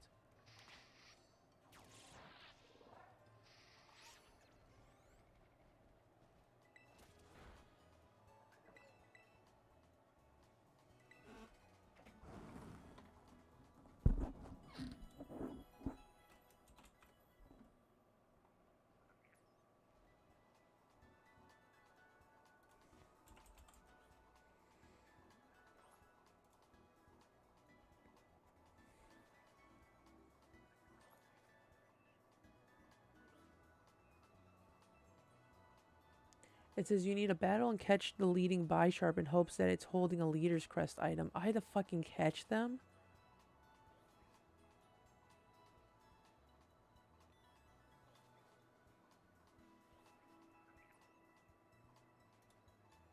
You have to steal from a Bisharp and give it to yours, then defeat 3. God damn it.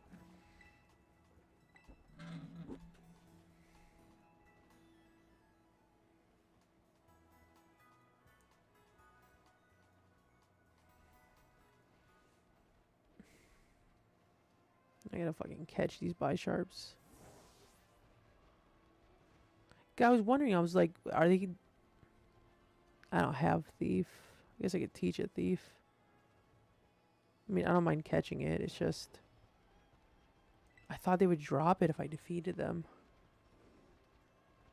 Okay, you got a shiny in there. Okay, they all look the same color.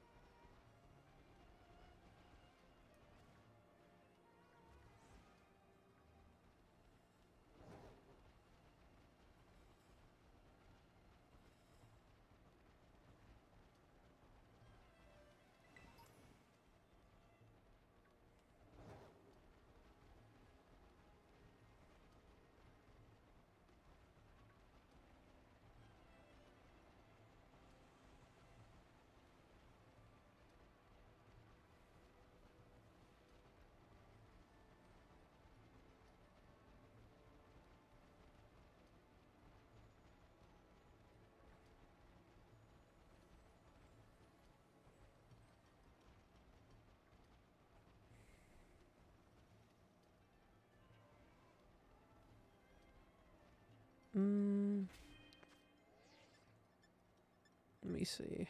I do have a Bombardier.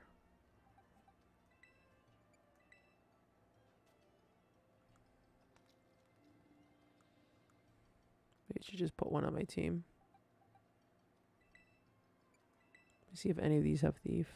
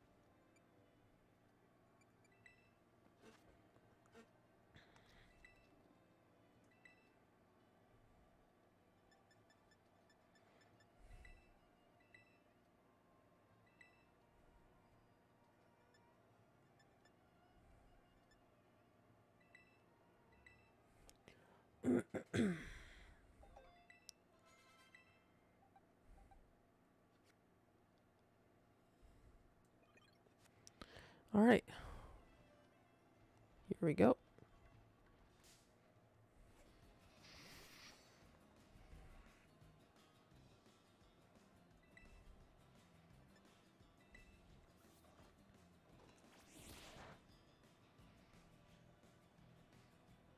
There we go.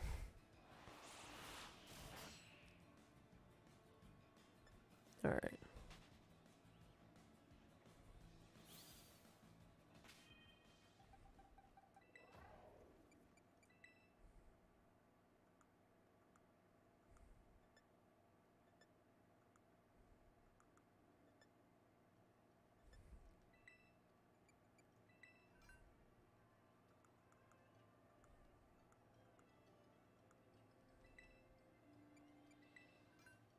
Where the hell is this thing?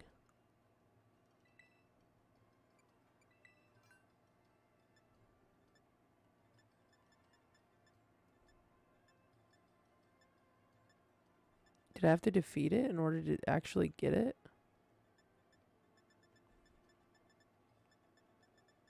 Oh no, it's right here.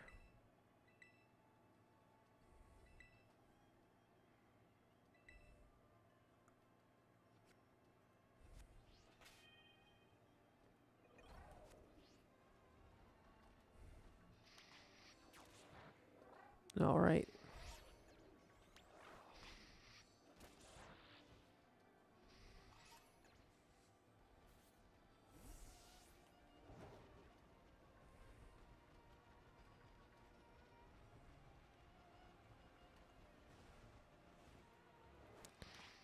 I'm just fighting every single one.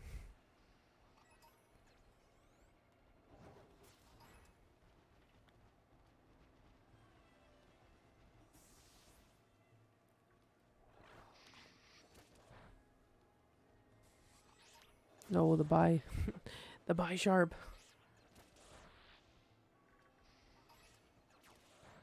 Oh, okay. I thought for a second mine got defeated. Oh, there's another one. Get out of here, Venomoth.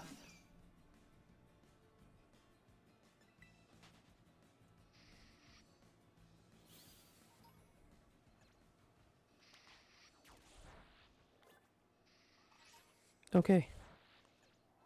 That was 3.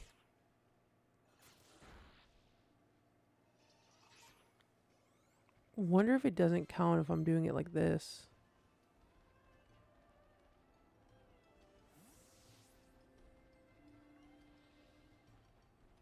Maybe I only did 2?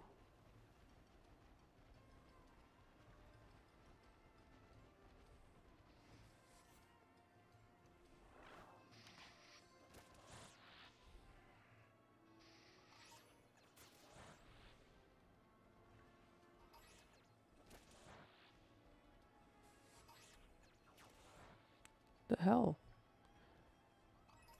Is it not as straightforward as just fighting 3 of them?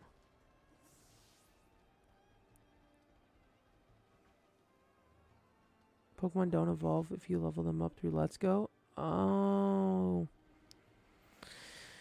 I'm doing everything wrong.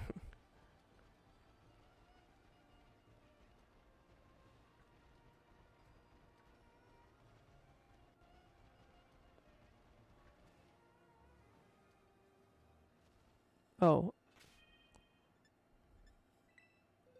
Oops. Well, I need to go in here anyways.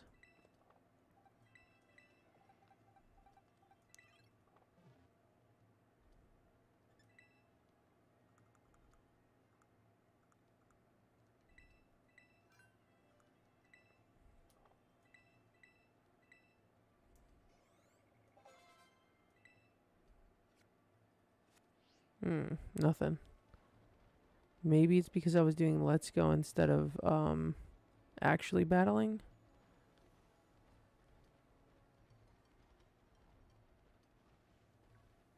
Which is kind of dumb. I feel like it should work either way. Look at them. The parents of their 5 children.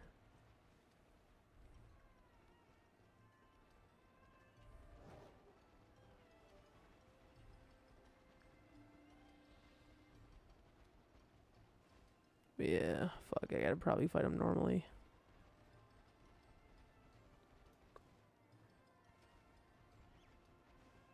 Guess the one takeaway is I can walk away with 2 shinies, so it's not like I wasted all this time for nothing.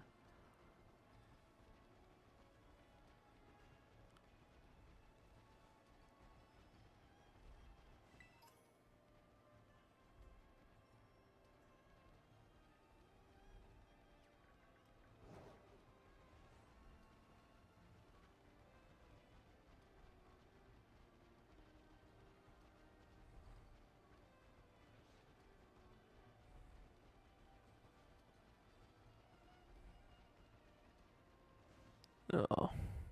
Why are you by yourself?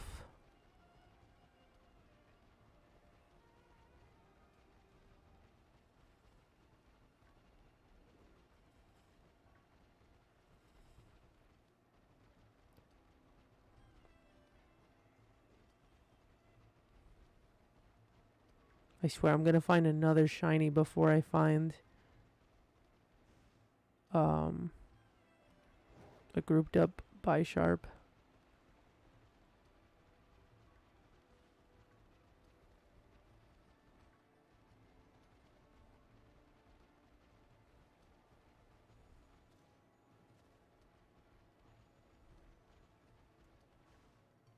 Are you kidding me? 2 Bisharps. Unless, do I just have to fight the Bisharps with the item? Like, is it the Bisharps that are in the groups are the ones that have the items, but you just have to fight 2 Bisharps? Oh, there's one. Hello, excuse me, Mr. Bisharp. A moment of your time, please.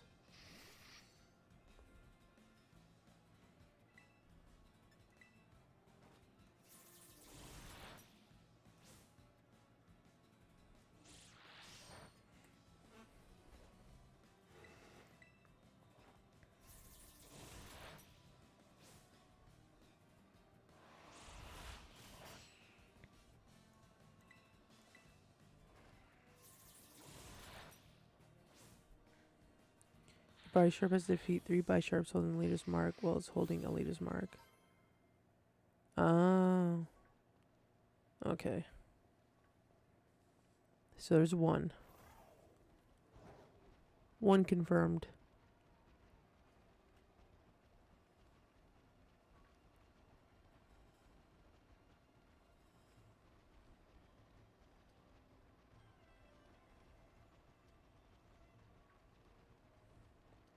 Oh.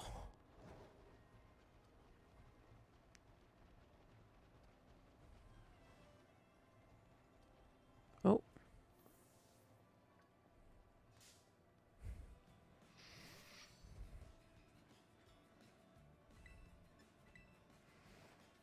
The Scyther is just so... Oh, wait, you can't see it. The Scyther is just so stunned in the background. He's like, whoa, whoa, whoa, whoa, whoa. What are you guys doing? It's like, I can't stand this fighting. I can't look. I must look.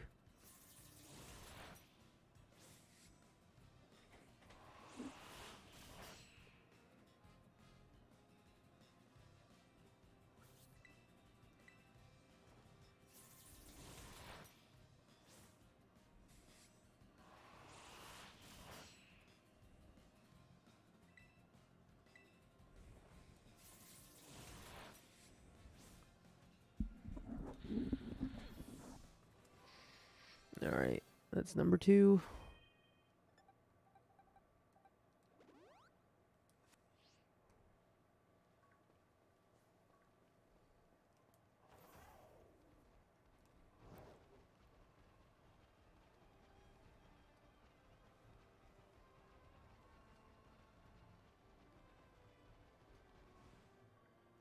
Alright, here we go, number 3. And hopefully all of them are holding this crest.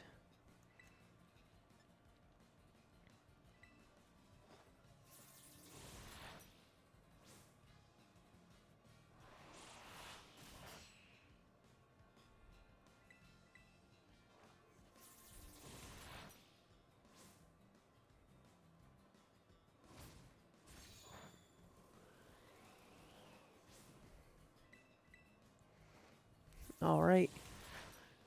Is this it? Is this gonna do it? Are we evolving? We're not evolving.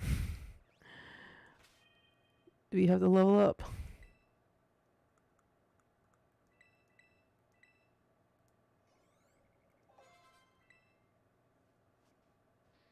Evolution time! Do. The final Pokemon to evolve in the party. There we go. Katao Cleave.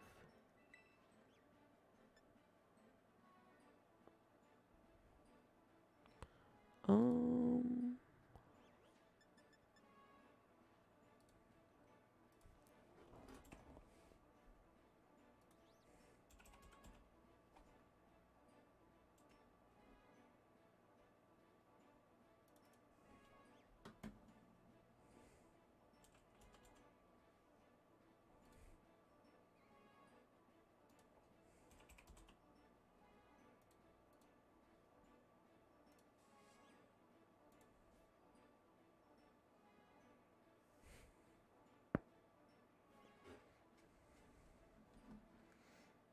Wait. Oh, okay. Yeah, I'll do Katao Cleave. I was like, I knew there was another move I wanted to teach it, which was Foul Play. But I was like, wait. I couldn't remember if it was this move or not, but we'll go with Katao Cleave. Okay. What does this item even do? That is it just for evolutionary purposes?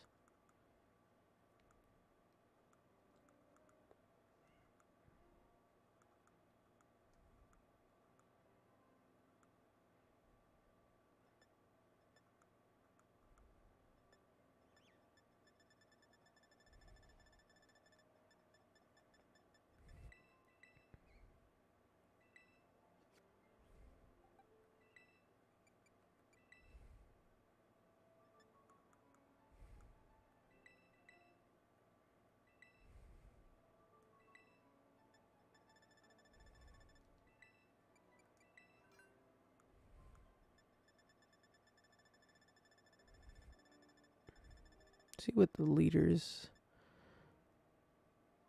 It's only held by Bisharp that head up a group of Poniard. Oh, okay, so it doesn't have any like boosts or anything. Alright. Now he's all beefed up. Let's put you in the front. Okay. Now let's fight these trainers. So we can, Did I already fight you? Yeah, I think you were the... Yeah, okay. So let's take on these trainers. And then we'll go do this star base. I came out hunting for bamboo shoots, but I guess I could forge for battles while I'm at it.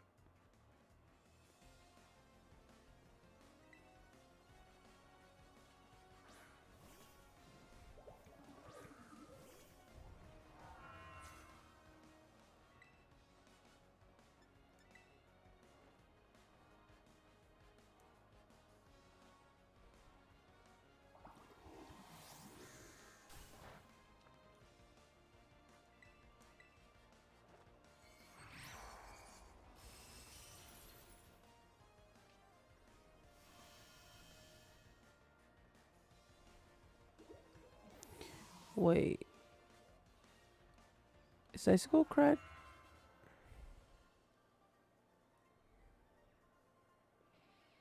Shoot, I was so busy thinking about bamboo that I forgot to focus on the battle. Wait, is Icicle Crash not a physical type move? I thought it was.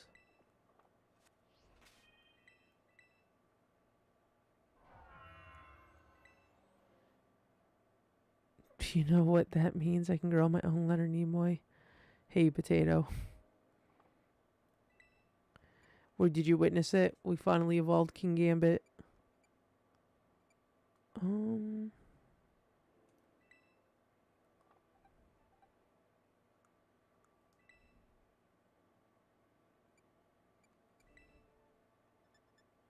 it's physical. I don't know why I thought it was a special attack.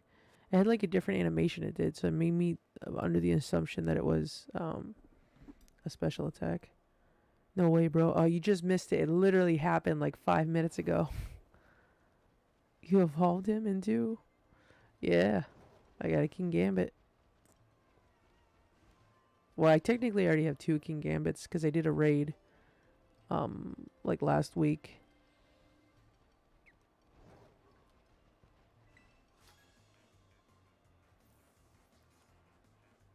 Gosh, I feel like a buffoon. I thought the thing I saw was just a mushroom, but it was alive. Some guy with a white beard who yells about One Piece. He actually doesn't have a white beard. Funny enough, white beard only has like a white mustache.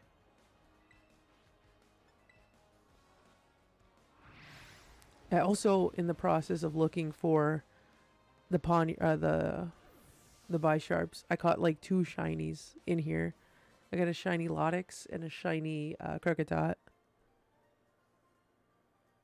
I guess there are fungus among us. Ha ha ha ha ha. Fungus among us.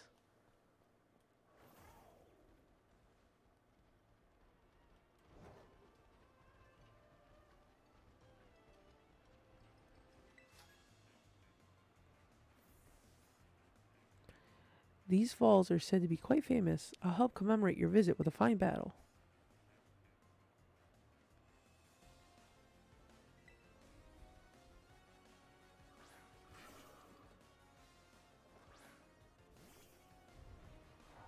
They did the Among Us sussy.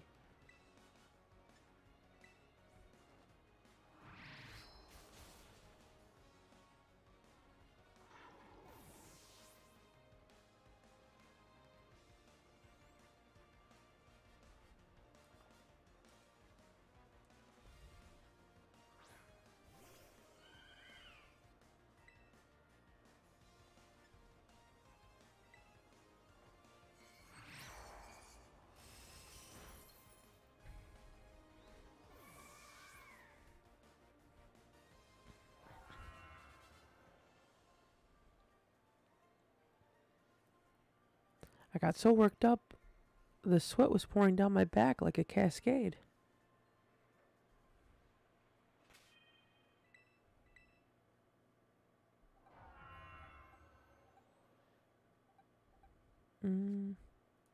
I'll keep X-Drake in the front. Alright. Still paying attention to see if I might encounter a 3rd shiny.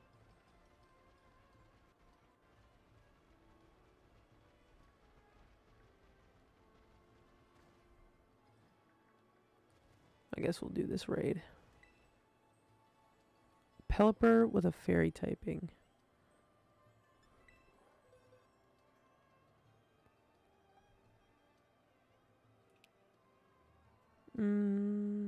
Fairies are weak to poison. Alright. I guess we could do King Gambit or Glamora.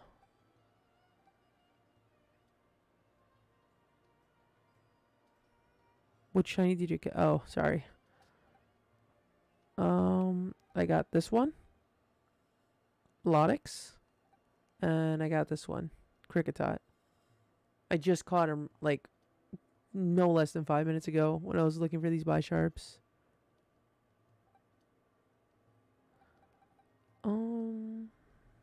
Let's send out Boyne. We haven't sent out Boyne yet.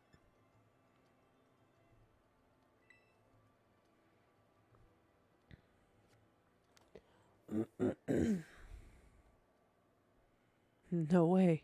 Yes way. It's Lokix? Oh. Lokix. I was saying Lokix. Lokix sounds so familiar though. It evolves by learning low kick. Interesting. But Lokix. Noted.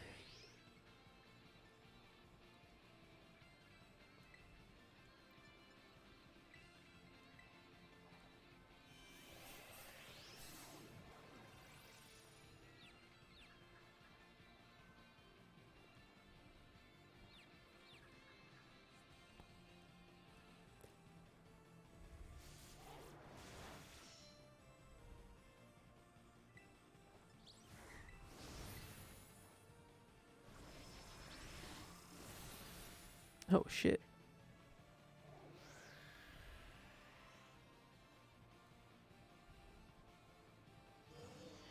What the fuck? Is it not supposed to be confused? Did it say it wasn't confused anymore? I didn't even notice.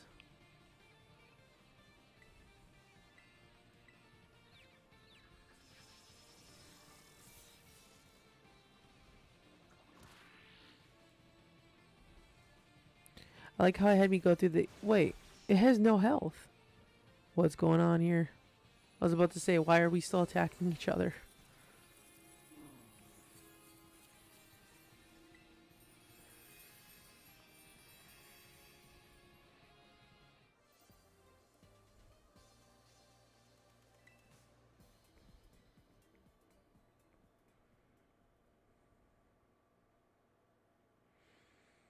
Mm-hmm. All right.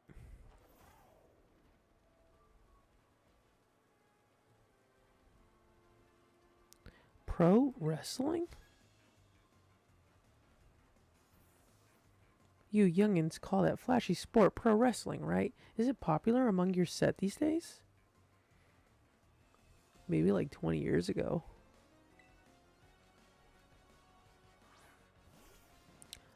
Fucking Gengar. Alright. Was not expecting a whole ass Gengar here.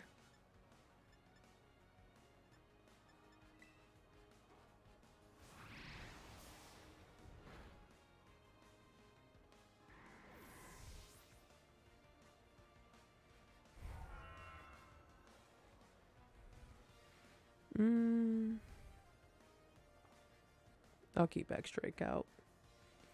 I'm sure even if I don't have anything strong against a Bronzong, we can make this work. Well, I got Crunch. Crunch should work. Yeah.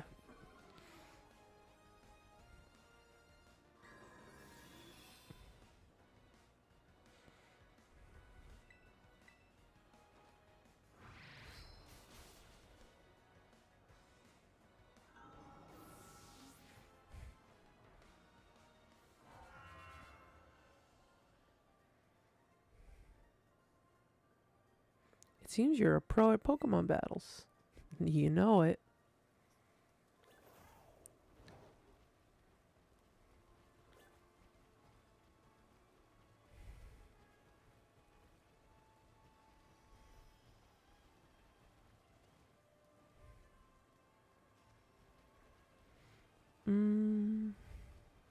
I think that might be it for the trainers.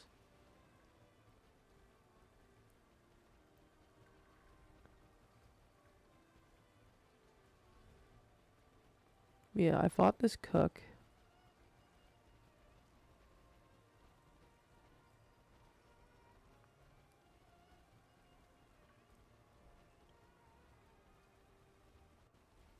Did I fight you? Yeah, I fought you. God, this rain is like lagging everything.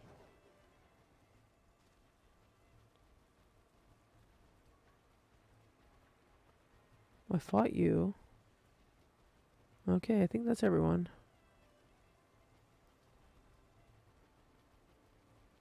Let me check over here on this ledge, actually. Anyone up here?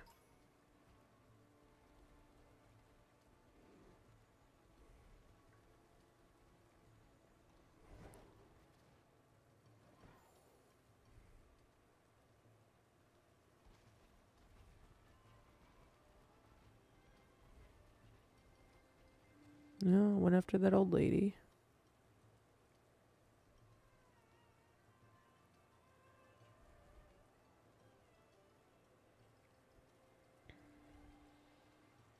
Yeah, the painter.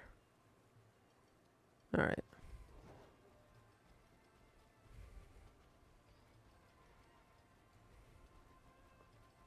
Let's see if this one gives me a little bit more of a motherfucking Kricketot. I don't care about you. You're not shiny.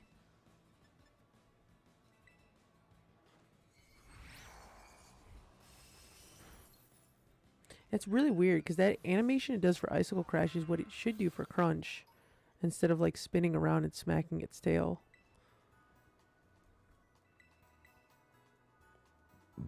Oh, I guess the true test of if I defeated all the trainers in this area was to talk to the dude and see if he gives me a reward.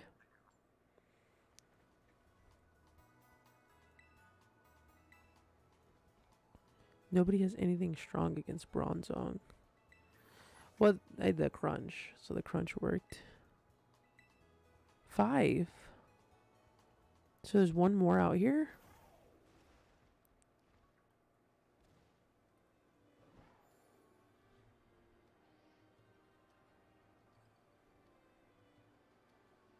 Wait, does the astronaut giraffe still know Hyper Beam?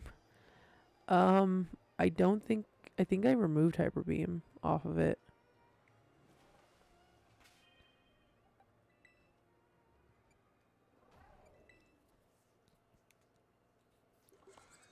Nope, it still has Hyper Beam.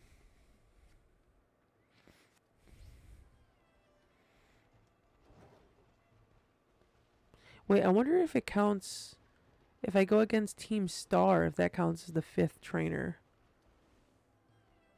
Yeah, because technically I do fight him. I just don't see a 5th trainer in this area. Let's go.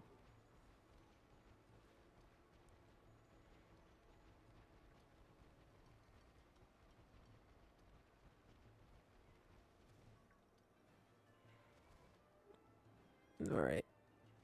Are you... Okay, I was about to say, that Scyther stopped me. You're pretty skilled. Not many trainers can shrug off my Pokemon's attack like that. The same to you, Aerie, was it? Your Pokemon have clearly spent a lot of time honing their moves, but I'm surprised to find the boss herself out here defending the gates. Don't you trust your grunts enough to put them on guard duty? Watch your mouth. I'm here because I don't want to risk anyone else getting hurt, that's all. What a benevolent boss. Now, if you want to get on with our battle, I'm already on my side. I shall say something. Who are you? Tony, there you are. I started talking to this girl since she looked like she was with Team Star, and then she and her Pokemon came at me without warning. We were just battling it out. Riri, I knew you'd be out here. Carmen, are you okay? You're not hurt, are you? I'm fine, honestly. Now get away from here. It's not safe. I'll take over guarding the base, Riri. You should get back inside. No, I won't back down. I can't. Oh, Riri, you need to stop this. Until the big boss comes back, I have to protect all of you in the Cap Squad. And everyone else in Team Star, too. That's why you should go back to the base and rest up, even just for a little bit. As the boss of this squad, I just can't. Riri, please, I'm your friend. Listen to what I'm saying. Fine, I'll go. I'm sorry, Carmen. Hey, that's no way to sign off. Let me hear a hasta la vista from you, nice and loud. Hasta la vista.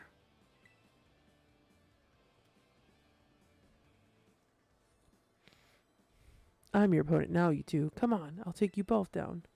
Hey, Tony, my Pokemon and I are actually running on empty after that last battle. Sorry to spring this on you, but do you think you could handle this grunt alone? Yeah, for sure. Thanks, I'll be cheering you on from the sidelines.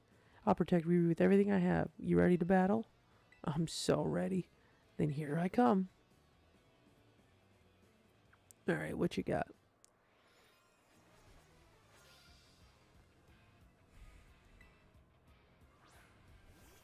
Krogunk. Is this not an electric gym? Why do they get a Krogunk?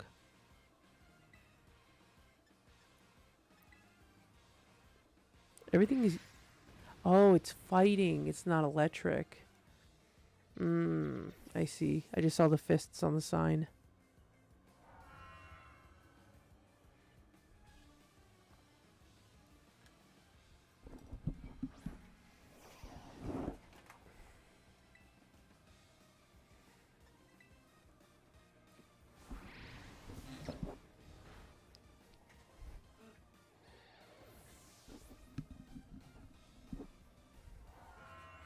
Nobody cares about Krogunk. It's all Hyper Beam. I lost, but my defeat's not the one that matters. Even if all I did was buy Riri a bit of time, that's fine. My job here is done, so I'll head back inside. Hasta la vista.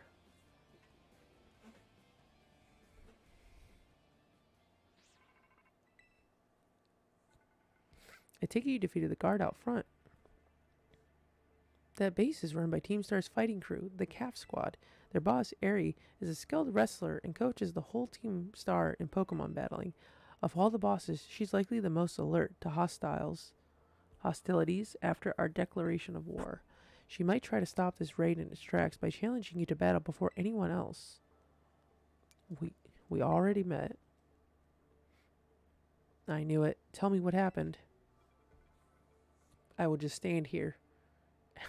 She retreated? We're talking about the same area, right? Well, it seems like there's nothing for it now but to attack the base head on. Ring the bell on the gates, and once you're ready, kick off this phase of the operation. Time to wipe the calf squad off the map. You need the legendary move of Hyper Beam on the Team Star car or the final Pokemon you need to defeat. Or we'll see. I'm going to go use the bathroom real quick. So, intermission.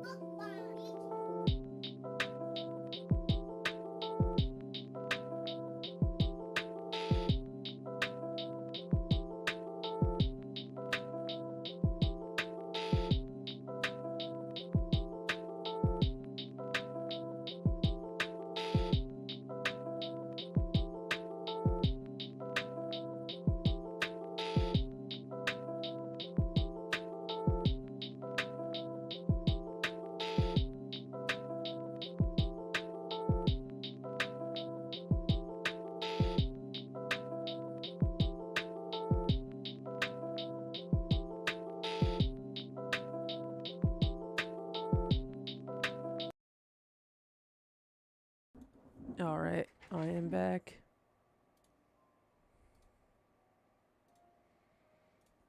Alright. Let's take on this base. Well, actually, let me see.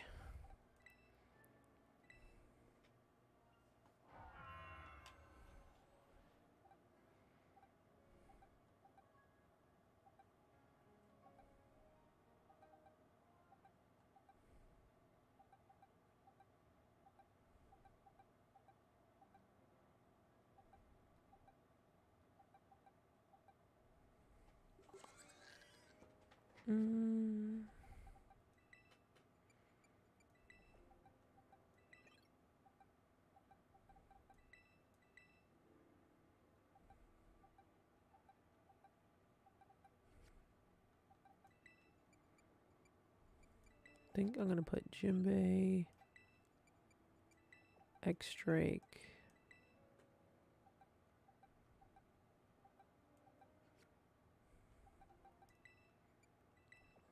Kaku.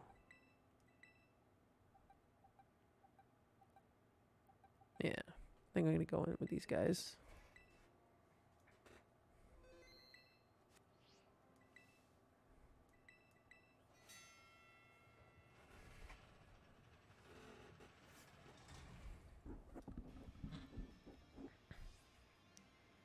Oh jeez, Jimbei's big ass over there.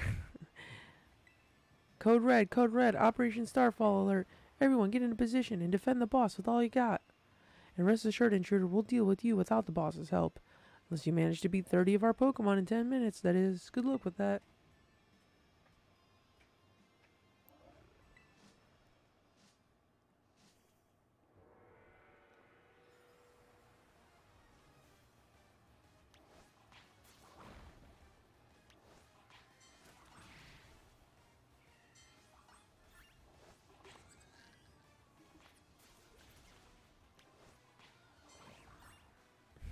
I make no promises about using Hyper Beam.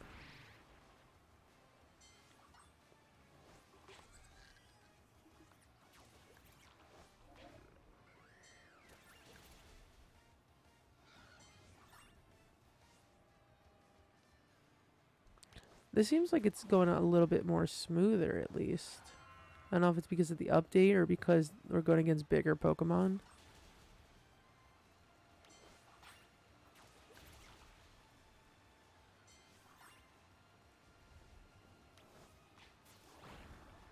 Oh my god, we got 2 Haluchas. Or not Haluchas. Harayamas.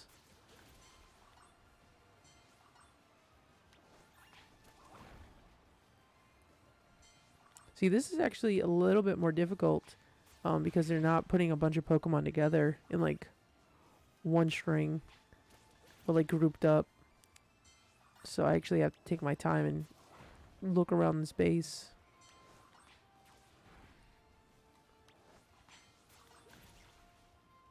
Also, because there's only one Pokemon at a time I'm fighting, it's a lot less laggy.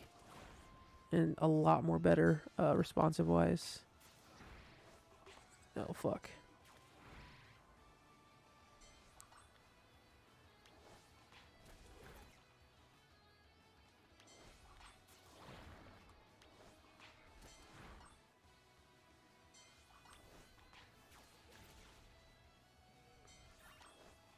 Is Pessimian always that big? Looks so huge.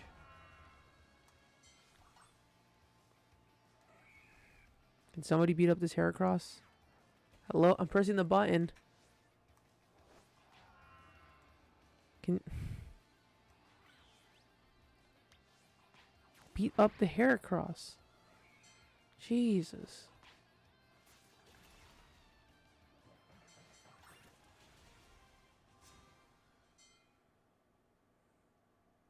I don't think we can hold him off much longer, boss.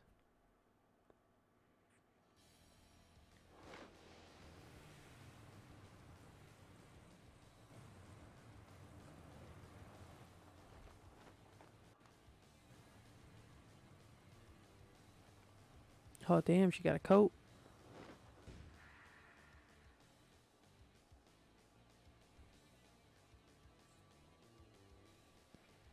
Okay, I'm ready. Doesn't matter who you are, I'll bury anyone who tries to take down Team Star. This time, I won't run away. Rah! That's exactly what she sounds like. Rah! I do like the design of this character, though. It's very interesting. Not something I would have expected to see out of a Pokemon game.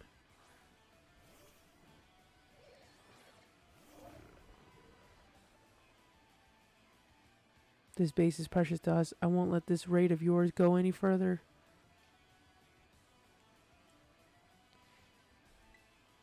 Dude, the fucking tail's so big, it's fucking slapping my fucking face. The Garchomp is yours now. It pays attention to you. I give as good as I get. That's a promise. We'll see who's left standing in the end.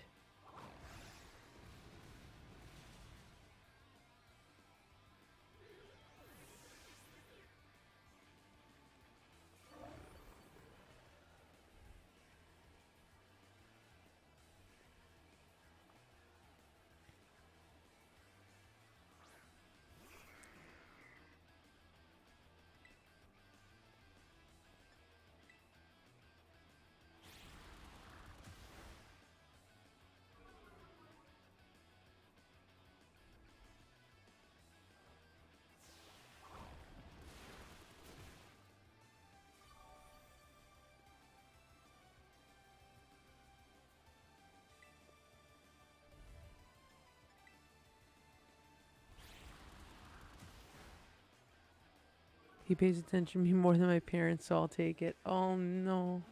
I mean, I guess that's the. You just gotta look at it from a positive perspective. But I'm assuming you got all the gym badges then? Or what level was the Garchomp? I don't remember. I don't know if you ever mentioned the level. Um.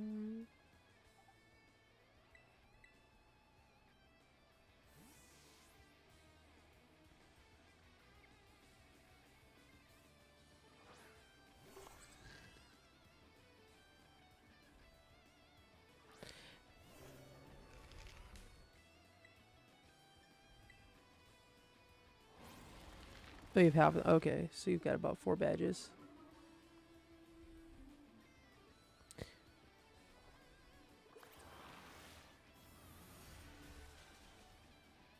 Oh, he ain't a Garchomp yet. Okay, that would make some more sense because I was like, I feel like if it was already a Garchomp, that it would have you would probably need more badges. But if it's like still a Lucario or not Lucario, if it's still a Gabite or a Gibble, I was about to say like, what else is there? If it's a Gibble or Gabite, that makes more sense. If you only need 4 badges. I'll send out Perona.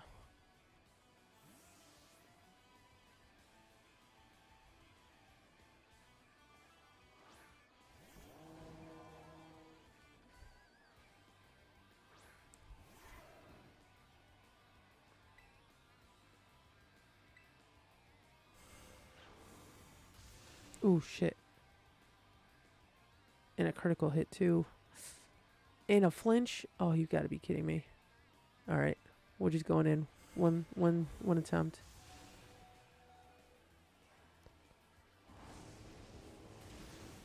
There we go.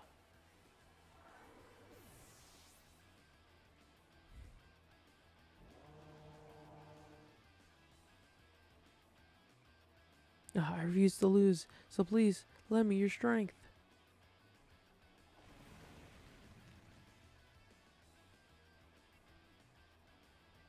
Okay.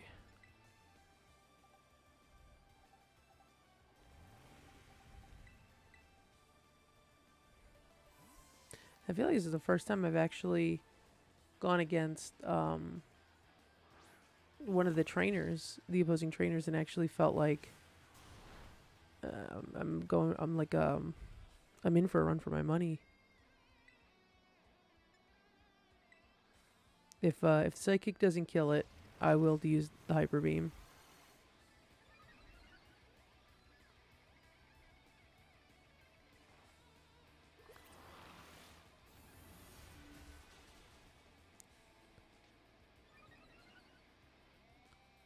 Not gonna lie, the gym was tough because I went inside with my mom half dead and very ill prepared with my under-leveled B team. Oh, you see. Wait, what gym did you go against? Alright, I'll finish it off with the Hyper Beam. Only because of the fact that Kaku was like the perfect one to bring in for this. And also, I could end with the Hyper Beam, that way I don't have to worry about recharging.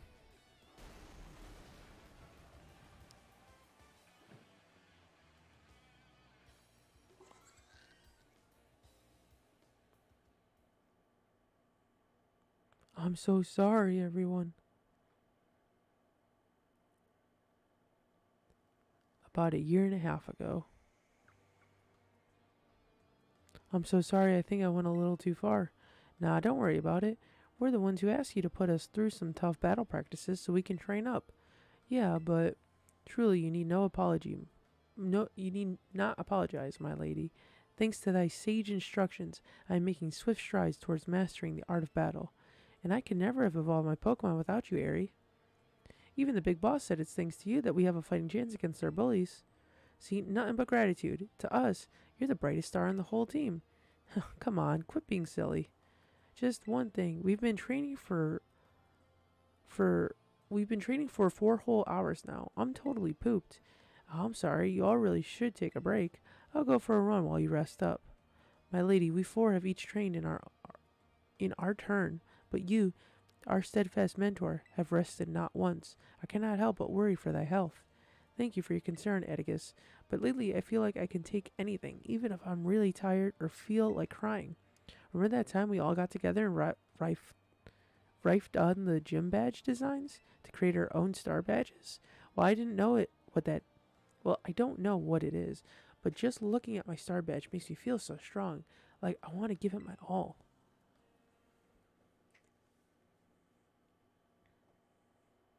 We killed the car, disco vacuum, very epically nailed it. The Alfonda gym should not have won, only lived through rotation of spam revive because I didn't want to have to set up again. Alfonda gym, which one was that?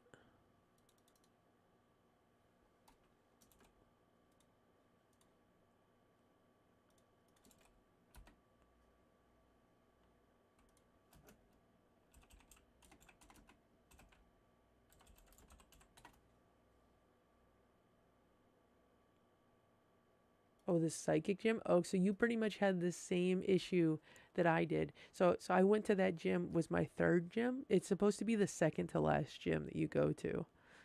Um so yeah, it's definitely not an easy gym. I gave it my all, but it wasn't enough. I wasn't enough. You showed amazing strength. Even if the code didn't require me to give you to you, I want you to have this.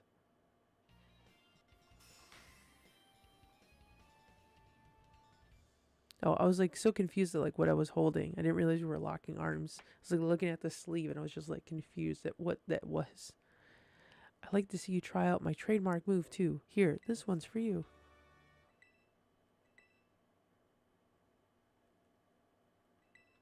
I know you're part of Operation Starfall, but I could tell from our battle that you're not a bad person. The way your Pokemon looked at you with such trust gives it away. Do me a favor and look away for a moment. This is a bit much for me to take. I just really... Rah. Looks like it's all over. Oh, Riri. This is the Team Star member you battled at the gates earlier. I asked her to come along for a talk. So, what did you want me to ask?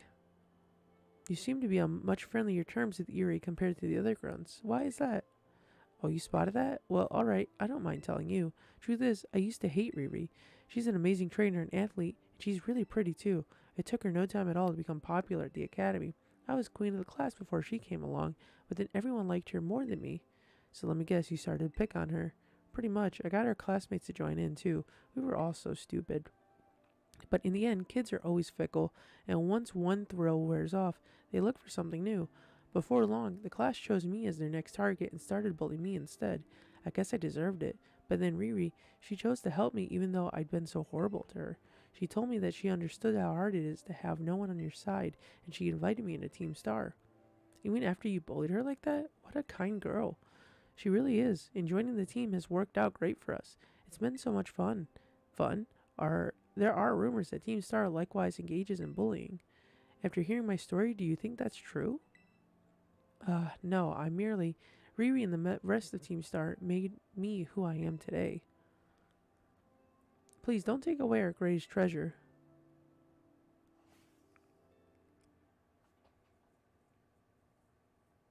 Dodonzo kind of looks like Frankie. Yeah, he does a little bit.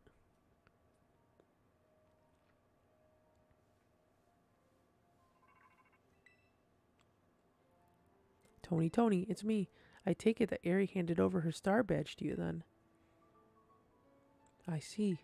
Without its boss, the calf squad should be a hair's from breath from disbanding? Even Aerie. I'm sorry. We're almost there now. Just one boss left. The operation's been a huge success thanks to you, Tony. And Clive has also performed admirably as your support. I remember him saying that you're acquaintances. Have you known each other for long? Yeah, for a while now. Well, he's clearly a reliable friend. He almost reminds me of the gang back in the day. Which gang? As you know, Team Star was formed by a group of students who were bullied at school. Shortly after forming the team, those students, none other than the squad bosses themselves, confronted their bullies head on. The outcome was a resounding victory for Team Star, though you could hardly call it a contest. The bullies didn't even put up a fight. They all bolted from battle the first chance they got. Scared spiteless. I have to sneeze.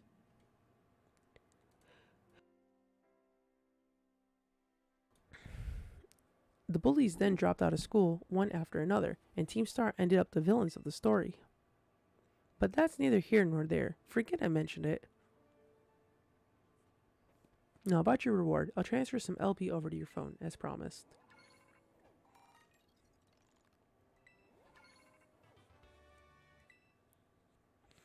Make good use of those TMs. They should help you take down the last remaining boss. My supply unit rep will be along soon to give you your bonus reward.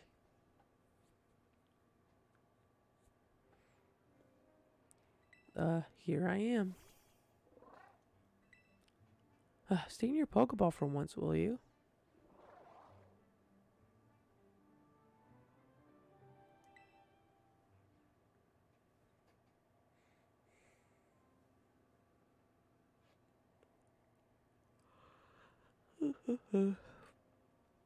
Wow, Team Star went through all that, huh?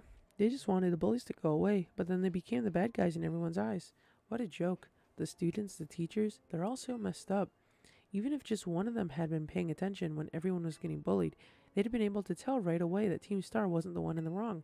But I guess the big boss was the only one who urged everyone.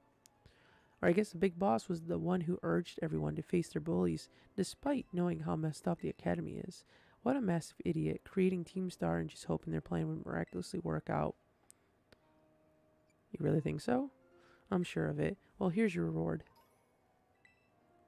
The next boss is the very last one. We're counting on you, Tony. Bro, I found a wild 2-pep. Oh, shit. The 2-pep. The spiciest of boys.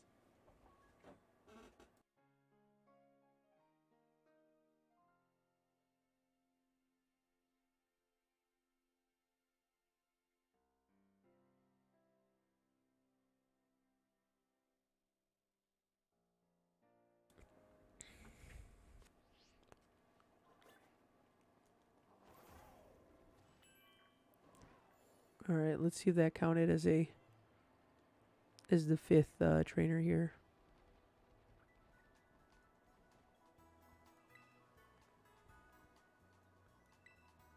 Oh, it doesn't? What the hell? There's like a 5th trainer somewhere here.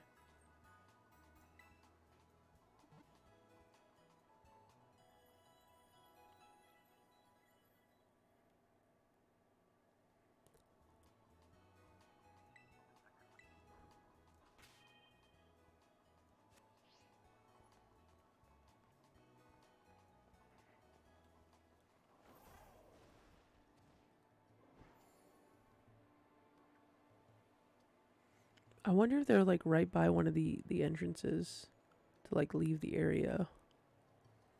They're just like right on the cusp of the border. Oh shit, there's a whole ass flying dragonite up there.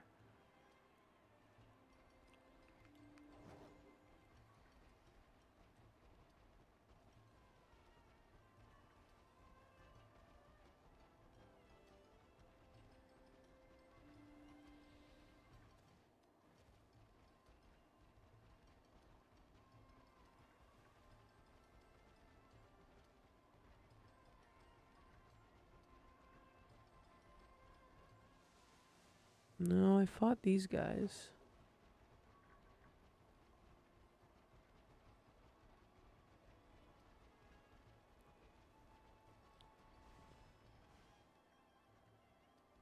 Just checking. Just checking if there were any shinies.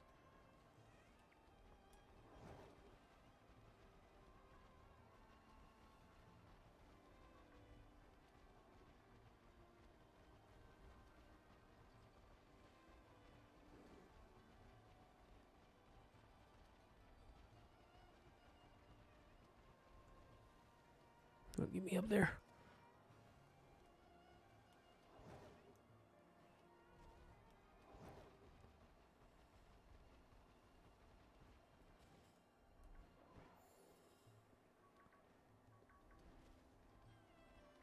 Any trainers over here? No, this exits to Area 1. Fucking dogs.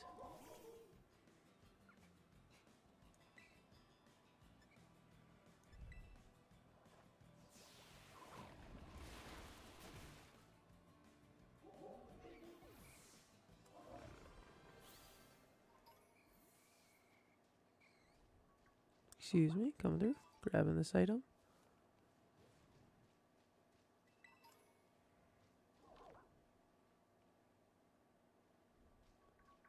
God, it's like a fucking minefield here.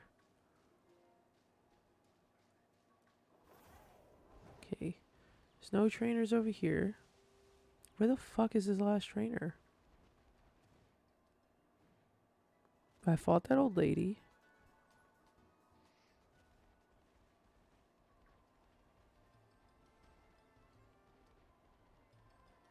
How the hell did I run around this entire area, finding countless shinies, and yet I can't find all the fucking trainers?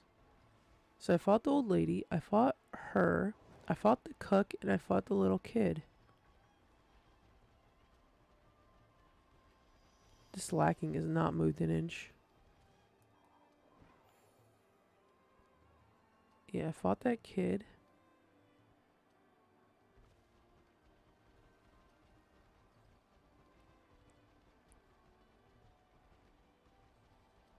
I fought this cook.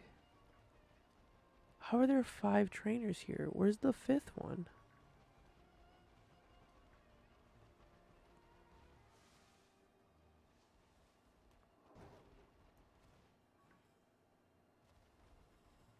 You going to jail for fighting a child? Wait a minute, not like this.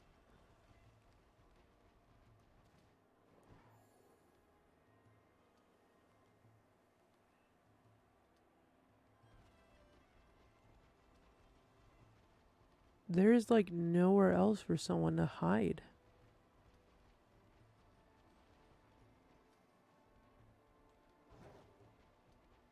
They have to be like tucked away in a corner somewhere, I feel like.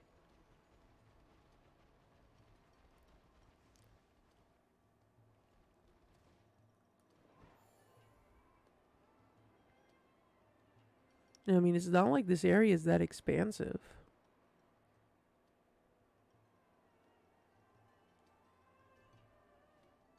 Like, I should be able to find a 5th trainer here.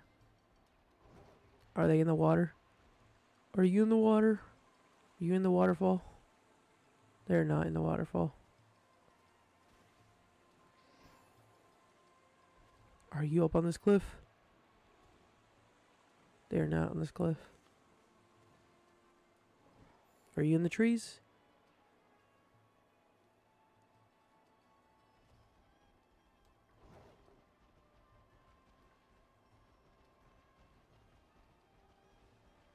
fought her.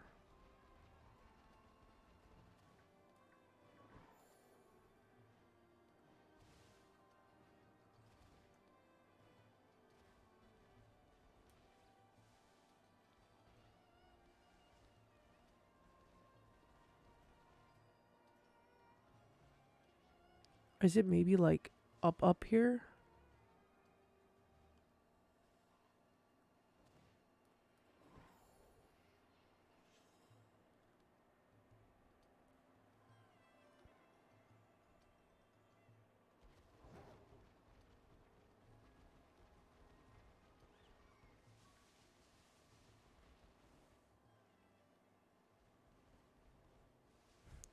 What the fuck?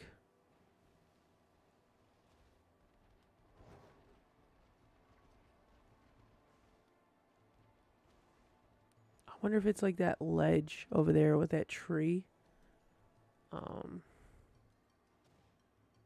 There's no way for me to get up there from here. That would have to be it. I don't know where else this person would be at.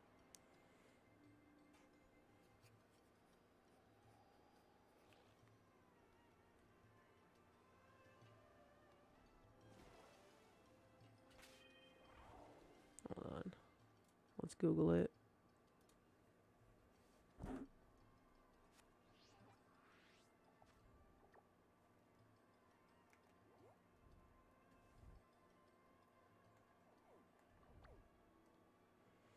So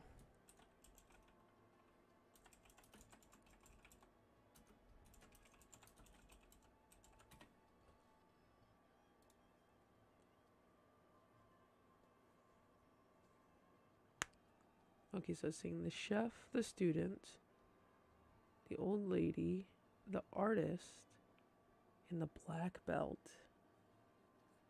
So he is up on the ledge.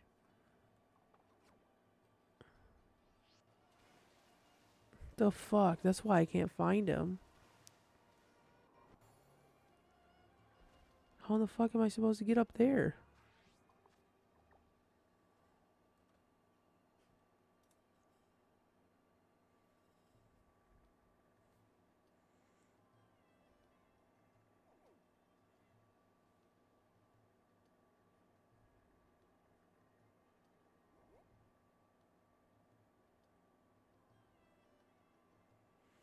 Wait.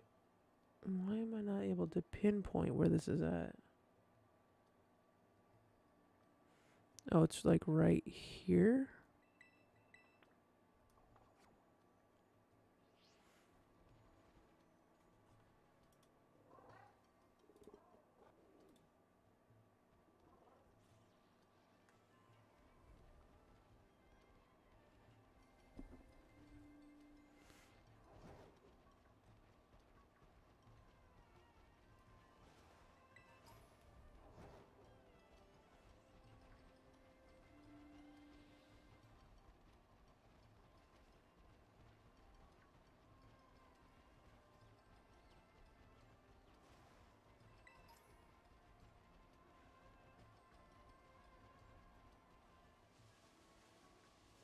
Okay. Can I climb up this? Oh, hello, Halucha. Just passing through. Is it over here? North Province area too, yeah. Dude, I could have came up over here to fight some Bisharps too.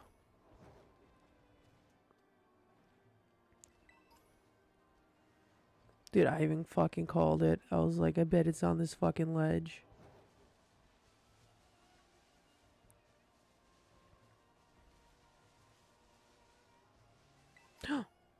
Oh, a shiny Dratini. A shiny Dratini. Where'd it go? A shiny Dratini. No way. No way.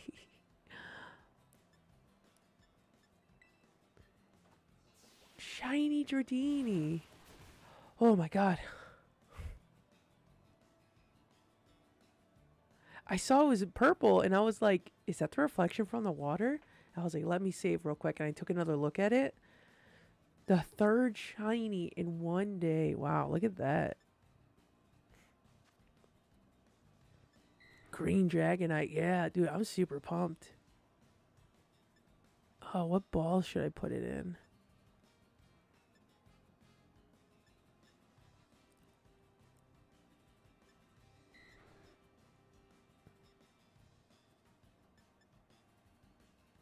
I'll probably do a nest ball.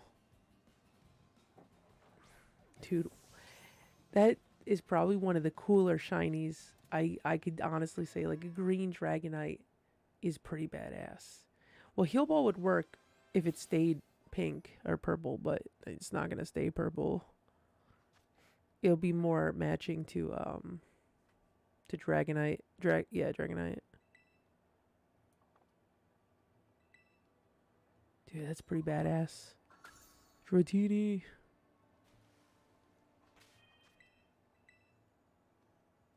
Hacks Premier Ball. Dude, it's funny too, because like if I just said like fuck it, I'm not even gonna try to find this guy.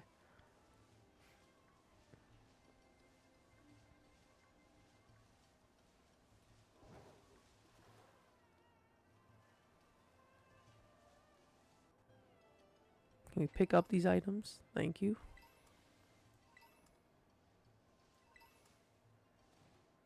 Dude, when you guys get to this area, it's fucking great place for shinies. Where is this guy?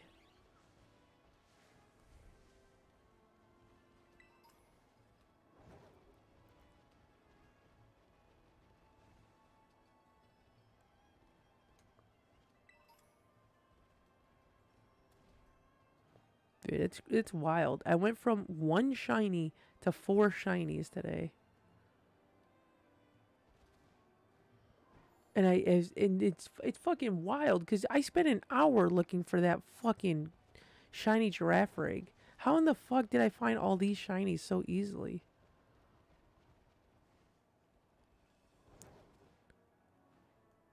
Where in the hell is this black belt?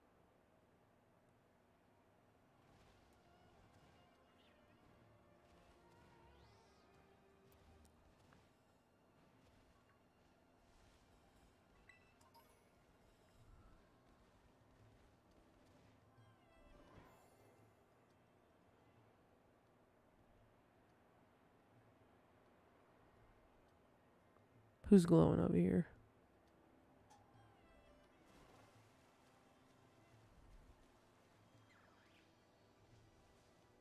Is that a Mimikyu?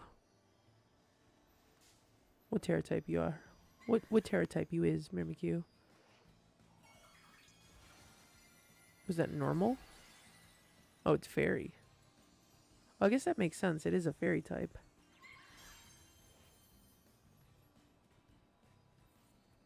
Oh, it's level 65. Oh, shit.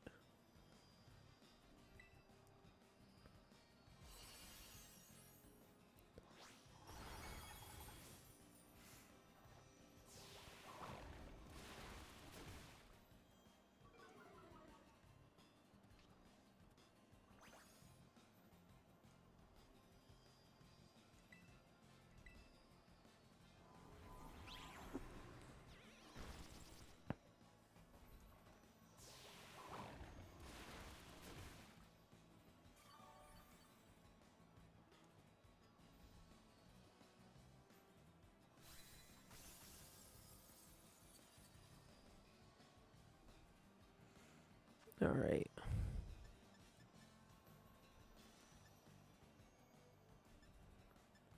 Let's put you in... We'll just put you in an Ultra Ball.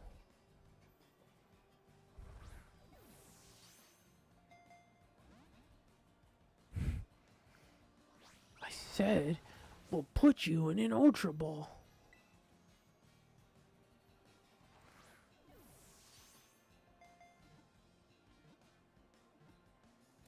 Hey, got the Mimikyu.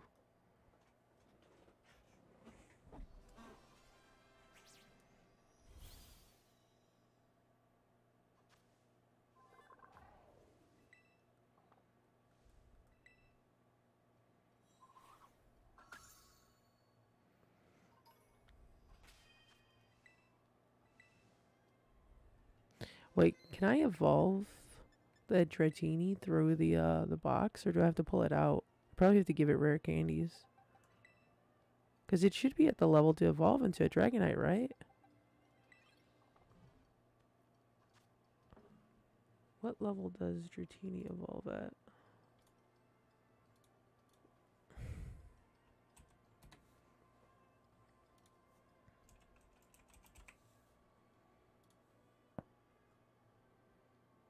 It evolves at 55.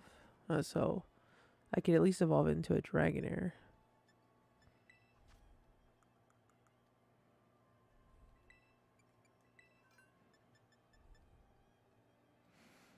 Let's give it an XL candy, see how far it goes up.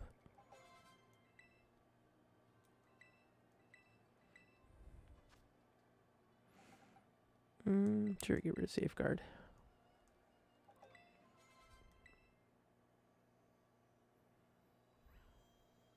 What? Dratini is evolving.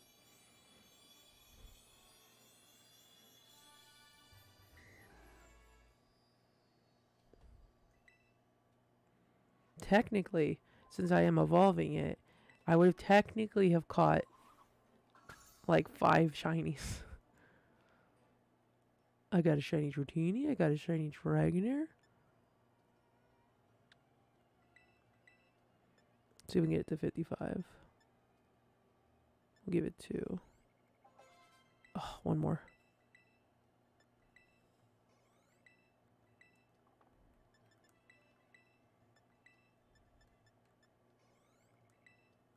Oh, almost.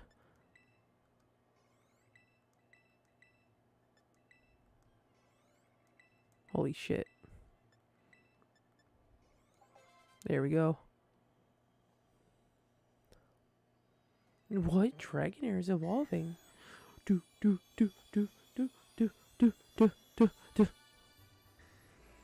There we go. Green Dragonite. This is probably the strong... Well, not counting the legendaries, but probably the strongest shiny that I've encountered.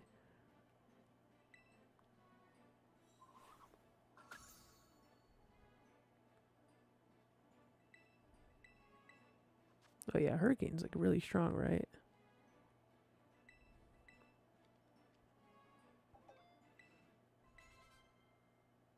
Hell yeah, we got a Dragonite.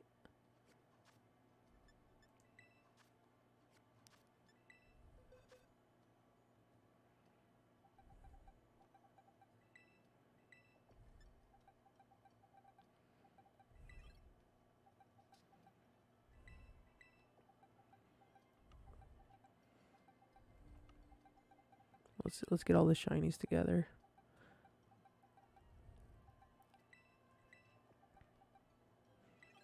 We'll put Hoppip here for the first one. Kricketot. Dragonite. And then these are all the 70s. Move you, the weaker ones down here. We'll put 50s. 65.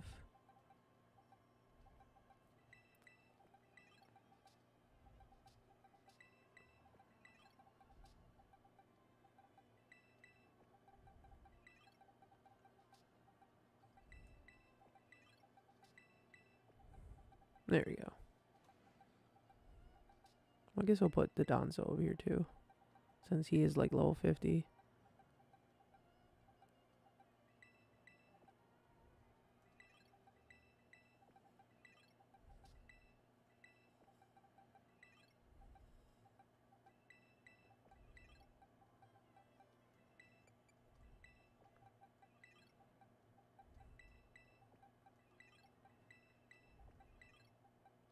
Wait. 50, 45s. Okay.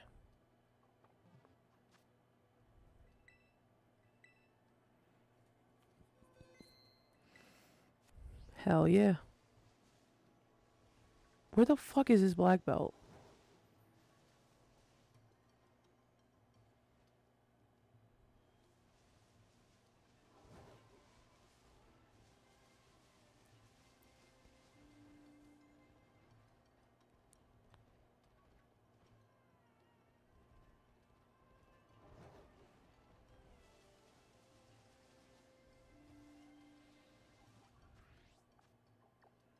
Oh, wait. The marker's over here.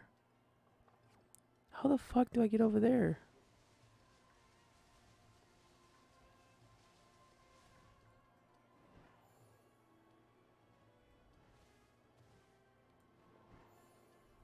Maybe I can climb up over here. I'm like nervously looking at every Pokemon now. I'm like, this is just a gold mine for shinies. Wait. No, that's just a regular color, right? You're not a shiny. It looked a little lighter, so I got a little nervous there for a second.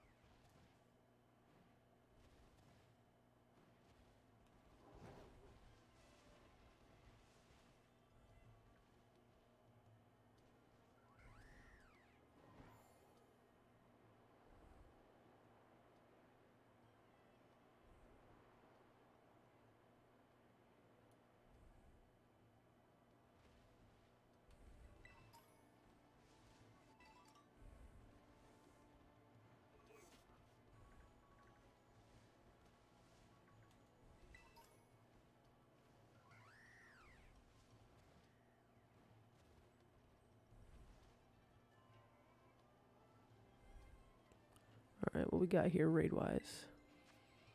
Igglybuff. I don't know about this one, guys. I don't think I can take on a whole Igglybuff by myself. It's a little scary. This 1-star raid. And I don't think I'm qualified for this.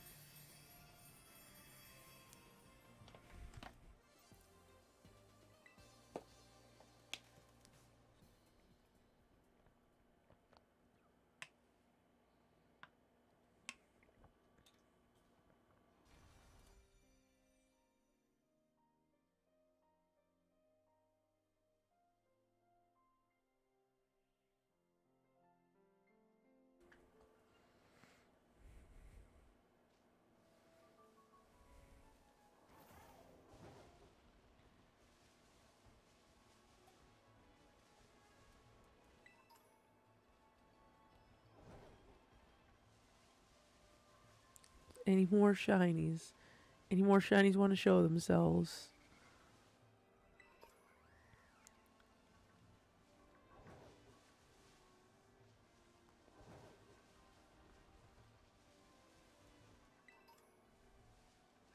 Oh, it's one of the stakes. There's like 2 Gimmigholes hiding here too. Can we jump? Jeez, jeeper creepers.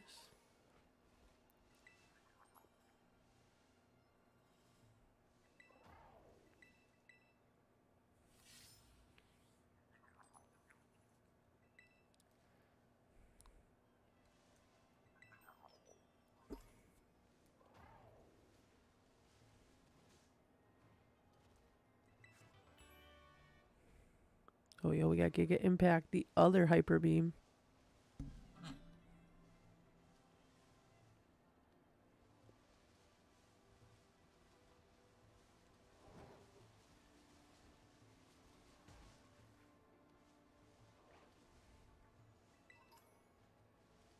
Holy shit, there's so many Pokemon here.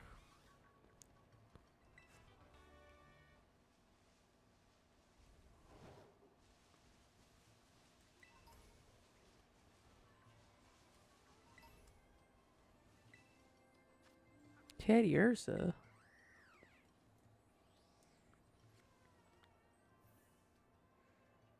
I would say give me a shiny Teddy Ursa, but I already have a shiny Teddy Ursa in Pokemon Go, so. I just wish Ursa Luna stayed green.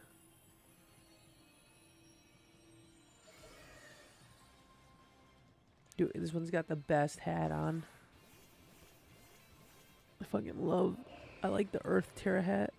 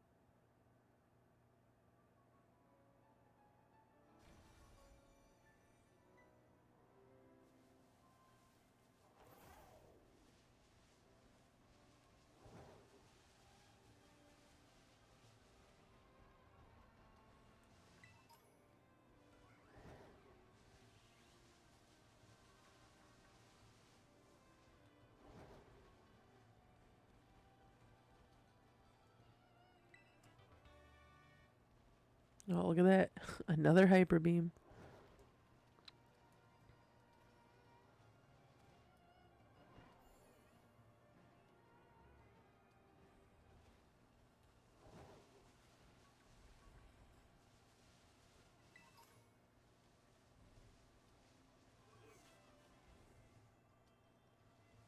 Okay, I think I got everything here.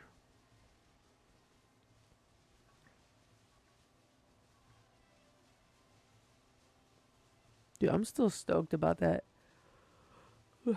shiny Dragonair or Dragonite.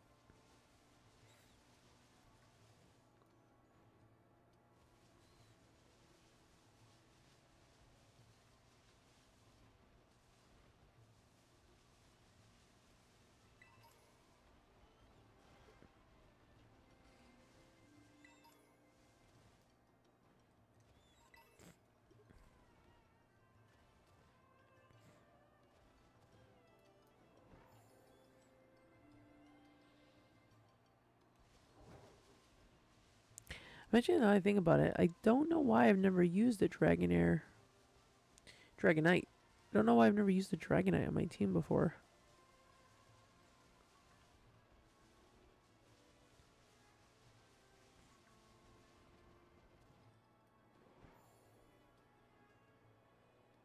Okay, the black belt should be here.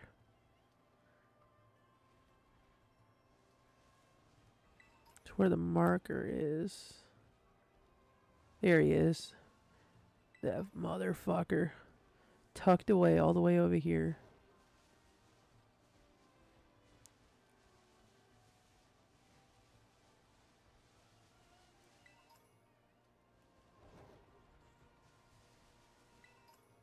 Noivern's another Pokemon that I've never had on a team before. I probably would have put a Noivern on my X and Y team, but I didn't realize by the time I think I found one, it was I already had my full party, or else I probably would have added it on the team.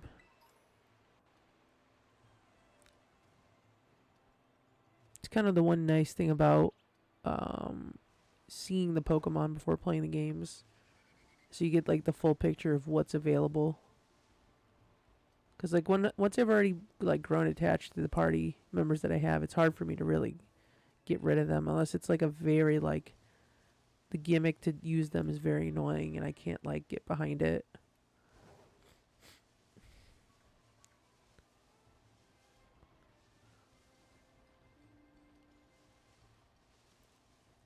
All right, dude. Got more Dratinis over here. You're not shiny though. I got my black belt through an online course. Okay. I mean, I guess you could. I'm sure that's a thing. I'm sure you could probably do that. Was the online course like Amazon? Did he just buy it?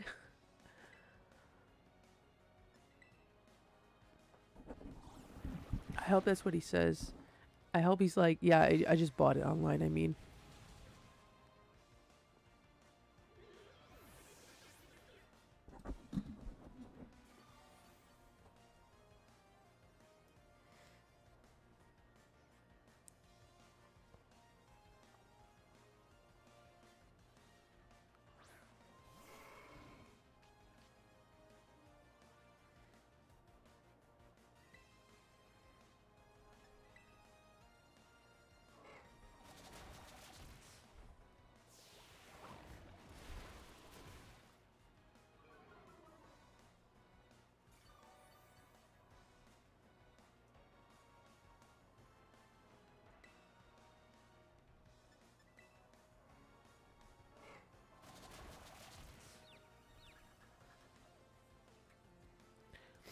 Is Thrash instantly causing confuse? I thought it was supposed to thrash for a bit and then confuse.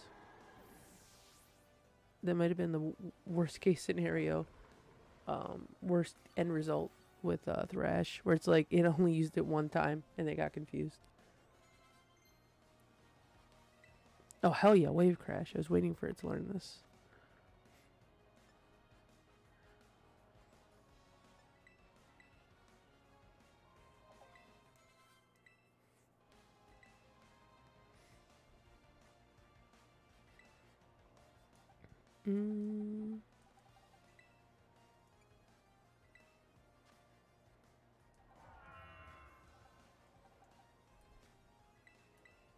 I'll swap an X-Drake.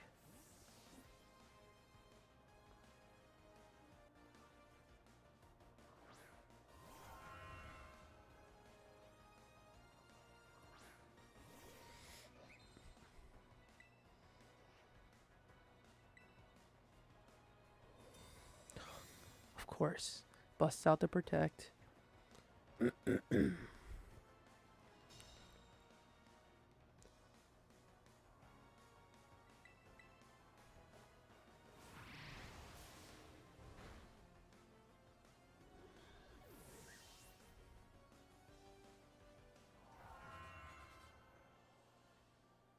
Come on, tell me you bought it online.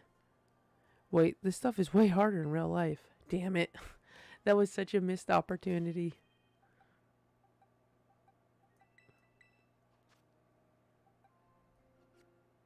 We'll put you up in front.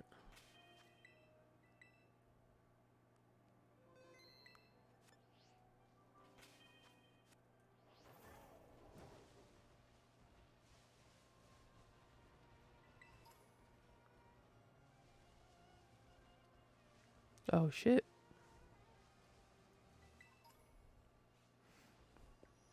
What's so special about you, bird?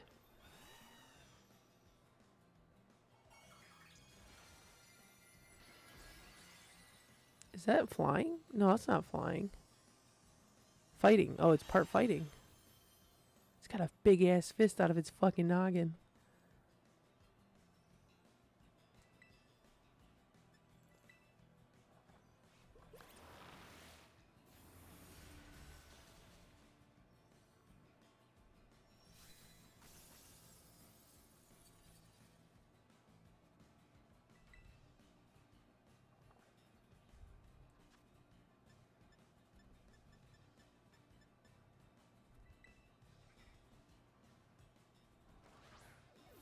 Dude, this Go-Goat is all up in my fucking face.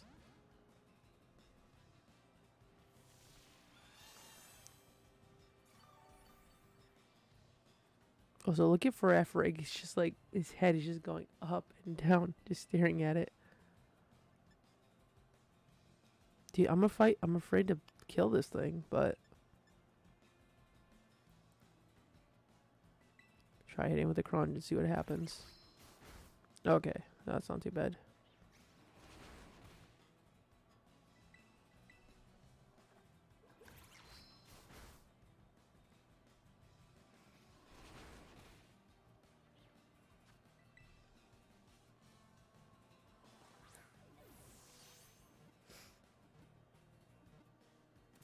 There we go. We got Corviknight.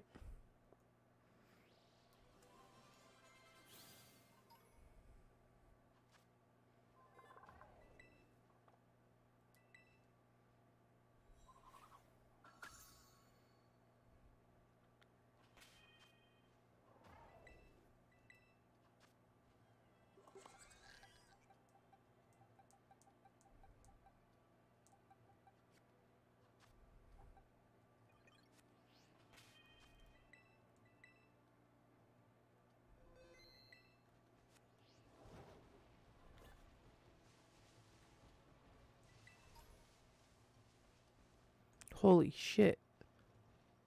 How are there so many Pokemon and not a single one of you are shiny?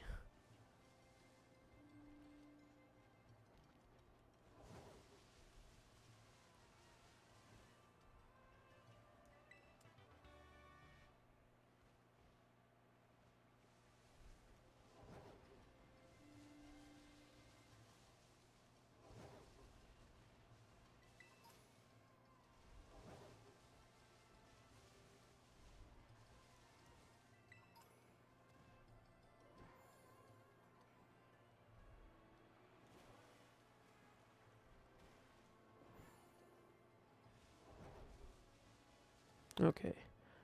I think I can officially put a pin in this area.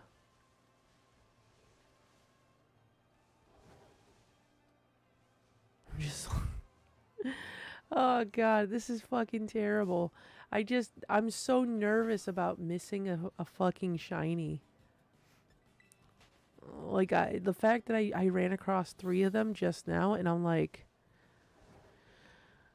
there's more. I know there's more. They're out here somewhere, right? I'm like, I look at a Pokemon, I glance at it, I start to question what colors it actually is. I'm like, no, that's not your real colors. Like, yes, of course it's its real colors. It's always been that color. Wait, could I have just gone through the... oh, you're fucking kidding me. No fucking way. If I had explored the fucking base, I could have fucking just jumped off here to find it. Oh my god. I didn't even get to explore the base. Wow. What the fuck? Does this bridge lead? Where does this bridge lead to? I can't believe that. I went through all that trouble going like around. Where does this lead me to? Looks like a dead end in a way.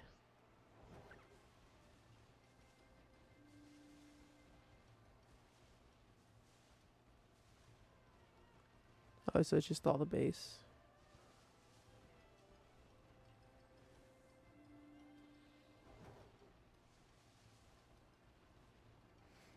Dude, that's what I'm saying. These bases are so expansive. But for what? You barely get to see most of it. Like, is anyone really just running up through that whole entire base? Do they have to be this big? Almost ran off the ledge. Well, I don't know. Running off ledges might be good. That's how you find shiny Pokemon.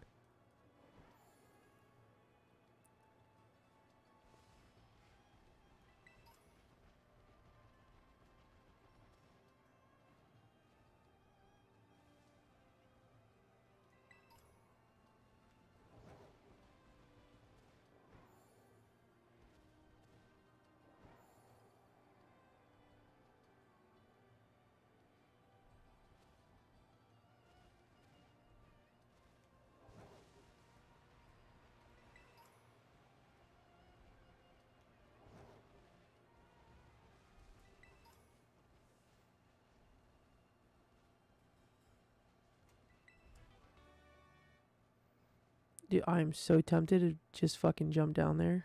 Well, let me... oh, okay. Well, okay, never mind. I didn't mean to do that. Well, actually, you know what? I could probably jump back up.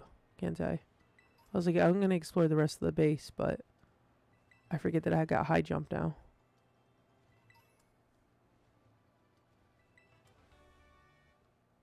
I guess it all depends on how far down I go. Oh, I was over in this area. Thought it was a dead end.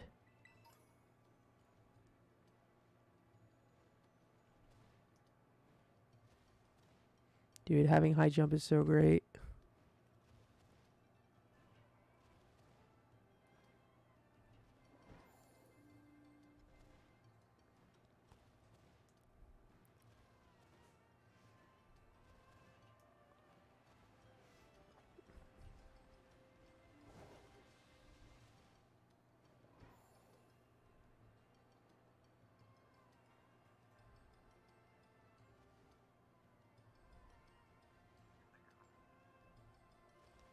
I heard a Gimmighoul. No, there it is.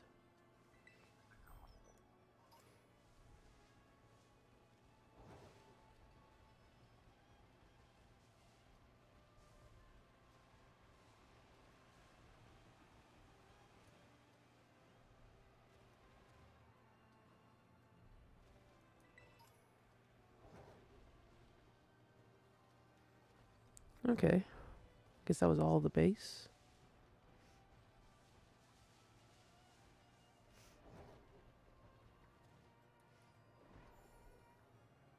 Alright, let's see what the reward is.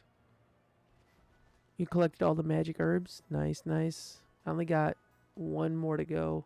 I think I've got one more herb and or one more Titan and then one more team star. Actually, let me look at the map.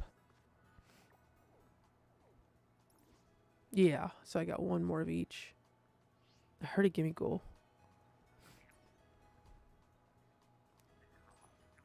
Where are you at, Gimmighoul? I hear you.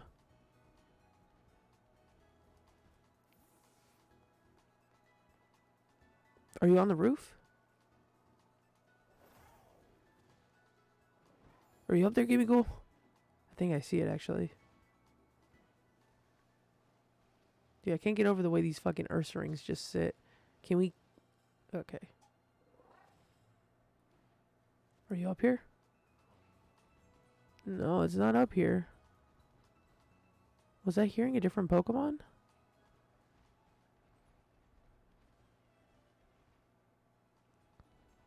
Maybe I was. No, I don't see any Gimmighouls. Alright, what's the prize?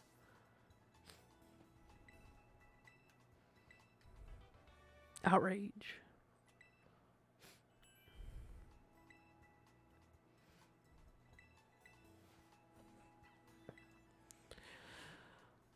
Do. Oh, yeah, it was too early.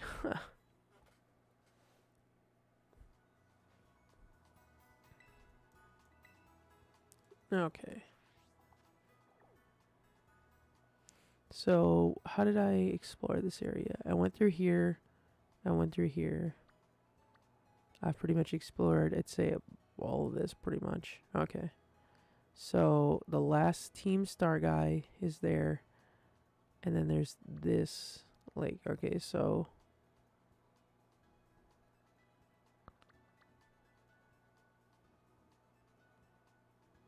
I guess let's fly here.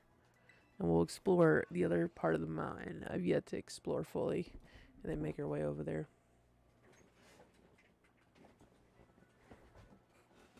Oh, I should probably mark it.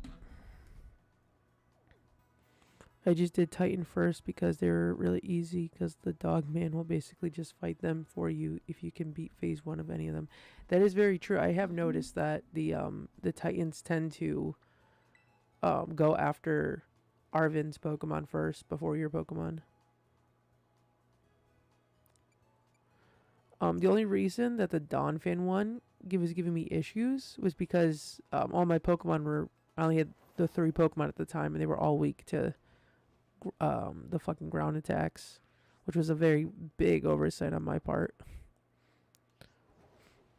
That was another thing I needed to do, was I needed to double check the type disadvantages to make sure I didn't have too many overlaps, which is something I just completely forgot to do for this game.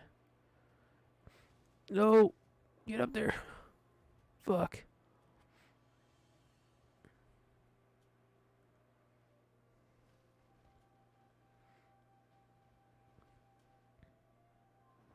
I have no idea where it is I need to go from here. And so much for exploring this area.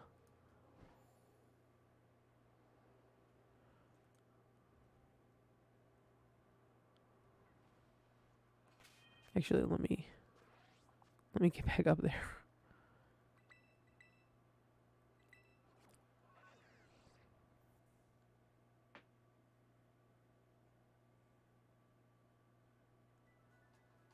Makes sense, ground is scary. Yeah, I didn't realize I had the steel type, the fire type, poison type.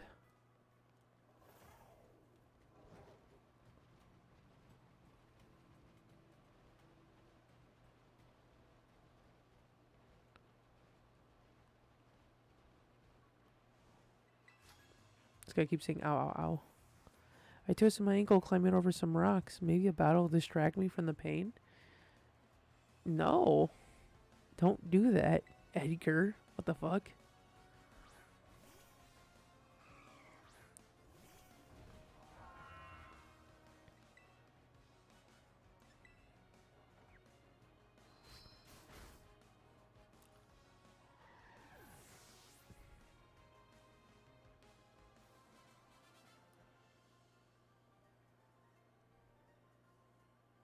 I forgot about my ankle, but now my pride hurts.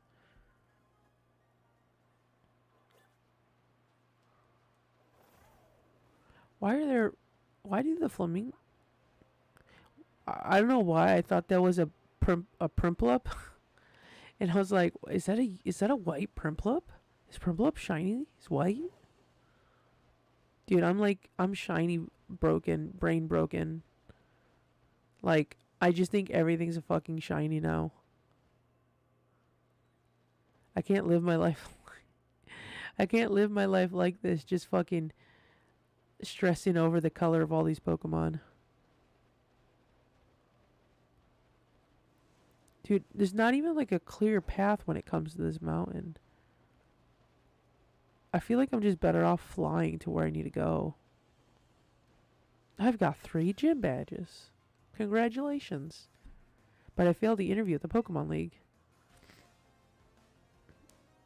Okay. What a segue into a battle.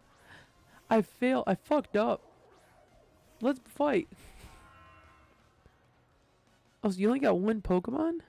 I mean, I guess that's impressive that you beat 3 gyms with 1 Pokemon, but... You thought you could take on the Elite Four with a level 35 Pokemon?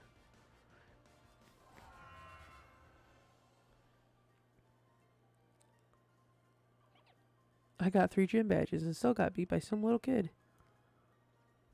I bet he took those gym badges. They aren't even his. He just nabbed them off somebody else.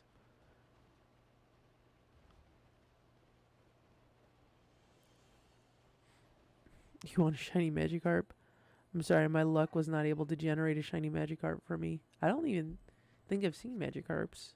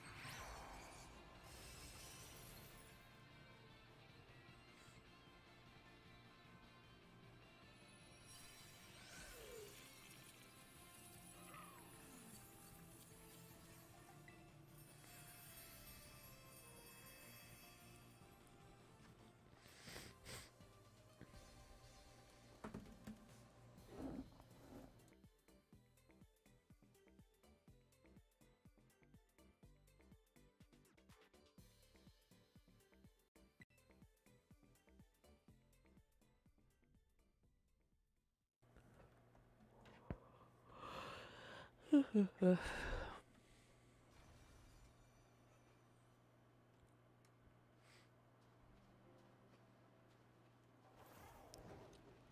am I even fucking going? I've like completely went in the opposite direction of where I needed to go. Did I end up making it back to the last gym? Yeah, I was about to say. I'm all the way back here now.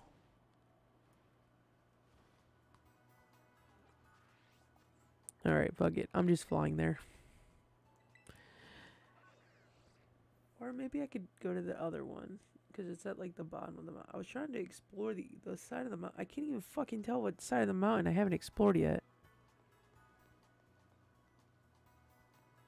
What is that?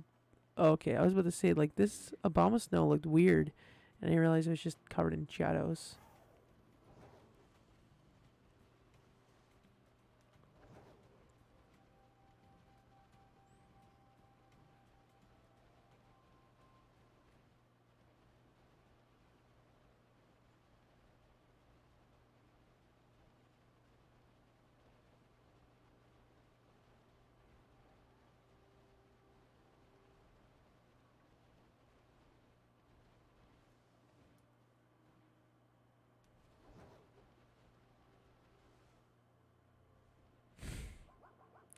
I feel like I don't even have to say anything.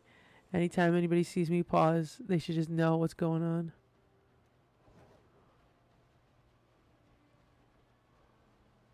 Just pause, give it the Leonardo DiCaprio squint.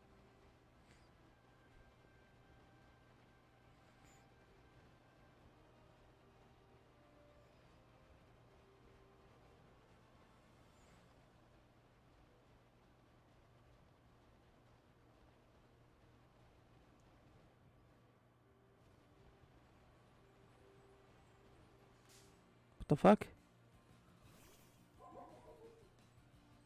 Sneaky motherfucker.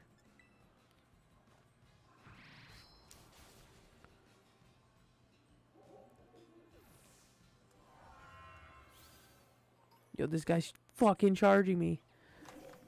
I don't got a way to fucking... Oh, hey, there's Magikarps. Can you imagine just like... I get put over here, and there's just like that Magikarp that's bouncing. It's just a shiny Magikarp. What the fuck?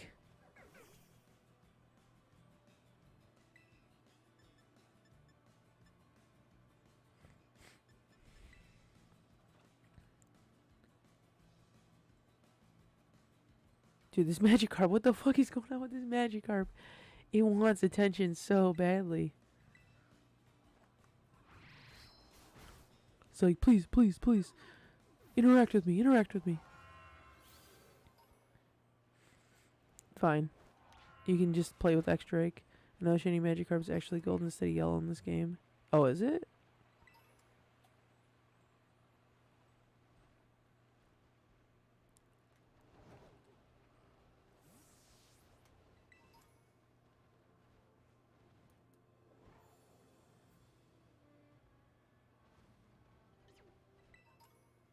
The fuck? Oh, this Snover was well hidden.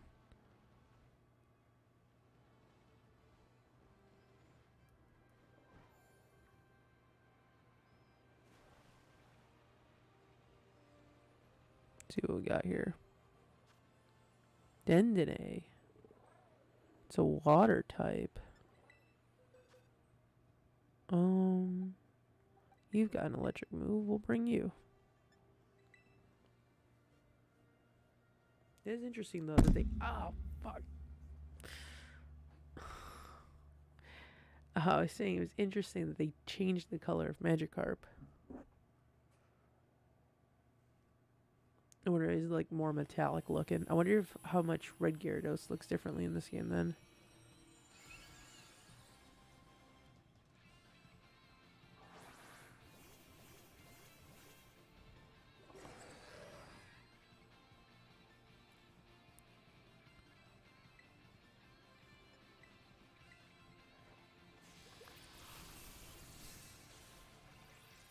And they made a few shiny changes in this game. Magikarp is one of them. Oh, nice. Neat. I was saying Neast. That was nice and neat. Neast.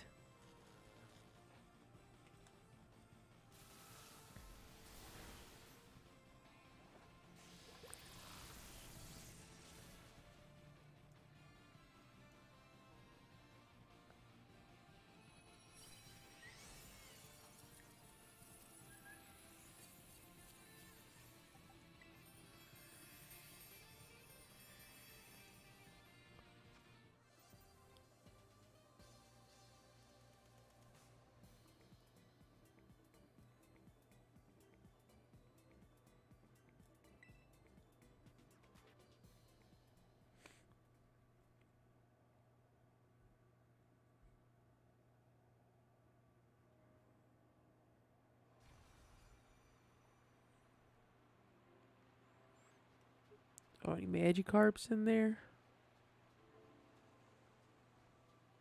There's one Magikarp. You're not a shiny though. Go Jinbei, fuck it up. Jinbei, fuck up the Magikarp. Oh my god, Jinbei.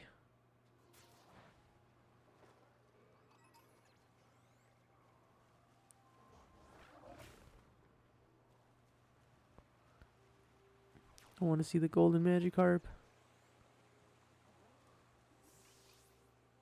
It probably won't be as easy to cause Pokemon to spawn here.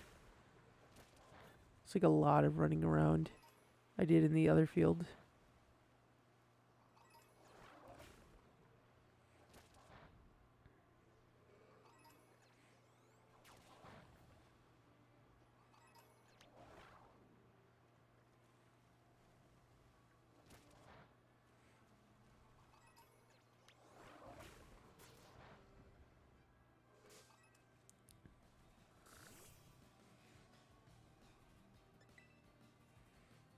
Oh, come on. You're telling me that this big-ass fish can't get away from that little-ass fish?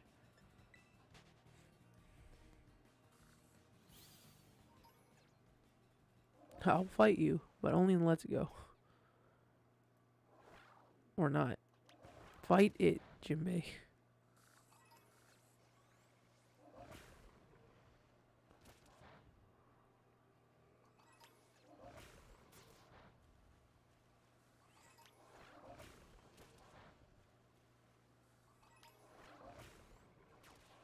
I mean, I don't know. It might be a good chance to find a shiny. Pokemon are respawning pretty quickly. Watch, it's going to be a shiny Psyduck.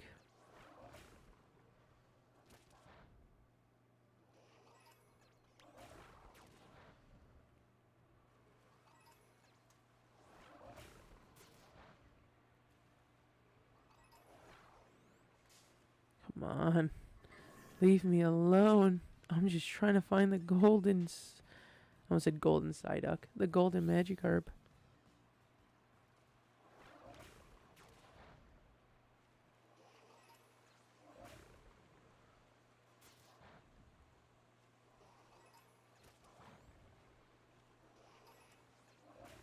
See Psyduck down? What the hell is it down?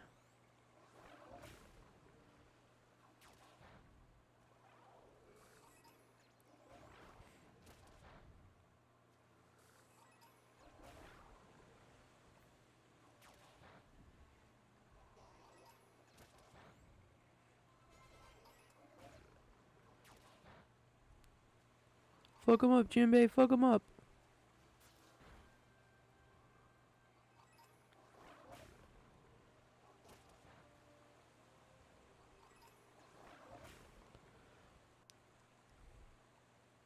Magikarp not there? Oh, I was about to say.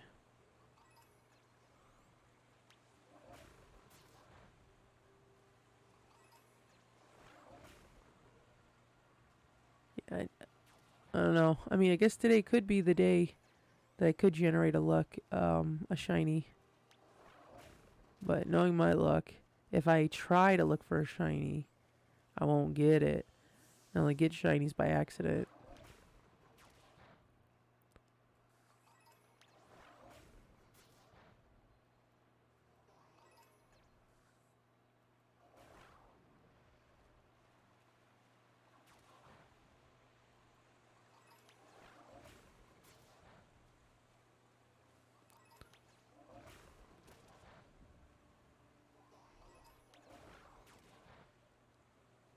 What the fuck? Is there a Chubchoo just in the water? What the fuck are you doing down there, Chubchoo? Are you like lost? It's like, I don't know where I'm supposed to be at. I just gotta, I'm down here.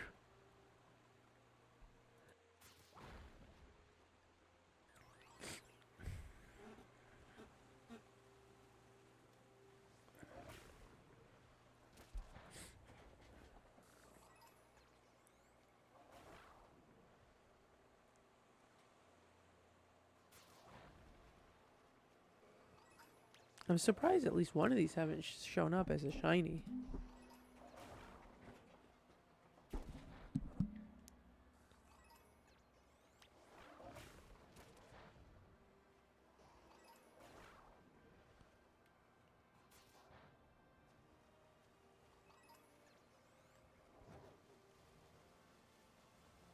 Wonder if I have a better chance of just like running from one side of the pond to the other.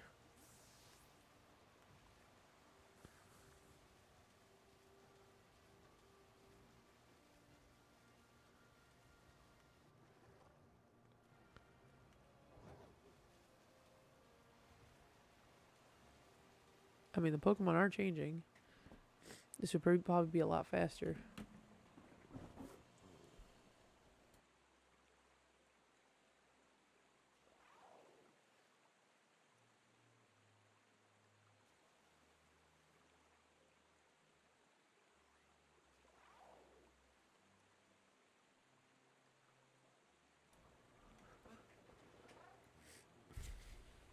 I give it a few more laps. We'll see if we can get a shiny to show up.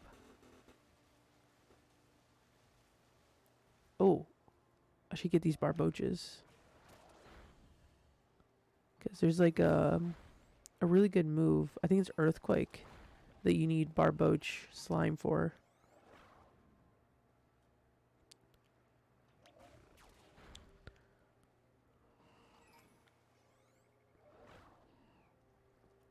I remember I was trying to, when I was playing off stream, I was trying to find Barboches, and I like could not find them for the life of me.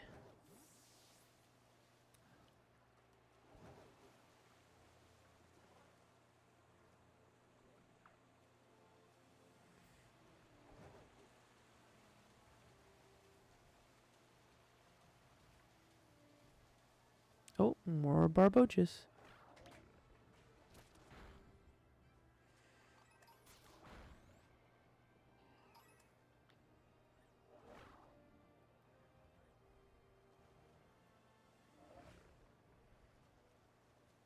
Fucking attacking.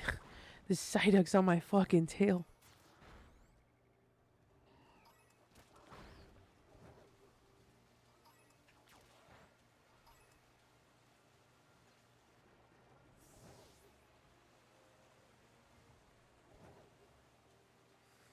Oh.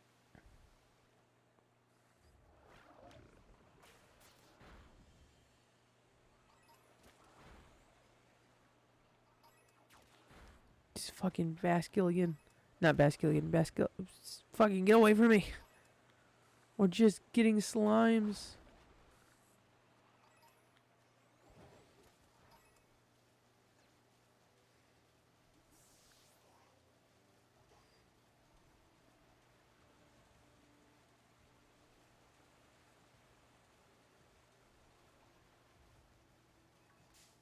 It's fucking Golduck.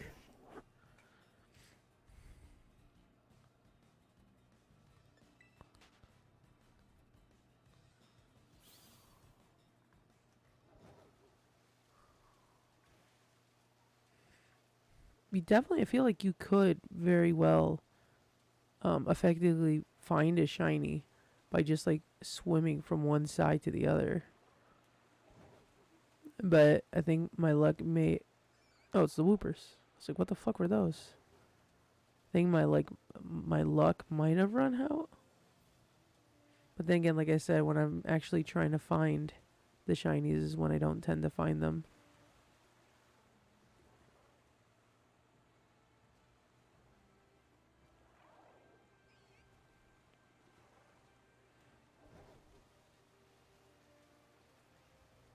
Okay, we'll do one more lap around.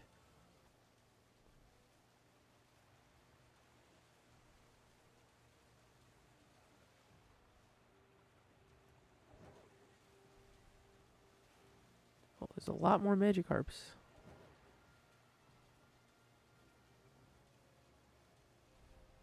Alright. One more.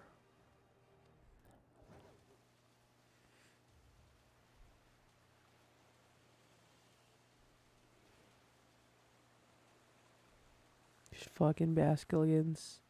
Fucking Basculins, not Basculigans. Alright. I tried. I gave it a shot.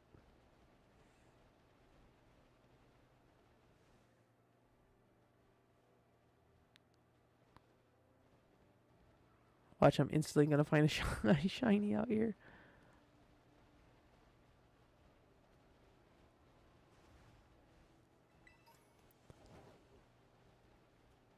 I think this leads me off the mountain, right?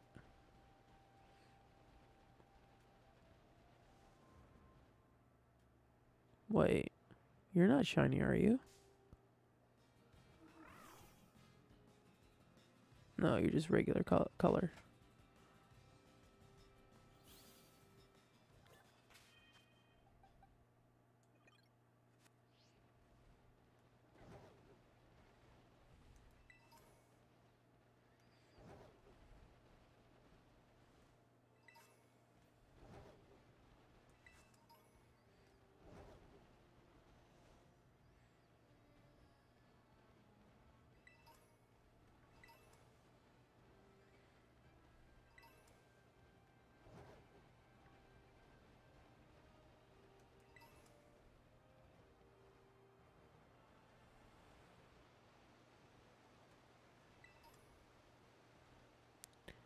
Um, I don't see a base anywhere.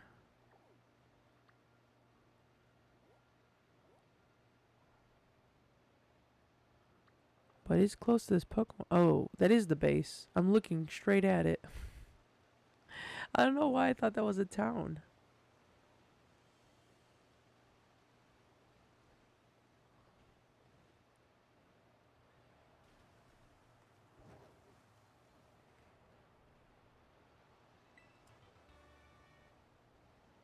Holy shit, not this fucking snowstorm bullshit again.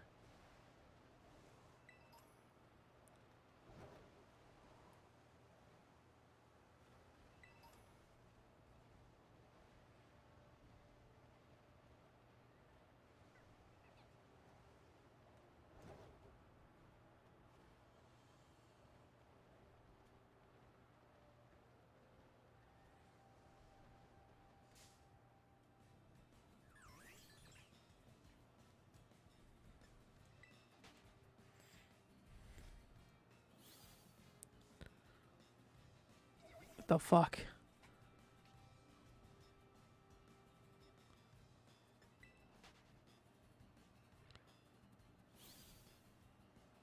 Let me live my life.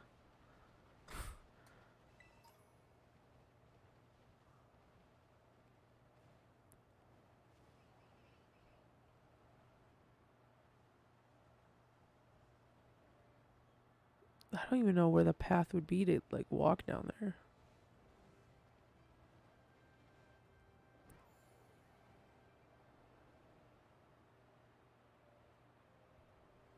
I just say fuck it and just fly down.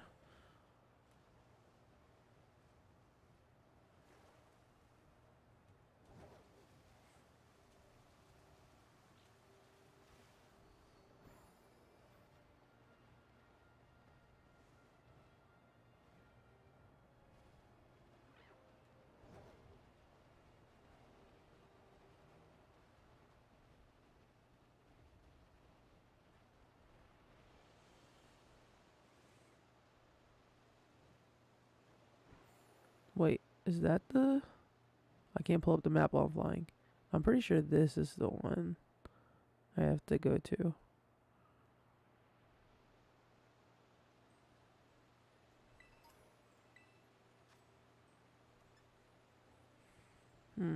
Dark types.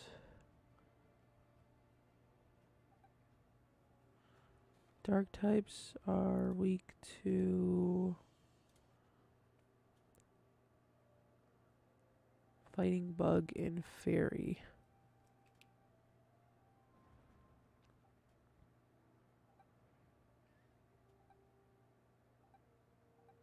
Which I don't have any of those moves.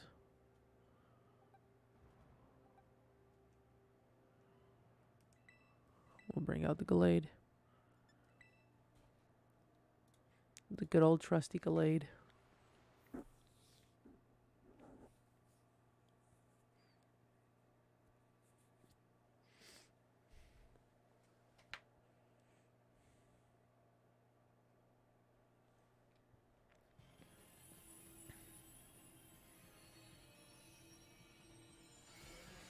I feel like I see so many dark terror type Pokemon.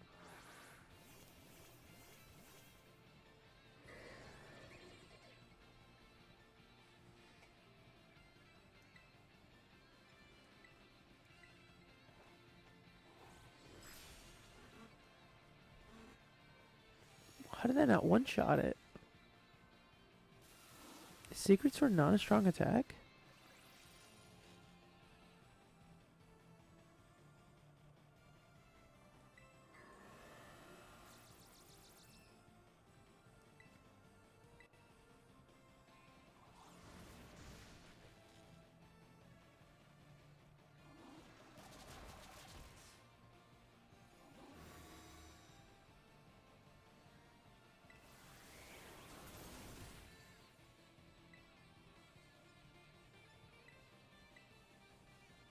What?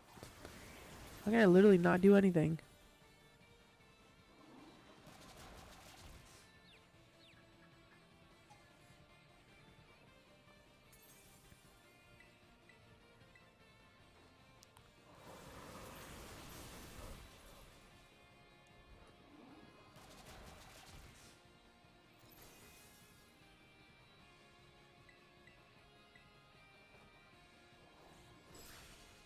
There we go.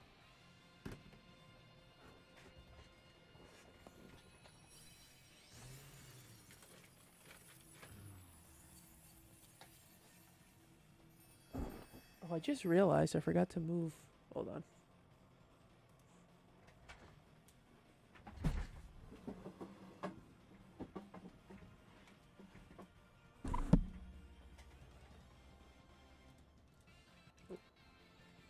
I had like the whole table full of dirty clothes. Or not dirty clothes, but just unfolded clothes behind me.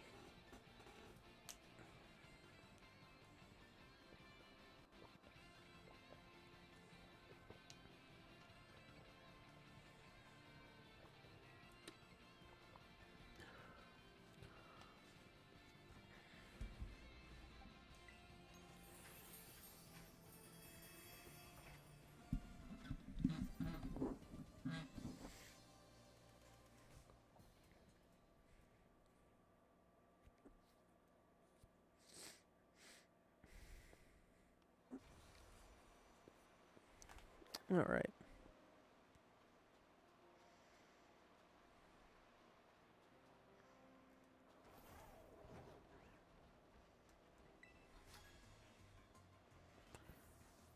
I've decided my research subject for the day. I've decided my research subject for the day. Allow me to collect some data from you. Ignacio. Busting out the Magnezone.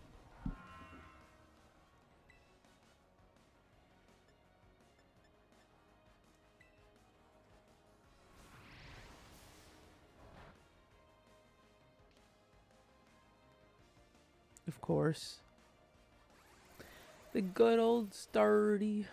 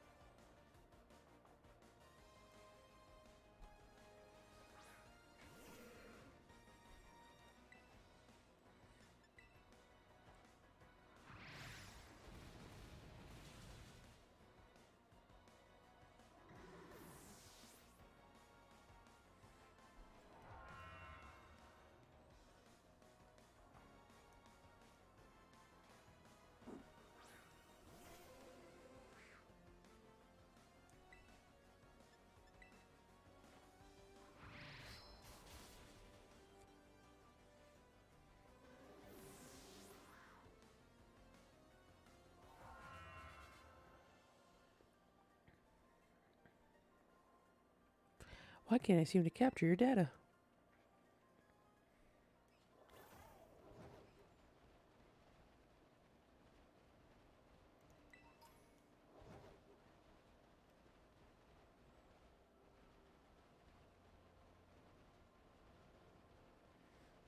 Wait.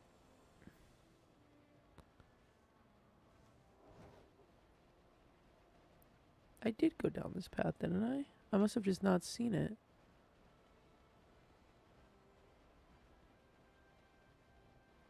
Because isn't this where I was trying to catch that Magikarp?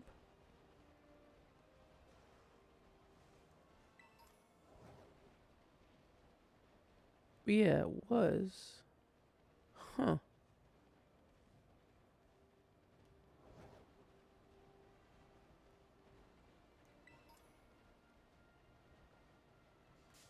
Oh, fuck.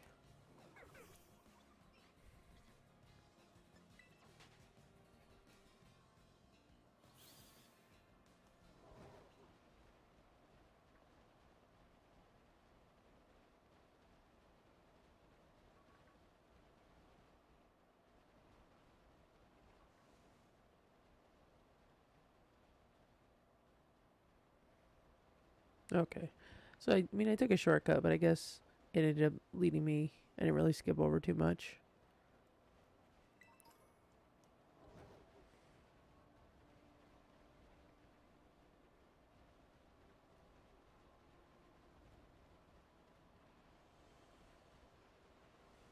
Should actually jump over and explore the other area.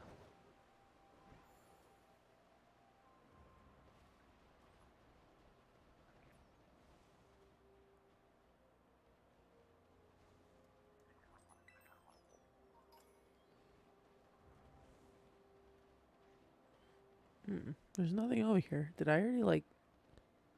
Oh, there's an item up here.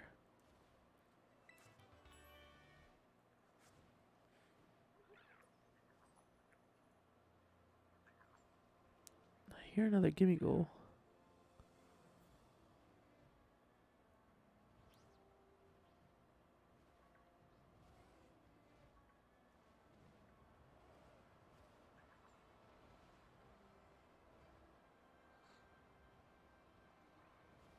Oh, there it is.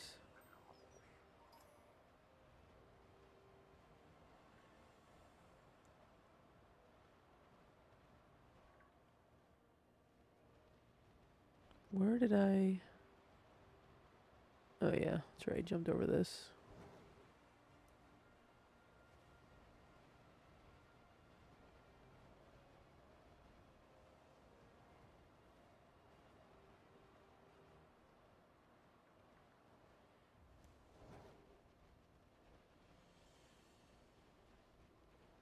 Alright, the last Team Star base.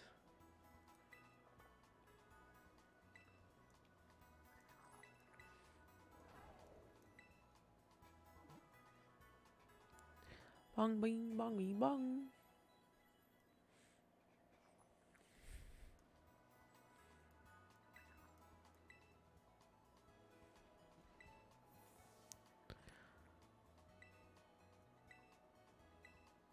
Alright, gotta go for 4 trainers.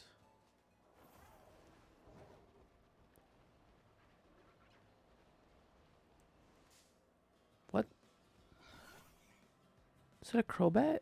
No, it's the fucking Flamigo.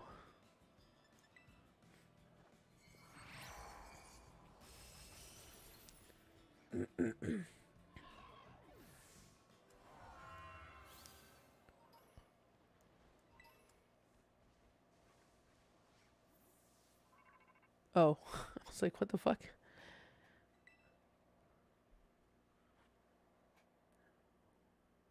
I see you're almost at the 5th base. Hold up inside there is Team Star's last remaining squad. You fought well to make it this far. Thank you, Tony Tony. Tony, Cassiopeia. So you made it as well, Clive. Of course, it's the last base. I wouldn't want to miss out on the action. Clive, I owe you many thanks. Your help has been invaluable to the operation. I'm sorry I was so wary of you at first. Well, that's all water under the bridge.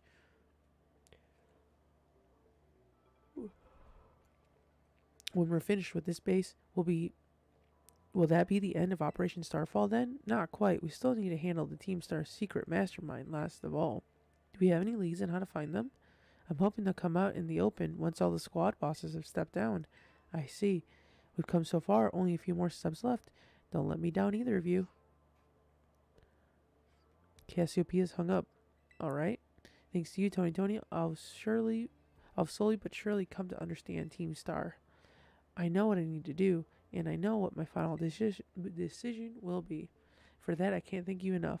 Take care in that base, Master Tony. Sorry for getting all polite there. Don't know what came over me.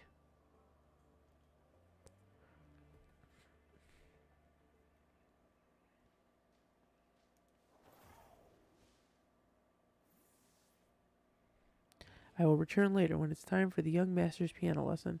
Until then, please give him my regards. Yes, Mr. Harrington. I was nowhere near the front entrance of that base. And who might you be, young man? A friend of the young master, perhaps? Young master? Ah, I see. Since you seem unaware, I must inform you that this is the base of Team Star's ferry crew, the Rookba squad, led by young Master Ortega. Master Harrington, I don't think we're supposed to be giving out that information. No? Then please accept my apologies. Do you have any idea as to who this young man might be? He's no friend of ours. You know, I think he might be here to try to take us on. Understood. In that case, I take it you're an adversary of the young master. I guess that follows. Is that so? Well then, that leaves me with one last thing to ask you. Would you be so kind as to indulge me in a quick battle? Sure. Splendid. Then let us begin. I have to battle against the piano teacher.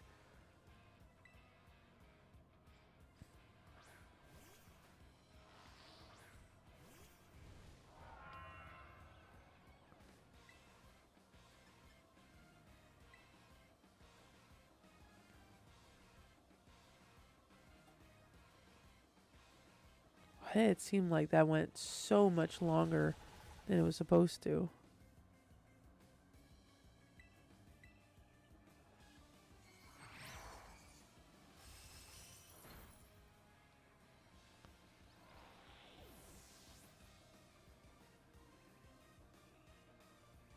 Feels like the animations have like cut down in time too.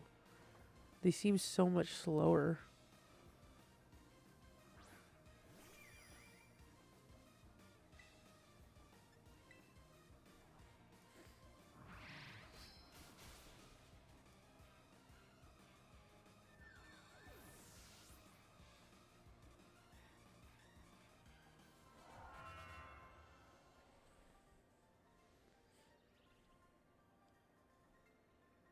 Well, well.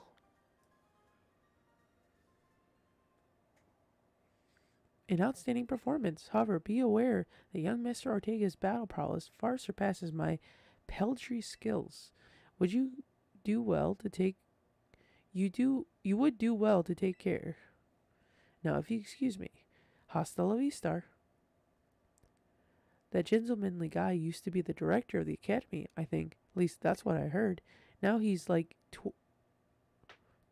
tutoring the boss or something. He shows up here sometimes to take the boss to his lessons.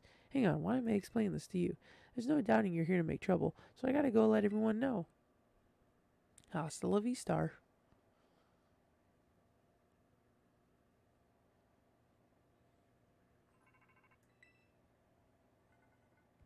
I see the guard has been dealt with. Good job.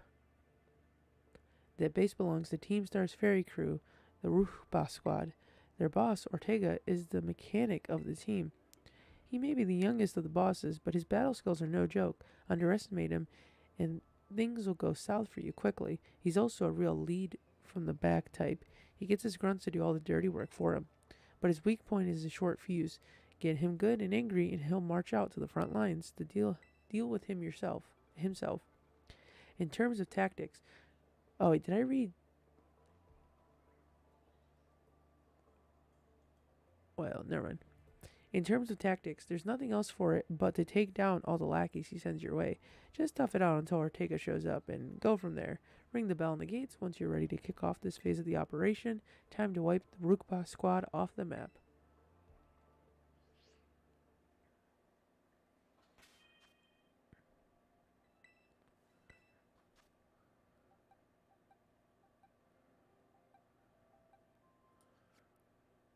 Alright, let's move you up.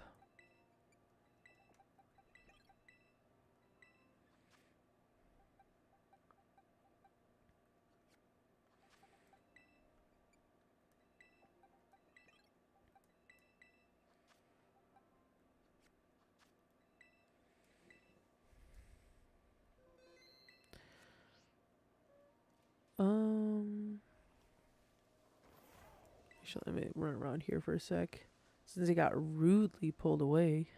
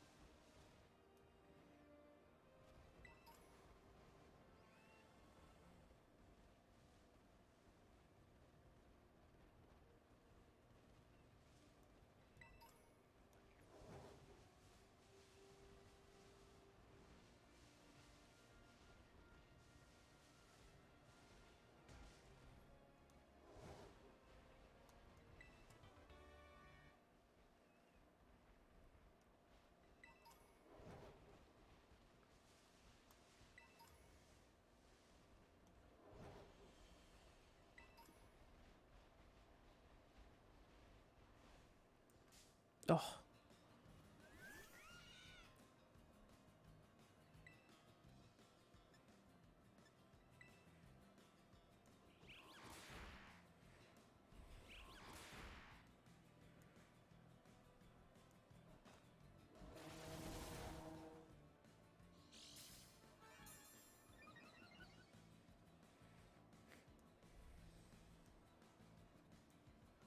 Oh, you can only use a throat spray once?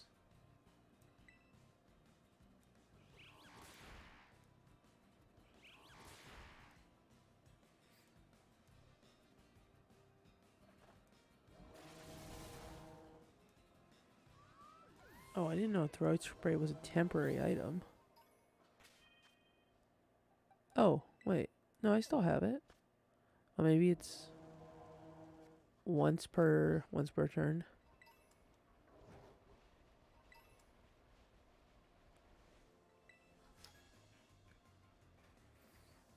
I came here for a picnic with my girlfriend. I'm so nervous. Help me calm my nerves.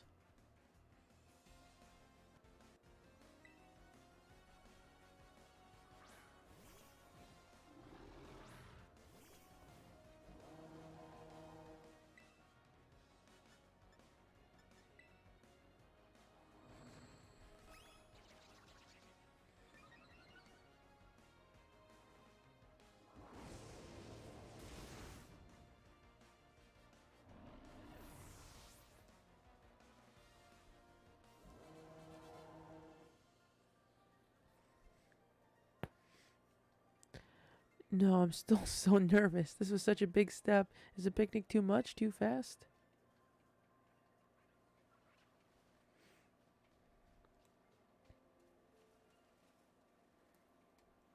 Fuck, get on. Oh, I guess the water wasn't deep enough for it to automatically pop out.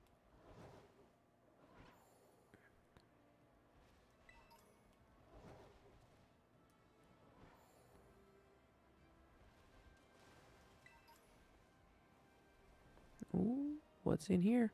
Oh, an Umbreon.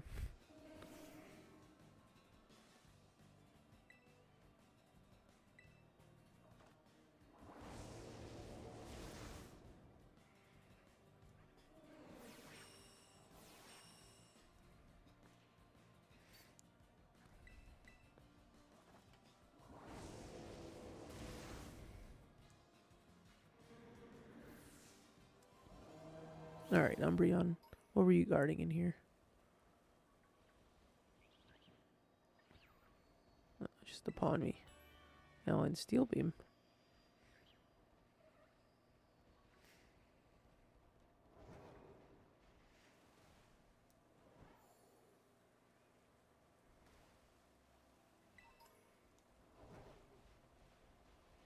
Alright, so we got one trainer down.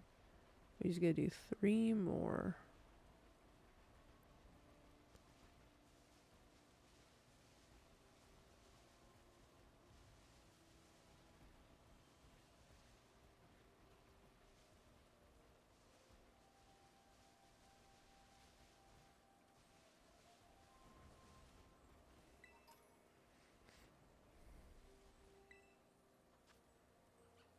I think I'll pass on doing that one for right now.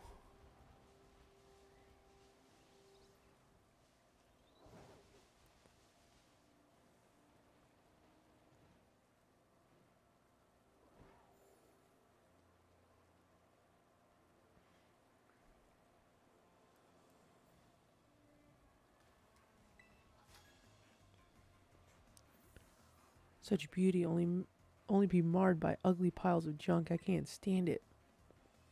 What are you talking about? What are you even looking at? Oh, shit. Guess maybe talking about the base.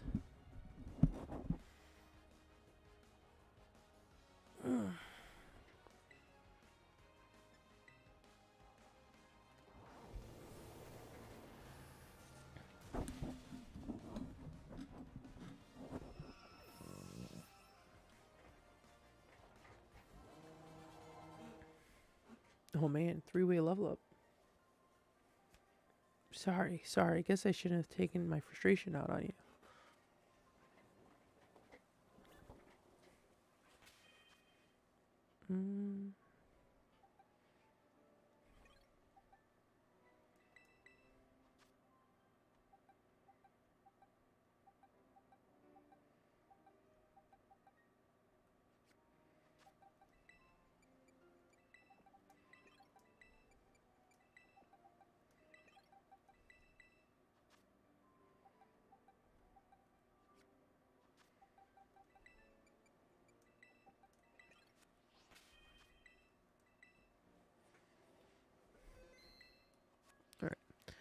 So that is 2 down.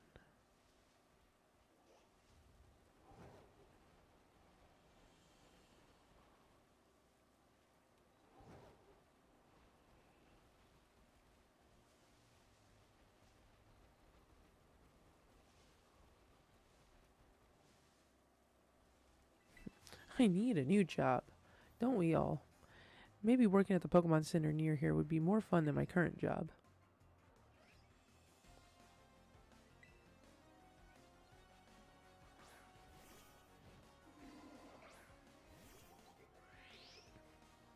Where are you even working at in, like, this area? There's, like, nothing over here.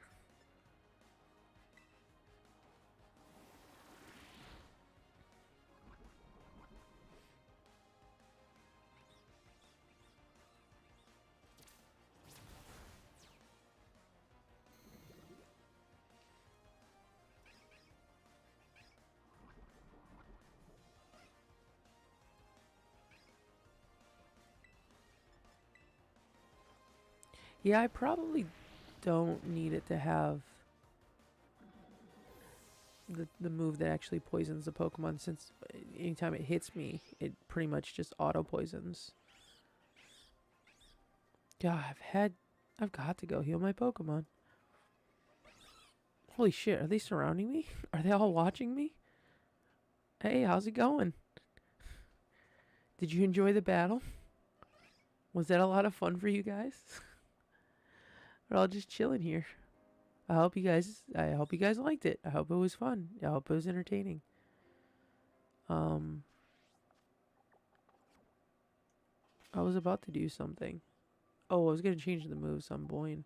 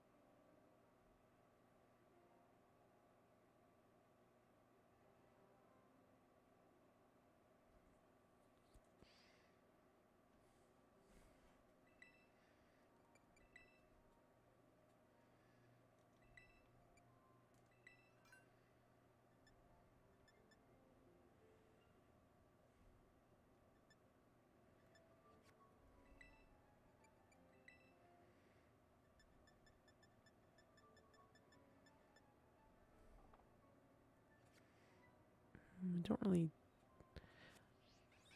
So I was gonna teach either energy ball or earth power. I don't think I've gotten either of those TMs yet. Guess I'm not too worried about it. Well, I don't know. Let's see what. So we already got rock. We got poison.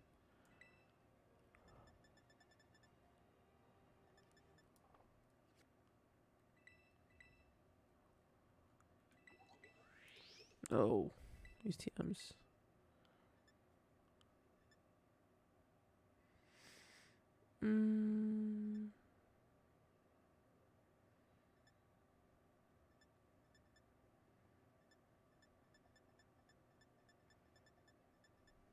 I guess no. I already got rock though. I guess there's always Terra no. Yeah, it's kind of because I was gonna teach it either a ground or a grass move, and the only ground moves I have aren't that great. Yeah, I mean, I guess I'll just leave it the way it is. Once I find those TMs, then I'll change the moves.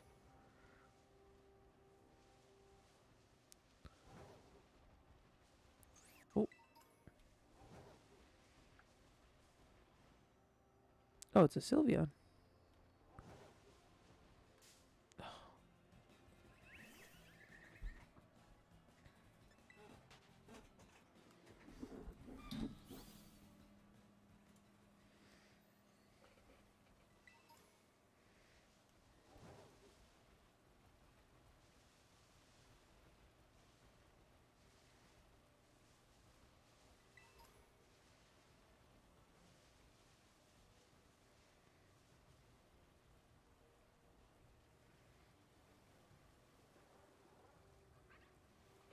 Oh, there's the last one.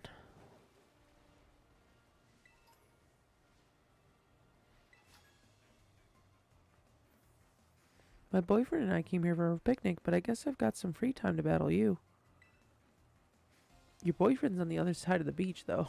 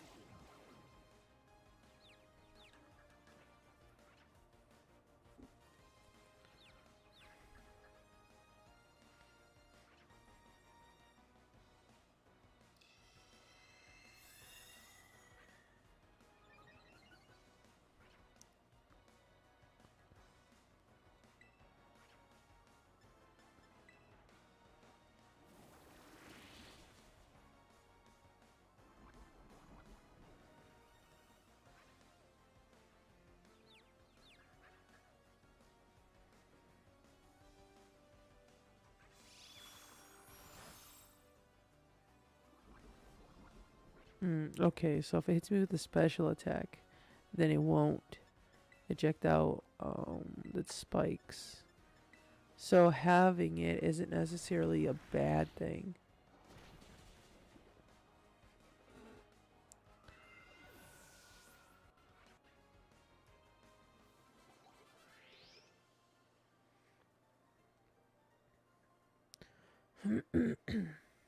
Oh, how exciting. Oh man. She shifted her focus away from her boyfriend to something else.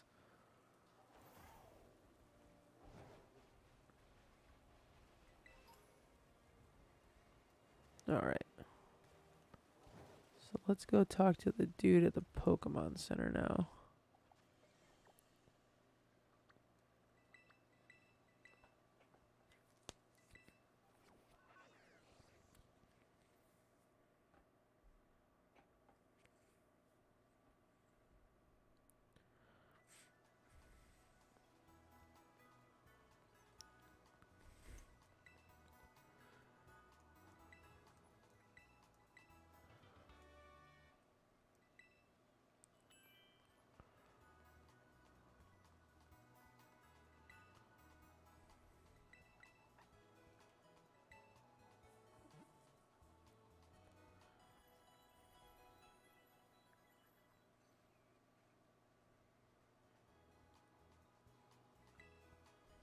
Alright.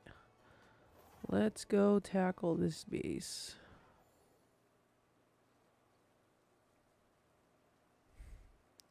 Slowly but surely.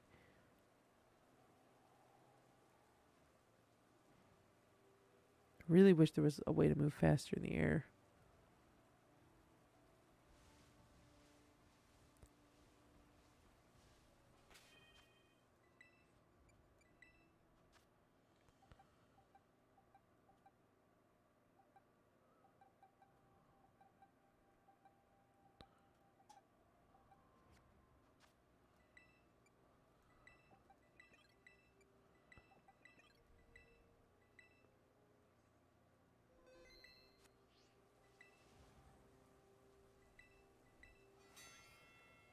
Alright.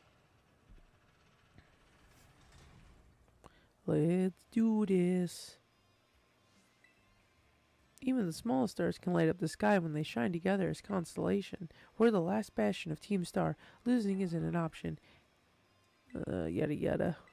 Do 30 in 10 minutes. Yeah, I got it.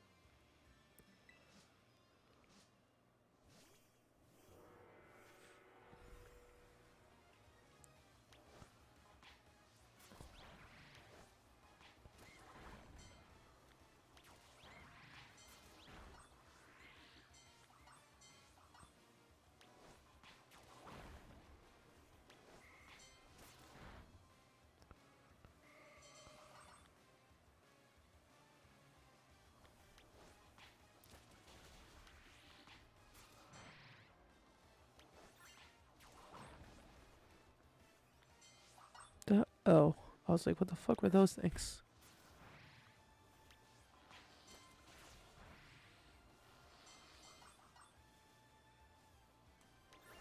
Oh, I didn't know the dog was a fairy.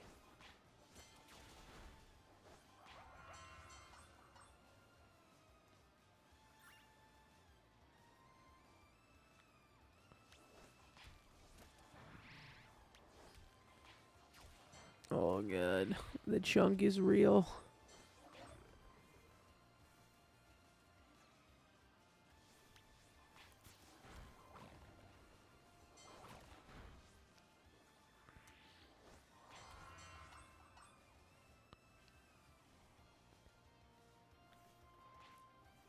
Come on. Go. Go.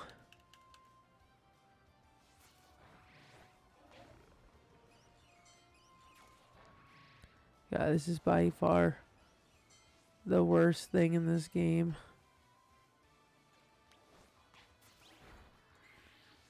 The only time this ever worked was this fighting gym. So the last one. Oh, thank God. Release me from this fucking glitch. No, well, not glitchy, but fucking laggy hellhole.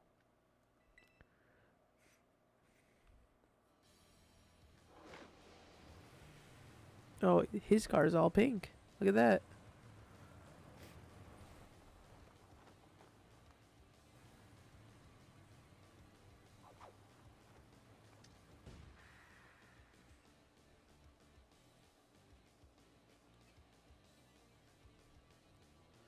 Huh, so you're Tony Tony. Oh, okay. Talk about underwhelming. I was expecting someone, I don't know, a little more beefed up. Oh, whatever. I don't care who you are. Not like I'm going to lose to you anyways. If you think fairy types are all about cuteness, you're in for a nasty surprise.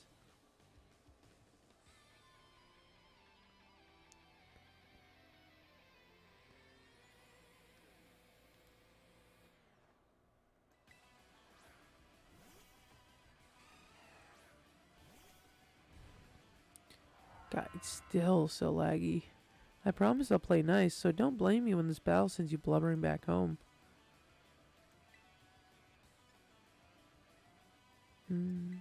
Oh, shit. Why did I click that?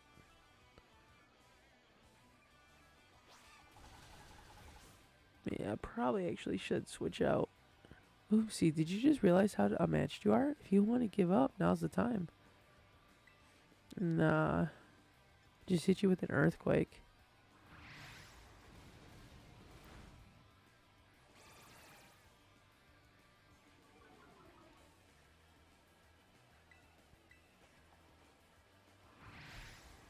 Listen, I'm confident that my dragon type will still defeat all your fairy types.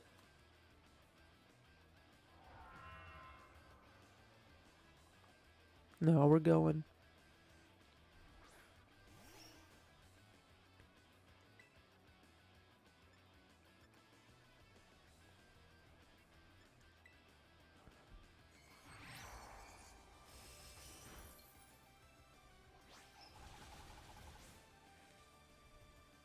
X-Drake's a tank. X-Drake is a tank.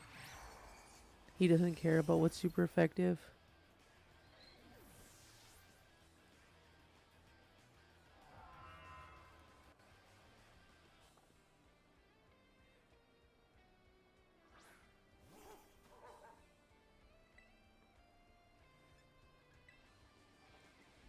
Thing is, what, Fire Fairy? So Earthquake should do... Or not. Have a taste of this slick move. Bet you can't handle my Pokemon's adorable strength.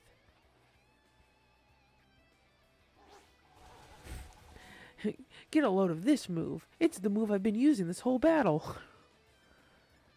Alright, we'll actually switch out to somebody else.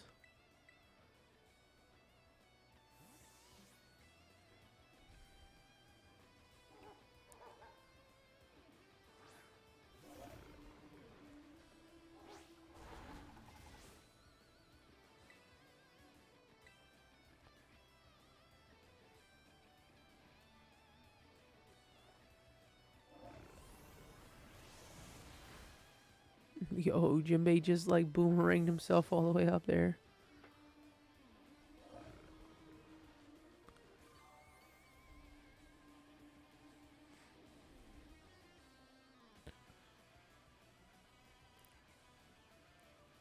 What the heck?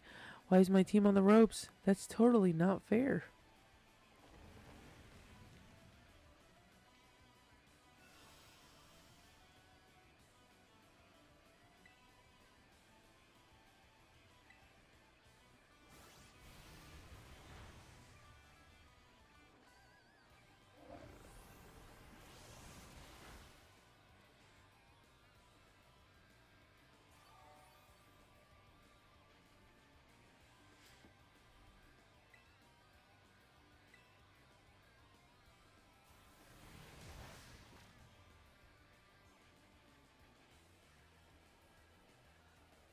Oh, did that move just clear out the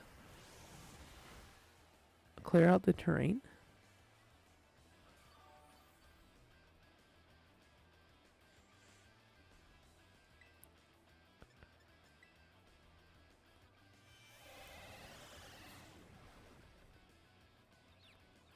Hold on, I gotta sneeze again.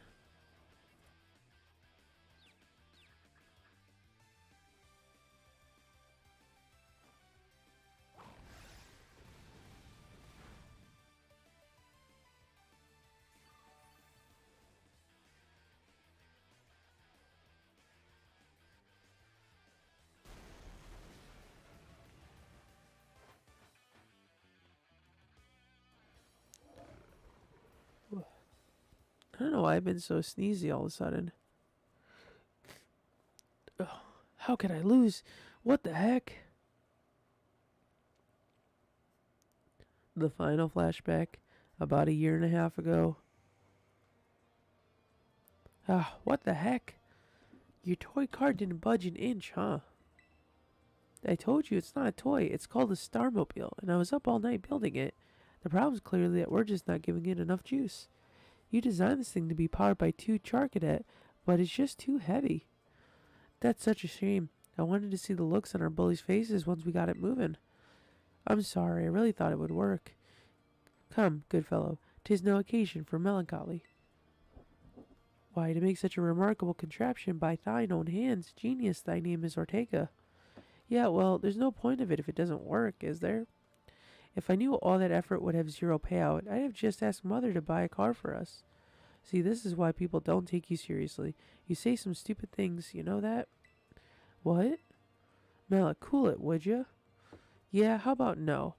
I mean, we even put this in the code, for crying out loud. When we started Team Star, we swore to quit relying on our parents or bags of cash to fix our problems for us. Or did you forget? If that hunk of junk doesn't move, get it moving. If we're short on juice, just crank up the power somehow. Doesn't take a genius, man. That's easy enough to say, Melly. Do you have an actual plan? Yep, I'm gonna train up my Kricketot and have 'em evolve. Their boosted firepower will get the Starmobile moving, no sweat. But the hour of Operation Star is nigh at hand. Will you succeed in time? Oh, I'll get it done. Melly, wait. You know, Melly shoots her mouth off an awful lot, but she means well. I know. Ah, this sucks. This sucks. I hate myself for losing, but I also can't get over how awesome you were in that battle. If any of us squad bosses are defeated, that means we have to step down, and going against our code would make me a traitor to the team. Gah, fine. Not like I have a choice anyway, so take the badge already. You better treat it with the respect it deserves.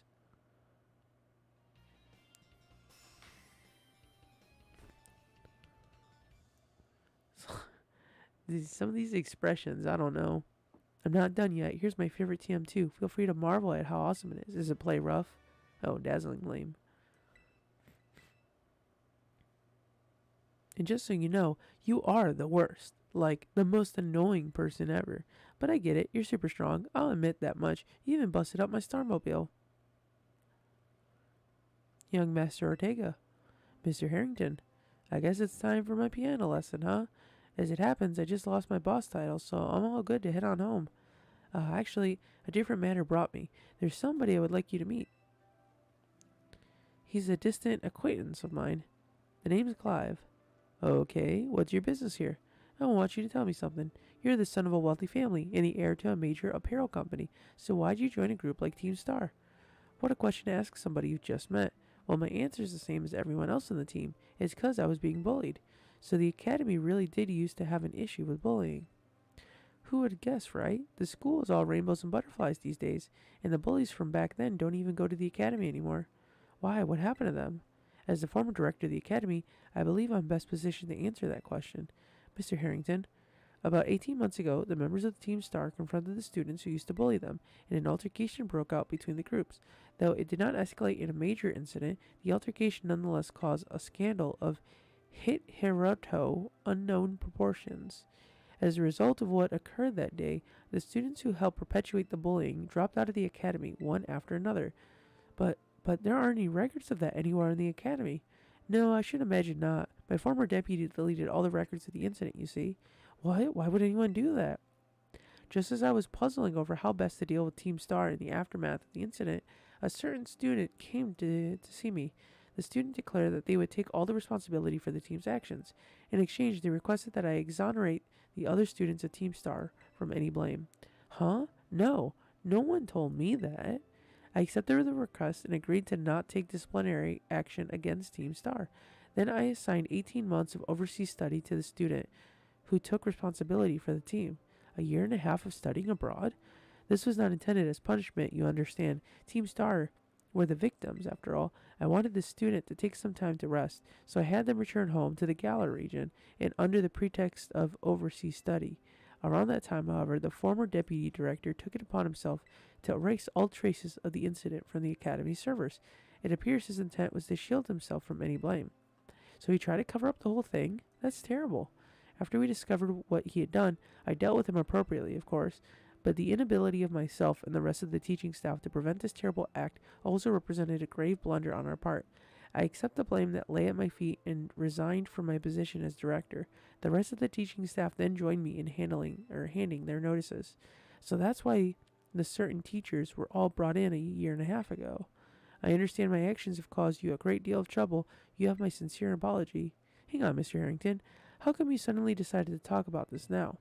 Young Master Ortega, Team Star cannot carry on in its current fashion. I merely wish to give you a chance to chart a better course. Well, there's no way I'm abandoning my friends and going to school without them. Not after we've come this far. Your friends in Team Star must mean a great deal to you. Isn't that obvious? It's 'cause, they're my greatest treasure in the whole world. I like Team Star. I like this direction of having the bad guys not actually be or the evil organizations not actually be evil. Well,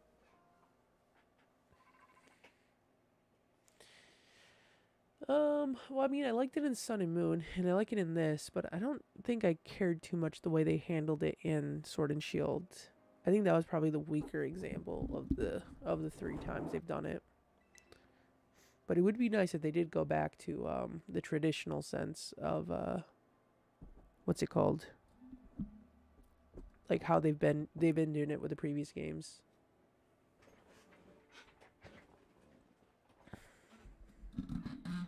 I wonder, since it said that the boss is in Galar, I wonder if we've met them, if we know who they are. Tony, it's me. Did you do it? Did you claim Ortega's star badge? With its boss no longer around, the Rukba squad is as good as finished. So Ortega was the last. All 5 squad bosses have now been toppled from their pedestals. I imagine they'll leave Team Star before long now that they've lost their special positions. After that, they should soon be attending classes at the academy. Nice work out there, Tony. Is that Clive I hear? Cassiopeia, well done to you too. Thanks. Now about your reward, Tony. I'll transfer some LP over to your phone, as promised.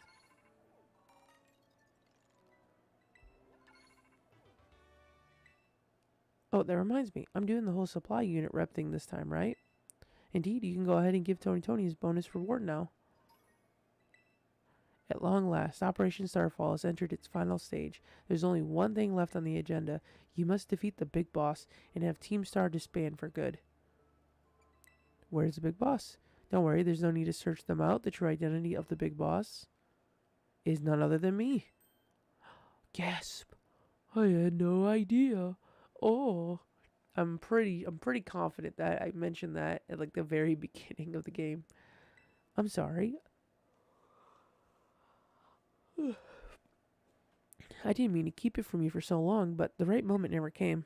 I'm the one who formed Team Star. Back then, the members of the team were my closest friends, and I treasured them with more than anything. If they go on like this, Team Star won't do any good for anyone. They've got to give up, so I'm using the code we made together to force them to disband. Tony, I'll be waiting for you in the schoolyard after dark. You should come as well, Clive. Understood. Then I'll see you both there. Okay, so it's probably going to be actually Penny. It's Penny pretending to be Cassiopeia. So Cassiopeia was the big boss of Team Star this whole time. I scarcely thought it possible, but with this revelation, I just might have an inkling as to their true identity. It seems we'll find our answers after dark in the Academy schoolyard. Let's prepare as best we can before heading out.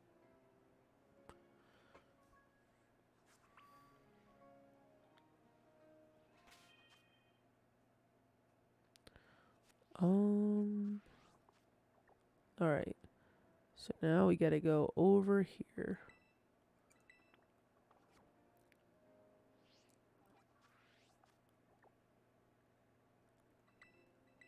Let's go to the Pokemon Center, heal up our Pokemon, and then fight the final Titan.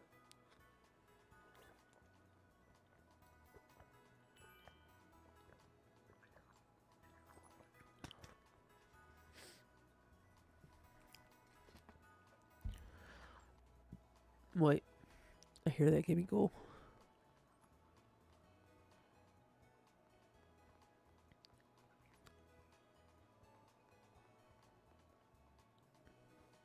Is it not Gimme Goal?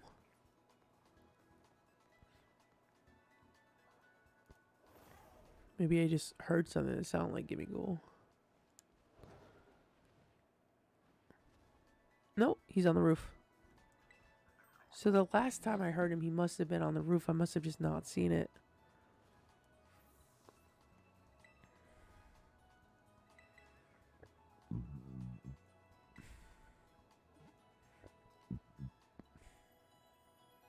Bing bong mama bing.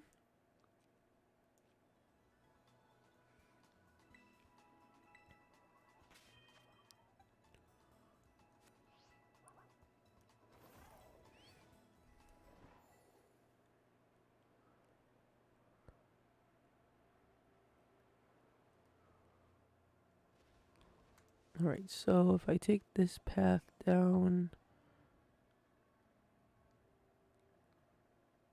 it looks like it's... Wait. So, I've already explored then what's down here, right? These fucking Flabébés.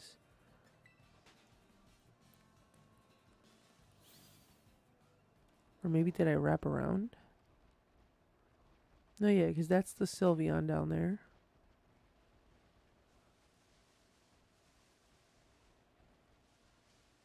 No, there's another guy over here too.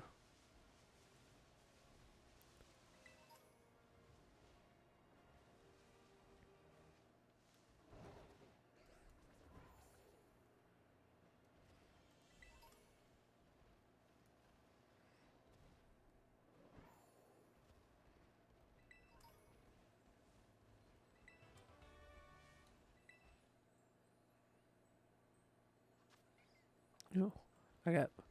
It's fucking scaring the shit out of me, thinking the game's gonna crash.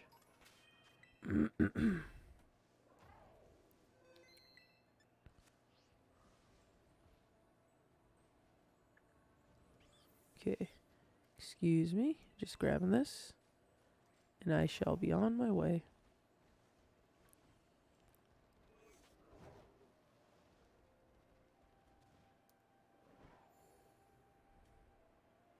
Alright, Taylor Swift. Let's go at it. The power of music can bring joy to the world.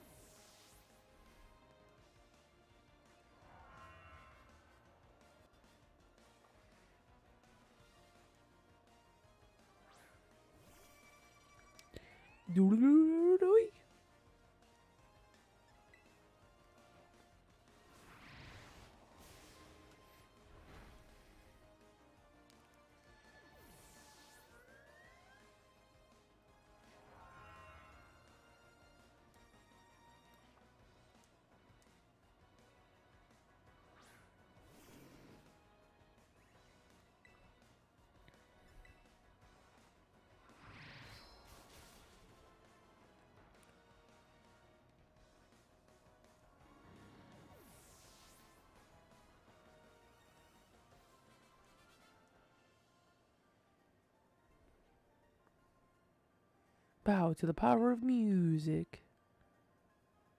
All right.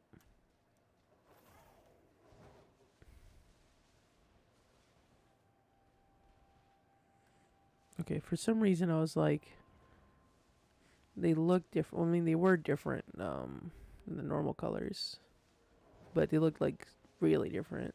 But it was no way there would be 3 shinies next to one another.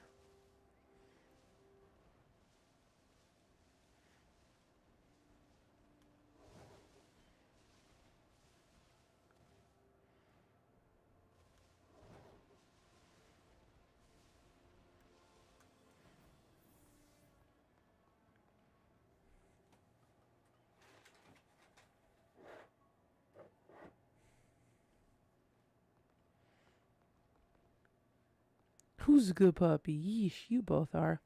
I love my Fido, so fluffy and doughy. Oh, energy ball. I was looking for this.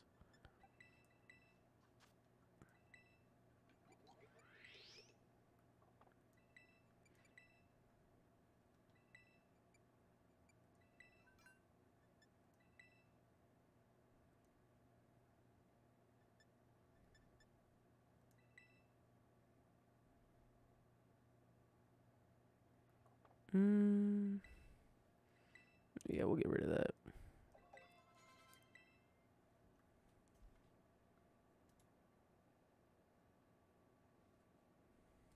Should I teach it Dazzling Gleam for now?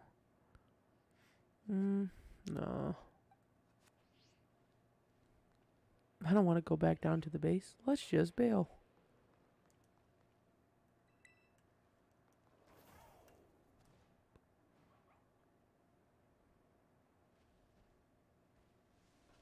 I should probably actually save the game.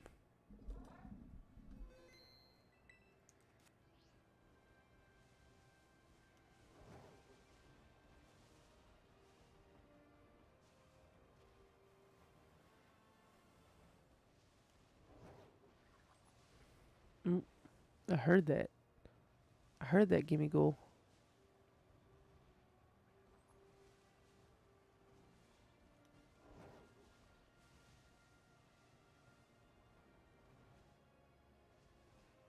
There's no way we can show our faces in school after this.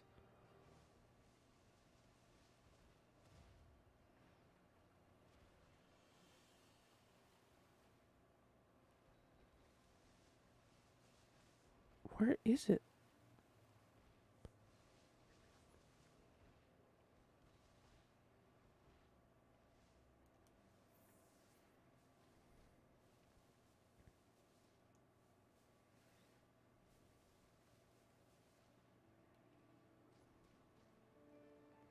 Hell. Oh, there it is.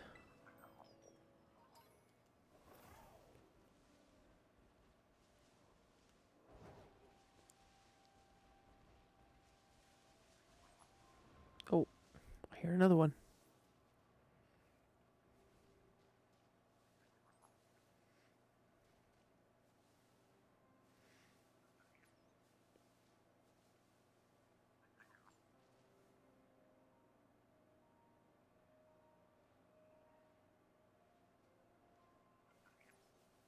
Is he on top?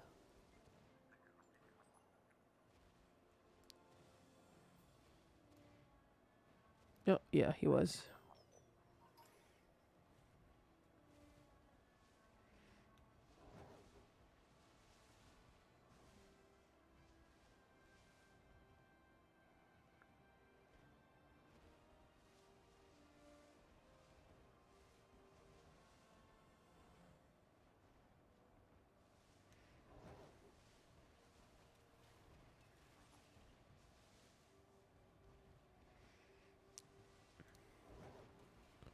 30. Alright, so I got the outside perimeter. Guess there's not really anything on the inside. It was just energy ball, and that was it.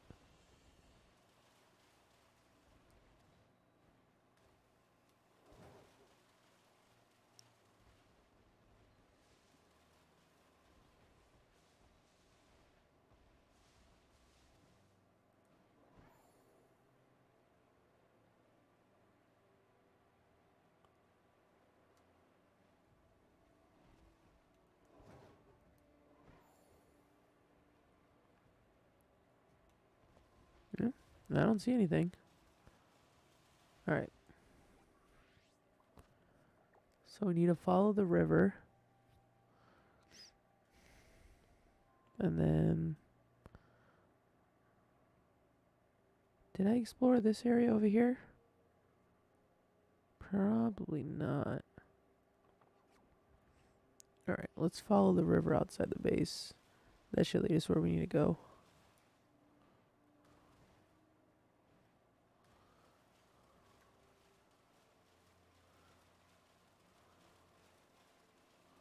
Wait, no, this leads to this waterfall.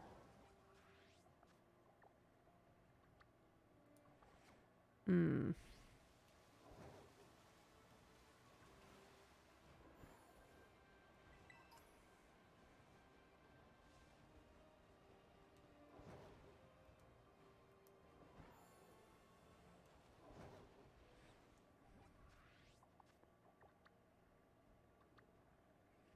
Alright, we'll just fly here. Make this a lot easier.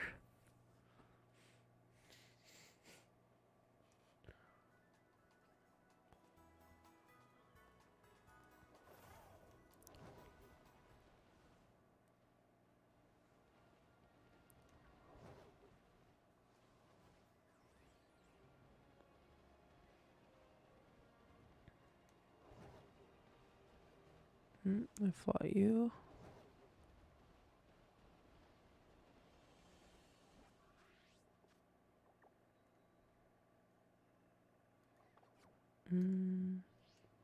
I just... Oh, shit. Just jump off here.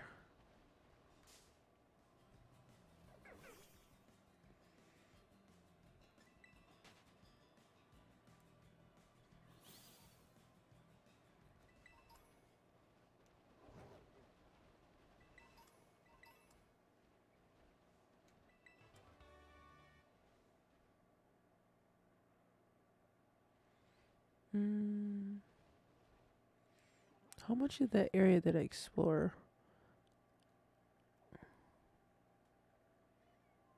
I think I explored everything here, though. Yeah, so if I fly over there, I'm not really missing out on much, I don't think. What the fuck? Fucking say toddler. Or say total. He's just fucking standing there.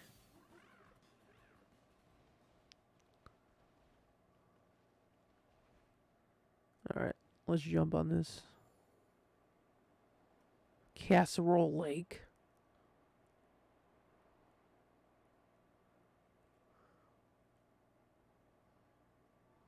I have not been up here.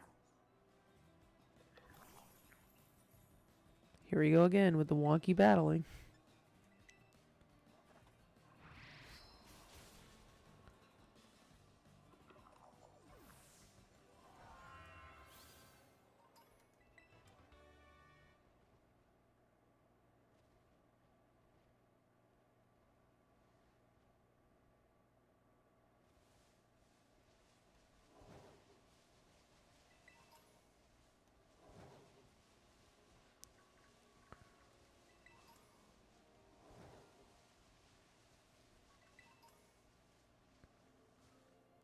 Oh.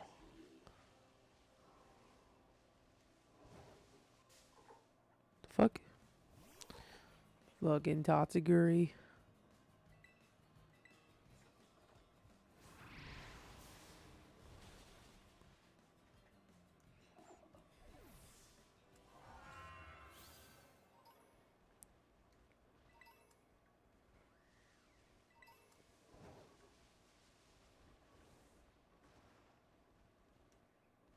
Oh no! The rock! Oh no, the rock! The rock fell down! Halucha, please. That Pokemon just fell to its death. Am I gonna fall to my death? I'm at a weird angle. It lost one of its children. How sad.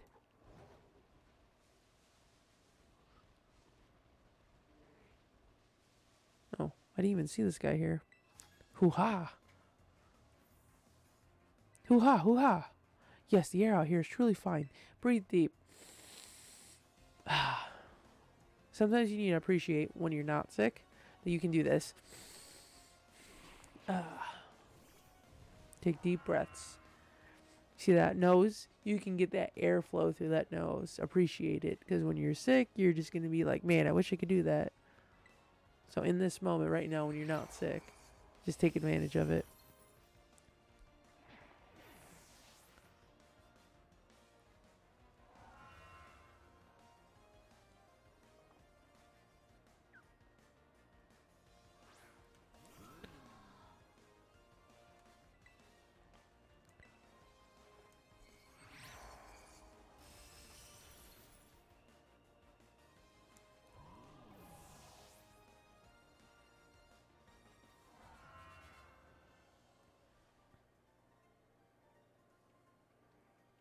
Why, I detect a hint of assault in the breeze.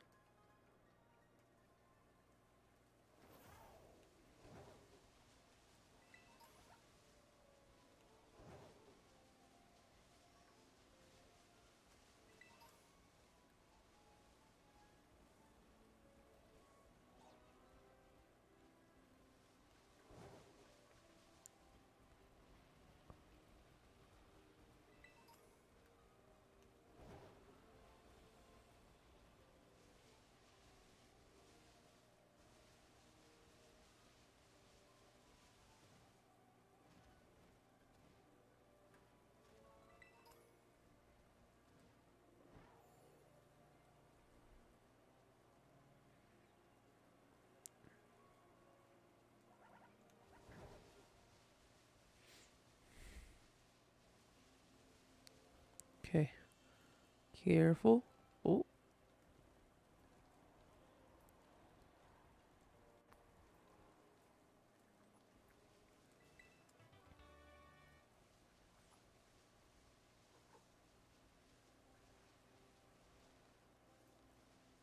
How in the hell am I supposed to get over that bridge? What the fuck?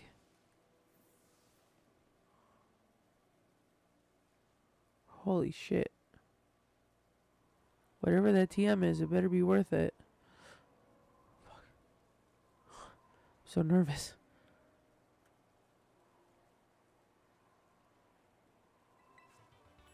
Didn't even see what it was.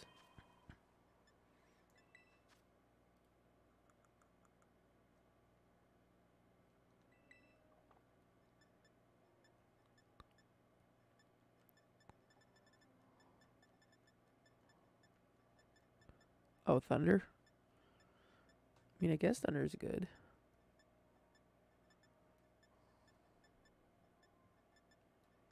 Let's get rid of these red dots.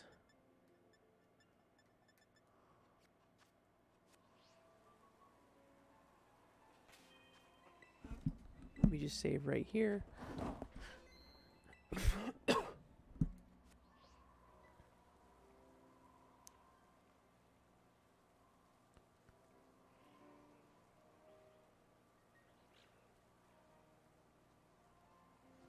Okay.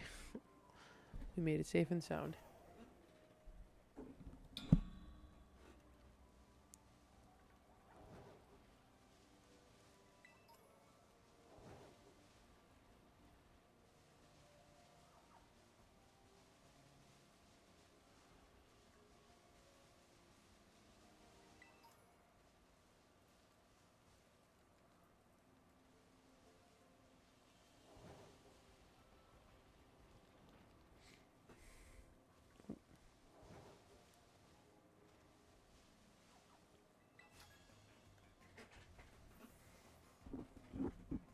I'm about to beat you. It'd be great if you could take a commemorative photo for me when I do.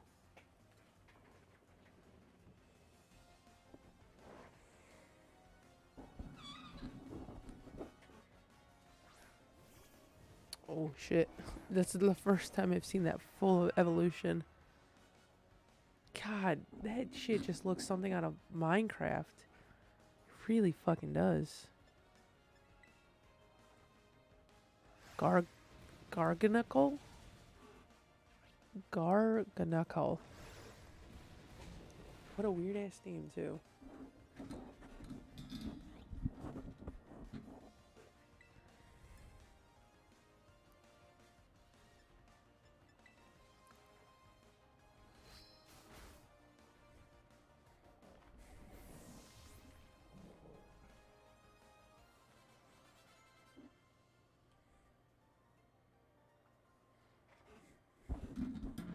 I don't need a photo to commemorate losing.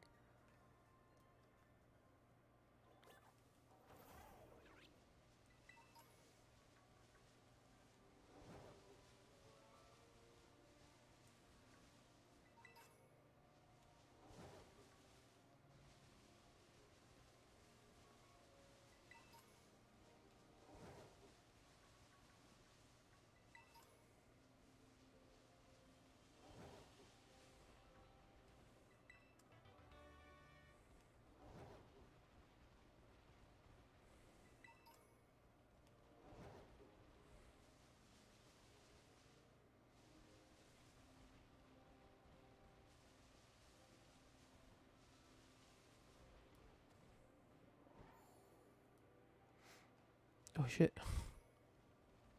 Thought I was about to go a little too far there. Okay.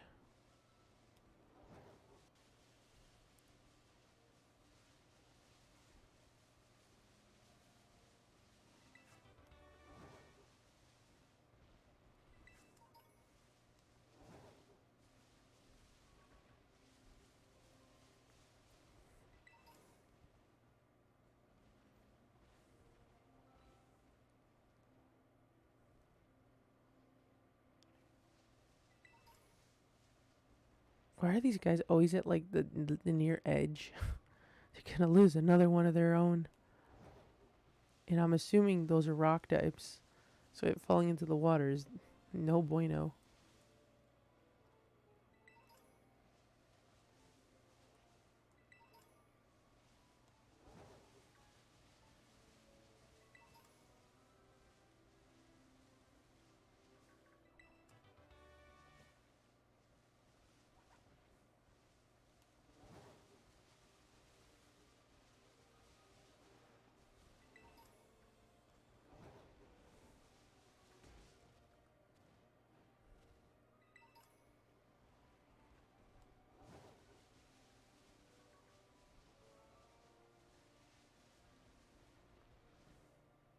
The Saccharite Trail.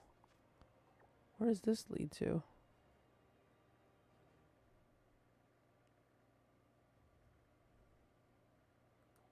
Hmm.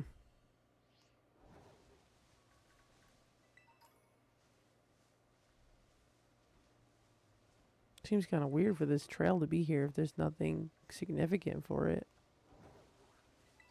Well, that's okay. Fortress just hanging up there. Oh man, I don't know what the Tentacruel version of Toadsucruel is.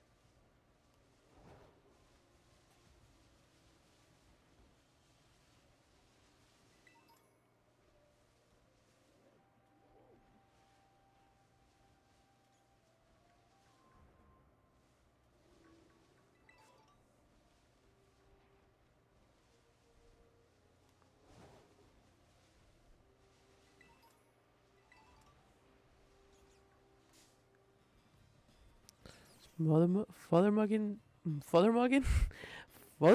from Mantis.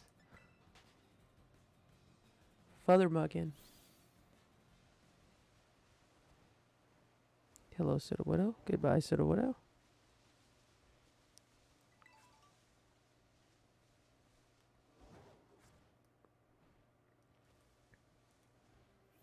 Excuse me, coming through. Thank you. Oh, is it another one of those gates? Oh, so that's what's special about this place.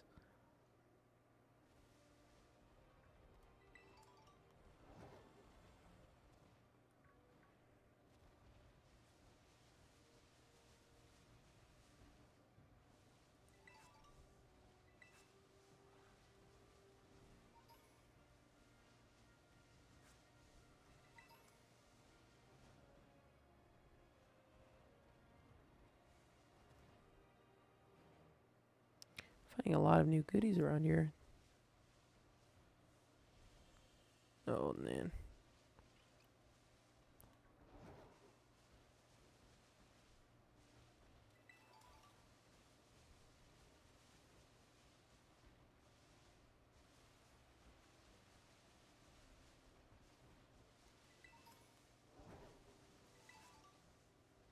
Oh, I thought that Sudowoodo was a trainer.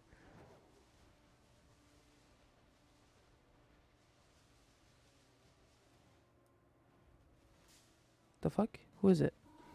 Oh, that's a fucking tiny ass Sudowoodo.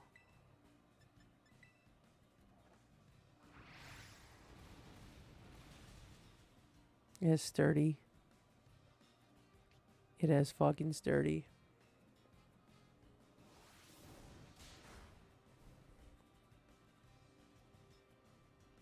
Perfect.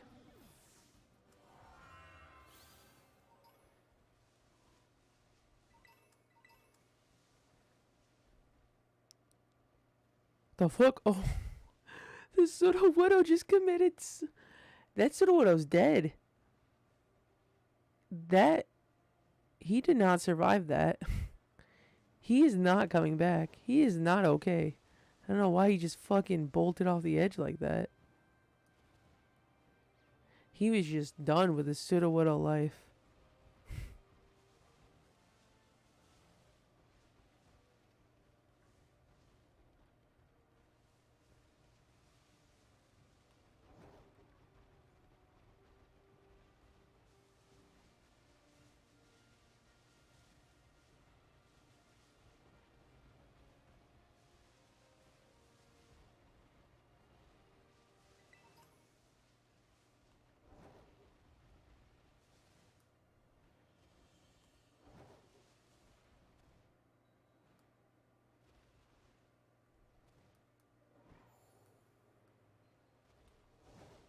That Leafeon was not there a second ago.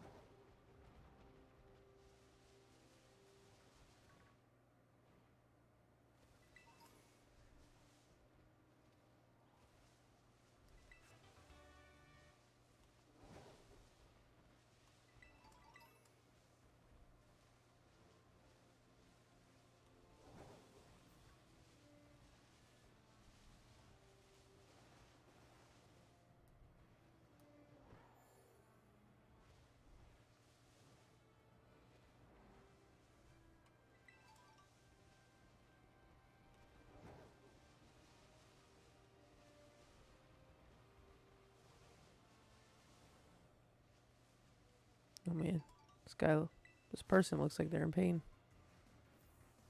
I spent too long crouched down sneaking through the tall grass. Now my back is killing me. Oh, okay.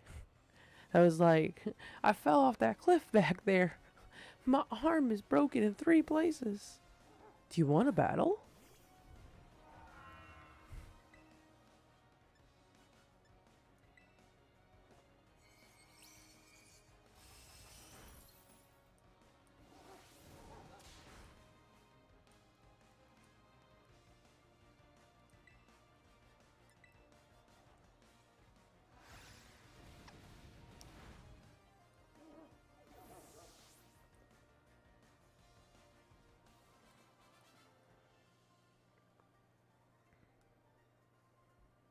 I wonder if I could have won if my back wasn't acting up like this. No, you only got 1 Pokemon. How many times we gotta go over this with you NPCs? You don't stand a chance. You never will stand a chance. Gotta catch you some more Pokemon.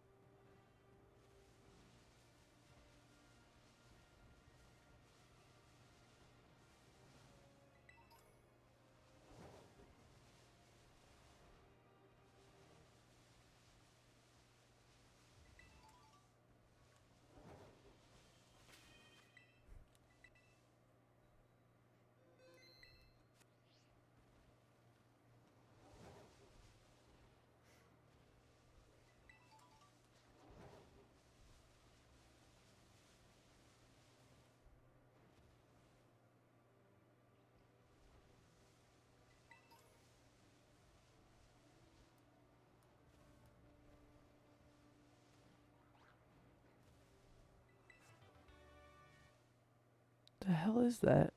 Oh, it's a slacking. Oh shit. Toads are cool. Excuse me.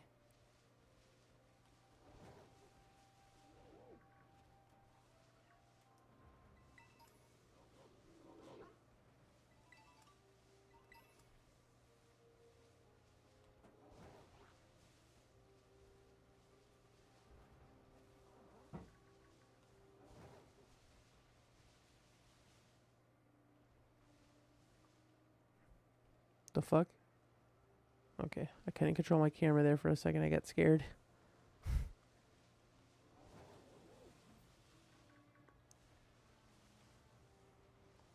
Wait. No, Sudowoodo! Don't do it! Don't do it, Sudowoodo! Don't.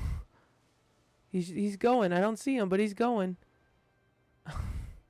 He has so much to live for, Sudowoodo. I don't know why all of them want to just run off the cliff.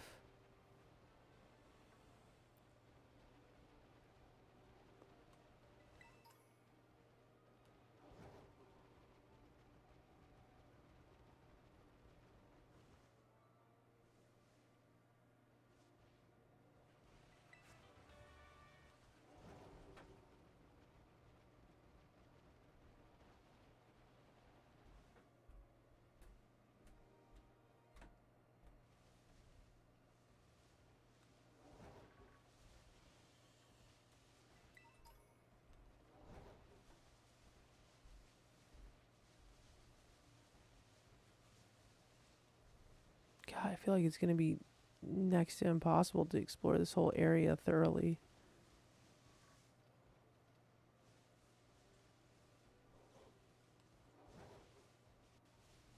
Or maybe I did explore it all.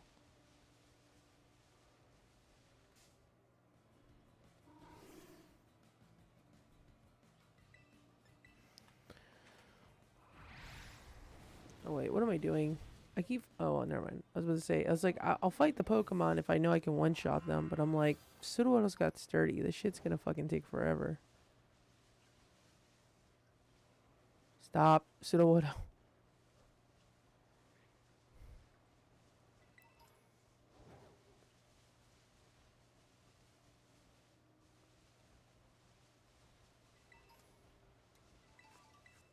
Mushroom, mushroom. This person want to cook up an Among Us.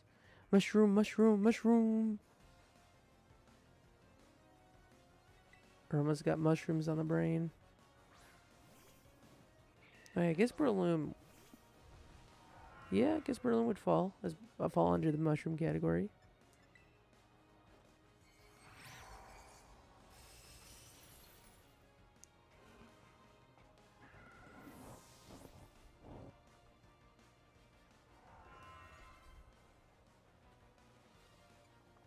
Oh, well, I was gonna switch out to someone else, but Toad's-a-Cruel. Wait, there's Toad's-a-Cruel.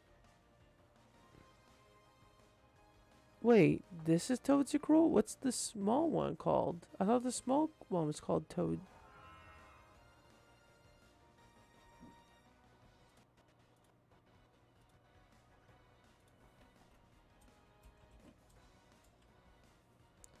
Oh, Toad's-a-Cool. Toad's-a-Cruel. No, okay. Toad's-a-Cruel. Toad's-a-Cool. Got it.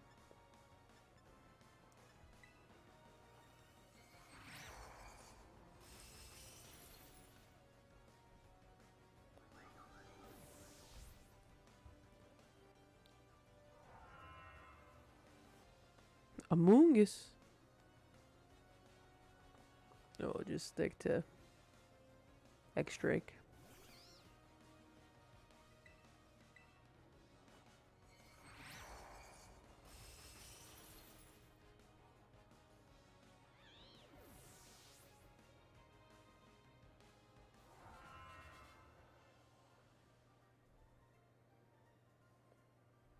Oh my word, please forgive me. I was quite caught up in my own world there for a moment.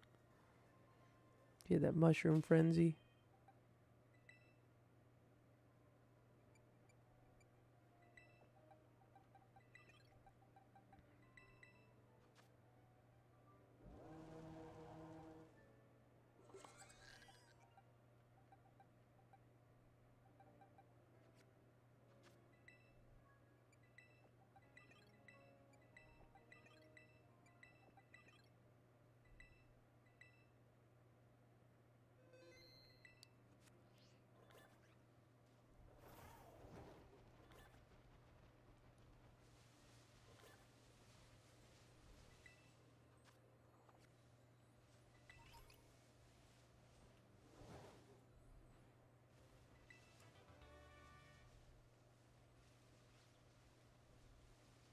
God, these Toadsicools and these fucking Sudowoodos are fucking bolting across. They're like, I'm afraid. I don't want to fight. It's like, I don't want to fight you either. I ain't got time for that. I got time to fight every fucking Toadsicool I see. I'm just trying to explore, find all the items, and I'll be out of your hair.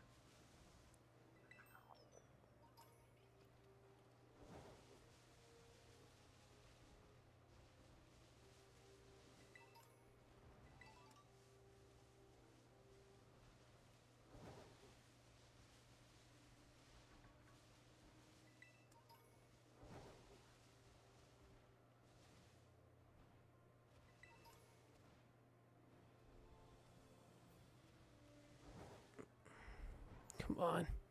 I'm pretty sure I've been up there, so...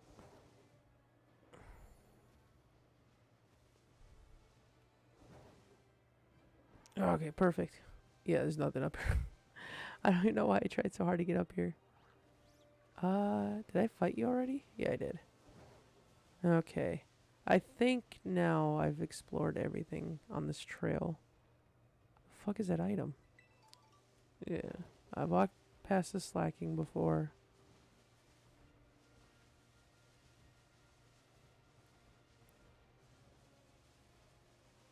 I mean, I always fucking say that, and then I always find another item.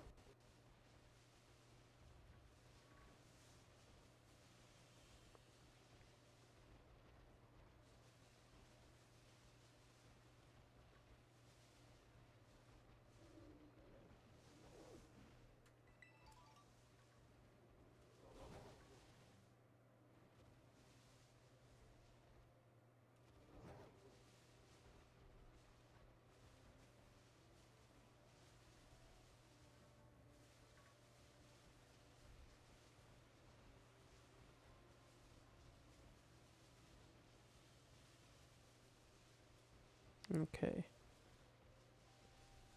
I think we can move on from here then.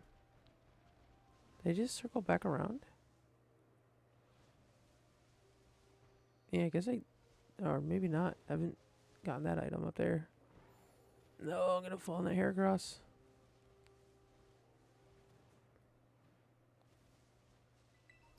Okay.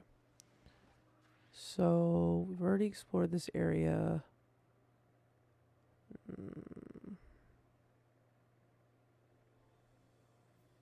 I guess there's this area we've yet to explore.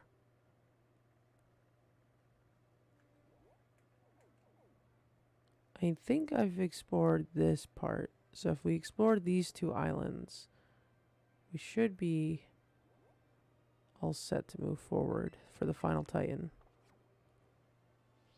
Okay, I've not been over here. I'm seeing some items here.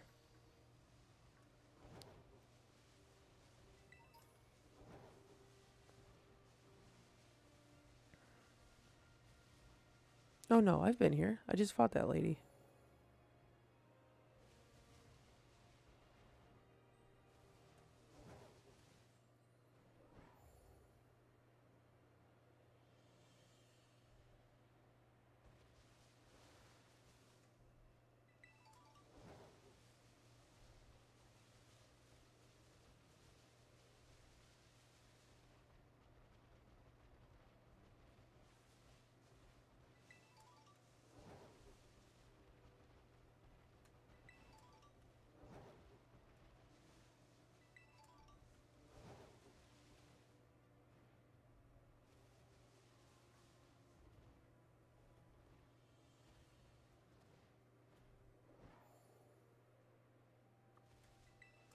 Good old Casserole Lake.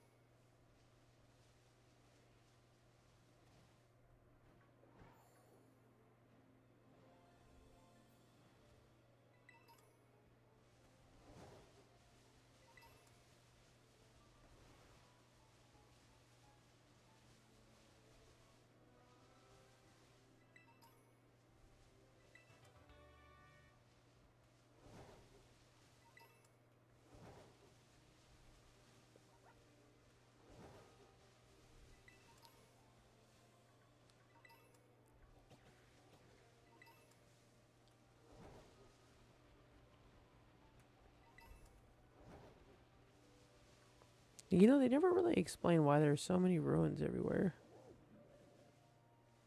I've heard the rumors. What rumors have you heard? I've heard the rumors of a Pokemon in these lands, one known as the False Dragon Titan. Oh, yeah?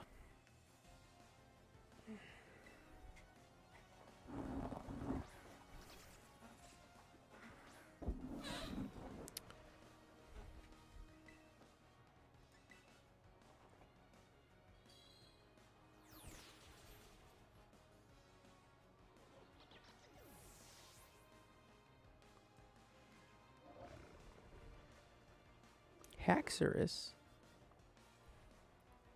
Oh, man, not playing around.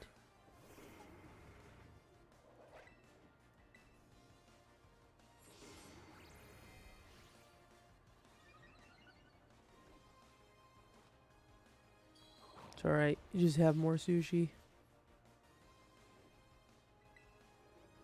How strong is this attack, by the way?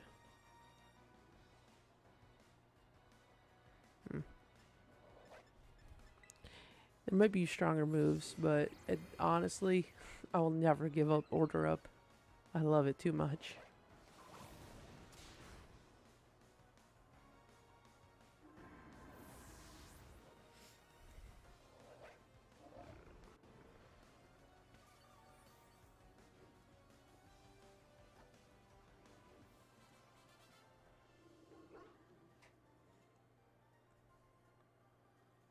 But what is this false dragon? What is real? What is false? Oh man. She's contemplating the fabric of reality.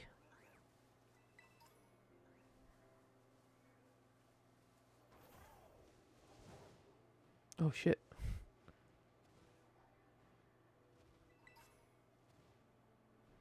Big nugget.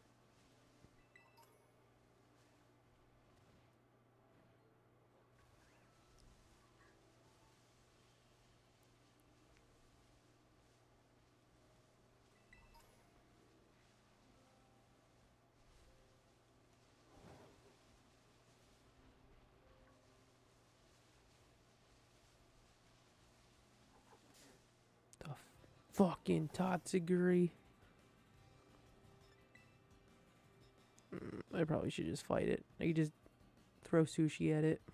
Call it a day.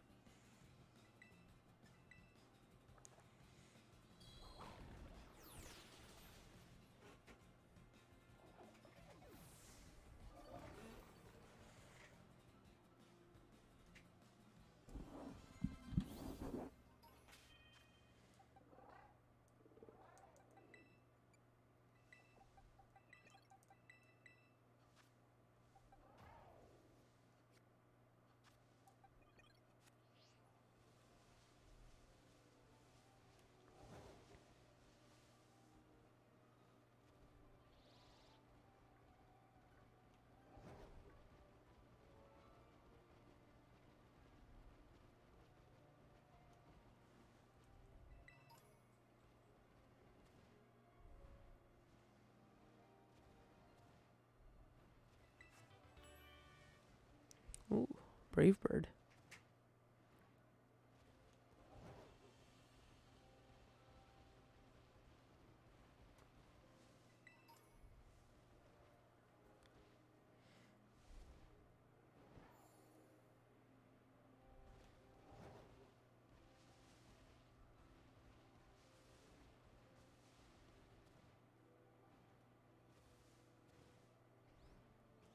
Oh, no. Fuck. I was like, I'm gonna fall into the slowpokes. And I just ran into them.